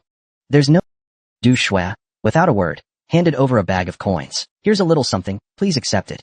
Just help me pass on this letter. The burly clerk agreed. I can pass on the letter, but let me be clear up front. Whether Master Jiang sees you is not up to me. Meanwhile, Chung Qianma and Master Jiang had begun forging. The furnace temperature was about right. But just then, the clerk rushed over in a hurry. Master Jiang, some people are outside. We already told them we're closed today. But the one leading them said they were from the Tianfeng City Blacksmith Association. He even claimed to have a letter from his father addressed to Elder Jiang. This must be what President Gao mentioned. The recent leadership change in the Tianfeng City Blacksmith Guild. After reading the letter, Elder Jiang responded. Tell that brat to wait in the reception room first. I'll go once I'm done here. Chung Qianma. Elder Jiang, are you in some kind of trouble? Elder Jiang signaled that it was nothing. Just an annoying little matter, that's all. Let's not worry about it, and keep going. But Chung Qianma reminded him seriously. Elder Jiang, as a top-tier blacksmith, you should understand the basic requirement of forging. If your emotions aren't stable, then I'll have to complete this myself. Elder Jiang quickly waved his hands. Please no. I've waited half a year for this chance. I've been dreaming of participating in the forging of Flowing Light Thousand Blade Scatter. Then Elder Jiang sighed. Even if you're skilled, you're still just a freelancer at the end of the day. That's why I didn't want to drag you into this mess. So please don't push this old man. But Chung Qianma didn't say a word. He just pulled out an elder badge from the Profession Association. Elder Jiang's jaw dropped. How could you possibly have that? Obviously, I earned it through trials. Well, what do you say? Elder of the Profession Association. Helplessly, Elder Jiang stroked his beard and pondered for a moment. To get an elder badge at your age? You're truly remarkable. But considering the current relationship between the Blacksmith Association and the Profession Association, even your elder status might not help. But Chung Qianma replied firmly. I'm already aware of the grudge between the two factions. This problem has existed for a long time. Set that aside for now. And talk about your situation instead. Elder Jiang could only give in and explained. Back in the days of the Apocalypse Continent, the Tianfeng City Blacksmith Guild was renowned. The Blacksmith Guild of Tianfeng City was famous across the continent because many young people aspiring to be blacksmiths. Since everyone's come to Tianfeng City, I'm no exception. My master is Dong Feihu, one of the renowned blacksmiths of the Tianqi continent. Being defeated under his name is both my honor and my misfortune. He recognized my talent and took me as his disciple, but not to pass on his legacy. He just wanted a good assistant to help him reach greater heights. But he never expected me to surpass his expectations. Once, I discovered a new forging technique and shared it joyfully with everyone. I thought he would be proud of me, but instead, It became the root of his extreme jealousy. So, in a future forging competition, he swapped my materials, causing me to fail. What made me even angrier was, his son, my fellow apprentice, presented an identical work and accused me of tampering. Since then, I was expelled from the Blacksmith Association. Actually, if I had chosen to fight back, maybe I could have proven my skills were better than both my master and fellow apprentice. But my heart was just too weary, so I returned to the novice village, planning to live out my days quietly. Lately, many major factions approached me, and I did catch wind of rumors from Tianfeng City, but I couldn't be bothered to care. My heart has been cold for years. If it weren't for meeting you, kid, giving me a bit of spark in my profession, I wouldn't even bother running this forge. Chung Qianma smiled and said, Master Jiang, if I can help you return to the Blacksmith Association, maybe even take the position of emblem holder, what would you say? Master Jiang looked utterly shocked. Kid, I know you're capable, but I think you'd better stay out of this matter. Seeing this, Chung Qianma pointed at himself. Master Jiang, don't misunderstand. I have my own plans. To be honest with you, I'm currently building my own guild. It's called Eternal Peak. Once my guild is established, all the advanced life class professionals, they would become a major force in the guild. Now that I'm an elder in the Life Profession Association, if I can promote a merger between the Blacksmith Association and the Life Profession Association, then it would be a great opportunity. Population is always the key factor in determining a guild's strength. If we complete this major reform, the Eternal Pinnacle Guild will rise rapidly in no time. Hearing this, Elder Jiang immediately expressed his view. I always knew you weren't meant for small pawns, but I don't want to be involved in political scheming. Chung Qianma immediately questioned him. So you're just going to carry that stain your whole life? You have unparalleled forging talent, but why haven't you progressed in all these years? Do you know why? Because your mind is stuck. This burden has been weighing on you for decades. That's why your forging level hasn't advanced. If you want to improve, you must overcome your inner demons. Running away won't solve anything. Hearing that, Elder Jiang agreed on the spot. Then Chung Qianma continued. I already have a preliminary plan. After we finish today's forging task, let's sit down and talk it through. Elder Jiang, pay close attention to the flame temperature and catalyst ratio. Also, when inserting auxiliary materials, make sure to follow the sequence on the blueprint. In no time, 3 hours had passed. Outside, Du Shui was already getting impatient. Why hasn't Elder Jiang come out yet? Hey kid, you're not tricking me, are you? The boy calmly replied. Just wait patiently. Elder Jiang is currently forging a masterpiece, so it's only natural that it takes more time. You'd better lower your voice. If you disturb Elder Jiang, you'll deal with the consequences. Hearing masterpiece, Du Shui was puzzled. A masterpiece? Is it some kind of epic-grade weapon? But just as they were talking, blinding golden light suddenly burst from inside. Before they could react, a wave of dense smoke mixed with golden light rushed out. The heat was so intense, they couldn't even open their eyes. Soon, thick smoke filled the entire room. Du Shui was stunned on the spot at the sight. What kind of weapon is this? Its stats must be terrifying. Seeing the finished product, Chung Qianma and Master Jiang were filled with satisfaction. It's done, it's done. The second Radiant Thousand Blade is finally complete. The system promptly announced. Congratulations.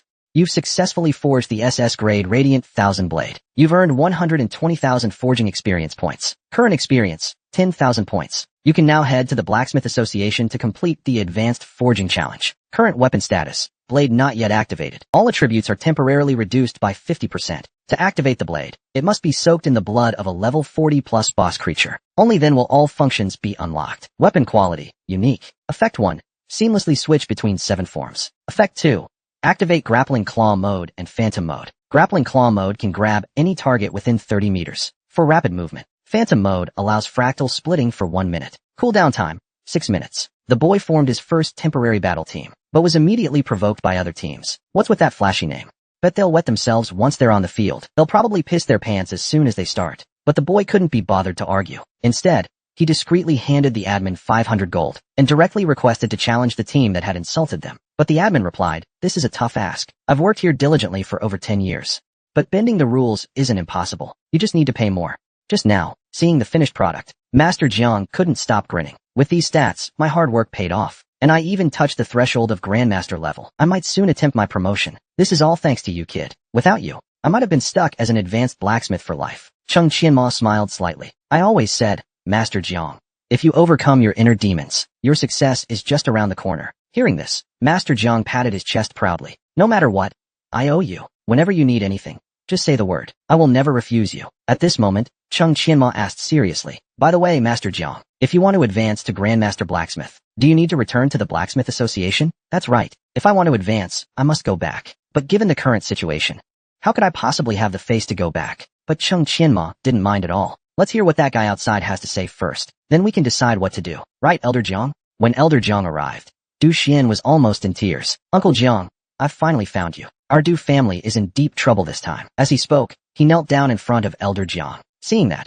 Elder Jiang helped him up and said, "You're Tianlei's son? Get up first and tell me what happened." Du Xian explained, "Uncle Jiang, your whereabouts have been exposed. Dong Feihu said you were expelled, but you're still working as a blacksmith. He claims you're tarnishing the guild's name, and now he wants to drag you back for punishment. During the guild leadership vote, my father voted against him.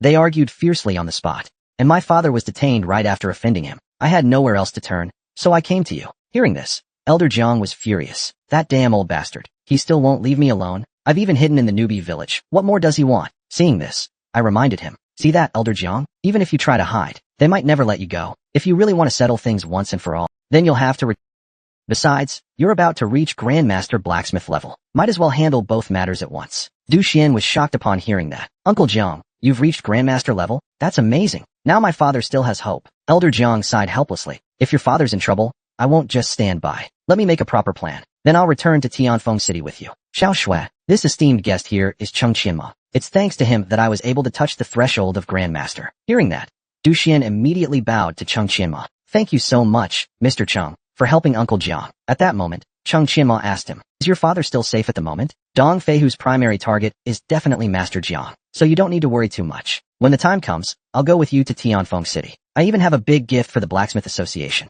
Hearing this, Du Shui immediately cheered. "That's great. This kind of aura is far beyond what a mere level 32 awakened should have. He looks so young. I thought he was just a novice disciple. Never thought he'd have such formidable strength. Since we've decided, let's get moving. Master Jiang, I'll go get ready. See you in Tianfeng City in half a month." Now that the weapon has been upgraded, it's time to move on to the next phase. Meanwhile, on Huang Tian's side, "Can you do it? I've already won 13 matches in a row. What's there to brag about? I've got 15 consecutive wins, 2 more than you. Why don't you give it a try?" As the two were chatting, a shadowy figure suddenly appeared. The two exchanged a glance. "This guy looks seriously menacing. Old Wei, do you know him?" Old Wei shook his head. "Never seen him, but he's definitely no ordinary person." When he removed his mask, they realized it was Li Mingho. "Brother Huang, Brother Wei, don't I look cool in this outfit? Did I scare you just now?" Seeing it was Li Mingho, Huang Tian rushed over and gave him a punch. "You little rascal. Daring to scare your buddies? You've got guts now." Old Wei remarked, "You must have passed the assassin's test. And look, your waist tag has a maiden engraved. That should be your assassin rank, right?" Li Mingho explained to them. Assassin ranks go from Heaven Kill, Earth Extinction, Scarlet Maiden, King, and so on. This maiden rank of mine is basically the second tier below the third transfer. Hearing this, Huang Tian praised Li Mingho. "Not bad, but keep working hard." "All right, Brother Huang, has the captain returned yet?" Wei Kuan immediately answered. "Not just the captain, even Sister Ruashi hasn't come back yet. Do you think they might have eloped?" Hearing this, Huang Tian cleared his throat awkwardly. "That's not the kind of joke you should be making. If old Mo hears that, you might really be in trouble, kid." "Bullshit. You think I'm afraid of him? Even if he were here, I'd still say it to his face." Little did he know that Lin Ruashi and I had already snuck up behind Old Wei. But Old Wei was still ranting on. "We brothers are out here suffering, while who knows where they've run off to." Seeing this, Li Mingho wanted to stop him, but Wei Kuan just got more fired up. "Mingho, don't stop me. There's stuff I've been wanting to say for ages. That brat Cheng Qianma. He's a decent coach at best, but as a captain, he's seriously lacking. Other squads have regular training, plus team bonding, meetups, social events. Sometimes they even organize blind dates or spa days. And us? We've got squat. Why do you two look like that? Say something, will you?" But just as he said that, Wei Kuan's butt took a solid kick from Cheng Qianma. Wei Kuan instantly flared up. "Who the hell kicked my ass?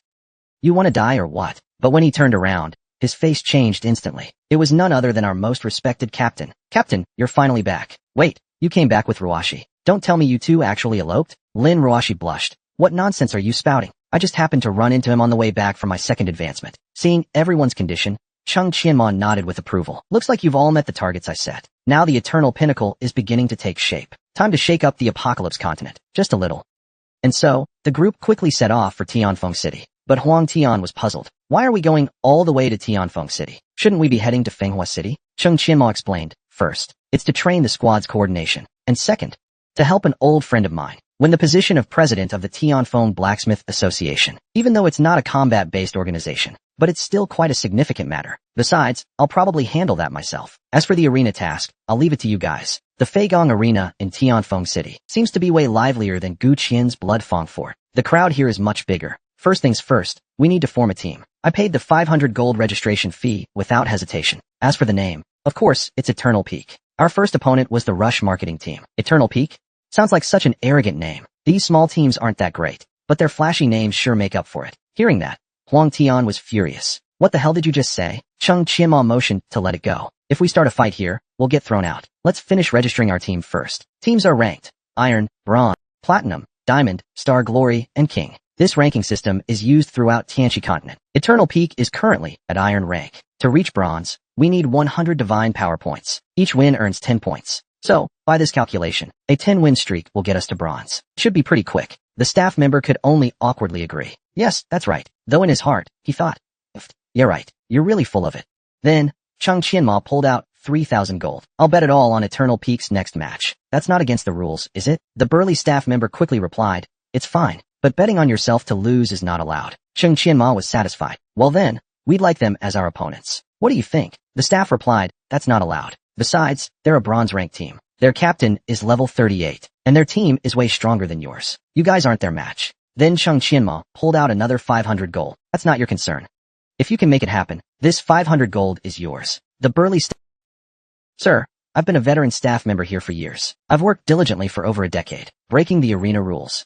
Costs extra. Soon, an announcement rang out from the loudspeaker. Eternal Pinnacle and Soaring Heights. Please proceed to battle arena number 987. The team match will begin in 10 minutes. Wei Kuan thought Chung Qianma would let it go, but who knew he'd rather pay up, just to face them head on. So petty, I like it. Huang Tian quietly whispered to me. They're stronger than us. Isn't this a bit reckless? But Chung Qianma simply replied calmly. There's no such word as reckless in my dictionary. Let's get on the field. The members of Soaring Heights were still smug. Captain Zhang, we really lucked out. We're up against that newbie team. This one's in the bag. Soon, both teams entered the battlefield. Everyone, please prepare yourselves. Captain Zhang shouted.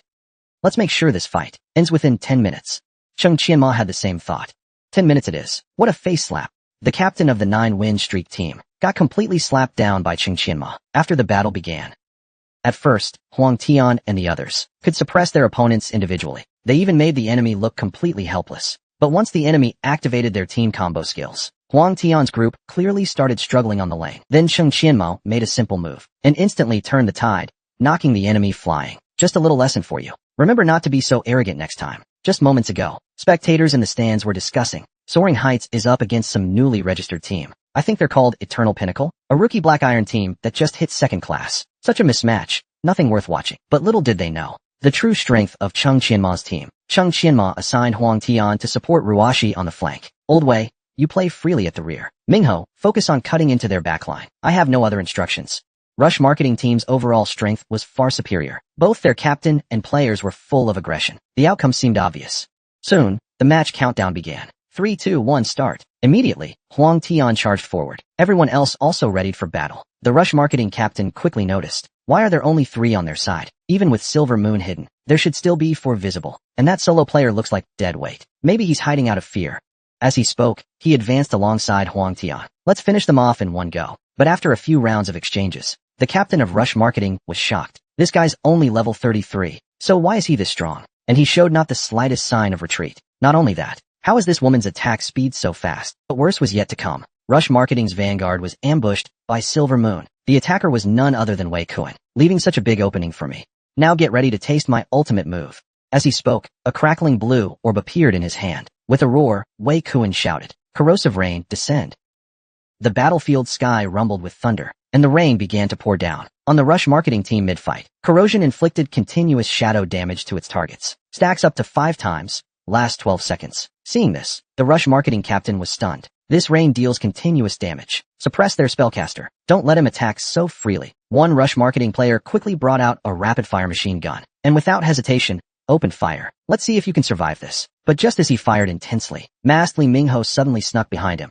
Without a word, he shoved him right into Wei Kuan's attack range. Enjoy some quiet time in the corrosive rain. The rest of Soaring Heights weren't doing any better either. They were all being completely overwhelmed by Chung Qianma's team. At this point, they just couldn't figure it out. The other team is clearly lower level and weaker. So how are they suppressing us so easily? Damn it, we've fallen into their rhythm. We have to find a way to break free from this. The captain immediately shouted, "Regroup. Stop letting them control the tempo. Everyone, maintain the formation." As he spoke, he charged forward to the front lines. Everyone, use the combo move. Seeing this, Wei Kuan quickly reminded them. We have to break their formation fast. We absolutely cannot let them use their combo skill. But the Soaring Heights team saw through Wei Kuan's intent and opened fire wildly with their heavy machine gun, trying to stop Huang Tian's charge. Spectators gasped from the stands. That's Soaring Heights' signature combo technique. Once they use it, Eternal Pinnacle has no chance. The captain of Soaring Heights roared, "Bloodbath kiss," and swung his massive sword down. "Die, all of you." Huang Tian panicked. This is bad. If this keeps up, we're doomed. But at that critical moment, Cheng Qianma finally made his move and effortlessly blocked the captain's strike. "Huang Tian, come on now. You really need more training." The Soaring Heights captain was stunned. How is this even possible? He blocked our team combo alone. What kind of weapon does he have? Huang Tian smiled and asked, "Is that the constellation you forged with Elder Jiang? It's seriously too cool." But Cheng Qianma signaled him to focus. "Let's wrap this up quickly." As he spoke, Lin Ruashi's attack hit cleanly. "Where do you think you're looking?" Not just that, Li Mingho's ambush also landed, catching the Soaring Heights members completely off guard. The Soaring Heights captain roared in fury, "Damn it!" But Cheng Qianma gave them no chance to recover. One blow flattened their captain. That's your little lesson for today. Consider this a small lesson for you. Hope you won't be so arrogant next time. 4 minutes and 58 seconds. 10 minutes is still too long. At that moment, the referee announced, "Congratulations to Eternal Peak for the victory. Current win streak, 1 win. Victory earns 10 points and 400,000 experience. Team matches give way more experience than solo duels. At this pace, their levels will skyrocket." The spectators were all stunned. What just happened? Rush marketing team, with 9 straight wins, got crushed by a rookie team. Even their combo attacks were countered, and 2 of them wore masks that block information. They must be assassins from the Dark Brotherhood. Only they have that equipment. Hello, here are your 3,000 gold winnings from the last match. A total of 6,000 gold. Cheng Qianmo replied, "No rush. Keep betting for me." Another 3,000 gold on Eternal Peak's win. The burly admin asked in confusion, "Don't you want to rest a bit?" Cheng Qianmo turned, "No need. We're in a hurry." Soon, Eternal Peak scored their second win, earning 20 points and 500,000 experience. Congratulations to Eternal Peak on 6 straight wins, earned 60 points and 800,000 experience. Congratulations to Eternal Peak for another win, completing a 10-win streak, earned 100 points and 1 million experience. Their team rank also advanced to bronze. Soon, the day's arena battles concluded. Wei Kuan asked how much they made today. "Tell us, make us happy." Cheng Qianma answered, "Not much, just around 20,000 gold." Hearing that, Wei Kuan's eyes lit up instantly. 20,000 in one go, and you call that not much? Old Mo, your appetite is getting bigger. Just then, Cheng Qianma's communicator buzzed. It was Du Shui and Master Jiang. They'd arrived in Tianfeng City. They were staying at the Moonlight Inn, waiting to discuss matters of the Blacksmith Association. So, Cheng Qianma began arranging with the others. "In the next few days, I'll be handling some matters at the Blacksmith Association. You guys stick to the plan and keep progressing through the solo matches." Hearing this, Huang Tian looked confused. "You mean the part about competing for the Blacksmith Association president? Old Mo, are you going personally?" Cheng Qianma nodded, "Exactly. This is a major matter that concerns the future of our guild." "What? Do you not believe I can handle the task? Or are you just afraid you'll lose without me?" Huang Tian replied, as if, "It's not like I've never done solo matches before." "Old Mo, go without worrying." Wei Kuan chimed in as well. "Exactly. No matter what happens, I've got this. If things get physical at the Blacksmith Association, don't forget to message us. We'll come and cheer you on." Seeing this, Cheng Qianma waved them off. "All right, we'll go our separate ways for now. If anything comes up, let me know immediately." Then Cheng Qianma headed to the Moonlight Inn, where Elder Jiang and the others were likely staying. He gently knocked on the door. "Elder Jiang, are you in?" Just then, the door creaked open, and Elder Jiang cautiously peeked out. Upon seeing it was Cheng Qianma, he grinned wide. "You rascal, you finally came." The boy had never taken a blacksmith test before, yet he managed to shock every blacksmith present. Simply because the boy was only 19 years old, he directly broke the record for the youngest ultimate blacksmith on the continent. Not only that, in the upcoming advanced blacksmith exam, while other blacksmiths were still frustrated and overwhelmed, the boy casually sketched on the paper. Yet the design he submitted left the examiner completely stunned. Just a moment ago, Cheng Qianma entered the room. Du Shui quickly asked, "Are we heading straight to the association?" Cheng Qianma replied, "It's not the right time for Elder Jiang to reveal himself. Rushing in recklessly might get us locked up by— Let me go in first. After it's settled, we can bring out Elder Jiang. That would be the safest way." But Elder Jiang insisted otherwise. "If the Blacksmith Association finds out, you'll be dragged into this too." But Cheng Qianma had his own plan. "The Blacksmith Association is just a bunch of non-awakened people. Even with Kaching, I fear nothing. Don't you believe in my strength?" Elder Jiang sighed helplessly. "I know there's no convincing you, but promise me one thing.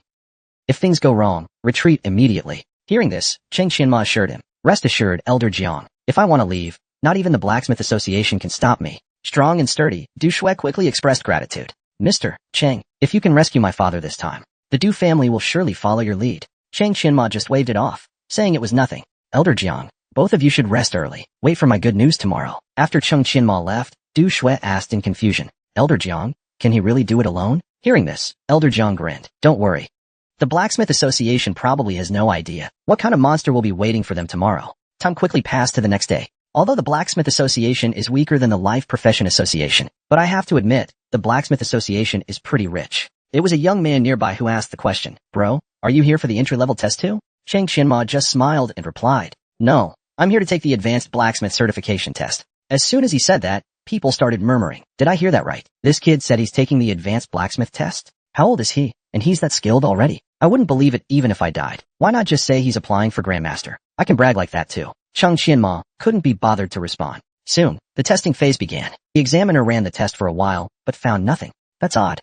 The equipment is brand new. It shouldn't be malfunctioning. But as the device reset and worked properly, current forging level, intermediate. Current experience, 100,000. Eligible to take the advanced blacksmith test. He actually is at an intermediate level. You meet the qualifications for the test. Please follow me to register. The crowd watching was dumbfounded on the spot. Damn it, I must have been blind. Not only did I miss my chance to befriend a big shot, I even ended up offending him. Next up was the Advanced Blacksmith Certification Test. A long line had already formed behind Chang Qianma. The examiner looked puzzled as he read the file. Chang Qianma, 19 years old, level 32, freelance Manhwa Liang. So young, and even a freelance class. How could he possibly qualify as an intermediate blacksmith? But on second thought, maybe he's just a genius. Go ahead, your spot is... Find it yourself. After all these years, we finally have a promising seedling. A dual path awakened at 19. I hope you can give me a surprise. Then he instructed his subordinate, go to the archives and check if there's a blacksmith master named Wen Liang. If we're lucky, we might bring 2 talented people into the association. As Chang Qianma entered the hall, people started whispering again. So young, and he's taking the advanced blacksmith exam? Did this kid walk into the wrong testing room? This is the exam site for advanced blacksmiths. But when they saw Chang Qianma walk to his seat, they were surprised. He was really a candidate, and an advanced blacksmith at that. Truly impressive for the young generation. At this moment, the examiner cleared his throat and introduced himself. I am Chen Shixin, council member of Tianfeng City Blacksmith Association, an advanced blacksmith. Beside me is Yi Rong. We are the examiners for this advanced assessment. Now I will announce the exam rules. This exam consists of 2 parts. In the first part, within the given time, you must select the appropriate materials based on the topic and design a forging plan. Hearing this, Chang Qianma thought for a moment. Though the question looks simple, it actually tests deep forging knowledge. For this assessment alone, the Blacksmith Association does have some real standards. At this time, Chen Shixin spoke up. Is Dong Xueqing here? Why haven't I seen him? An assistant replied that he had entered the city over 10 minutes ago. He should be here any moment. Hearing this, Chen Shixin declared on the spot, even if he is the son of Elder Dong, he cannot disregard the rules like this. I'll give him at most 5 more minutes. The candidates began to murmur. Why hasn't the exam started yet? It seems the examiners are waiting for Elder Dong's son. Hearing the name Dong, Chang Qianma thought, it must be that father and son who framed Elder Jiang. What his Shui said was right. The Blacksmith Association is rotten to the core. Just then, Dong Xueqing slowly arrived. Apologies, Counselor Chen. I was delayed by a banquet. Chen Shixin ignored him, but the assistant quickly stepped in politely. Young Master Dong, your seat is in the second row, center. Hurry, the exam is about to start. All right, since he's here. But when Dong Xueqing saw Chang Qianma, he was puzzled. This guy doesn't even look 20. An advanced blacksmith assessment. And there's someone this young taking part. He looks under 20. But being able to take the advanced blacksmith test, he's not entirely useless, I suppose. Why isn't he hurrying to take his seat? What's he standing there pretending to act cool for? But Chen Shixin instantly noticed something unusual about Chang Qianma. This kid was calm and composed, neither arrogant nor humble. Looks like he might really be something. Let's hope he doesn't disappoint me. Then the assistant announced. The topic for the first round today is to design a blueprint. The final weapon must be at least level 50 in item grade, with attack power over 150 points, and weigh no more than 3 kilograms. You have 1 hour to draw the complete blueprint and list all the required materials. The test starts now. Then the assistant turned and asked, Brother Chen, what do you think the pass rate will be today? Can it reach 15%? You personally made this exam, after all. Give me a ballpark estimate, won't you? But Chen Shixin simply replied coldly. My tests are never that easy. Those who pass the first round today won't exceed 10%.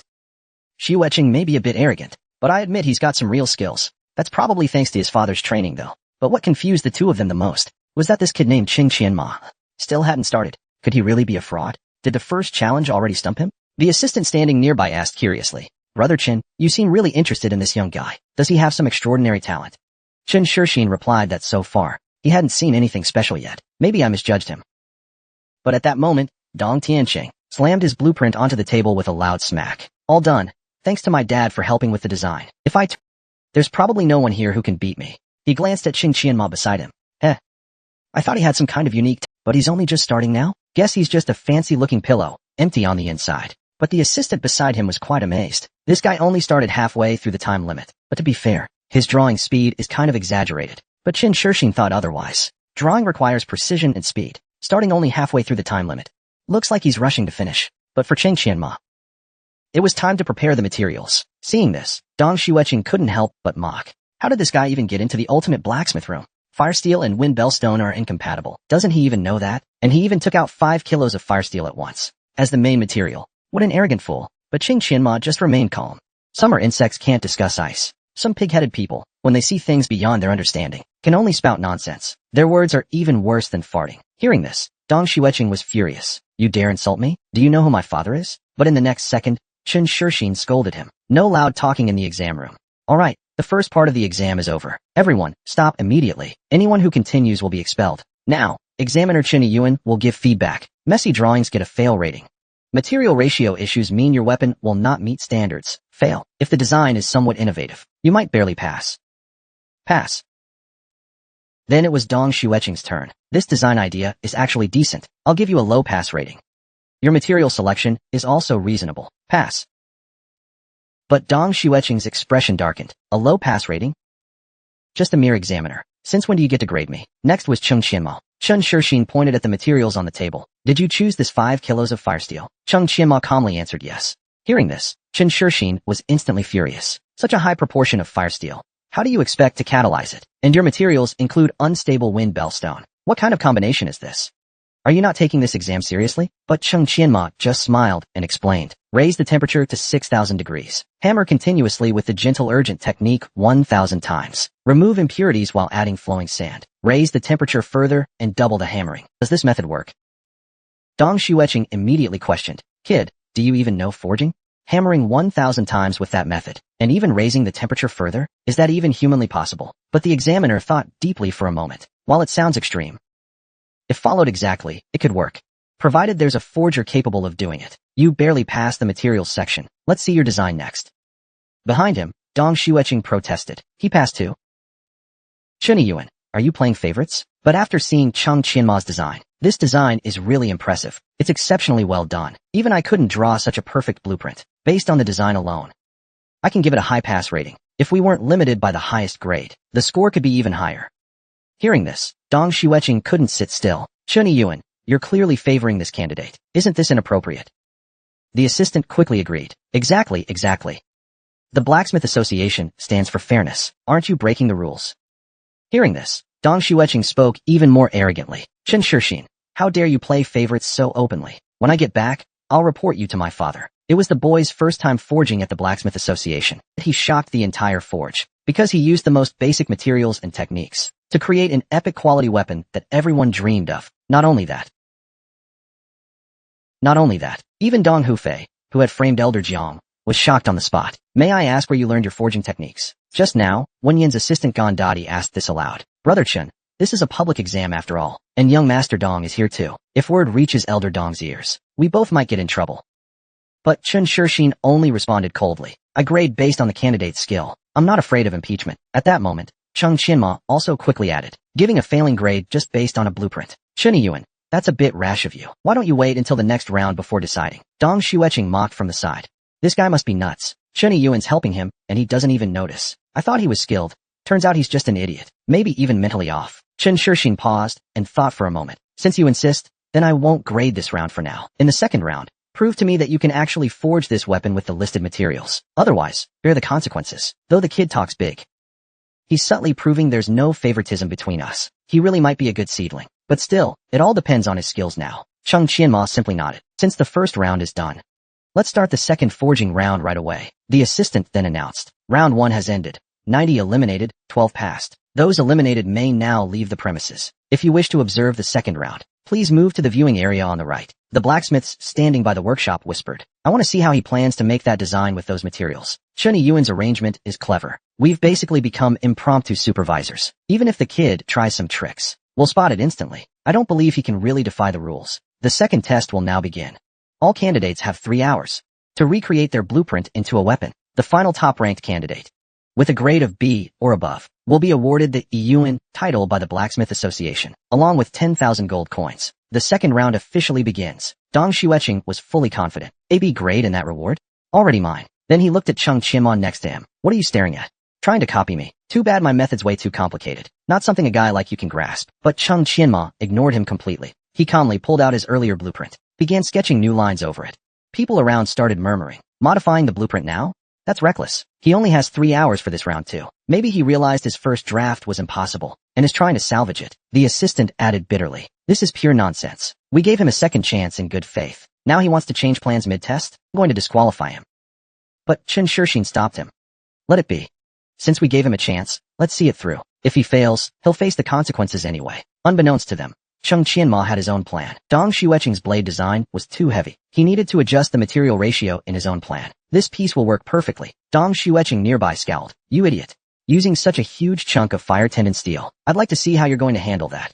The temperature in Chung Qianma's furnace was just right. It was time to start forging. But when people saw the size of his hammer, they were stunned. It was an awakening focused entirely on strength allocation. A dual-path user? Aren't side professions supposed to lag? How is his forging this advanced? So he's a rare dual-path cultivator? No wonder you gave him a pass. But Chen Shixin had his own opinion. Dual paths may be rare, but almost no one can advance equally in both paths. So the final result is what matters most. Only then can we make a judgment. As Chung Qianma hammered again and again, Dong Xueqing couldn't look away. A 50-gene iron hammer, and he's using a 4-stage forging technique. Using a 50-gene iron hammer with a 4-stage forging technique. This guy is absolutely over the top. No, I can't panic. He just has brute strength. I still have a trump card I haven't used. It's no big deal. Little did he know, the blacksmiths on the field were already staring wide-eyed in shock, using such large tools, and still performing the 4-phase forging technique. I'm impressed by this guy. Everyone, look closely. He's about to add the wind bell stone. Is he really going to succeed? If he does, then all our years of study will have been a waste. After Chung Qianma's tireless effort, the 1,000 strikes were complete. Only the final step remained. But just then, someone called out young Master Dong, drawing Chung Qianma's attention. Look, what's happening with young Master Dong? It's an upgrade of the embryo form. This family technique is beyond our reach. At this moment, Dong Xueqing was full. No matter how clever your techniques are, before my family's forging art, you're just showing off in front of experts. But Chung Qianma instantly recognized his method. This should be the embryo upgrading technique, developed by Elder Jiang. It's indeed impressive, but the next second, he just grinned. However, this is not the optimal solution. The glory this father and son stole from you. Let me help you reclaim it. Seeing this, the assistant was dumbfounded. Has he gone mad? Adding wind bell stone at 1,100 degrees. That will make the embryo collapse. What is he doing? But then everyone noticed something. Wait, why is there a strange fragrance? What's going on? Why is the temperature dropping? Look, there's a blue glow in the furnace. As soon as the words fell, a blue crystal appeared before everyone's eyes. The crystal emitted a faint chill. Seeing this, Dong Xueqing's face lit up with joy. Dong Xueqing's face was practically beaming with joy. Haha, I knew you couldn't do it, but I didn't expect you couldn't even forge the base body. Trash like you doesn't deserve to be a blacksmith. I'm going to report you to the association to revoke your advanced blacksmith qualification. The assistant quickly chimed in. What a pity. I thought we were about to witness a whole new forging method. Guess I was overthinking it. What was I even expecting? Did I really think he could forcibly merge fire-tended steel and wind bell alloy? But Chung Qianma didn't think that way at all. A flash of blue light appeared from the furnace. It's done. As the glow from the furnace grew stronger, everyone present was stunned. What on earth did he just do? That intense rumbling sound, and that terrifying aura. Only genuine masterpieces give off that kind of phenomenon. Only true masterpieces create such anomalies. As Chung Qianma lifted the weapon high into the air, everyone gasped again in shock. It leveled up again. Oh my god, I really just witnessed an entirely new forging technique. And the quality of this weapon exceeds even Dong Xueqing's. Who exactly is this guy? This kind of phenomenon only appears when a true masterpiece is forged. Someone actually forged a genuine masterpiece. And this is happening during the advanced blacksmith exam. Looks like a true genius is about to be born. Seeing the commotion at the exam site, Dong Hufei was shocked. Did Xueqing forge an epic tier masterpiece? Even the association president Sherdong was in shock. That's a forging phenomenon. Is our blacksmith association about to produce a peerless genius? Chen Shixin was already speechless from shock. That's epic. An epic tier genuine masterpiece. I can't believe he actually pulled it off. Chung Qianma actually forged an epic tier masterpiece during the exam. I hereby declare Chung Qianma as today's first place winner. Dong Xueqing immediately cried out. You cheated. I don't believe it. He looked at my blueprint during the match, then changed his own. That's clearly plagiarism. I refuse to accept his results. But everyone saw it for themselves. Cheng Qianma's forging skill clearly surpasses Dong Xueqing's. And yet he's accusing him of plagiarism? Relying on his usual arrogance. There's a saying for this, right? A cornered dog will jump over the wall. Seeing this, Chen Shixing couldn't help but grow furious. Dong Xueqing, if you lose, you lose. Stop disgracing the Blacksmith Association. But Dong Xueqing was already fuming with rage. Chen Shixing, you keep defending this guy over and over. I bet you have a secret deal with him. But Chen Shixing just ignored him. Report me, or impeach me if you like. That's something for after the exam. For now, I'm in charge here. Xueqing, be quiet. And Cheng Qianma immediately recognized him. He must be the mastermind who framed Elder Jiang. Dong Hufei, Elder Jiang's master. Seeing Dong Hufei, Dong Xueqing hurriedly complained. Father, you've come at the right. Shun Yiyuan, as an examiner, is openly shielding this candidate. I was just about to report him to the association, but Dong Hufei signaled him to stop. I already know what happened. Then, looking at Cheng Qianma, he asked, are you the candidate who forged an epic quality weapon with fire steel? I didn't expect you to be so young. Cheng Qianma replied. May I ask what Elder Dong would like to say? Dong Hufei only opened his mouth slightly. Such mastery at such a young age. Who is your teacher? He's finally shown his face. Elder Jiang has finally revealed himself at the Blacksmith Association. But now, facing his shameless former mentor Dong Hufei, and the Blacksmith Association leaders eyeing him covetously. Clearly, his explanation seemed a bit in such a disadvantageous position. Let's see how Cheng Qianma will turn things around. Just as Cheng Qianma was about to speak, Chen Shixing hurriedly answered. According to the records, his teacher is Wen Liang, but I've checked. There's no information on him in the association's records. Hearing this, Dong Hufei thought for a moment. Wen Liang, the name sounds familiar. Cheng Qianma just smiled slightly. My teacher is a man who shuns fame and fortune, so he isn't well known. At that moment, Dong Hufei patted Cheng Qianma on the shoulder. Then for this advanced exam, let's tentatively place Cheng Qianma in first place. As for the 10,000 gold prize for first place, it will be distributed after the association deliberates. Also, our association wants to meet your mentor. I hope you can help relay the message. Wen Yin, Cheng Qianma thought for a moment. You want to meet my teacher? I'll pass along the Blacksmith Association's request. But whether or not my teacher agrees, I can't guarantee that. But since the association has recognized my performance, in a few days, I'll come to collect my certification and reward. For now, I'll take my leave. But Dong Xueqing on the side looked very displeased. Father, you're just going to let him leave like that? And what about that Chen Shixing? He clearly showed favoritism and protected him. But Dong Hufei immediately cut him off, then turned to Chen Shixing with a smile and said, Shixing, you handled this exam quite well. I'll speak on your behalf at the association. Then, without another word, he headed for the exit. What are you still standing there for? Come with me. Dong Xueqing followed, confused. Father, why did you give first place to that kid? With your status, if you just say the word. Chen Shixing wouldn't dare object. The Blacksmith Association is basically in our Dong family's pocket. Why should we care about some lowly artisan's opinion? Hearing this, Dong Hufei's face instantly darkened. Without a word, he slapped Dong Xueqing hard. Shut up, you fool. President Shi is already getting old. The association elections are coming up soon. If word spreads that a young genius has emerged, tell me, how does that help us? Right now, the most important thing is winning him over. Swallow your pride for now. Once I take over the Blacksmith Association, who cares about some little exam? Even if you want to become a master next year, I'll find a way to make it happen. As for that kid, we can't just leave him alone either. Wen Liang, that name sounds really familiar. Find someone to investigate him, ASAP. Meanwhile, Yang Jiubao, I'm not surprised you passed the advanced blacksmith exam, but I didn't expect you to forge an epic quality weapon using materials from the competition field. Cheng Qianma waved his hand modestly. I just improved upon your concept, that's all. The method was mine. But honestly, I didn't think anyone could pull off such an extreme forging technique. Du Shui at the side was equally shocked. Barely 20 years old, already holding an advanced blacksmith certificate, even able to teach Elder Jiang something. What kind of monster is he? Cheng Qianma then turned to Du Shui and asked, can you get in touch with the president of the Blacksmith Association? Hearing this, Du Shui hesitated. The president is quite elderly. He's been retired in recent years. Contacting him isn't difficult, but unless it's something very important, it's hard to get him to show up. Cheng Qianma thought for a moment.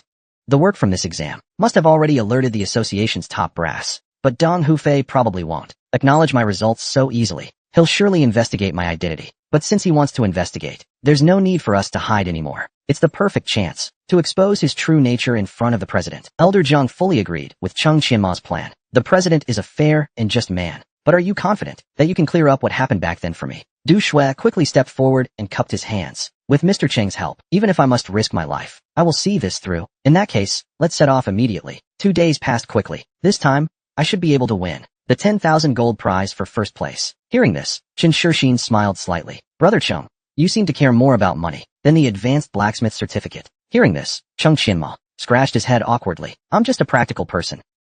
Compared to status certification, those vague, empty things, what matters more is how much they can give me. But what Qing Qianma didn't know was just how much money an advanced blacksmith license could make him. Don't worry, brother Qing Qianma. This time, I'm taking you to meet the higher-ups in my association. As long as you join the association, whether it's the advanced blacksmith certification or that 10,000 gold reward we promised, no problem. At that moment, the upper-level leaders of the blacksmith association had already been waiting. He's here. This is the Qing Qianma I told you all about. So young. And yet he's the one who forged that epic tier masterpiece. Has this young man really reached advanced blacksmith level? Dong Hufei stood up and asked, so, did you and your teacher come to an agreement? What was the final result? Qing Qianmo responded confidently. Yesterday, my teacher and I had a thorough discussion, but he still doesn't wish to show his face in public. Hearing that, Dong Hufei sneered disdainfully. Is your teacher unwilling to come? Or just afraid? But Qing Qianmo fired back without backing down. Elder Dong, what exactly do you mean by that? What do I mean? Why don't you, the so-called peerless genius Qing Qianma, explain it? The elder of the Thunder City Life Professions, Qin Shixin, was dumbfounded on the spot. What did you just say? He's from the Life Professions Association, and not just that. He's one of their elders, an elder of the Life Professions Association. What's he doing at our blacksmith? Is he trying to take us over? You're really an elder of Thunder City's Life Professions Association? Qing Qianma nodded calmly. That's right. I am an elder of the Life Professions Association. As he spoke, he took out his elder's badge. Everyone present was stunned beyond belief. How is this even possible? What a loss. Such a forging genius, snatched away by the Life Professions Association. The heavens truly do not favor our blacksmith association. Dong Hufei followed up. I'm really curious. What exactly did you come here for? To humiliate us? Spy on us? Or slap us in the face? Qing Qianmo calmly replied. Qing Qianmo replied calmly. You're overthinking it. I just simply want to obtain the advanced blacksmith certification. But Dong Hufei thought otherwise. If that's the case, why would he hide his identity? Is it because he has a guilty conscience? Besides, with your background, you probably don't know about the grudge between our two families. You must have come here on a mission, and you're Who exactly is he? I advise you to be honest. Or don't blame me for being rude. Just then, a voice suddenly rang out. Dong Hufei, I heard you were looking for me. Hearing this, Dong Hufei was instantly stunned. That voice, Du Shui, why are you here too? Are you in cahoots with Qing Qianma? At that moment, Dong Hufei finally realized. Wen Liang, so it's you, my old friend. We've been looking all over for you. Never thought you'd show up yourself. But Elder Jiang sneered. Dong Hufei, after all these years, you're still as shameless as ever. Qin Shixin also recognized him. Master Jiang, it's really you. But the two men behind Dong Hufei sneered arrogantly. Pa, you shameless scoundrel. You dare show your face? Jiang Wenliang, you were expelled from the Blacksmith Association long ago. What are you doing here today? Hearing this, Elder Jiang instantly exploded. You're full of crap. It was clearly Dong Hufei back then, who stole my work and slandered me. Out of respect for our master-disciple bond, I didn't hold it against him. But you people still refuse to let me go. Qin Shixin asked suspiciously. Is what you say true? Hearing this, Elder Jiang immediately raised his right hand. I, Jiang Wenliang, swear to the heavens, every word I said is true. But the next second, Dong Hufei scoffed disdainfully. What a joke. Back then you were just a lowly apprentice. How could I have stolen your work?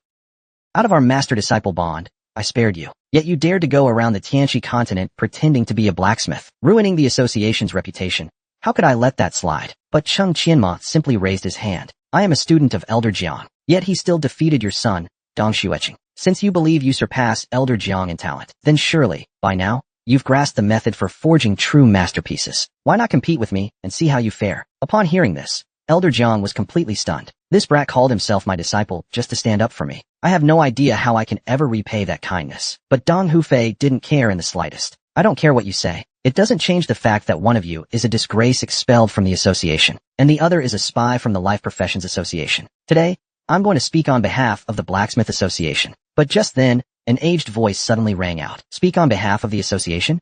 Aren't you getting ahead of yourself? The speaker was none other than President Sher of the Blacksmith Association. Everyone, take a seat. This old man hasn't involved himself in association matters for a long time. But today I happen to be free, so I came to have a look. No need to be so formal. Go on. Continue what you were saying. At that, Dong Hufei resumed speaking. President Sher, Jiang Wenliang had his disciple hide his identity as an elder of the Life Professions Association, just to infiltrate our... That's clearly malicious intent. But President Sher simply waved his hand. We already heard about all of this from Du Shui.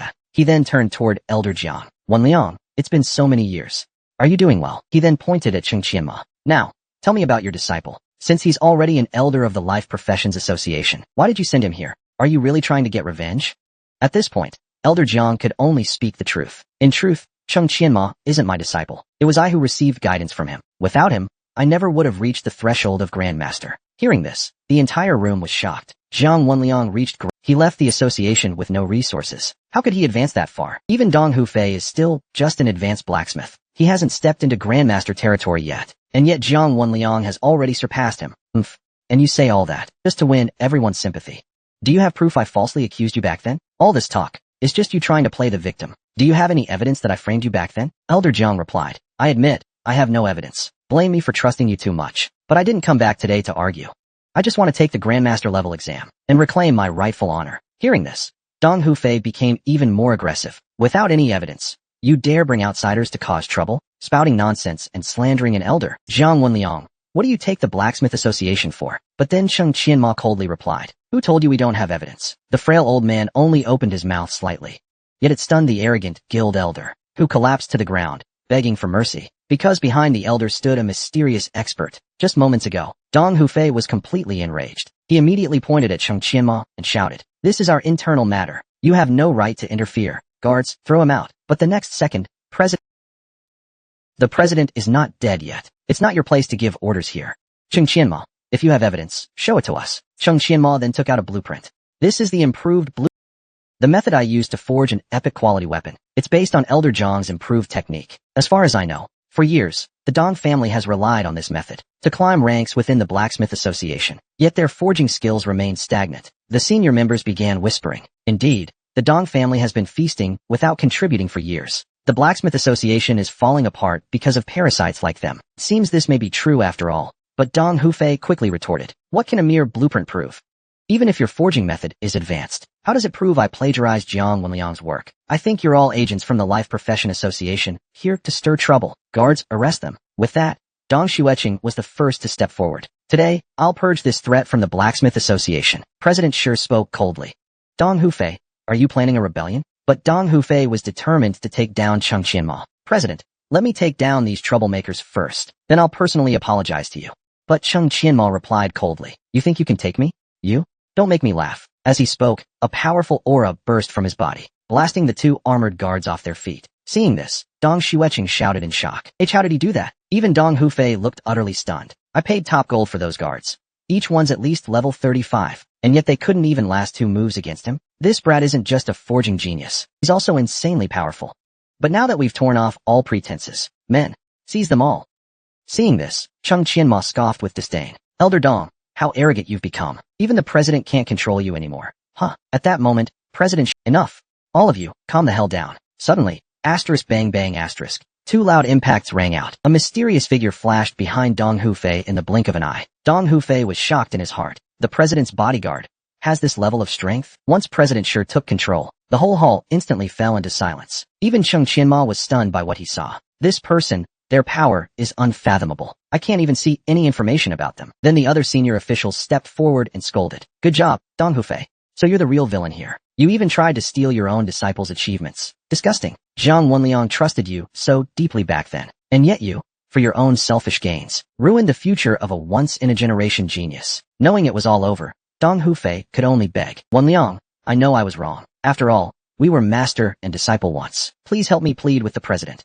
Ask him to forgive me. But President Shi had no intention of coddling him. Send out the decree. From this day forward, in Tianfeng City's Blacksmith Association, Dong Hufei and his son are expelled and blacklisted for life. Also, appoint Jiang Wenliang as the next presidential candidate. Take the father and son away. Dong Hufei stood there in despair. No, you can't do this to me. The next president should have been us. At that moment, President Shi turned to Jiang with a smile. Wenliang, you've suffered for many years. As long as you pass the Grandmaster level exam, the position of president of the Tianfeng City Blacksmith Association will be yours. Hearing this, Elder Jiang could hardly believe his ears. Chung boy, you really helped me become president? Am I not dreaming? The other senior members also chimed in. Wenliang becoming president is well deserved. That's right. With a Grandmaster as president, our Blacksmith Association will surely flourish. President Shi then spoke to Chung Qianma. Young friend, you were the one who wrote this improved blueprint, weren't you? Chung Qianma scratched his head awkwardly. Yes, it was my work. But I was completely inspired by Elder Jiang. Hearing this, President Shi smiled gently. I'm already old. At most, I'll be stepping down within half a year. If possible, please continue to support our Tianfeng City Blacksmith Association. Chung Qianma replied confidently. Don't worry, as long as I'm here, The association will never decline. Then, a mysterious person beside President Shi asked, I don't understand, President Shi. Dong Hufei is despicable, yes. But giving the association to Jiang Wenliang, just like that, won't that make the association fall into Cheng Qianma's hands? President Shi explained. No matter how strong warriors are on the Tianqi continent, they're still part of a marginal profession. They rely heavily on large guild organizations to thrive. Dong Hufei is a fool. Rather than let him ruin my life's work, I'd rather let the guild follow a true powerhouse. Cheng Qianma is no ordinary man. With the association in his hands, I'm sure it will become even stronger in the future. Soon, a few days passed. Wenliang, congratulations on becoming the second Grandmaster. After President Ji in the association, President Shi will soon step down. From now on, the future of the association will depend on you. Elder Jiang humbly replied. You flatter me. It was just good fortune. After parting ways with the Blacksmith Association members, Elder Jiang immediately thanked Cheng Qianma. Cheng boy, I've officially become a Grandmaster Blacksmith. It's all thanks to you, he said, pulling Cheng Qianma to go for a drink. But unexpectedly, Cheng Qianma declined on the spot. Actually, I'm here today to say farewell for now. The matters with the Blacksmith Association are settled. I should return to the Phylon Arena and rejoin my team. Du Shui immediately dropped to his knees. Mr. Cheng, for saving my father's life. Our Du family can never repay you enough. In the future, if you need anything, just say the word, and we will give it our all. Cheng Qianma quickly helped him up. No need for such formality. In fact, I do have something I need your family's help with. Now that Elder Jiang has taken the president's seat, I'll also be heading back. I plan to establish my own guild next month. By then, I'll lay the foundation and officially start my career. So I hope your family will join my guild. I'll treat you well. Your compensation will be double your current rate. Du Shui smiled slightly. If you need help, Mr. Cheng, just give the order. There's no need to mention payment. At this moment, Elder Jiang reminded him. His father is an advanced blacksmith. Hiring their family would cost no less than 200,000 gold coins. Can you afford that, kid? Why not hire me, the future president? I'll give you a 50% discount. Du Shui immediately protested. Elder Jiang, that's not fair. Mr. Cheng approached our Du family first. I'm the future president, and also a Grandmaster level blacksmith. My father is an advanced blacksmith too, and our family has more than one advanced blacksmith. Cheng Qianma, however, was very pleased. The first ally of my guild is already secured. Next, I need to hurry back to my team. Meanwhile, at the arena, have you heard? That team, Eternal Peak, has swept through 5 major arenas nearby. They've racked up 85 consecutive wins. I heard the 5 major arenas are selecting their elite members, specifically to deal with them. Who would have thought the mighty 5 arenas would be forced into a corner by a new team? Coincidentally, Cheng Qianma overheard this conversation. These guys really are something else. No wonder they kept telling me to hurry back. Even our place of rest is being watched. Who are you? Without orders, outsiders are not allowed here. But Cheng Qianma didn't bother with the guard's nonsense. He knocked him to the ground with a few slaps. Next time, remember not to block my way. Meanwhile, Huang Tianhe and Li Minghe were boasting in their room. Brother Minghe, aren't I impressive? Every counterattack in these battles was thanks to me. You say that like you won the battles, all by yourself. But the next second, Cheng Qianma's voice rang out. You guys think you're impressive? You fought so well you got yourselves under house arrest. Hearing Cheng Qianma's voice, Lin Ruashi immediately rushed over. You're finally back. Is everything settled over there? Cheng Qianma smiled and replied, all done. Can you explain to me what's going on with the guards outside? Hearing this, Wei Kuan laughed and explained. What could it be? It's because we've been too flashy. We just can't seem to lose. 85 consecutive wins. Even the dumbest arena folks know we're here to stir things up. Li Minghe added from the side. These days, we've been following your lead, Captain, sweeping through the 5 major arenas, and even made a fortune betting at the casinos. So now the 5 major arenas are targeting us. They formed a team specifically to deal with us. They want to settle everything in a single match. So it's a bit of a hassle. But Cheng Qianma simply smiled. A hassle? I think this is a great opportunity. Just then, a voice came from outside the door. Are you the captain of Eternal Peak? It was Nie Yongsheng, the owner of Feigong Arena. I've been waiting for you for a long time. Hello to all the knights. The comic is now updated to the latest chapter as of March 23rd. The following content hasn't been drawn yet by the author, so Arthur has prepared early access to the arena. If you don't want spoilers, you can exit now. When the comic continues updating, Arthur will bring you the latest updates as soon as possible. Just now, in a certain room at Phylon Arena, a man in a black suit was nervously giving his report. Sitting directly across from him was a man in his 40s, petting a cat. He was none other than Nie Yongsheng, head of the Phylon Arena. Boss, we recently discovered a rather strange team, so we wanted to report it to you directly. If it's crap, spit it out. Otherwise, get lost. Nie Yongsheng had a violent temper and was emotionally unstable, so his assistant hurried to continue, terrified of triggering his wrath. There's a team called Eternal Pinnacle. They recently climbed from the Iron Tier all the way to Silver. As soon as the assistant finished his first sentence, Nie Yongsheng frowned. He suddenly gripped the blue cat. The blue cat let out a series of pitiful cries. You think I've got time for this crap? You're reporting to me just because a team got into silver? The assistant was first startled by the cat's screech, then terrified by Nye. He began to tremble on the spot. B-boss, they're not an ordinary team. They currently have a 100% win rate. They made it to silver with a 40-win streak, and just in the past 2 days.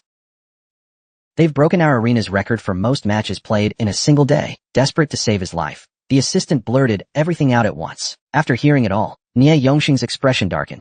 While racking up wins, were they also? His expression instantly turned grim. While pulling off those wins, were they also cheating? Compared to consecutive victories, Nie Yongxing cares more about the signs. After all, the arena is about to take place, and it has been leveled. If they expose their wool at this time, it will cause a big problem. The assistant isn't stupid either. He had already investigated this issue in advance. So continuing to talk about their captain, who always bets on his own team's victory. Currently, it's estimated that he has won over 90,000 gold. Nie Yongxing was furious after hearing this. He even threw the folder on the table at the assistant angrily. Are you an idiot? Why didn't you tell me such important news sooner? Nie Yongxing didn't care about this matter at first. However, now his emotions had become unusually agitated. It's all because of money. The assistant, though feeling very wronged, didn't dare to speak. In fact, this matter wasn't his fault at all. If there's blame, it's only on the Eternal Peak team. They are just too fast and too abnormal. Before Cheng Qianma's return, they had already achieved 18 consecutive wins, and they were only 7 matches away from Silver Group. Now, within 2 days, the Eternal Peak team has won 22 consecutive matches. Not only did they smoothly advance to silver, but they are also only 11 matches away from the Gold Group. 2 days, 22 matches, an average of 11 matches a day, and they maintained a winning streak. Such astonishing efficiency directly broke the record for the highest number of matches in a single day at the Phylon Arena for many years. Generally speaking, the arena operates for only 12 hours a day, and there's also a 30-minute wait between each match. The Eternal Peak team, with 22 consecutive wins, had an average match duration of only about 35 minutes. Such terrifying efficiency has left all other teams far behind. At the same time, after the team's level increased, Cheng Qianma's betting limit for each match also increased. With a 100% win rate, Cheng Qianma raked in 78,000 gold in 2 days. Now he's only 1 match away from his 100,000 gold goal. The Eternal Peak team, like a flash of lightning, quickly seized an astonishing fortune. God knows how they managed to win 22 consecutive matches in just 2 days. However, the assistant, no matter how helpless, could only keep it to himself. The boss in front of him would never listen to such excuses. Go make some arrangements, so that in the next match, our people will face that team. Nie Yongxing cannot allow the Eternal Peak team to keep winning, so he's planning to manipulate things behind the scenes. The our people he referred to are actually a team of thugs trained by Flying Blue Arena itself, because the competition between arenas is extremely intense, and the evaluation standard is profitability. To stop some overpowering teams from continuing their win streaks, almost every arena goes all out to train a hit team in each division. The sole mission of these teams is to break other teams' winning streaks. Flying Blue Arena, ranked 11th among mid-tier arenas, naturally has considerable financial and combat power. Their hit team in the Silver Division is called Dream Crushers. That name was personally chosen by Nie Yongxing, meaning to crush every team's dreams. The Dream Crushers have an average level of 40. Their captain has even reached level 42. A team with an average level of 40 should have long since ranked up to the Gold Division. There's no way they'd stay in the Silver Division. So this setup is absolutely a dimensional crush in Silver. They have no real opponents, only with the arena funding them from behind. Would such high-level awakened willingly suppress their levels to stay here? Although training hit squads and manipulating matchups is shameful, major arenas have reached an unspoken consensus to quietly accept this in the name of competition. No one openly talks about it. From Gu Qian casually gifting key items to players, to Nie Yongxing directly controlling match order, you can see how corrupted the arena system is. It's dark to the core. Over time, these actions have turned into an unregulated gray area. When the assistant saw that Nie Yongxing didn't pursue blame, he finally let out a sigh of relief. He had long grown numb to shady operations. That Eternal Peak team is in for bad luck. The Dream Crushers are a bunch of monsters. Just recalling the last team that got stomped by the Dream Crushers made the assistant's skin crawl. Boss, I'll take care of it right away, the assistant said and then bowed before leaving. Nie Yongxing stroked the blue cat. A cruel expression appeared on his face. You want to make money off me? Go die. However, Cheng Qianma had no idea that he had already been targeted. He just wanted to finish his last match and quickly head to the next arena. You guys wait for me for a moment. I'll sign up again. Cheng Qianma had just finished his match and immediately rushed to the registration and betting point. After telling the staff his betting amount and requirements, the staff suddenly showed a surprised expression because he saw that the team Cheng Qianma was betting on would face the Dream Shatter team next. Anyone who knows the Phylon Arena knows the terror of Dream Shatter. That's why the staff was so surprised. But surprise aside, he couldn't say anything. It's the arena's rule. However, Chung Qianma, who could see the inspection report, immediately noticed something. Could it be that our next opponent has a problem? His expression just now was quite unnatural. There was even a hint of sympathy in his brows. The staff's strange expression immediately raised Chung Qianma's suspicion. Looks like I have to be careful later. Chapter 343. The battle begins. A new approach. Currently, there are 20 minutes left before the Eternal Peak team's last match. At this moment, in the VIP lounge of Phylon Arena, 4 awakened ones were waiting boredly. Suddenly, the lounge door was pushed open. A red-haired man entered with a smile on his face. Team leader Liu. The task has finally come down from above. The red-haired man's name was Sun Quan. He was both the vice captain of the Dream Shatter team and the team's liaison officer. Whenever a task came from above, he would go to handle it. He would go to handle the handover. The previously listless crowd inside the room suddenly perked up upon hearing there was a mission. Damn. We've been idle for half a month. Finally, time to stretch our muscles. Hope the opponents last a few more minutes this time. The last team was pathetic. They were down in less than 15 minutes. My hands have been itching for a fight. This time, I'm going all out. While everyone was chatting, a man who had been sleeping slowly opened his eyes. He was Lu Gao, the captain of the Dream Crushers. Lu Gao crossed his legs and asked calmly, "What level is the team this time?" Sun Quan didn't expect such a strong reaction from everyone, so he gave an awkward smile. Although this team looks strong, their average level seems to be below 34. When everyone heard the level of their opponents, they immediately lost interest. Seriously? A level 34 team is worthy of our time. Did the higher-ups make a mistake this time? Exactly. With an opponent like that, they might not even last 10 minutes. Clearly. After hearing the team's level, everyone ignored Sun Quan's first sentence. Only Captain Lu Gao asked with deeper meaning, in what way are they strong? In fact, when Sun Quan first saw the target team, he was also confused, because their win record didn't match their average level at all. But since the order came from above, he could only follow it obediently, and kept quiet. This team currently has a 40-win streak, with a 100% win rate. As soon as he said that, everyone's expressions changed. Lu Gao smiled. Then he said, "Indeed, there's something here, something that can make us strike. Having such results is also deserved. Brothers, get ready. It's time to get to work," Lu Gao said and slowly stood up. He then stretched his back. The team members, who had already lost interest, now became energized. And at this moment, Chung Qianma and the others were also waiting in the lounge. Everyone, our next opponents shouldn't be simple, so I hope you all stay focused. Additionally, there's one more thing I need to emphasize. After the match, when you all finish the match, members of the Eternal Peak team now unconditionally trust Chung Qianma. They didn't even ask him where his information came from. They have made full preparations. It's just that they were confused about the last thing Chung Qianma said. They didn't understand it. 10 minutes passed in the blink of an eye. Both teams heard the announcement.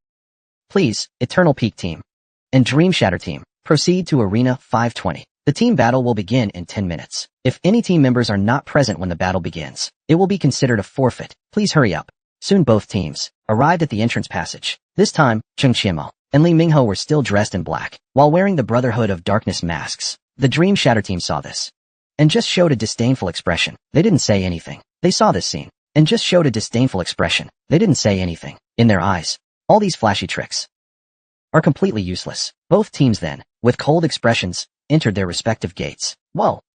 Their levels are seriously high. Even the lowest is in the 40s. Once inside the battlefield, Huang Tian was the first to speak. At this moment, Wei Sheng had already put away his and spoke seriously. They're definitely strong, especially their captain. Old Mo. Got any tactics? Hurry and lay it out for us. Don't be fooled by Wei Sheng. He might act like a slacker normally, but when it counts, he's totally reliable. Everyone now turned their attention to Chung Qianma, waiting for his orders. Chung Qianma smiled, then said, "They're definitely the strongest team we've faced so far. If we stick to conventional tactics, we'll likely suffer. So we'll go all out from the start, create a numbers advantage, and take one of them out first. Of course, this requires precise timing." Mingho, in a moment, everyone, after hearing Chung Qianma's plan, showed shocked expressions. Because this tactic was honestly a bit too bold. Normal people wouldn't even dare think of it. "Man, your heart is blacker than mine. That surprise approach, going against expectations, has potential." Wei Sheng genuinely praised him. The others even burst out laughing. At this moment, no one could have imagined. At this moment, absolutely no one could have imagined the Eternal Peak team facing such a strong enemy again. They could still smile. This is all naturally because of Chung Qianma's presence. As long as he's there, everyone has a backbone. The preparation time before the match quickly passed. Both sides had adjusted their states. At this moment, the broadcast sounded again. 10 seconds until the match. The countdown starts. 10, 9, 8, 7, 6, 5, 4, 3, 2, 1. The battle begins. As the gates on both sides of the arena opened, the Eternal Peak team officially began their last battle at the Phylon Arena. According to the strategy Qing Qianma had set earlier, Lin Ruoxi charged forward at the front. Huang Tian followed on his flank, while Wei Xing stayed in the Cheng Qianma and Li Mingho went invisible at the start and quickly moved forward. Lu Gao saw that the enemy starting team only had 3 members. He smiled. So they were planning to ambush our back line. A trivial trick. Yu Bowen, go protect Wang Yu. They have 2 invisible classes coming over. Sun Quan, follow my pace. Yin Bibing, you stay in the middle for ranged output. The Dream Shatter team, regardless of their level, strength, or class configuration, is very formidable. Team leader Lu Gao, level 42 Martial God. Vice Captain Sun Quan, level 40 Soul Trial. Other members include Yu Bowen, level 40 Judicator, Wang Yu, level 40 Divine Maiden, and Yin Bibing, level 40 Wind Caller. This team has archers, tanks, range magic output, and healers, all complete. It's practically the ideal class setup. Lu Gao has rich battle experience. In his view, a team with multiple invisible classes would usually start by ambushing the healer classes. After all, healers don't have much attack power. At the same time, their defense is lacking, making them easy targets for a surprise attack. So he immediately sent the Judicator over to help. Your levels are low, and you want to instantly take out our healer at the start? Form a numbers advantage? If I were in your shoes, I'd do the same, but I'm not going to give you that chance. Lu Gao gave a slight smile. He had made thorough preparations. Completely unshaken, Sun Quan charged forward, about to clash with Huang Tian and Lin Ruoxi. But just as both sides were about to collide, Sun Quan suddenly shouted, Card 344. Force kill the captain. Ultimate. Smoke vanish black hole. This match today is going to be worth watching. It's definitely going to be intense. The Dark Horse team with 40 wins in a row versus Flying Blue Arena's hit squad. This is a true clash of titans. Who are you betting on? I still think Dream Crushers are stronger. Well, duh. Their average level is 40. Of course, they have a better chance. I wouldn't be so sure. Eternal Peak's combat skills have improved so fast over the past few days. They're definitely not to be underestimated. The battle between Eternal Peak and Dream Crushers today is heating up fast. The spectator room for their area is already packed. People are arguing furiously over who's going to win. But just as the discussion was heating up, someone shouted, "Cut the crap. Something's happened on the Dream Crushers side." The fight had just started, and people hadn't even fully settled in yet. But that sudden exclamation, this made everyone turn their attention to the big screen. At this moment, Sun Quan suddenly felt something hooking his back. Then, he was forcefully pulled by a strange force. At the same time, Cheng Qianma's figure suddenly appeared. Due to the current positioning of the Dream Shatter team, which was a line formation, it was divided into 3 parts. Lu Gao and Sun Quan were charging at the front. The main ranged output Wind Caller, Yin Bingbing, was in the middle, and in the back were the Divine Maiden Wang Yu and her protector, the Judicator, Yu Bowen. Cheng Qianma's position at this moment was just between Sun Quan and Wind Caller. He had just used the new feature of Flowing Light, Thousand Blades, Claw, forcing Sun Quan toward his position. But this wasn't over.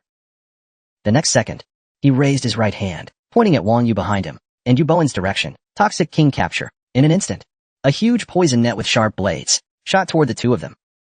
These two had been on guard against an assassin's rear attack, so their attention was focused behind them. Now, suddenly a huge net flew toward them from the front, leaving them no time to dodge. With a scream from both of them, they were both covered by the net.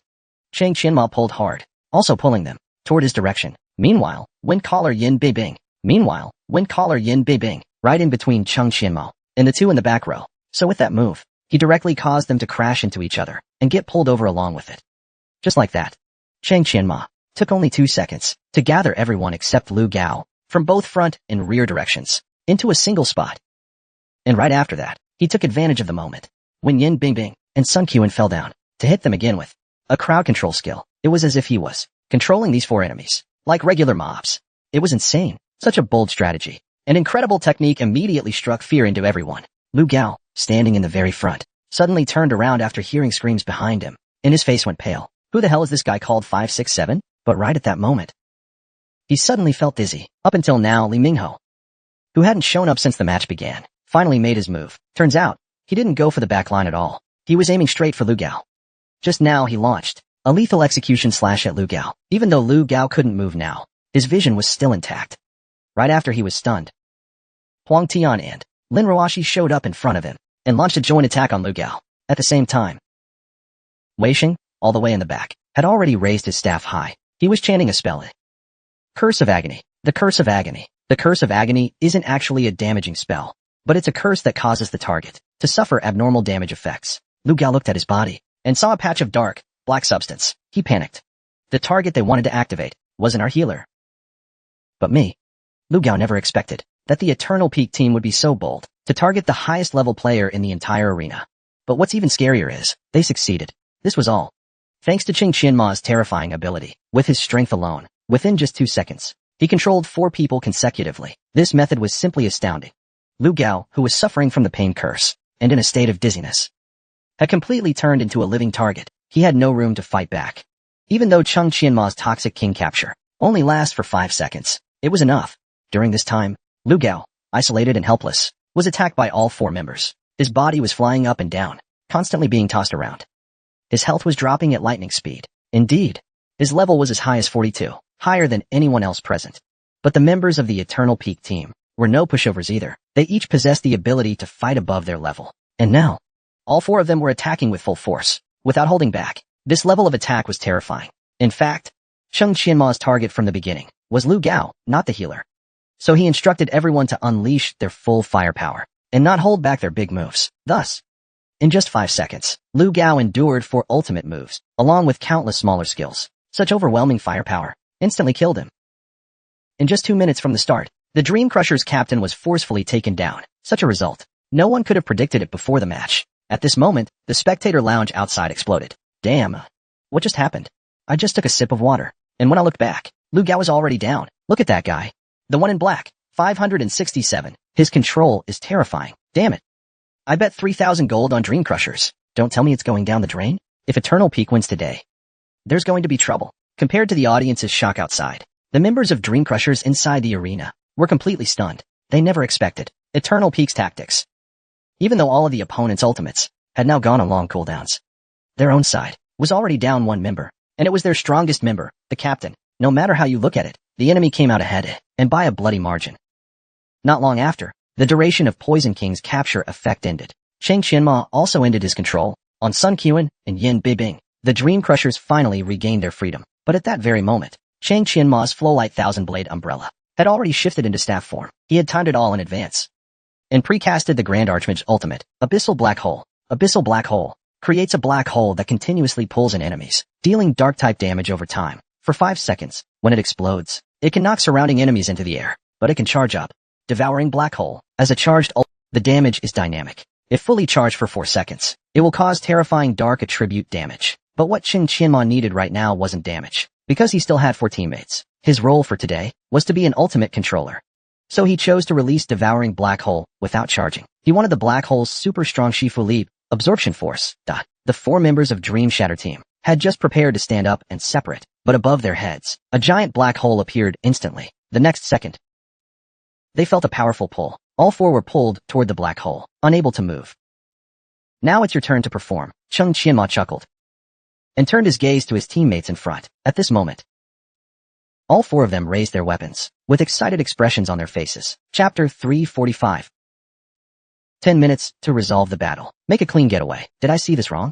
This assassin called 567 turned out to be a grand sorcerer? What? When did spellcasting professions become assassins? Wait. Did he just use a skill similar to Toxic King's Imperial Trap? Does anyone know what it is? It's probably a special skill attached to rare equipment. It's really envy-inducing. Damn it. This is such a loss today. I never expected that the strongest team in the Silver Group, Dream Shatter, would be wiped out in less than 10 minutes. Such an incredible victory was all thanks to that 567. The last match of the Eternal Peak team. None of them were perfect. The spectators in the viewing room were already going wild. No one expected that against the Dream Crushers. With an average level of 40, they could finish the battle in under 10 minutes. And all of this was thanks to Qing Qianma pulling off an insane level of crowd control. The poor Dream Crushers were basically getting beaten the entire time, with no chance to fight back. Qing Qianma completely gave up on damage this time, acting as pure controller throughout the match, just to keep them from doing anything. Given the huge level gap between the 2 teams, there was no way they could win by trading blows. So Qing Qianma made the decision early on to catch Dream Crushers off guard by force killing their captain Lu Gao. That way, they'd lose their leader and fall into disarray. Then he kept hard controlling the team to create the best DPS window for his teammates. That's how they pulled off such a terrifying and unexpected result. just as the viewing room was caught in heated discussion. Somewhere in Flying Blue Arena, the sound of a cup shattering suddenly rang out. Nie Yongsheng's assistant, after seeing the result of the battle, immediately rushed to report it. Nie Yongsheng, who had been expecting good news, exploded upon hearing that the Dream Crushers were wiped out in under 10 minutes. Furiously, he hurled his glass at his assistant. "Say that again, you bastard." The assistant now had blood on his forehead and glass shards on his body, a truly miserable sight, faced with the boss's rage.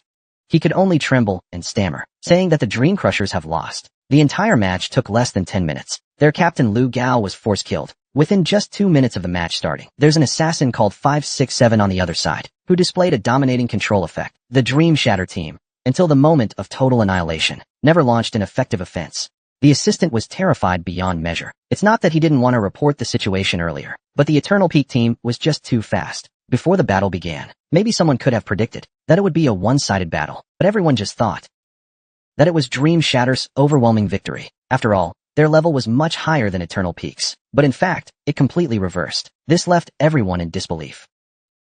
"I really raised a bunch of useless people. They definitely can't be allowed to leave so easily. Send my orders. Send the Phylan guards to act. Make sure they don't leave." Nie Yongsheng's anger came from two aspects. The first aspect is that Dream Shatter team, as Phylan Arena's silver rank heavy hitter team, had cost him a lot of time and resources. Although Dream Shatter's level was only around level 40 and hadn't reached the ultimate arena limit, he still had to spend a lot of money every month to maintain them. After all, they had forcibly suppressed their own strength, not advancing. Without enough incentives, no one would waste their time. But it was this kind of team that, after being wiped out today, would drop 4 levels each, basically crippled. The money Nie Yongsheng had spent was mostly wasted, and he would never support such a useless team again. Therefore, he must start over and build a new heavy hitter team. And he will never support such a useless team again. Therefore, he must start over and rebuild a new heavy hitter team. The resources and money spent on this, it's definitely no small amount. And the second issue is that Eternal Peak team has recently been betting on their own victories and has already taken over 100,000 gold coins from Flying Blue Arena. Such a huge financial loss will put Flying Blue Arena at a major disadvantage. In the upcoming arena evaluation, Nie Yongsheng was never a kind man, so he had to detain these people.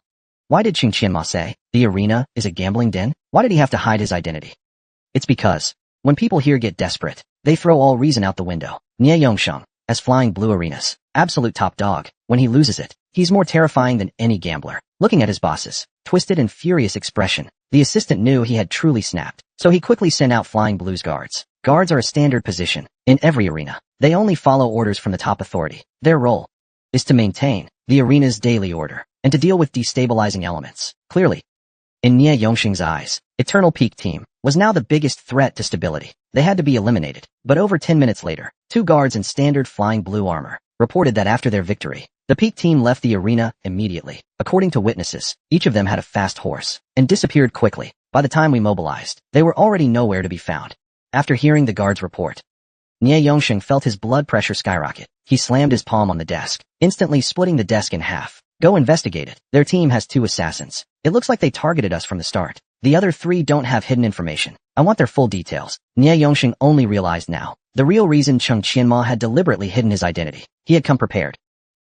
From the very beginning, he targeted my money. The Brotherhood of Darkness's influence is spread across the Apocalypse continent, and their power is extremely strong. He doesn't have the authority to investigate an assassin called 567, but it's no problem to investigate the others. As long as he digs up the information on these few people, he'll be able to trace their origins. However, Qing Qianma had long anticipated that his wool-pulling actions would surely provoke dissatisfaction from the Phylan arena. After all, this is a sensitive time. So, when he first made his battle plan, he decided to go for a quick win. As long as they fought fast enough, the Phylan arena wouldn't have time to react. After all, no one could predict they could resolve the battle in 10 minutes. This left plenty of time for their getaway. And during the fight, he had also specifically instructed everyone to not worry about anything after the battle ends. Just grab the money and run. At this moment, the advantage of each of them having a high-speed mount was finally evident. Qing Qianma had really gone to great lengths to earn this 100,000 gold. He had done all the homework.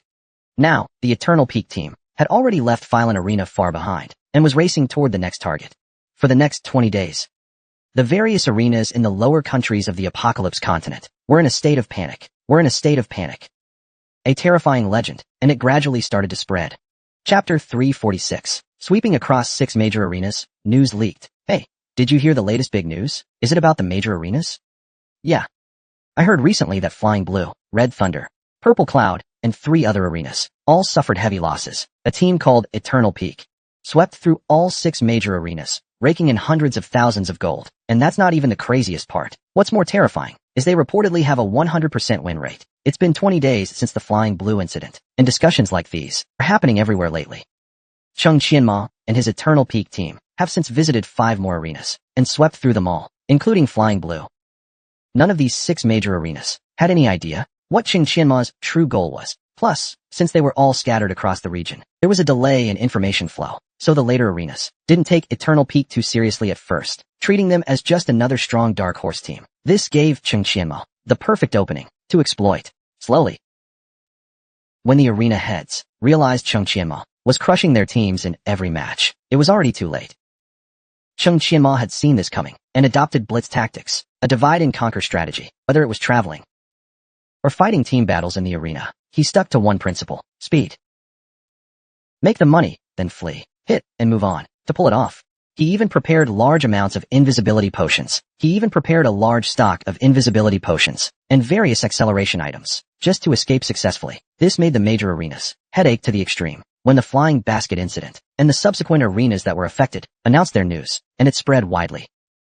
Chung Qianma had already plundered a considerable fortune. She escaped. The success of Chung Qianma's plunder plan was the result of multiple factors and collective influence. Due to the fact that the team level is universal across all arenas on the continent, the win streak could also be inherited. The Eternal Peak team achieved an exaggerated 86 consecutive wins within these 20 days. Since its debut, its win rate is still 100%. This result has already brought them into the gold tier. They're even very close to the diamond tier, and the team's tier improvement has made Chung Qianma's bet amount rise significantly.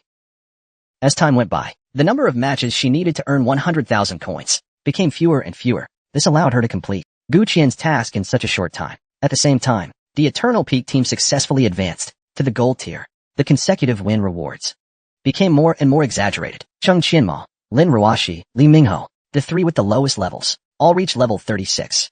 Huang Tian and Wei Xing, the 2 with higher levels, one reached level 37.5, and the other reached level 38. This also allowed the Eternal Peak team, Huang Tian and Wei Xing, the 2 with higher levels, one reached level 37.5, and the other reached level 38. This also allowed the Eternal Peak team. The battles that followed became increasingly easier.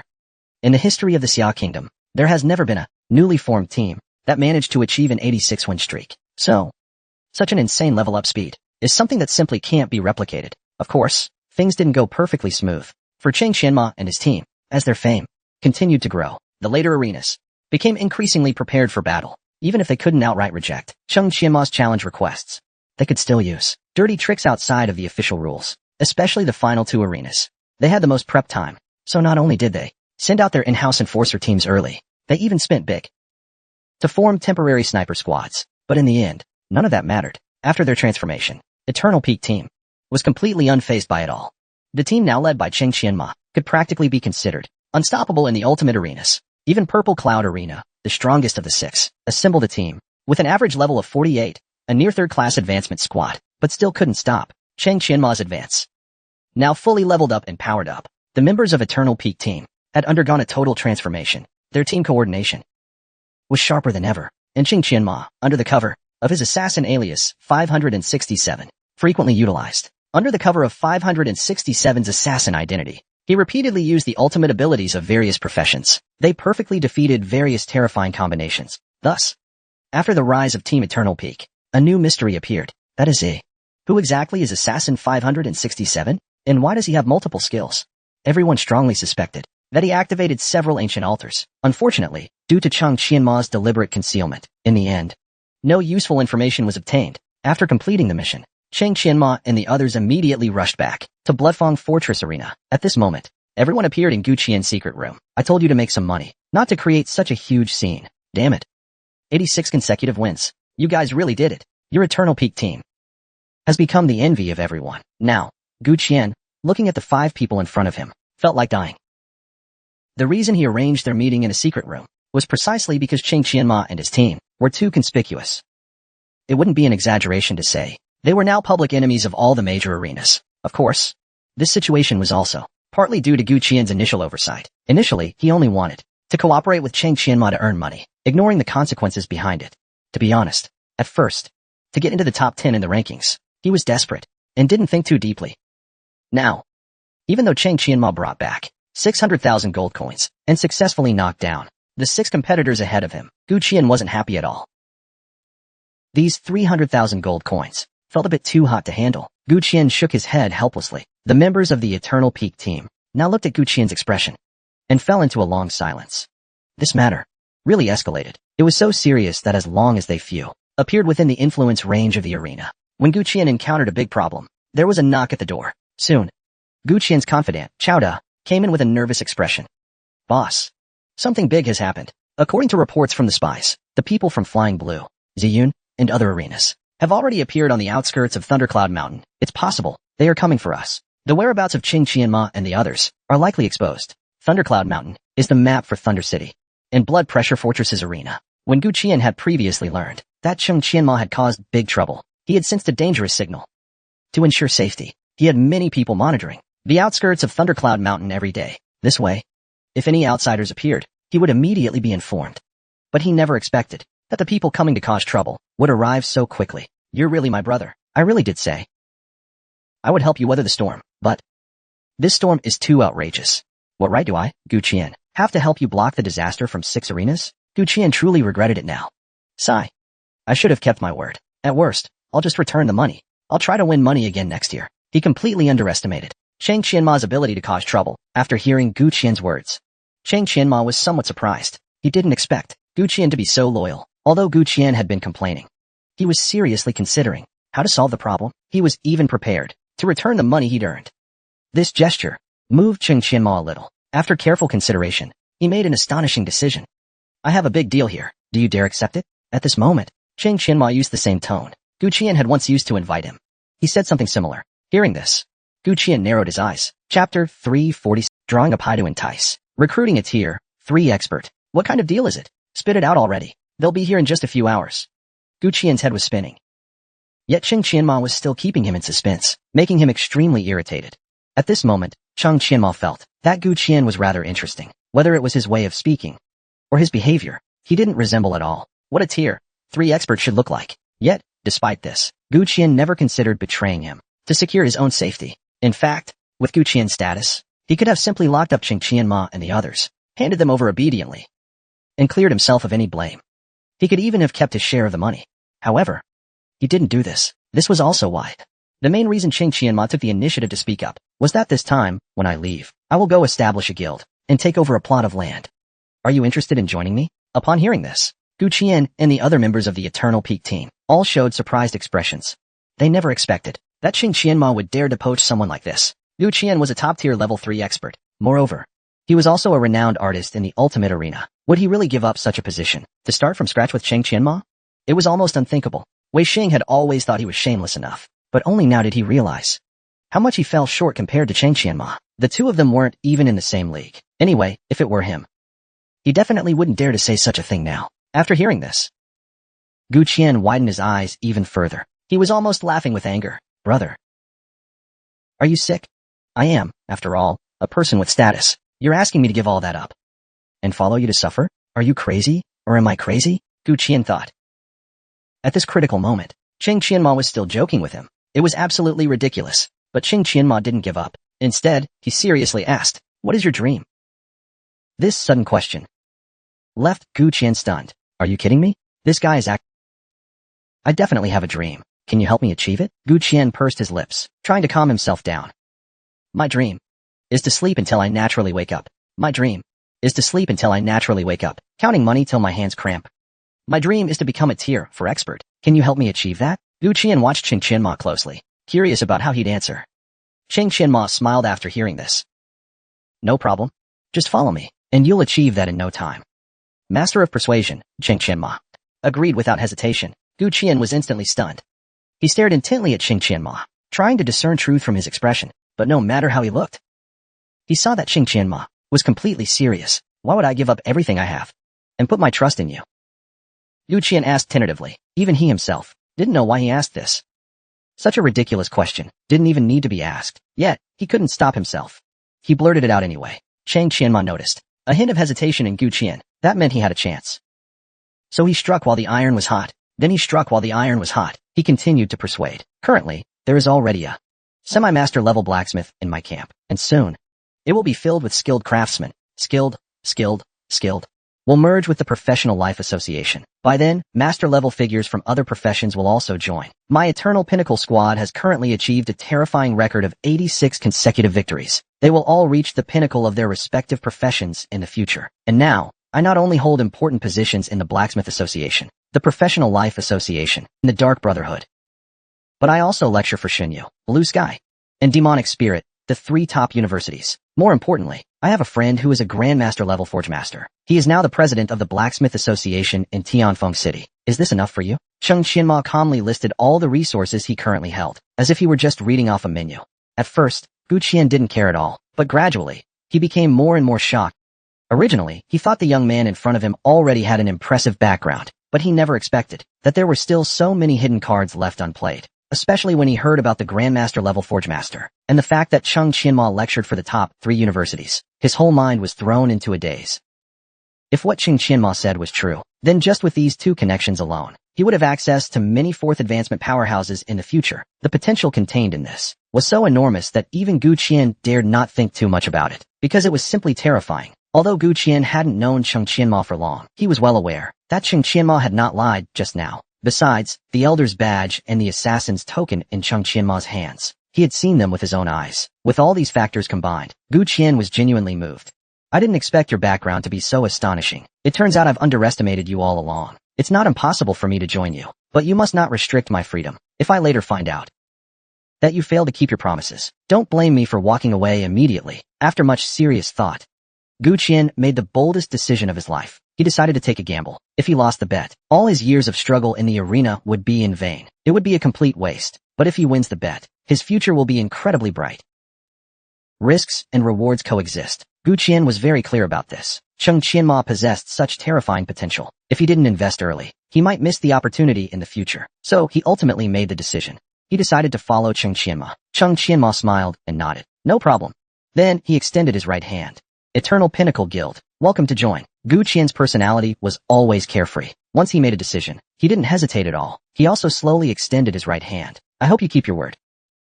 After exchanging a glance, they both smiled. This scene left the nearby team members dumbfounded. Cheng Qianmo really managed to recruit a top-tier, third-tier powerhouse with just a few words. And this person was the boss of the Bloodfang Arena. This is unbelievable. In fact, Cheng Qianma was able to recruit Gu Qian, not only because of his own strong strength, but also because of Gu Qian's personality. If Gu Qian's approach wasn't so carefree and unrestrained, Cheng Qianmo would never have extended an invitation. A third-tier powerhouse, who could treat someone 20 levels lower than him equally, and without any arrogance, is truly a rare breed. More importantly, this person was very loyal.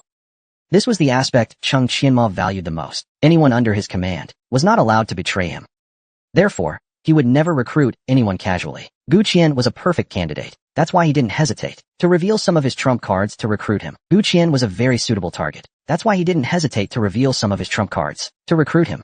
Of course, Cheng Qianma, who always keeps something up his sleeve, did not reveal all his secrets. He did not mention the background of his association management or his true strength. These are his real trump cards. Alright. Now that I've joined as well, next, what are we going to do? Gu Qian quickly switched his role, so he immediately asked about Cheng Qianma's plans. And Cheng Qianma smiled and said, the next step is just one word. Run. Gu Qian originally thought Cheng Qianma had some detailed plan. Who knew? He would only say the word run. This threw him into confusion. Stinks. I must have gotten onto a sinking ship. Is it still possible to back out now? Chapter 348. Register the guild. Target the Dark Forest. Since Gu Qian joined, it's been 8 days. And during this time, due to Gu Qian's voluntary withdrawal, inside the arena, there has been quite a discussion. However, no one attributed Gu Qian's withdrawal primarily to Cheng Qianma. They just thought he was caught messing around privately and voluntarily resigned to take responsibility. Since Gu Qian has now left, the other arenas are no longer pursuing the matter. So this issue has been suppressed. Meanwhile, efforts continue in secret to find the whereabouts of Cheng Qianma and his team. However, the Eternal Pinnacle squad has already reached the distant ultimate main city Lingyu City. Even with Ren Ye's extensive capabilities, he couldn't possibly extend his reach here. He couldn't possibly extend his reach here. As for Cheng Qianma, the reason for bringing people to this city was naturally to find the best place for their base. He hoped that the place hadn't been discovered yet. Cheng Qianma recalled a location in his mind. Then, he smiled and walked into the municipal hall of Lingua City. In the Apocalypse continent, anyone wanting to register a guild must come to the municipal hall. Its functions are similar to that of a real-world government center. Cheng Qianma, guided by the staff, came to the second-floor guild management office. There wasn't much foot traffic here, since very few awakened ones had the ability to register a guild, so only a few people were handling business, and all of them had particularly high levels. As soon as Cheng Qianma appeared, he immediately caught the attention of a beautiful young lady. "Hello, sir. What service do you need today?" Her words sounded almost like those you'd hear at a bank. Cheng Qianma found it a bit awkward. "I want to register a guild." Although the beautiful young lady seemed fine on the surface, she secretly watched Cheng Qianma for quite a while. She originally thought he was there for other guild-related matters, but she never expected him. A level 36 awakened one with 20 large silver coins. This was already an outrageous situation, but now, it was happening right before her eyes. "All right. There's no need to wait in line. Please follow me." The beautiful young lady, filled with curiosity, led Cheng Qianma to a window. Then, she spoke to her colleague. "This gentleman wants to register a guild. Please assist him with the process." After greeting her colleague, she stepped aside, but her gaze remained fixed on Cheng Qianma. Not once did it leave him. Cheng Qianma was not only tall and handsome, but now he was so wealthy as well. Naturally, he exuded charisma. The staff at the counter was a man. He was wearing a well-fitted suit. No different from the wealthy men outside. He looked no different from the wealthy men outside. But when he saw that Cheng Qianma was not only low in level, and he's still so young, showing a puzzled expression. "Hello? My name is Li Kai, employee number 89,757. Pleased to serve you. Wanting to register a guild. Please present proof of assets first." Although Li Kai was skeptical about Cheng Qianma having enough funds to register, he still spoke politely to avoid wasting resources. The guild management department stipulates that anyone proposing to establish a guild must first verify their capital. Cheng Qianma smiled, then pulled out a card. Previously, he and Gu Qian divided 600,000 gold coins, according to their agreed ratio, leaving him with an impressive total of, though the storage space in the spatial storage room is large, handling such a large amount of gold coins is still inconvenient. So he later got a bank card and deposited 380,000 gold, leaving 9,500 gold for petty cash for everyday use. When Li Kai saw Cheng Qianma's account balance, he was immediately shocked. He actually had so much money. Li Kai has been working at the guild management office for 10 years. He's seen wealthy people before, but he has never seen a rich person of such a low level. At this moment, his attitude subtly changed, becoming even friendlier. "Hello, sir. The review has been completed. You are qualified to apply. May I ask where you would like to set your initial base? Which region? And please tell me the official name of the guild. Once approved, it cannot be changed later." Cheng Qianma had already thought about the target area, but now was unsure if that land had an owner. So he tentatively asked, "I would like to set the initial base." But now he's not sure if that land already has an owner. So he tentatively asked, "I would like to set the initial base, set in the Dark Forest region.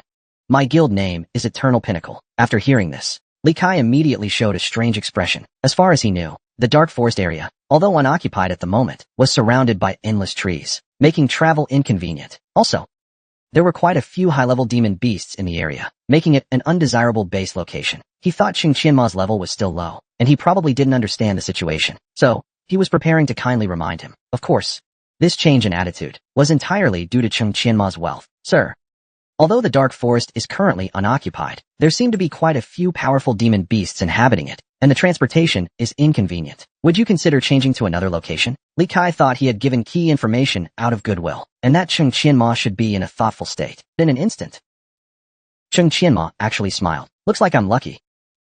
This place hasn't been claimed by other guilds." Cheng Qianma thought to himself with a smile. He was in a very good mood. Of course, he knew the Dark Forest, but compared to the treasures hidden there, it was nothing at all.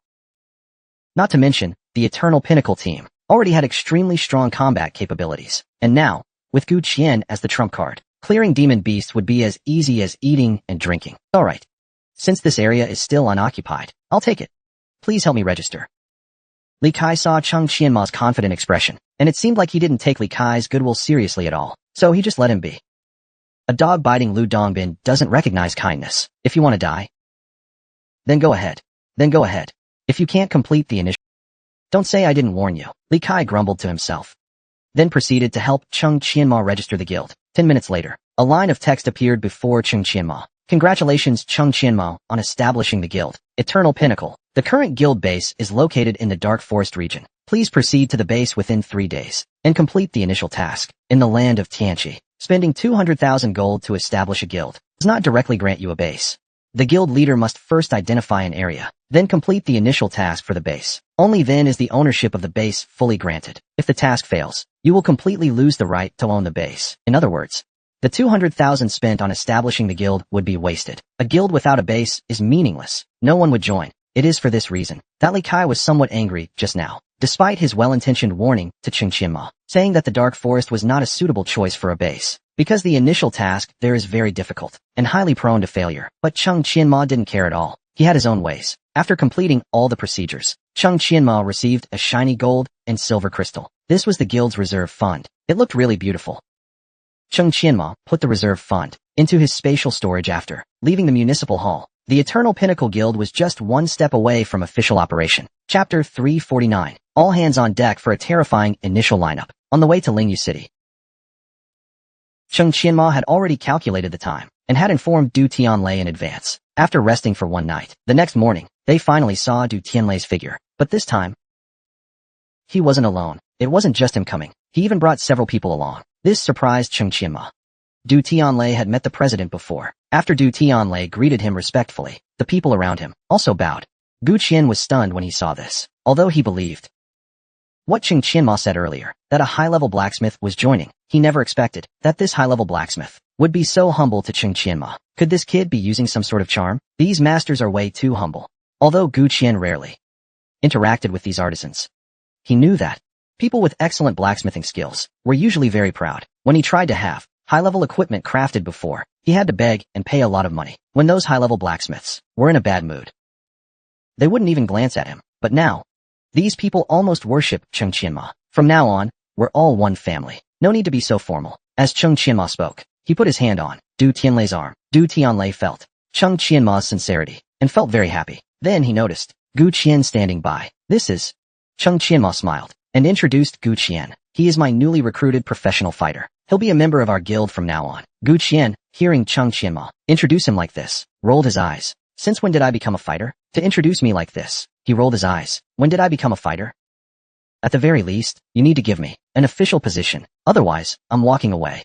Gu Qian was afraid that the high-level blacksmith in front of him might think he was just a thug, so he quickly established his position. Chung Qianma laughed and said, "It was just a joke. Why so tense? You are our guild's first third-rank powerhouse. An official position is no problem." Upon hearing this, Gu Qian finally relaxed a bit. Then Chung Qianma turned to Du Tianlei and asked, "Why did you bring a group of people this time?" It was then that Du Tianlei realized there was a problem that he hadn't explained to Chung Qianma. Wasn't it Jiang Wenliang, that old guy, worried that your guild would lack people at its inception, so he called in a batch of ultimate blacksmiths to boost your presence? Chung Qianma nodded slightly, thinking Jiang Wenliang had been quite thorough, and after hearing this, Gu Qian raised his eyebrows. Good grief.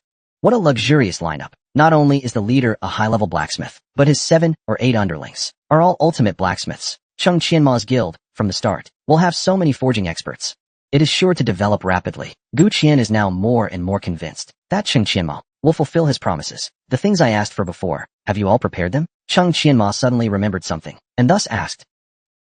Du Tianlei smiled and stepped aside, then pointed with his hand towards the men behind him, the subordinates behind him. Everything is ready. Look at the number of people they have. They even have a big box. Although Du Tianlei initially didn't know what Chung Qianma needed these things for, he still honestly crafted them. Chung Qianma took a glance and noticed there were quite a few boxes. A smile appeared on his face. At this moment, a group of people from the distance slowly walked toward Chung Qianma. Elder Chung. Long time no see. Everyone turned toward the sound and saw a man in his 50s walking toward them with a smile. Behind him were more than 20 people. This elder's group was even larger than Du Tianlei's. After Chung Qianma saw the elder, he was a little surprised. Why is he here? It turned out that the person walking over was Qin Yongchang. He, like Chung Qianma, was one of the 3 elders of the Thunder City Professional Association. The reason Chung Qianma was surprised was that when he asked Gao Jin for help earlier, Gao Jin had readily agreed. But Chung Qianma thought that Gao Jin would just send over a group of random people. Who would have thought that today? He sent This greatly exceeded his expectations. In fact, When Gao Jin learned about Cheng Qianma's terrifying deeds in the Blacksmith Association in Tianfeng City, he was both surprised and pleased. He was shocked that, in fact, when Gao Jin learned about Cheng Qianma's terrifying deeds at the Blacksmith Association in Tianfeng City, he was both shocked and pleased. He was shocked because Cheng Qianma acted so swiftly, with the speed of lightning. He quickly subdued the local Blacksmiths Association. And what's more, given Cheng Qianma and Zhang Wenliang's relationship, it seems the Blacksmiths Association, merging into the Professional Life Association, is now in sight. Finally, it seems possible. So, when he shared this news with the other executives, there was great rejoicing. Even Qin Yongchang volunteered, offering to come over and help. Gao Jin knew what this old fox was planning.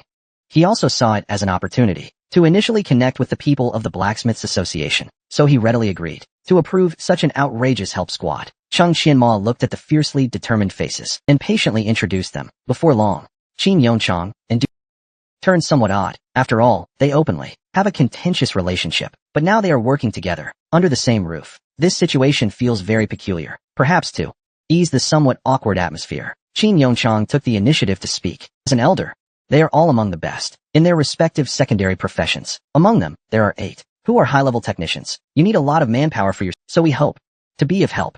Upon hearing this, Cheng Qianma felt fairly normal, while was like a thunderstruck chicken. Today started with Du Tianlei's unusual humility, and now to this, and now to today, the elder of the Professional Life Association directly joined in to help, and also brought a large number of professionals from various life occupations. This treatment is absolutely unimaginable for a startup guild. Now he finally realizes firsthand the terrifying background of Cheng Qianma. At the same time, he also feels somewhat fortunate, thinking that his big bet a few days ago seems not to have been misplaced. I, on behalf of Eternal Pinnacle Guild, welcome everyone's arrival.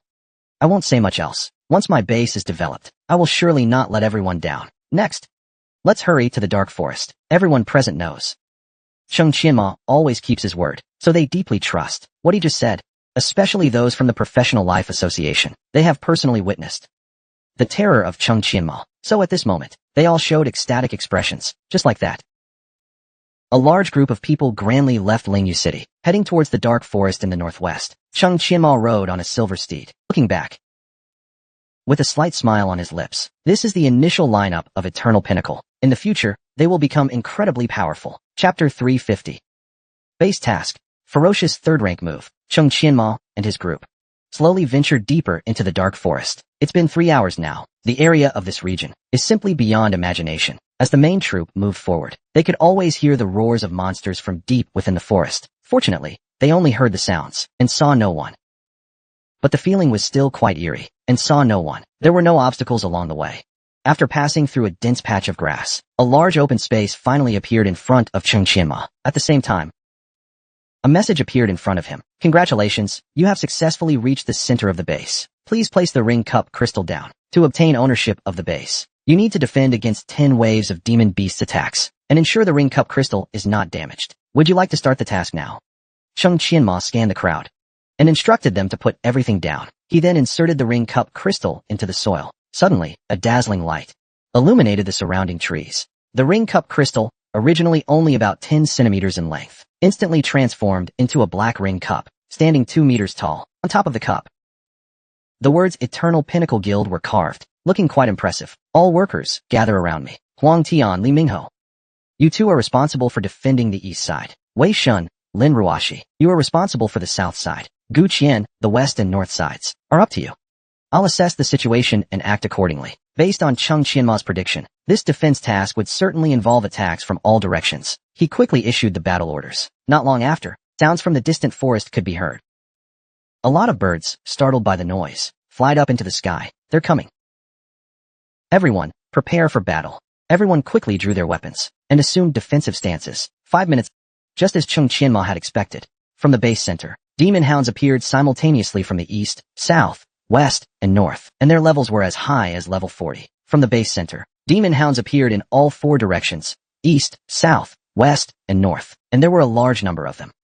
Moreover, their levels reached as high as level 40. Generally speaking, the average level of the monsters in normal base defense tasks is only level 35, which is exactly the minimum level required to register a guild. But due to the unique terrain of the Dark Forest, and being enveloped by the vast forest, the area is rich in resources and relatively safe. so the monsters living here are on average at a higher level than those in other locations. Nevertheless, even so, this is still no challenge for Chung and the members of the Eternal Pinnacle Squad, who are now each ferociously formidable, along with the top-tier third-rank powerhouse, Gu Qian, leading them. There is nothing to worry about. The first wave of attack consisted of 40 hellhounds, 10 from each direction. An attack of this scale is merely a piece of cake for Chung Qianma's current team. In less than 3 minutes, the 40 hellhounds were completely annihilated. Congratulations on successfully passing the first wave of attacks. The next wave will arrive in 30 seconds. Chung Qianma glanced at the freshly updated information, his lips slightly curling up. Don't worry, everyone. My brothers are very strong. After all, the people Chung Qianma is protecting are all non-awakeners, and facing monster attacks up close like this is a first for them. So Chung Qianma reassured them appropriately. Du Tianlei and Qin Yongchang were initially a bit nervous, but seeing the strength of the Eternal Pinnacle Squad and Gu Qian's level, soon, wave after wave of monsters kept coming nonstop. But no matter how, they couldn't get within 50 meters of the perimeter. The ground was gradually stained red with the blood of the hellhounds, and the air was thick with the smell of blood. Many professionals had never seen such a terrifying scene before, and some even began to vomit. After successfully defending against the 9th wave of attacks, Chung Qianma received another notification. Congratulations on successfully passing the 9th wave of attacks. The final wave of attacks will arrive in 1 minute. Congratulations on successfully passing the 9th wave of attacks. The final wave of attacks will arrive in 1 minute. Chung Qianma noticed the waiting time was getting longer. He frowned. Could it be that the last wave will bring a boss? He was right. 1 minute later, from the northeast of the base, there was a deafening sound. The noise was even bigger than the previous 9 waves combined. Not long after, a pair of huge claws stretched out from the trees. These claws instantly tore through the surrounding trees. Boom, boom, boom. The tall trees fell one after another, and a 4-meter-tall giant hellhound charged out. What was even more surprising was that it had 3 heads. 3-headed hellhound, level 48 elite boss, health, 45,000 HP. Upon seeing the information about the 3-headed hellhound, Chung Qianma immediately shouted, "All squad members, return immediately to protect everyone. This 3-headed hellhound, leave it to Gu Qian to handle." Huang Tian and the others quickly retreated to the center of the base. Meanwhile, Gu Qian nearly vomited blood. "So now I'm the donkey, huh? You guys just watch the show." Gu Qian complained, but his body still responded honestly. At that moment, he dashed forward and Gu Qian was a level 65 third-tier destroyer. As a third-tier advancement of the gunner class, he possessed terrifying firepower. He pulled out a heavy hand cannon and aimed it at the oncoming 3-headed hellhound. Destruction beam. The heavy hand cannon first emitted a high-temperature blue laser. Then, Gu Qian leapt high into the air. After performing a 360-degree spin, he fired a second shot in midair. This time, a red laser shot out, and its power was several times stronger than the first shot. The mighty 3-headed hellhound screamed in agony after being hit by the first shot. Its health immediately dropped by 1/3. When the second red laser hit its head, its health bar vanished instantly. At the same time, a large golden number appeared, minus 37,462 crushing attack. The power of one shot was truly terrifying.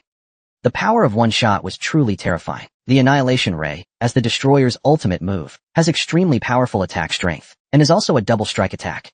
The seemingly invincible 3-headed hellhound hadn't even stepped onto the foundry when it was instantly killed by Gu Qian with a thunderous method. Everyone watching this scene opened their eyes wide in shock. The members of the Eternal Pinnacle Squad were witnessing the incredible capabilities of a third-rank powerhouse for the first time. This moment stirred a storm in their hearts. At this point, everyone finally understood the huge gap in strength between themselves and a true powerhouse. Any previously arrogant attitudes they had vanished without a trace. After Gu Qian instantly killed the 3-headed hellhound, he landed on the ground quite stylishly and even struck a cool pose. It seemed like he was saying to Chung Qianma, "See that?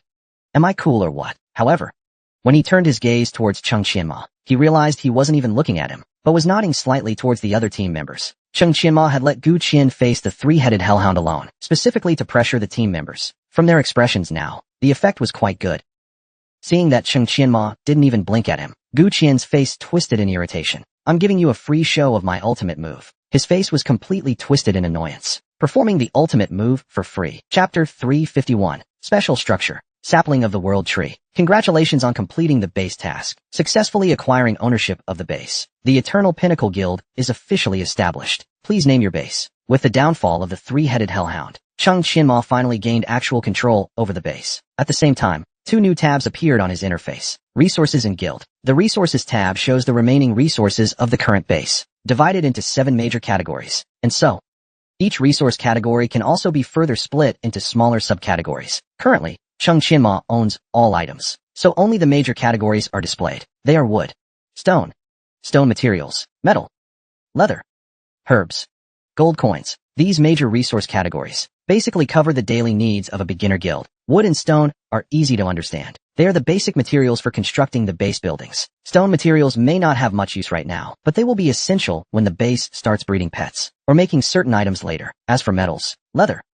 herbs, these are the basic materials for blacksmithing, tanning, and herbology. These resources are also useful in other secondary professions, but they are not as highly demanded as these 3. Lastly, gold coins, which represent guild funds, are used to upgrade buildings. The sources of these resources can be divided into 2. First, as the base upgrades, various production buildings will appear, which will automatically produce resources. Second, guild members can donate resources to the guild warehouse. Of course, this is not to freeload the materials from members. They can also gain correspondence, which will improve their guild permissions. This way, they will have the right to use the guild's advanced buildings. The reason why the final stage in life in the Blue Star world is the guild stage is because joining a powerful guild can bring huge benefits. Awakened ones can receive protection and enjoy various benefits from the base. The benefits that can be gained are enormous. Awakened ones can receive protection and also enjoy various benefits from the base. This is 100 times, 1,000 times stronger than going solo. This is also why Ching Chinma chose this path. To establish a guild, one step ahead is to be steps ahead. The development of the guild is a snowballing process. Chung Chinma wants to quickly enter a period of development dividends to obtain substantial returns. Now he has entered the fast track of development and has left many people far behind. Naming. I'm not good at this. Let's just call it Eternal City. Matching the guild's name. Naming, Chung Chinma. Quickly typed the 4 characters of Eternal City. Eternal City is now registered and cannot be changed. Current guild level is 1. You have received a starter building X1, a starter resource pack X1. Would you like to open it?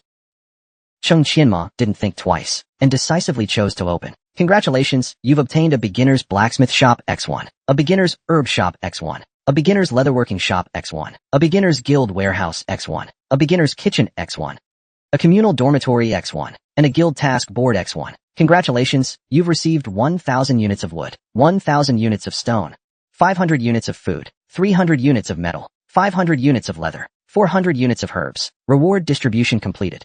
Buildings can be repositioned by the guild leader. Please confirm the current guild information. After opening the 2 types of initial rewards, several types of buildings instantly appeared in Eternal City. However, their default positions are arranged around the boundary marker, with no particular attention to layout. Meanwhile, Chung Qian. At the same time, Chung Chinma's guild resource panel also updated the numbers. The initial resource pack is a beginner's benefit for newly created guilds, so they don't get stuck in development from the start. Chung Chinma casually checked the resources under the metal category. Immediately, several subcategories appeared. Under the metal category, the exact quantity of various quality metals was recorded, such as currently having gold-grade metal, 50 units of black iron, 20 units of red blood ore, 30 units of ice sink sand, and so on. As rarer resources become more plentiful later, additional subcategories will be added. After confirming the rewards, Chung Chinma followed the system prompt and opened the guild panel. Guild name, Eternal Pinnacle. Guild level, 1. Base name, Eternal City. Guild leader, Chung Chinma. Guild members, 1460. Territory range, 500 meters. Special building, World Tree. Seedling viewable. Normal buildings. Basic iron smelting furnace. Basic herb shop. Basic tanning workshop. Basic guild warehouse. Basic kitchen. Collective dormitory. Guild task panel. Upgrade requirements. Wood, 2,000 units. Stone, 2,000 units. Stone fog, 1,000 units. Metal, 500 units. Leather, 800 units. Gold coins, 100,000. Guild members, 30. Due to the 20 or so members brought by Qin Yongchang, they are currently helping and have not officially joined the guild. Thus, they are not shown on the panel. Chung Chinma plans to expand the guild member limit and territory range, but he must gather enough resources first. Chung Chinma plans to expand the guild member limit and territory range, but he must gather enough resources first and to have the guild's membership reach 60 full members. But these were minor issues for him. What truly delighted him now was the special buildings section. Upon seeing the words, World Tree, Chung Chinma finally breathed a sigh of relief. Afterward, his gaze swept to a small tree, 2 meters high, next to the chalice. This tree was the real reason he chose to establish his guild's base in the dark forest. In his past life, there were special plots in Tianqi, but these plots were very rare, and they were mostly preempted by the major guilds. As long as a guild set up its base on a special plot, it could acquire special buildings. The special building available in the Dark Forest is a sapling of the World Tree. The special effects of the World Tree rank first in Tianqi. In his previous life, although Cheng Qianmo reached the peak of Tianqi, he regrettably missed out on this plot. Now, given a chance to start over, he naturally hoped to try his luck. Cheng Qianmo's luck this time was indeed very good, because the Dark Forest is remote and surrounded by forest, making it inconvenient to access, and because it's also guarded by high-level monsters. People of the Blue Star world considered it a wasteland. No one ever thought to set up a base here. This inadvertently let Cheng Qianmo pick up a huge bargain. Let me see what special abilities the World Tree has, Cheng Qianmo said with a smile, as he opened the attribute details. No one ever thought to set up a base here. This inadvertently let Cheng Qianmo pick up a huge bargain. Let me see what special abilities the World Tree has, Cheng Qianmo said with a smile, as he opened the World Tree saplings. Attribute details. World Tree. Current level, seedling. Special ability 1. Every 3 days, it can secrete 5 units of life essence. Special ability 2. It will protect the territory of the base and attack all incoming enemies. Life essence can improve the quality of all basic materials by 1 level. Upgrade time, 1 year. Feeding materials can accelerate growth. Life essence's ability, 1 year. 365 days. Upon seeing the life essence ability, Cheng Qianmo's face showed an expression of great joy. No wonder the World Tree ranks first. It can secrete a liquid that forces the improvement of quality. With this, I will quickly turn into a sacred text of the secondary profession. Moreover, it also has defensive attributes. This is truly a timely gift. For a newly established guild, the base almost has no defensive capabilities. They can only rely on the members' physical defense. This is a huge problem for a guild lacking manpower. Therefore, the appearance of the World Tree perfectly solved Cheng Qianmo's biggest issue early on. He can now confidently and boldly send people out on missions without worrying about the safety of the base. After all, if the defense is destroyed, the ownership of the base will change. However, the happiness didn't end here. Just as Cheng Qianmo was extremely excited, a mechanical sound from the system echoed in his ears. The long-awaited mechanical sound of the system. After hearing the news, Cheng Qianmo's expression became extremely animated. Chapter 352. System upgrade. A timely passive gift. Congratulations, host, for successfully establishing the guild and discovering the World Tree. Transformation system upgraded to LV6. Now you can select one option to convert resources into passives. All passive levels upgraded to LV6. Gatling gun. Passive. LV6. Whenever using any firearm to attack, there's a 43% chance to hit the target with 15 Gatling bullets. 100% accuracy rate increases the chance by 3%. Sweeping slash. Passive. LV6. Attacking has a 35% chance to cause a knockdown effect in a fan-shaped area within 6 meters. Increases the chance by 5%. Fierce wave slash. Passive. LV6. Attacking has a 40% chance to release fierce wave slash, triggering 10 sword energy waves to attack the enemy, with damage enhanced by 2.1 times the strength attribute, and the user becomes invincible for 0.5s. Increases 1 sword energy and 0.1 damage coefficient. Weapon switch. Passive. LV6. All weapon switches have their cooldowns permanently reduced by 80%. Decreases cooldown time by 10%. Sphere of Void. Passive.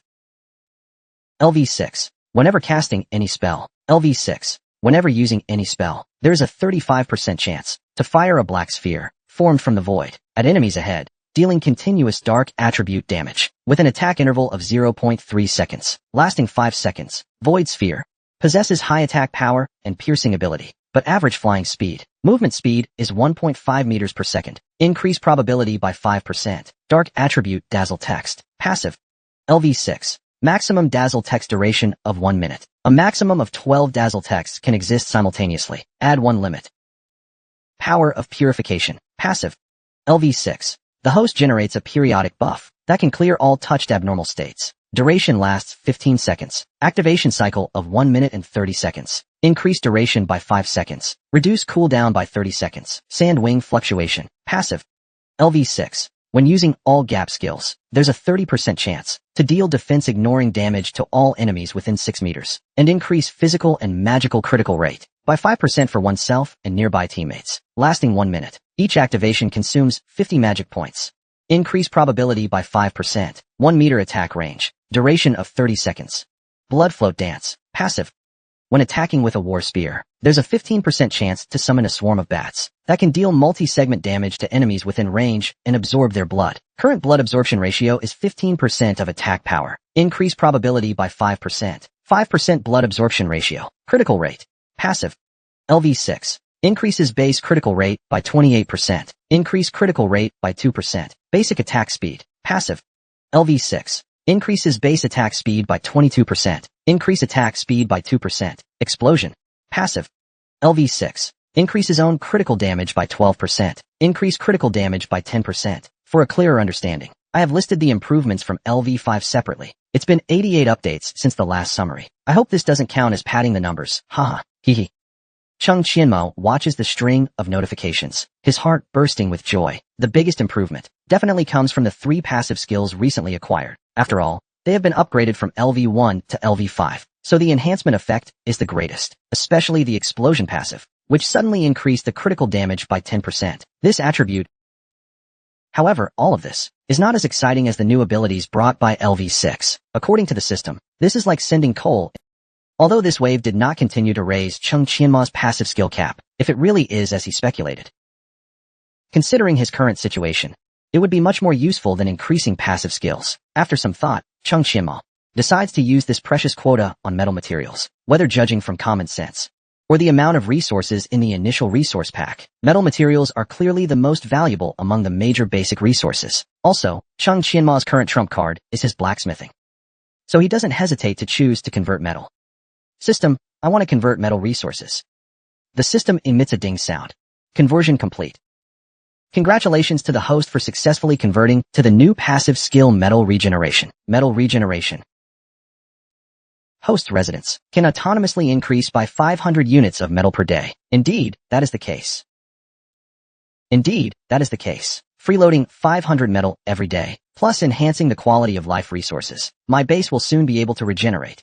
The holy scripture of becoming a blacksmith. Chung Qianmo already has the next development plan in mind. He plans to use his current advantage to create a batch of high-quality equipment to attract more people. In this way, the guild's development speed will rise to a new level. Chung Qianmo's ultimate goal is to build a super pillar surpassing all others. At that time, he will be the sole ruler here. After confirming all the rewards, Chung Qianmo glanced at the crowd. He noticed that the guild members' expressions were dull, while Qin Yongchang and others looked puzzled. The reason for this is because the members of Eternal Summit can access the guild's data. They also discovered the existence of the World Tree, but they do not know its specific attributes. However, the words special structure already say a lot. The World Tree must be extremely rare. As the highest-ranked person, Gu Qian has the most insight and experience. Even he is now in a state of ecstasy. This thing is too terrifying. Just as Gu Qian was about to express his amazement, he saw Chung Qianmo making a gesture for him to come closer. The previously excited him, only then realized the problem of being too visible. As the saying goes, a man is not guilty, but possession makes him so. Today's Eternal Summit is still weak. If the secret of the World Tree is revealed too soon, it will definitely cause a huge uproar. Who knows if any envious guilds will come to start a guild war. As Gu Qian slowly understands and sees Chung Qianmo's many amazing methods, he now fully believes in the promises made earlier. So he now subconsciously ties himself firmly to Chung Qianmo's big ship. The principle of shared glory and shared loss. He certainly understands. So he immediately keeps quiet, acting as if nothing happened. And the other guild members aren't fools either. They seem to have become mute. And the other guild members aren't fools either. They seem to have turned mute. But now Qin Yongchang was feeling uncomfortable. He wasn't blind, after all. He could naturally tell something was going on from everyone's exaggerated and joyful expressions just now. But they only said half of what they meant, and he couldn't directly ask about it. The feeling was like having thousands of ants crawling all over your body, but not being able to scratch. It was pure torment. Chung Qianmo had already noticed Qin Yongchang's doubts, so he took the initiative to speak up. Don't ask anything. When the time is right, I'll explain it. Since Chung Qianmo had spoken, Qin Yongchang had nothing more to say. He could only nod reluctantly. Then Chung Qianmo adjusted the layout of the camp buildings. After making the place more spacious, he turned and said to everyone, "From here on, I'll have to trouble all of you. I can confidently tell everyone. The Eternal City will soon become a sanctuary for all professionals, and you will be the witnesses of history." After listening to Chung Qianmo's passionate declaration, everyone's blood was ignited with excitement. Chapter 353, The Priceless Source of Life. After the Eternal City was officially founded, over the next 2 days, everyone got to work. a group led by Huang Tian, was assigned by Qing Qianma to go out and hunt monsters. This would both eliminate nearby threats to the camp and help them level up, while collecting basic materials like leather and food. Due to his high level, Gu Qian was given the easy job of patrolling the camp. He wholeheartedly approved this time, without a single complaint. As for life class professionals like Qin Yongchang and Du Tianlei, they began their busy manufacturing work. There were still plenty of resources at the camp, and Qing Qianma wasn't about to waste them. So he ordered everyone to quickly produce a batch of goods to trade in Linghua City for materials. In just 2 short days, thanks to the effort of these mid and high-level professionals, they had already made considerable progress. While Qing Qianma was overseeing everything, he was also waiting for the right moment. When the morning sunlight appeared on the 3rd day, the world tree sapling in the center of the camp suddenly burst into a dazzling light. The leaves of it gradually formed clear, sparkling droplets. This scene immediately attracted many people's attention. Qing Qianma took a clear glass bottle and collected these silver-white droplets. Before long, the bottle was quite full. This must be the legendary source of life. So beautiful. While Qing Qianma observed the scene inside the bottle, he shook the bottle slightly. 5 minutes later, the world tree stopped its activity, and by then, the glass bottle was filled about 2/3. Just 5 units like this. It's really too precious. I'll experiment with it myself first, then see how to promote it, since everyone is currently working, and they are quite far from the central world tree. So they only saw Qing Qianma holding a bottle collecting something. What exactly was in the bottle? No one knew. Qing Qianma took out a piece of black, opened the glass bottle, and carefully dripped a drop of the source of life on it. Instantly, the surface of the black gold iron developed a shimmering layer, and its color deepened further. Before long, Qing Qianma felt the black gold iron in his hand grow heavier. The source of life is truly miraculous. It can even change the fundamental properties of a material. This black gold iron has clearly become denser. That's why it's heavier now. As Qing Qianma marveled at the magic of the source of life, a message appeared before him. Due to the effect of the source of life on the black gold iron, its quality has been upgraded by 1 tier. Its current quality is epic. Seeing the Qing Qianma showed an excited expression. The black gold iron was originally, now it has become epic with just a drop of the source of life. It was immediately upgraded to epic tier. This effect was honestly a bit too overpowered. With great anticipation, Qing Qianma spent an hour to forge a battle spear. When the emerald flame finished, the battle spear's stats were revealed. Divine Radiance Battle Spear. Quality: epic. Rarity: purple. Weapon type: one-handed. Base damage: 180. Attack speed: 1.7. The smaller the number, the faster it is. Plus 12 strength, plus 10 agility, plus 8 spirit, plus 8 constitution. Durability: 100/100. Item level: level 50. Equipment effect: 10% chance on hit to increase wearer's strength by 30 for 15 seconds. Since Qing Qianma didn't use a custom blueprint, but simply used an advanced blacksmith's default template, and didn't add any extra materials, the item level of the spear he created wasn't particularly high, but its epic already gave it some astonishing attributes. Moreover, this weapon could be mass-produced on an assembly line. And that was important. Very soon, Qing Qianma took the weapon and walked over to Du Tianlei. Du Tianlei was currently forging iron billets, working very diligently. When he saw Qing Qianma, he immediately stopped the flames in his forge. Old Du, take a look at this weapon. After saying that, Qing Qianma handed over the Divine Radiance Battle Spear. At first, Du Tianlei was a bit confused, but after he reviewed the attributes of the Divine Light Battle Spear, he immediately showed a puzzled expression. Guild leader, did you just forge this? It's only been about an hour, right? You managed to forge an epic weapon. In the field of smithing, the time it takes to craft an item depends on the smith's technique, the complexity of the item, and the quality of the materials used. To forge an epic weapon, typically, you must use epic-grade main materials. Consequently, the time to craft an epic weapon is much longer than for a fine-grade weapon. Du Tianlei usually takes 3 hours to forge an epic weapon, at the very least. But Qing Qianma has done it in just over an hour now, so he was very shocked. Qing Qianma looked at Du Tianlei's face, then whispered in his ear. This weapon was forged with black gold iron. Du Tianlei instantly got goosebumps, and shouted out loud. You mean the fine-grade black gold iron? How is that possible? Du Tianlei has been forging all his life. He had never heard of such a terrifying weapon being crafted from fine-grade black gold iron, and he could tell at a glance that the weapon had not undergone any auxiliary enhancement. It was purely made from black gold iron as the main material. Then the attributes of this final product are somewhat outrageous. How much do you think this epic war spear could sell for? Qing Qianma looked at Du Tianlei with a half-smile. The astonished Du Tianlei thought for a moment, then made a 3 with his fingers. Given these properties, if sold at the Iron Forge, it would start at least at 4,000 gold coins. If taken to an auction, it could go even higher. After hearing Qing Qianma's question, Du Tianlei had realized something. Black gold iron, being a staple metal, isn't priced very high. To craft such a production line war spear, a maximum of 400 kilograms of material would suffice. But after a round of refinement and forging, its value had increased tenfold. The profit margin was downright terrifying. Chung Qianma smiled and nodded. Then he took out a glass bottle containing the source of life. You must have seen the world tree earlier. What's in this bottle is the source of life produced by it. I've collected 5 units today. Forging that battle spear just now used about 0.2 units. It's what allowed the gold grade black steel to instantly become epic grade. Maybe because the quality was enhanced afterward. The forging time was still calculated based on the original gold grade material. That's why I was able to craft the Divine Radiance battle spear in about an hour. After hearing Chung Qianma's explanation, Du Tianlei was dumbfounded. He had only known that his guild's base had a special structure called the World Tree.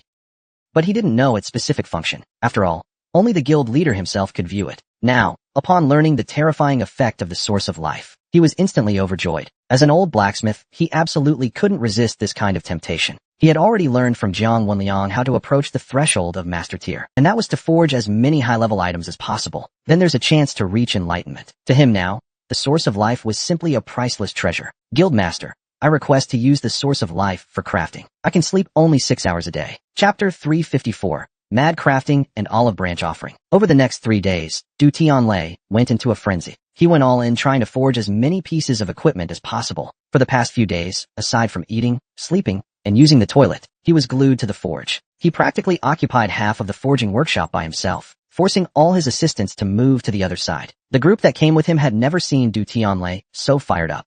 They even went to ask Du Shui for confirmation. But Du Shui didn't know what had happened either. All Du Shui knew was that her father had turned into a complete workaholic. At the same time, Qin Yongchan's work was proceeding in an orderly fashion. All kinds of potions, leather goods, and cooked food were being produced in greater, and the material inventory of the Eternal City was beginning to run low. Currently, only wood, stone, metal, and gold coins were still in surplus. The first two were because no new buildings were being constructed at the moment. The metals were thanks to Chung Qianma's passive skill, metal regeneration. And gold coins were now Chung Qianma's most abundant resource. There were still around 190,000 coins in savings. But even that amount wasn't considered a lot. Once the base upgrades to level 2, and new buildings appear, it might not be enough. Guild Master, mission accomplished. I've finally used up all 5 units of Source of Life. In just 3 days, I forged a total of 23 pieces of epic grade equipment. At that moment, Du Tianlei, leading a group of assistants, presented the pile of equipment to Chung Qianma. After checking the items, Chung Qianma smiled. Good work, old Du. Before joining Chung Qianma's guild, Du Tianlei had never forged so many epic grade items. The number he made in these 3 days had already exceeded his lifetime total. He even vaguely felt a breakthrough coming. So he waved his hand, indicating he had benefited greatly. But just then, Chung Qianma raised an eyebrow and revealed his capitalist side. Rest well tonight. It's been 3 days already, and I've got another 5 units of Source of Life waiting for you. Du Tianlei had been so excited these past few days that he completely lost track of time. Only now did he realize a serious issue. If he were the only one forging, he wouldn't be able to keep up with the production rate of the Source of Life, though he could cut his sleep for a while. He absolutely couldn't keep that up forever. Otherwise, he'd quite literally work himself to death. Seeing the troubled look on Du Tianlei's face, Chung Qianma chuckled. He had already foreseen this problem.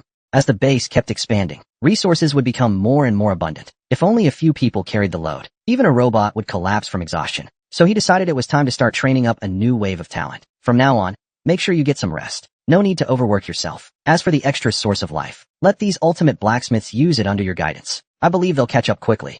The 7 or 8 ultimate blacksmiths present immediately fell into a state of euphoria. Over the past few days, they had gradually learned about the effects of the Source of Life. But since they weren't high enough level, and Du Tianlei hadn't assigned them any tasks, none of them dared to speak up. After all, this was such a rare and precious resource. But Chung Qianma is now willing to share the Source of Life for everyone to practice with. This generosity has moved all the smiths to tears. At the same time, Du Tianlei is also deeply moved. He hadn't expected Chung Qianma to be so generous. These ultimate smiths are all his trusted followers. He has always wanted to train them, but feared wasting Chung Qianma's precious materials. That's why Du Tianlei had never brought it up. Now feeling Chung Qianma's sincerity, Du Tianlei feels more than ever that joining Eternal Summit was the right decision of his life. Don't worry, guild leader. I will definitely complete the task, and won't waste the Source of Life. Chung Qianma nodded, indicating his trust in Du Tianlei's capabilities. Then he collected the 23 pieces of equipment and headed towards the guild's warehouse. Shortly after,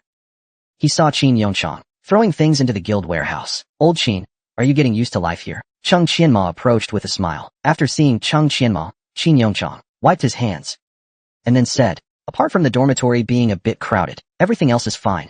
Right now, Eternal City has over 40 people, all living in a shared dormitory. The conditions are indeed a bit poor, Cheng Qianma said somewhat apologetically. I'm about to take these finished products to the city to exchange for materials and sort out some things. Soon our guild will be upgraded to level 2. If new buildings become available, I'll definitely improve the living conditions for everyone. After hearing this, Qin Yongchang nodded. With a better living environment, we can work more efficiently. However, then he ran to Cheng Qianma's right side and whispered, "That guy Du Tianlei. He's been acting all secretive lately. Did Elder Qin give him some private tutoring?" After all, Qin Yongchang hadn't officially joined the guild yet, so he was still used to calling Cheng Qianma Elder Cheng. Cheng Qianma just smiled unfazed. Then he quietly replied, "That's right." As soon as he said it, he looked straight at Qin Yongchang with a grin. It was obvious. That blunt reply was completely intentional. Sure enough, Qin Yongchang's expression instantly turned odd. He had just taken a wild guess. Who knew it was actually true? "Elder Cheng, that's not very fair. We're family here. And yet when you have something good, you hide it away?" Qin Yongchang said it in a joking tone, but there was a hint of dissatisfaction. Truth be told, Qin Yongchang only had official ties to the Life Professions Association, so he felt a stronger sense of belonging there. But Cheng Qianma held major positions in multiple organizations, and now even founded his own guild. Naturally, his loyalty didn't lean toward the Life Professions Association. People are inherently selfish. If Qin Yongchang didn't join his guild, then at best he'd be considered an ally. And allies, of course, wouldn't have access to the core benefits. So now Cheng Qianma, whether Qin Yongchang would take it or not was up to him. I, Cheng Qianma, am not a stingy man. If old Qin is willing to officially join the Eternal Pinnacle Guild, then I'll lay everything out openly. It all depends on your decision now. Qin Yongchang, having come to help, had already felt firsthand how formidable Cheng Qianma was. He was starting to feel tempted. But he was still an elder, not someone who could walk away from responsibilities so easily. So he cautiously asked, "Can you at least give me a little teaser?" Seeing Qin Yongchang's expression, Cheng Qianma knew the big fish had taken the bait. He leaned in close to Qin Yongchang's ear and whispered a few words. Moments later, Qin Yongchang's expression, then he immediately said, "Qin Yongchang greets the guild leader. From now on, we are family." Then the two looked at each other and both laughed. Chapter 350. Besides, do you have any special requests? Cheng Qianma, using the source of life, easily recruited Qin Yongchang and his group of followers. No one living can resist the temptation of the source of life, which can enhance the quality of final products without increasing production time or difficulty. Such a valuable item with no extra cost is something all artisans dream of. It means they can advance much faster in the same amount of time as others. Even artisans stuck at a bottleneck can use the source of life to open a new path of advancement. The emergence of the source of life has accelerated the already fast-paced development of Eternal City because the current source of life has been entirely allocated to Du Tianlei's team of smiths. Therefore, Cheng Qianma promised that the next batch will be split half to Qin Yongchang's side. Qin Yongchang also knows that the source of life is produced in limited quantities and had no objections. Now, Cheng Qianma has ridden his silver steed to the Linghua City auction house. He came today to sell items and also to advertise. The Linghua City auction house is the ultimate auction house in terms of scale and grandeur. It's much larger than that of Thunder City. Just after entering the main hall, Cheng Qianma saw a massive crowd inside. Cheng Qianma saw a massive crowd, as expected of the ultimate auction house. The crowd here is insane. Cheng Qianma looked around. There were 3 full rows of service windows and a long line of people behind them. It made his scalp tingle a bit. Good thing I have a black card. I don't have to squeeze in with them. Cheng Qianma smiled, then walked directly toward the VIP counter. And this action caught the attention of quite a few awakened in line. When they noticed that Cheng Qianma was only level 36, they were a bit shocked. That guy's only level 36, and he already has a gold card? Probably just some rich second gen from a big family. Having money like that is normal. Damn it. I'm already level 39, and I only managed to get a silver card. I'm dying of envy. Is it possible that he misunderstood the rules? Very possible. Maybe they'll kick him out once he gets there. After all, the auction house is divided into 3 levels: basic, intermediate, and advanced. To access the VIP channel at Linghua City's ultimate auction house, you need at least a gold card or a diamond card. Bronze and silver cards can only skip the line at the basic auction house level. They don't work here. So, when Cheng Qianma headed toward the VIP counter, he naturally drew a lot of attention. A few minutes later, Cheng Qianma arrived at the VIP window. The staff here was a very beautiful young lady. When she saw Cheng Qianma, she was stunned for a second, but quickly regained her composure. Then she gave a professional smile. "Hello, sir. Please present your VIP card." According to auction house policy, before providing VIP service, it's necessary to confirm the guest's identity first. Cheng Qianma knows this rule, so he proactively took out a black card. The lady had just doubted whether Cheng Qianma even had a gold card. Now, seeing the pure black card in her hand, She immediately stood up. My name is Li Shishir, badge number 3984. Honored to meet a prestigious black card holder. Please follow me to the VIP lounge upstairs. Our manager will come to meet you personally shortly. The awakened ones waiting in line, upon seeing Li Shishir's exaggerated actions, widened their eyes in surprise. Actually a black card holder? What kind of background does this person have? However, Chung Qianma paid no attention to the shocked reactions around him, and smiled as he followed Li Shishir up to the second floor of the auction house. After waiting in the VIP room for 5 minutes, there was a sound of quick footsteps outside the door. Very soon, a beautiful and wealthy-looking woman around 40 entered the room with a warm smile. She had already heard from Li Shishir that a black card holder had come to the auction house today, so she had immediately dropped all her work and rushed over as soon as possible. All the way, she had imagined in her mind what this mysterious black card holder might look like, but she never expected that he would be so young. The gracefully aging, beautiful woman, upon entering, for a moment, even doubted she had entered, but when she saw the interior of the room, she realized this was indeed the VIP lounge, which shocked her greatly. You? Hello. Are you our black card VIP? The beautiful and wealthy woman asked cautiously, with a hint of hesitation in her voice. Chung Qianma, reading the expression of the beautiful wealthy woman, could guess her thoughts, and thus nodded with a smile. Upon receiving a definite answer, the beautiful and wealthy woman, although still quite astonished, but she didn't show it outwardly. As the manager of this auction house, she at least had that level of emotional control. Hello. My name is Lu Qian. I'm the person in charge here. I'm very pleased to serve you today. May I ask what I can help you with? Lu Qian had managed the Linghua City auction house for over 5 years, but during that time, she had only ever seen one black card user. That was a level 65 top-tier third-class awakened, and an older individual at that. To see someone as young as Chung Qianma, with such a low level and a black card, this was a first for her. But regardless, since he held a black card, she had to show the utmost humility. That was the rule in all auction houses on Tianqi continent. No one could defy it. Chung Qianma was always decisive in his actions. He didn't waste time chatting with Lu Qian. He directly opened his spatial storage. Then, a large number of high-grade equipment, and all sorts of potions and food items filled the table. Lu Qian was clearly someone with an eye for quality. With just a glance, she could tell the quality was exceptional. So her expression became quite vibrant. Would you like to consign these items? Lu Qian asked hesitantly. After thinking for a moment, Chung Qianma decided that all weapons, equipment, and epic-grade potions should go through the auction process. The rest could be handled through consignment. Also, I need to gather a large quantity of basic guild materials. Use this list. Get me everything in the specified quantities. As he finished, Chung Qianma pulled a pre-written shopping list from his pocket. Lu Qian respectfully accepted the list, but both the materials listed on the sheet, and what Chung Qianma had just strongly hinted that he was a newly established guild leader. Lu Qian wasn't surprised that Chung Qianma could pull out 200,000 gold coins to found a guild. After all, he was a distinguished black card user. If he couldn't even afford that, then what was the point of trying? But what puzzled her was, Chung Qianma is clearly only level 36 right now, which means her guild must have just been established. But the materials on this list, they're enough to raise the guild to level 3. Could her base be upgrading that fast? At this point, Lu Qian was getting more and more curious about Chung Qianma's identity. At the same time, her behavior became increasingly cautious. Offending someone like this wouldn't end well. No problem. Leave it to me. Aside from that, do you have any special requests? Lu Qian asked carefully, probing a bit more. Chung Qianma glanced at Lu Qian's impressive figure, then gave a wickedly charming smile. I do actually. And it's very special. Chapter 356. Guild Recruitment via Scarcity Marketing. Lu Qian felt a bit uncomfortable under Chung Qianma's gaze. She even instinctively squeezed her legs together. Seeing her reaction, Chung Qianma chuckled, then withdrew his teasing expression. All the epic-grade items I'm selling must have a price ceiling set. Chung Qianma said it like it was completely normal, but after hearing it, Lu Qian was utterly stunned. Just moments ago, under Chung Qianma's gaze, her heart had been racing wildly. She thought something unspeakable might happen, but clearly, she was overthinking it. Chung Qianma's eyes were perfectly clear. He had obviously just been joking. For some reason, Lu Qian actually felt a tinge of disappointment. Then she quickly steadied herself, and her thoughts returned to business.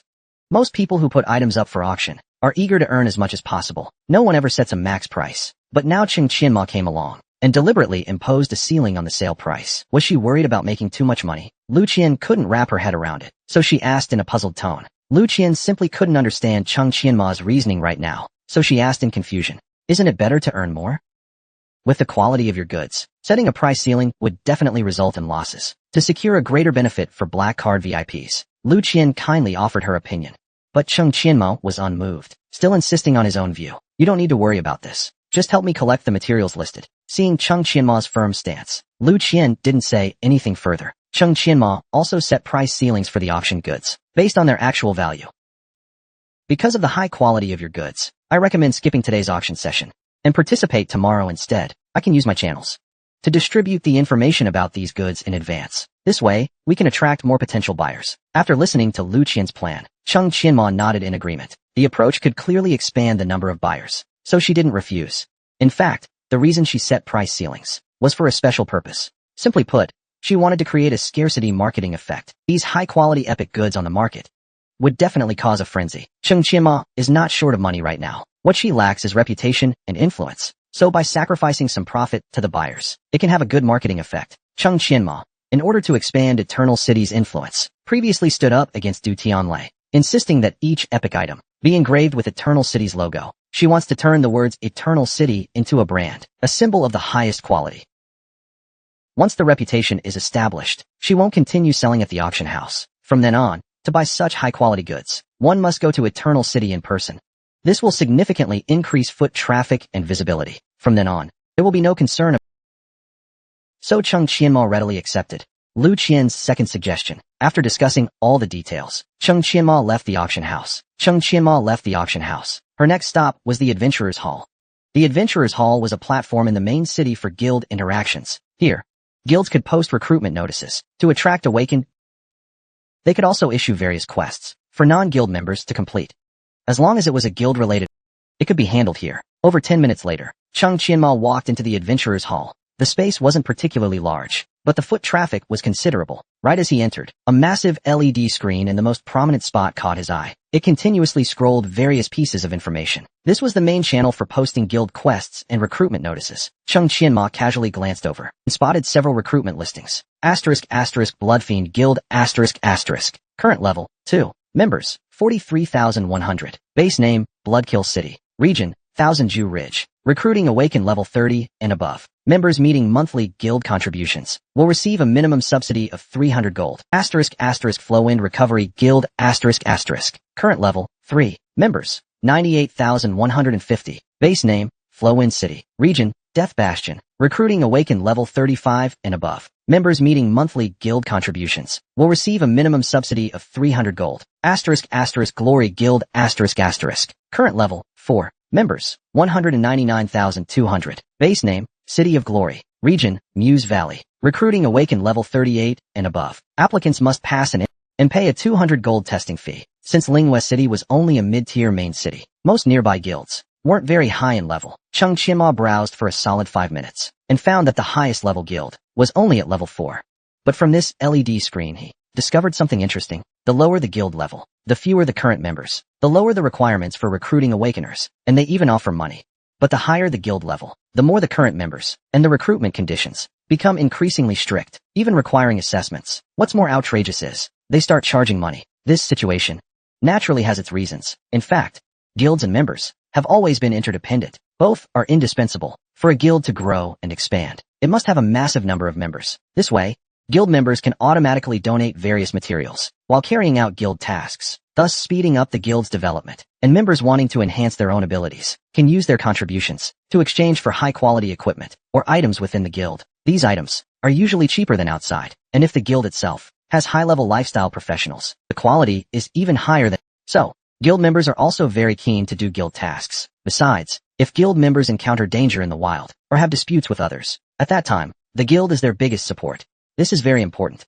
In the early stages of guild development, since the guild has neither fame nor good infrastructure, it is clearly at a disadvantage. At this stage, it is the guild that pleads for others to join. So, it needs to throw out certain lures to enhance its attractiveness. Only then can they attract talent. But as the guild grows into the mid to late stage, this phenomenon reverses. Awakens start begging to join powerful guilds, and even then, those guilds may not accept them. Powerful guilds already have enough reputation, along with balanced hardware and infrastructure. Many awakened are eager to join elite guilds directly, skipping the hard early game grinding. So, high-level guilds at this stage not only screen applicants carefully, they also use the opportunity to earn some money. They don't offer subsidies anymore. They start charging instead, and they also implement rigorous assessments. If you want to join my guild, fine, but pay a test fee first. Whether you pass or not, we'll see later.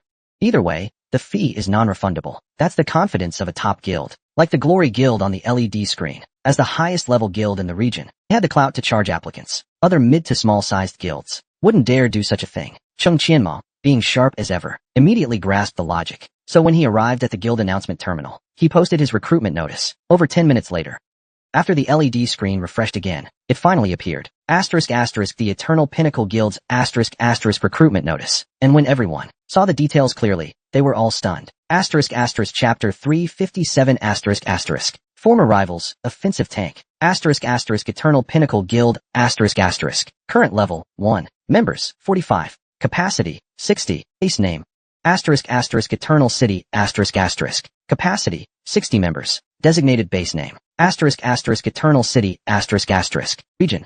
Dark Forest. Recruiting Awakened level 40 and above. Applicants must pass an assessment and pay a 300 gold testing fee. When everyone saw this recruitment notice, they all thought this so-called Eternal Pinnacle Guild was insane. Holy crap. This Eternal Pinnacle Guild. Who the hell are they? A newly created level 1 guild, daring to ask such outrageous prices? Their guild master must be money crazed or something. This guy probably sold everything he had to scrounge up 200 and now wants to earn it back by charging admission. What a damn idiot. I want to see who would actually join a guild like this. Cheng Qianma's recruitment post was already live, and it instantly drew a wave of criticism because the conditions he listed were even more outrageous than those of a level 4 guild. Even though people didn't know yet who the guild master of Eternal Pinnacle was, they all assumed he must be a broke lunatic. To most people, there's no way anyone would pay 300 gold to join a level 1 guild, unless they were a complete fool. After posting the recruitment notice, Cheng Qianma blended into the crowd. Of course he heard the waves of insults, but scenes like this he had already anticipated. Anyone who hadn't seen the terrifying potential of Eternal Pinnacle would naturally think the conditions were absurd. But that's fine.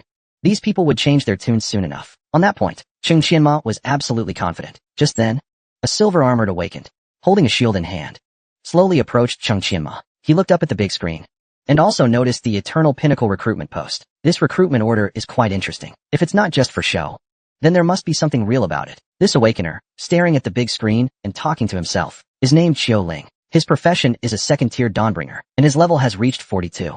3 days ago, he arrived in Linghua City, looking to join a guild and update his equipment. Now, as he just walked into the Adventurer's Hall, he saw the recruitment order from Eternal Summit. Let's observe and keep it as an option, he thought. If this guild really has something unique, the 300 gold assessment fee isn't much. Although Qiu Ling was muttering subconsciously, Cheng Qianma, who was nearby, heard everything clearly. Cheng Qianma sized up Qiu Ling from top to bottom, then showed a surprised expression.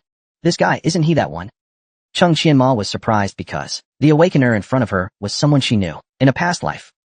Although Qiu Ling was not a teammate of Cheng Qianma, he was a main tank in another very strong guild, and his strength not only ranked in the top 3 among all tanks in Tianxi, but he was also the only attack-oriented tank. The ultimate profession of Dawnbringers is known as the Holy Guardian, a highly competent tank profession. Qiu Ling, always known for his strategic thinking, later developed a unique skill set and stat allocation that, after sacrificing some defense, gave him remarkable offensive capabilities. He became the first tank in Tianxi's history to possess attack capabilities, essentially founding this style. Although there were many imitators later, none could surpass the original. As an attack-oriented tank, Qiu Ling's style was completely different from all other tank professions. Thus, his combat style was also unique. Cheng Qianma never expected that this former rival had not yet joined a guild. This was a great opportunity coming her way, and she naturally saw no reason to refuse it. He still hasn't joined a guild yet. This is practically a gift delivered to the doorstep. Naturally, he has no reason to turn it down. Although Cheng Qianma really wanted to recruit him right away, after thinking it over, she decided to hold back.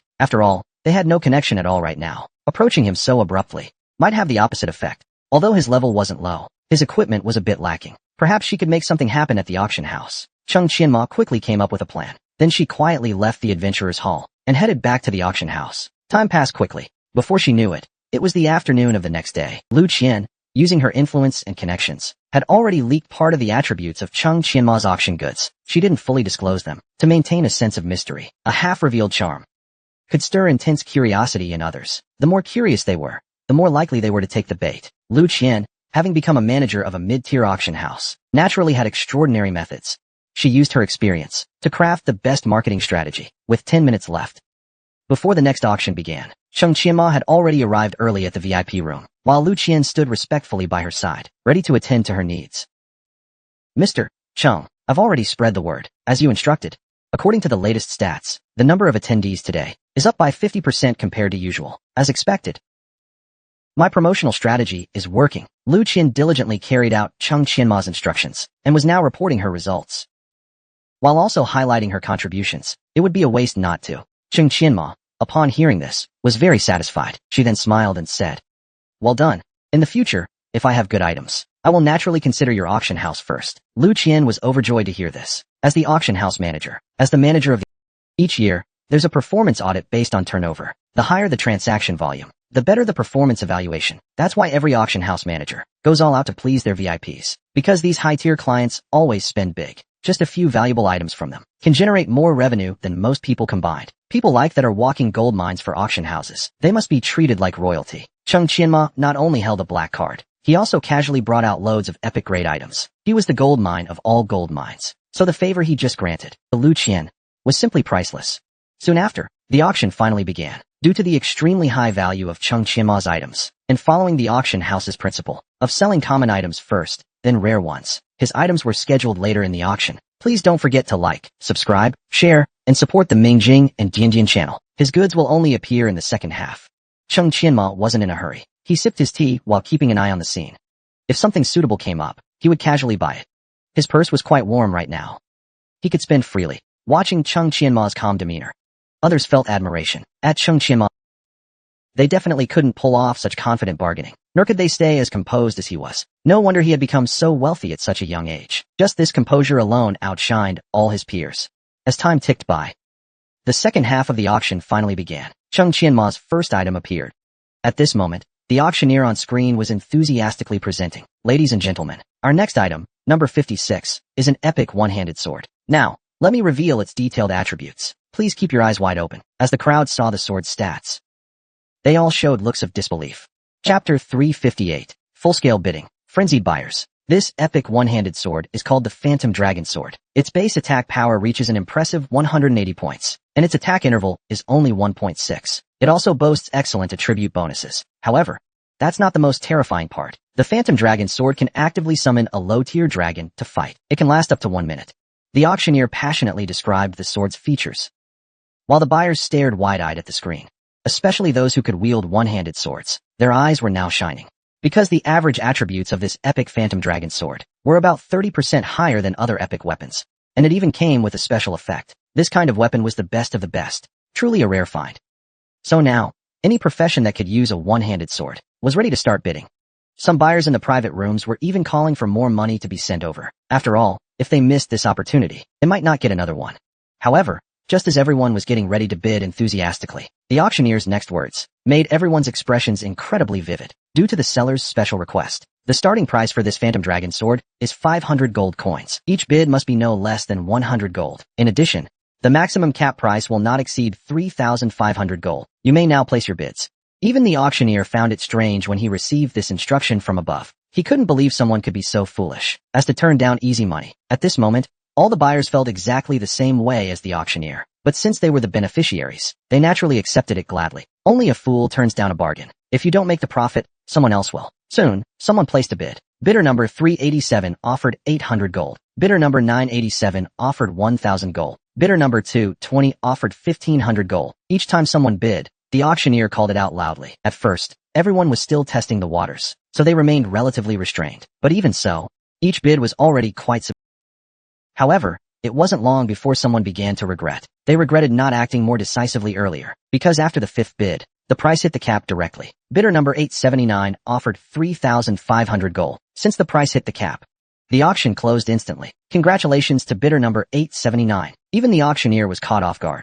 He didn't expect that by the fifth bid, someone would already go straight for the cap. But even so, bidder number 879 didn't feel like they overpaid. In fact, they felt like they scored a deal. He was actually a rather clever buyer. He knew that offering the cap price early was the best strategy. If there hadn't been a price cap on the Phantom Dragon Sword, it could have easily gone up to 5,000 gold. So if you really needed it, starting out with the cap price was the smartest move. After all, it was the first time in auction history that a price ceiling had been set. Many people didn't realize it in time. They were still bidding the traditional way. But because of just a moment of hesitation, they let their desired treasure slip away. Soon, some had already realized it, but it was already too late. At this moment, countless people were sighing in regret in their private rooms, lamenting that they had missed a good opportunity. However, not long after, the auctioneer's words once again lifted everyone's spirits. Ladies and gentlemen, the next item, Number 57 is another epic weapon. However, this time it's a staff. And like before, this weapon also has a price cap. The limit remains at 3,500 gold coins. Let me introduce its attributes. After hearing the auctioneer's words, everyone's faces showed surprise and delight. They were surprised that 2 top-tier items appeared back-to-back today, and both had capped prices. But they were also delighted, because this time they wouldn't hesitate again. So, as soon as the auctioneer finished the introduction and announced the start, the LED screen instantly lit up with numerous bids, and astonishingly, all the bids were set at 3,500 gold coins. Having suffered losses once before, anyone who needed the item immediately maxed out their bid. Now it all came down to whose reaction was fastest, since everyone bid almost simultaneously. Even the auctioneer couldn't judge with the naked eye. In the end, he had to ask the tech team to check the back-end data to confirm who was the first bidder at 3,500 gold. Such a bizarre situation had never happened in an auction before, and the one who caused all of this was none other than Chung Qianma. A minute later, a result came through the auctioneer's earpiece. The buyer who won the epic staff was bidder number 283. All the losing bidders beat their chests in frustration, blaming themselves for being too slow. The following items were all swept up by Chung Qianma. As they watched one epic item after another appear, everyone's blood was boiling. These items were far superior to typical epic gear, and they were even cheaper. So as long as you won the bid, you'd profit. At this point, even items they didn't need were being bid on. Gradually, any item with a price cap would spark bids from the entire room, and everyone would instantly offer the maximum price. It was incredibly exaggerated. What was supposed to be a bidding war, under Chung Qianma's influence, turned into a game of speed clicking. Rushi stood beside Chung Qianma, utterly stunned. Her emotions right now were beyond words. Was this really the result she had wanted to see? Why? What was she after? Rushi was now full of questions. Her curiosity about Chung Qianma had reached its peak. Meanwhile, Qiuling also arrived at the auction today. She had previously discovered that an epic-grade shield would be auctioned in Linghua City today, so she came for it. But after witnessing the madness of the crowd, she fell into deep thought. All these epic-grade items had a capped price, clearly set by the same person. This person must have immense power and background. But what exactly was their goal in doing this? Things were getting more interesting. Qiuling didn't rush into action. Her only target today was that shield. She had no interest in a speed-clicking game. That was just plain boring. However, seeing everyone's frenzy, she began to feel a little uneasy. Everyone's emotions were fully stirred up now. Whether useful or not, people were buying first, thinking later. If the shield appears later, wouldn't my chances of getting it be extremely slim? Thinking of this, Qiuling frowned. For the first time, she felt what the others had just experienced. The pain of having money but no way to spend it, and not being able to buy what you truly desire. Soon, the auctioneer brought out the next item. But when she announced the requirements, everyone's expressions changed, and Qiuling's eyes narrowed. A look of confusion crossing her face.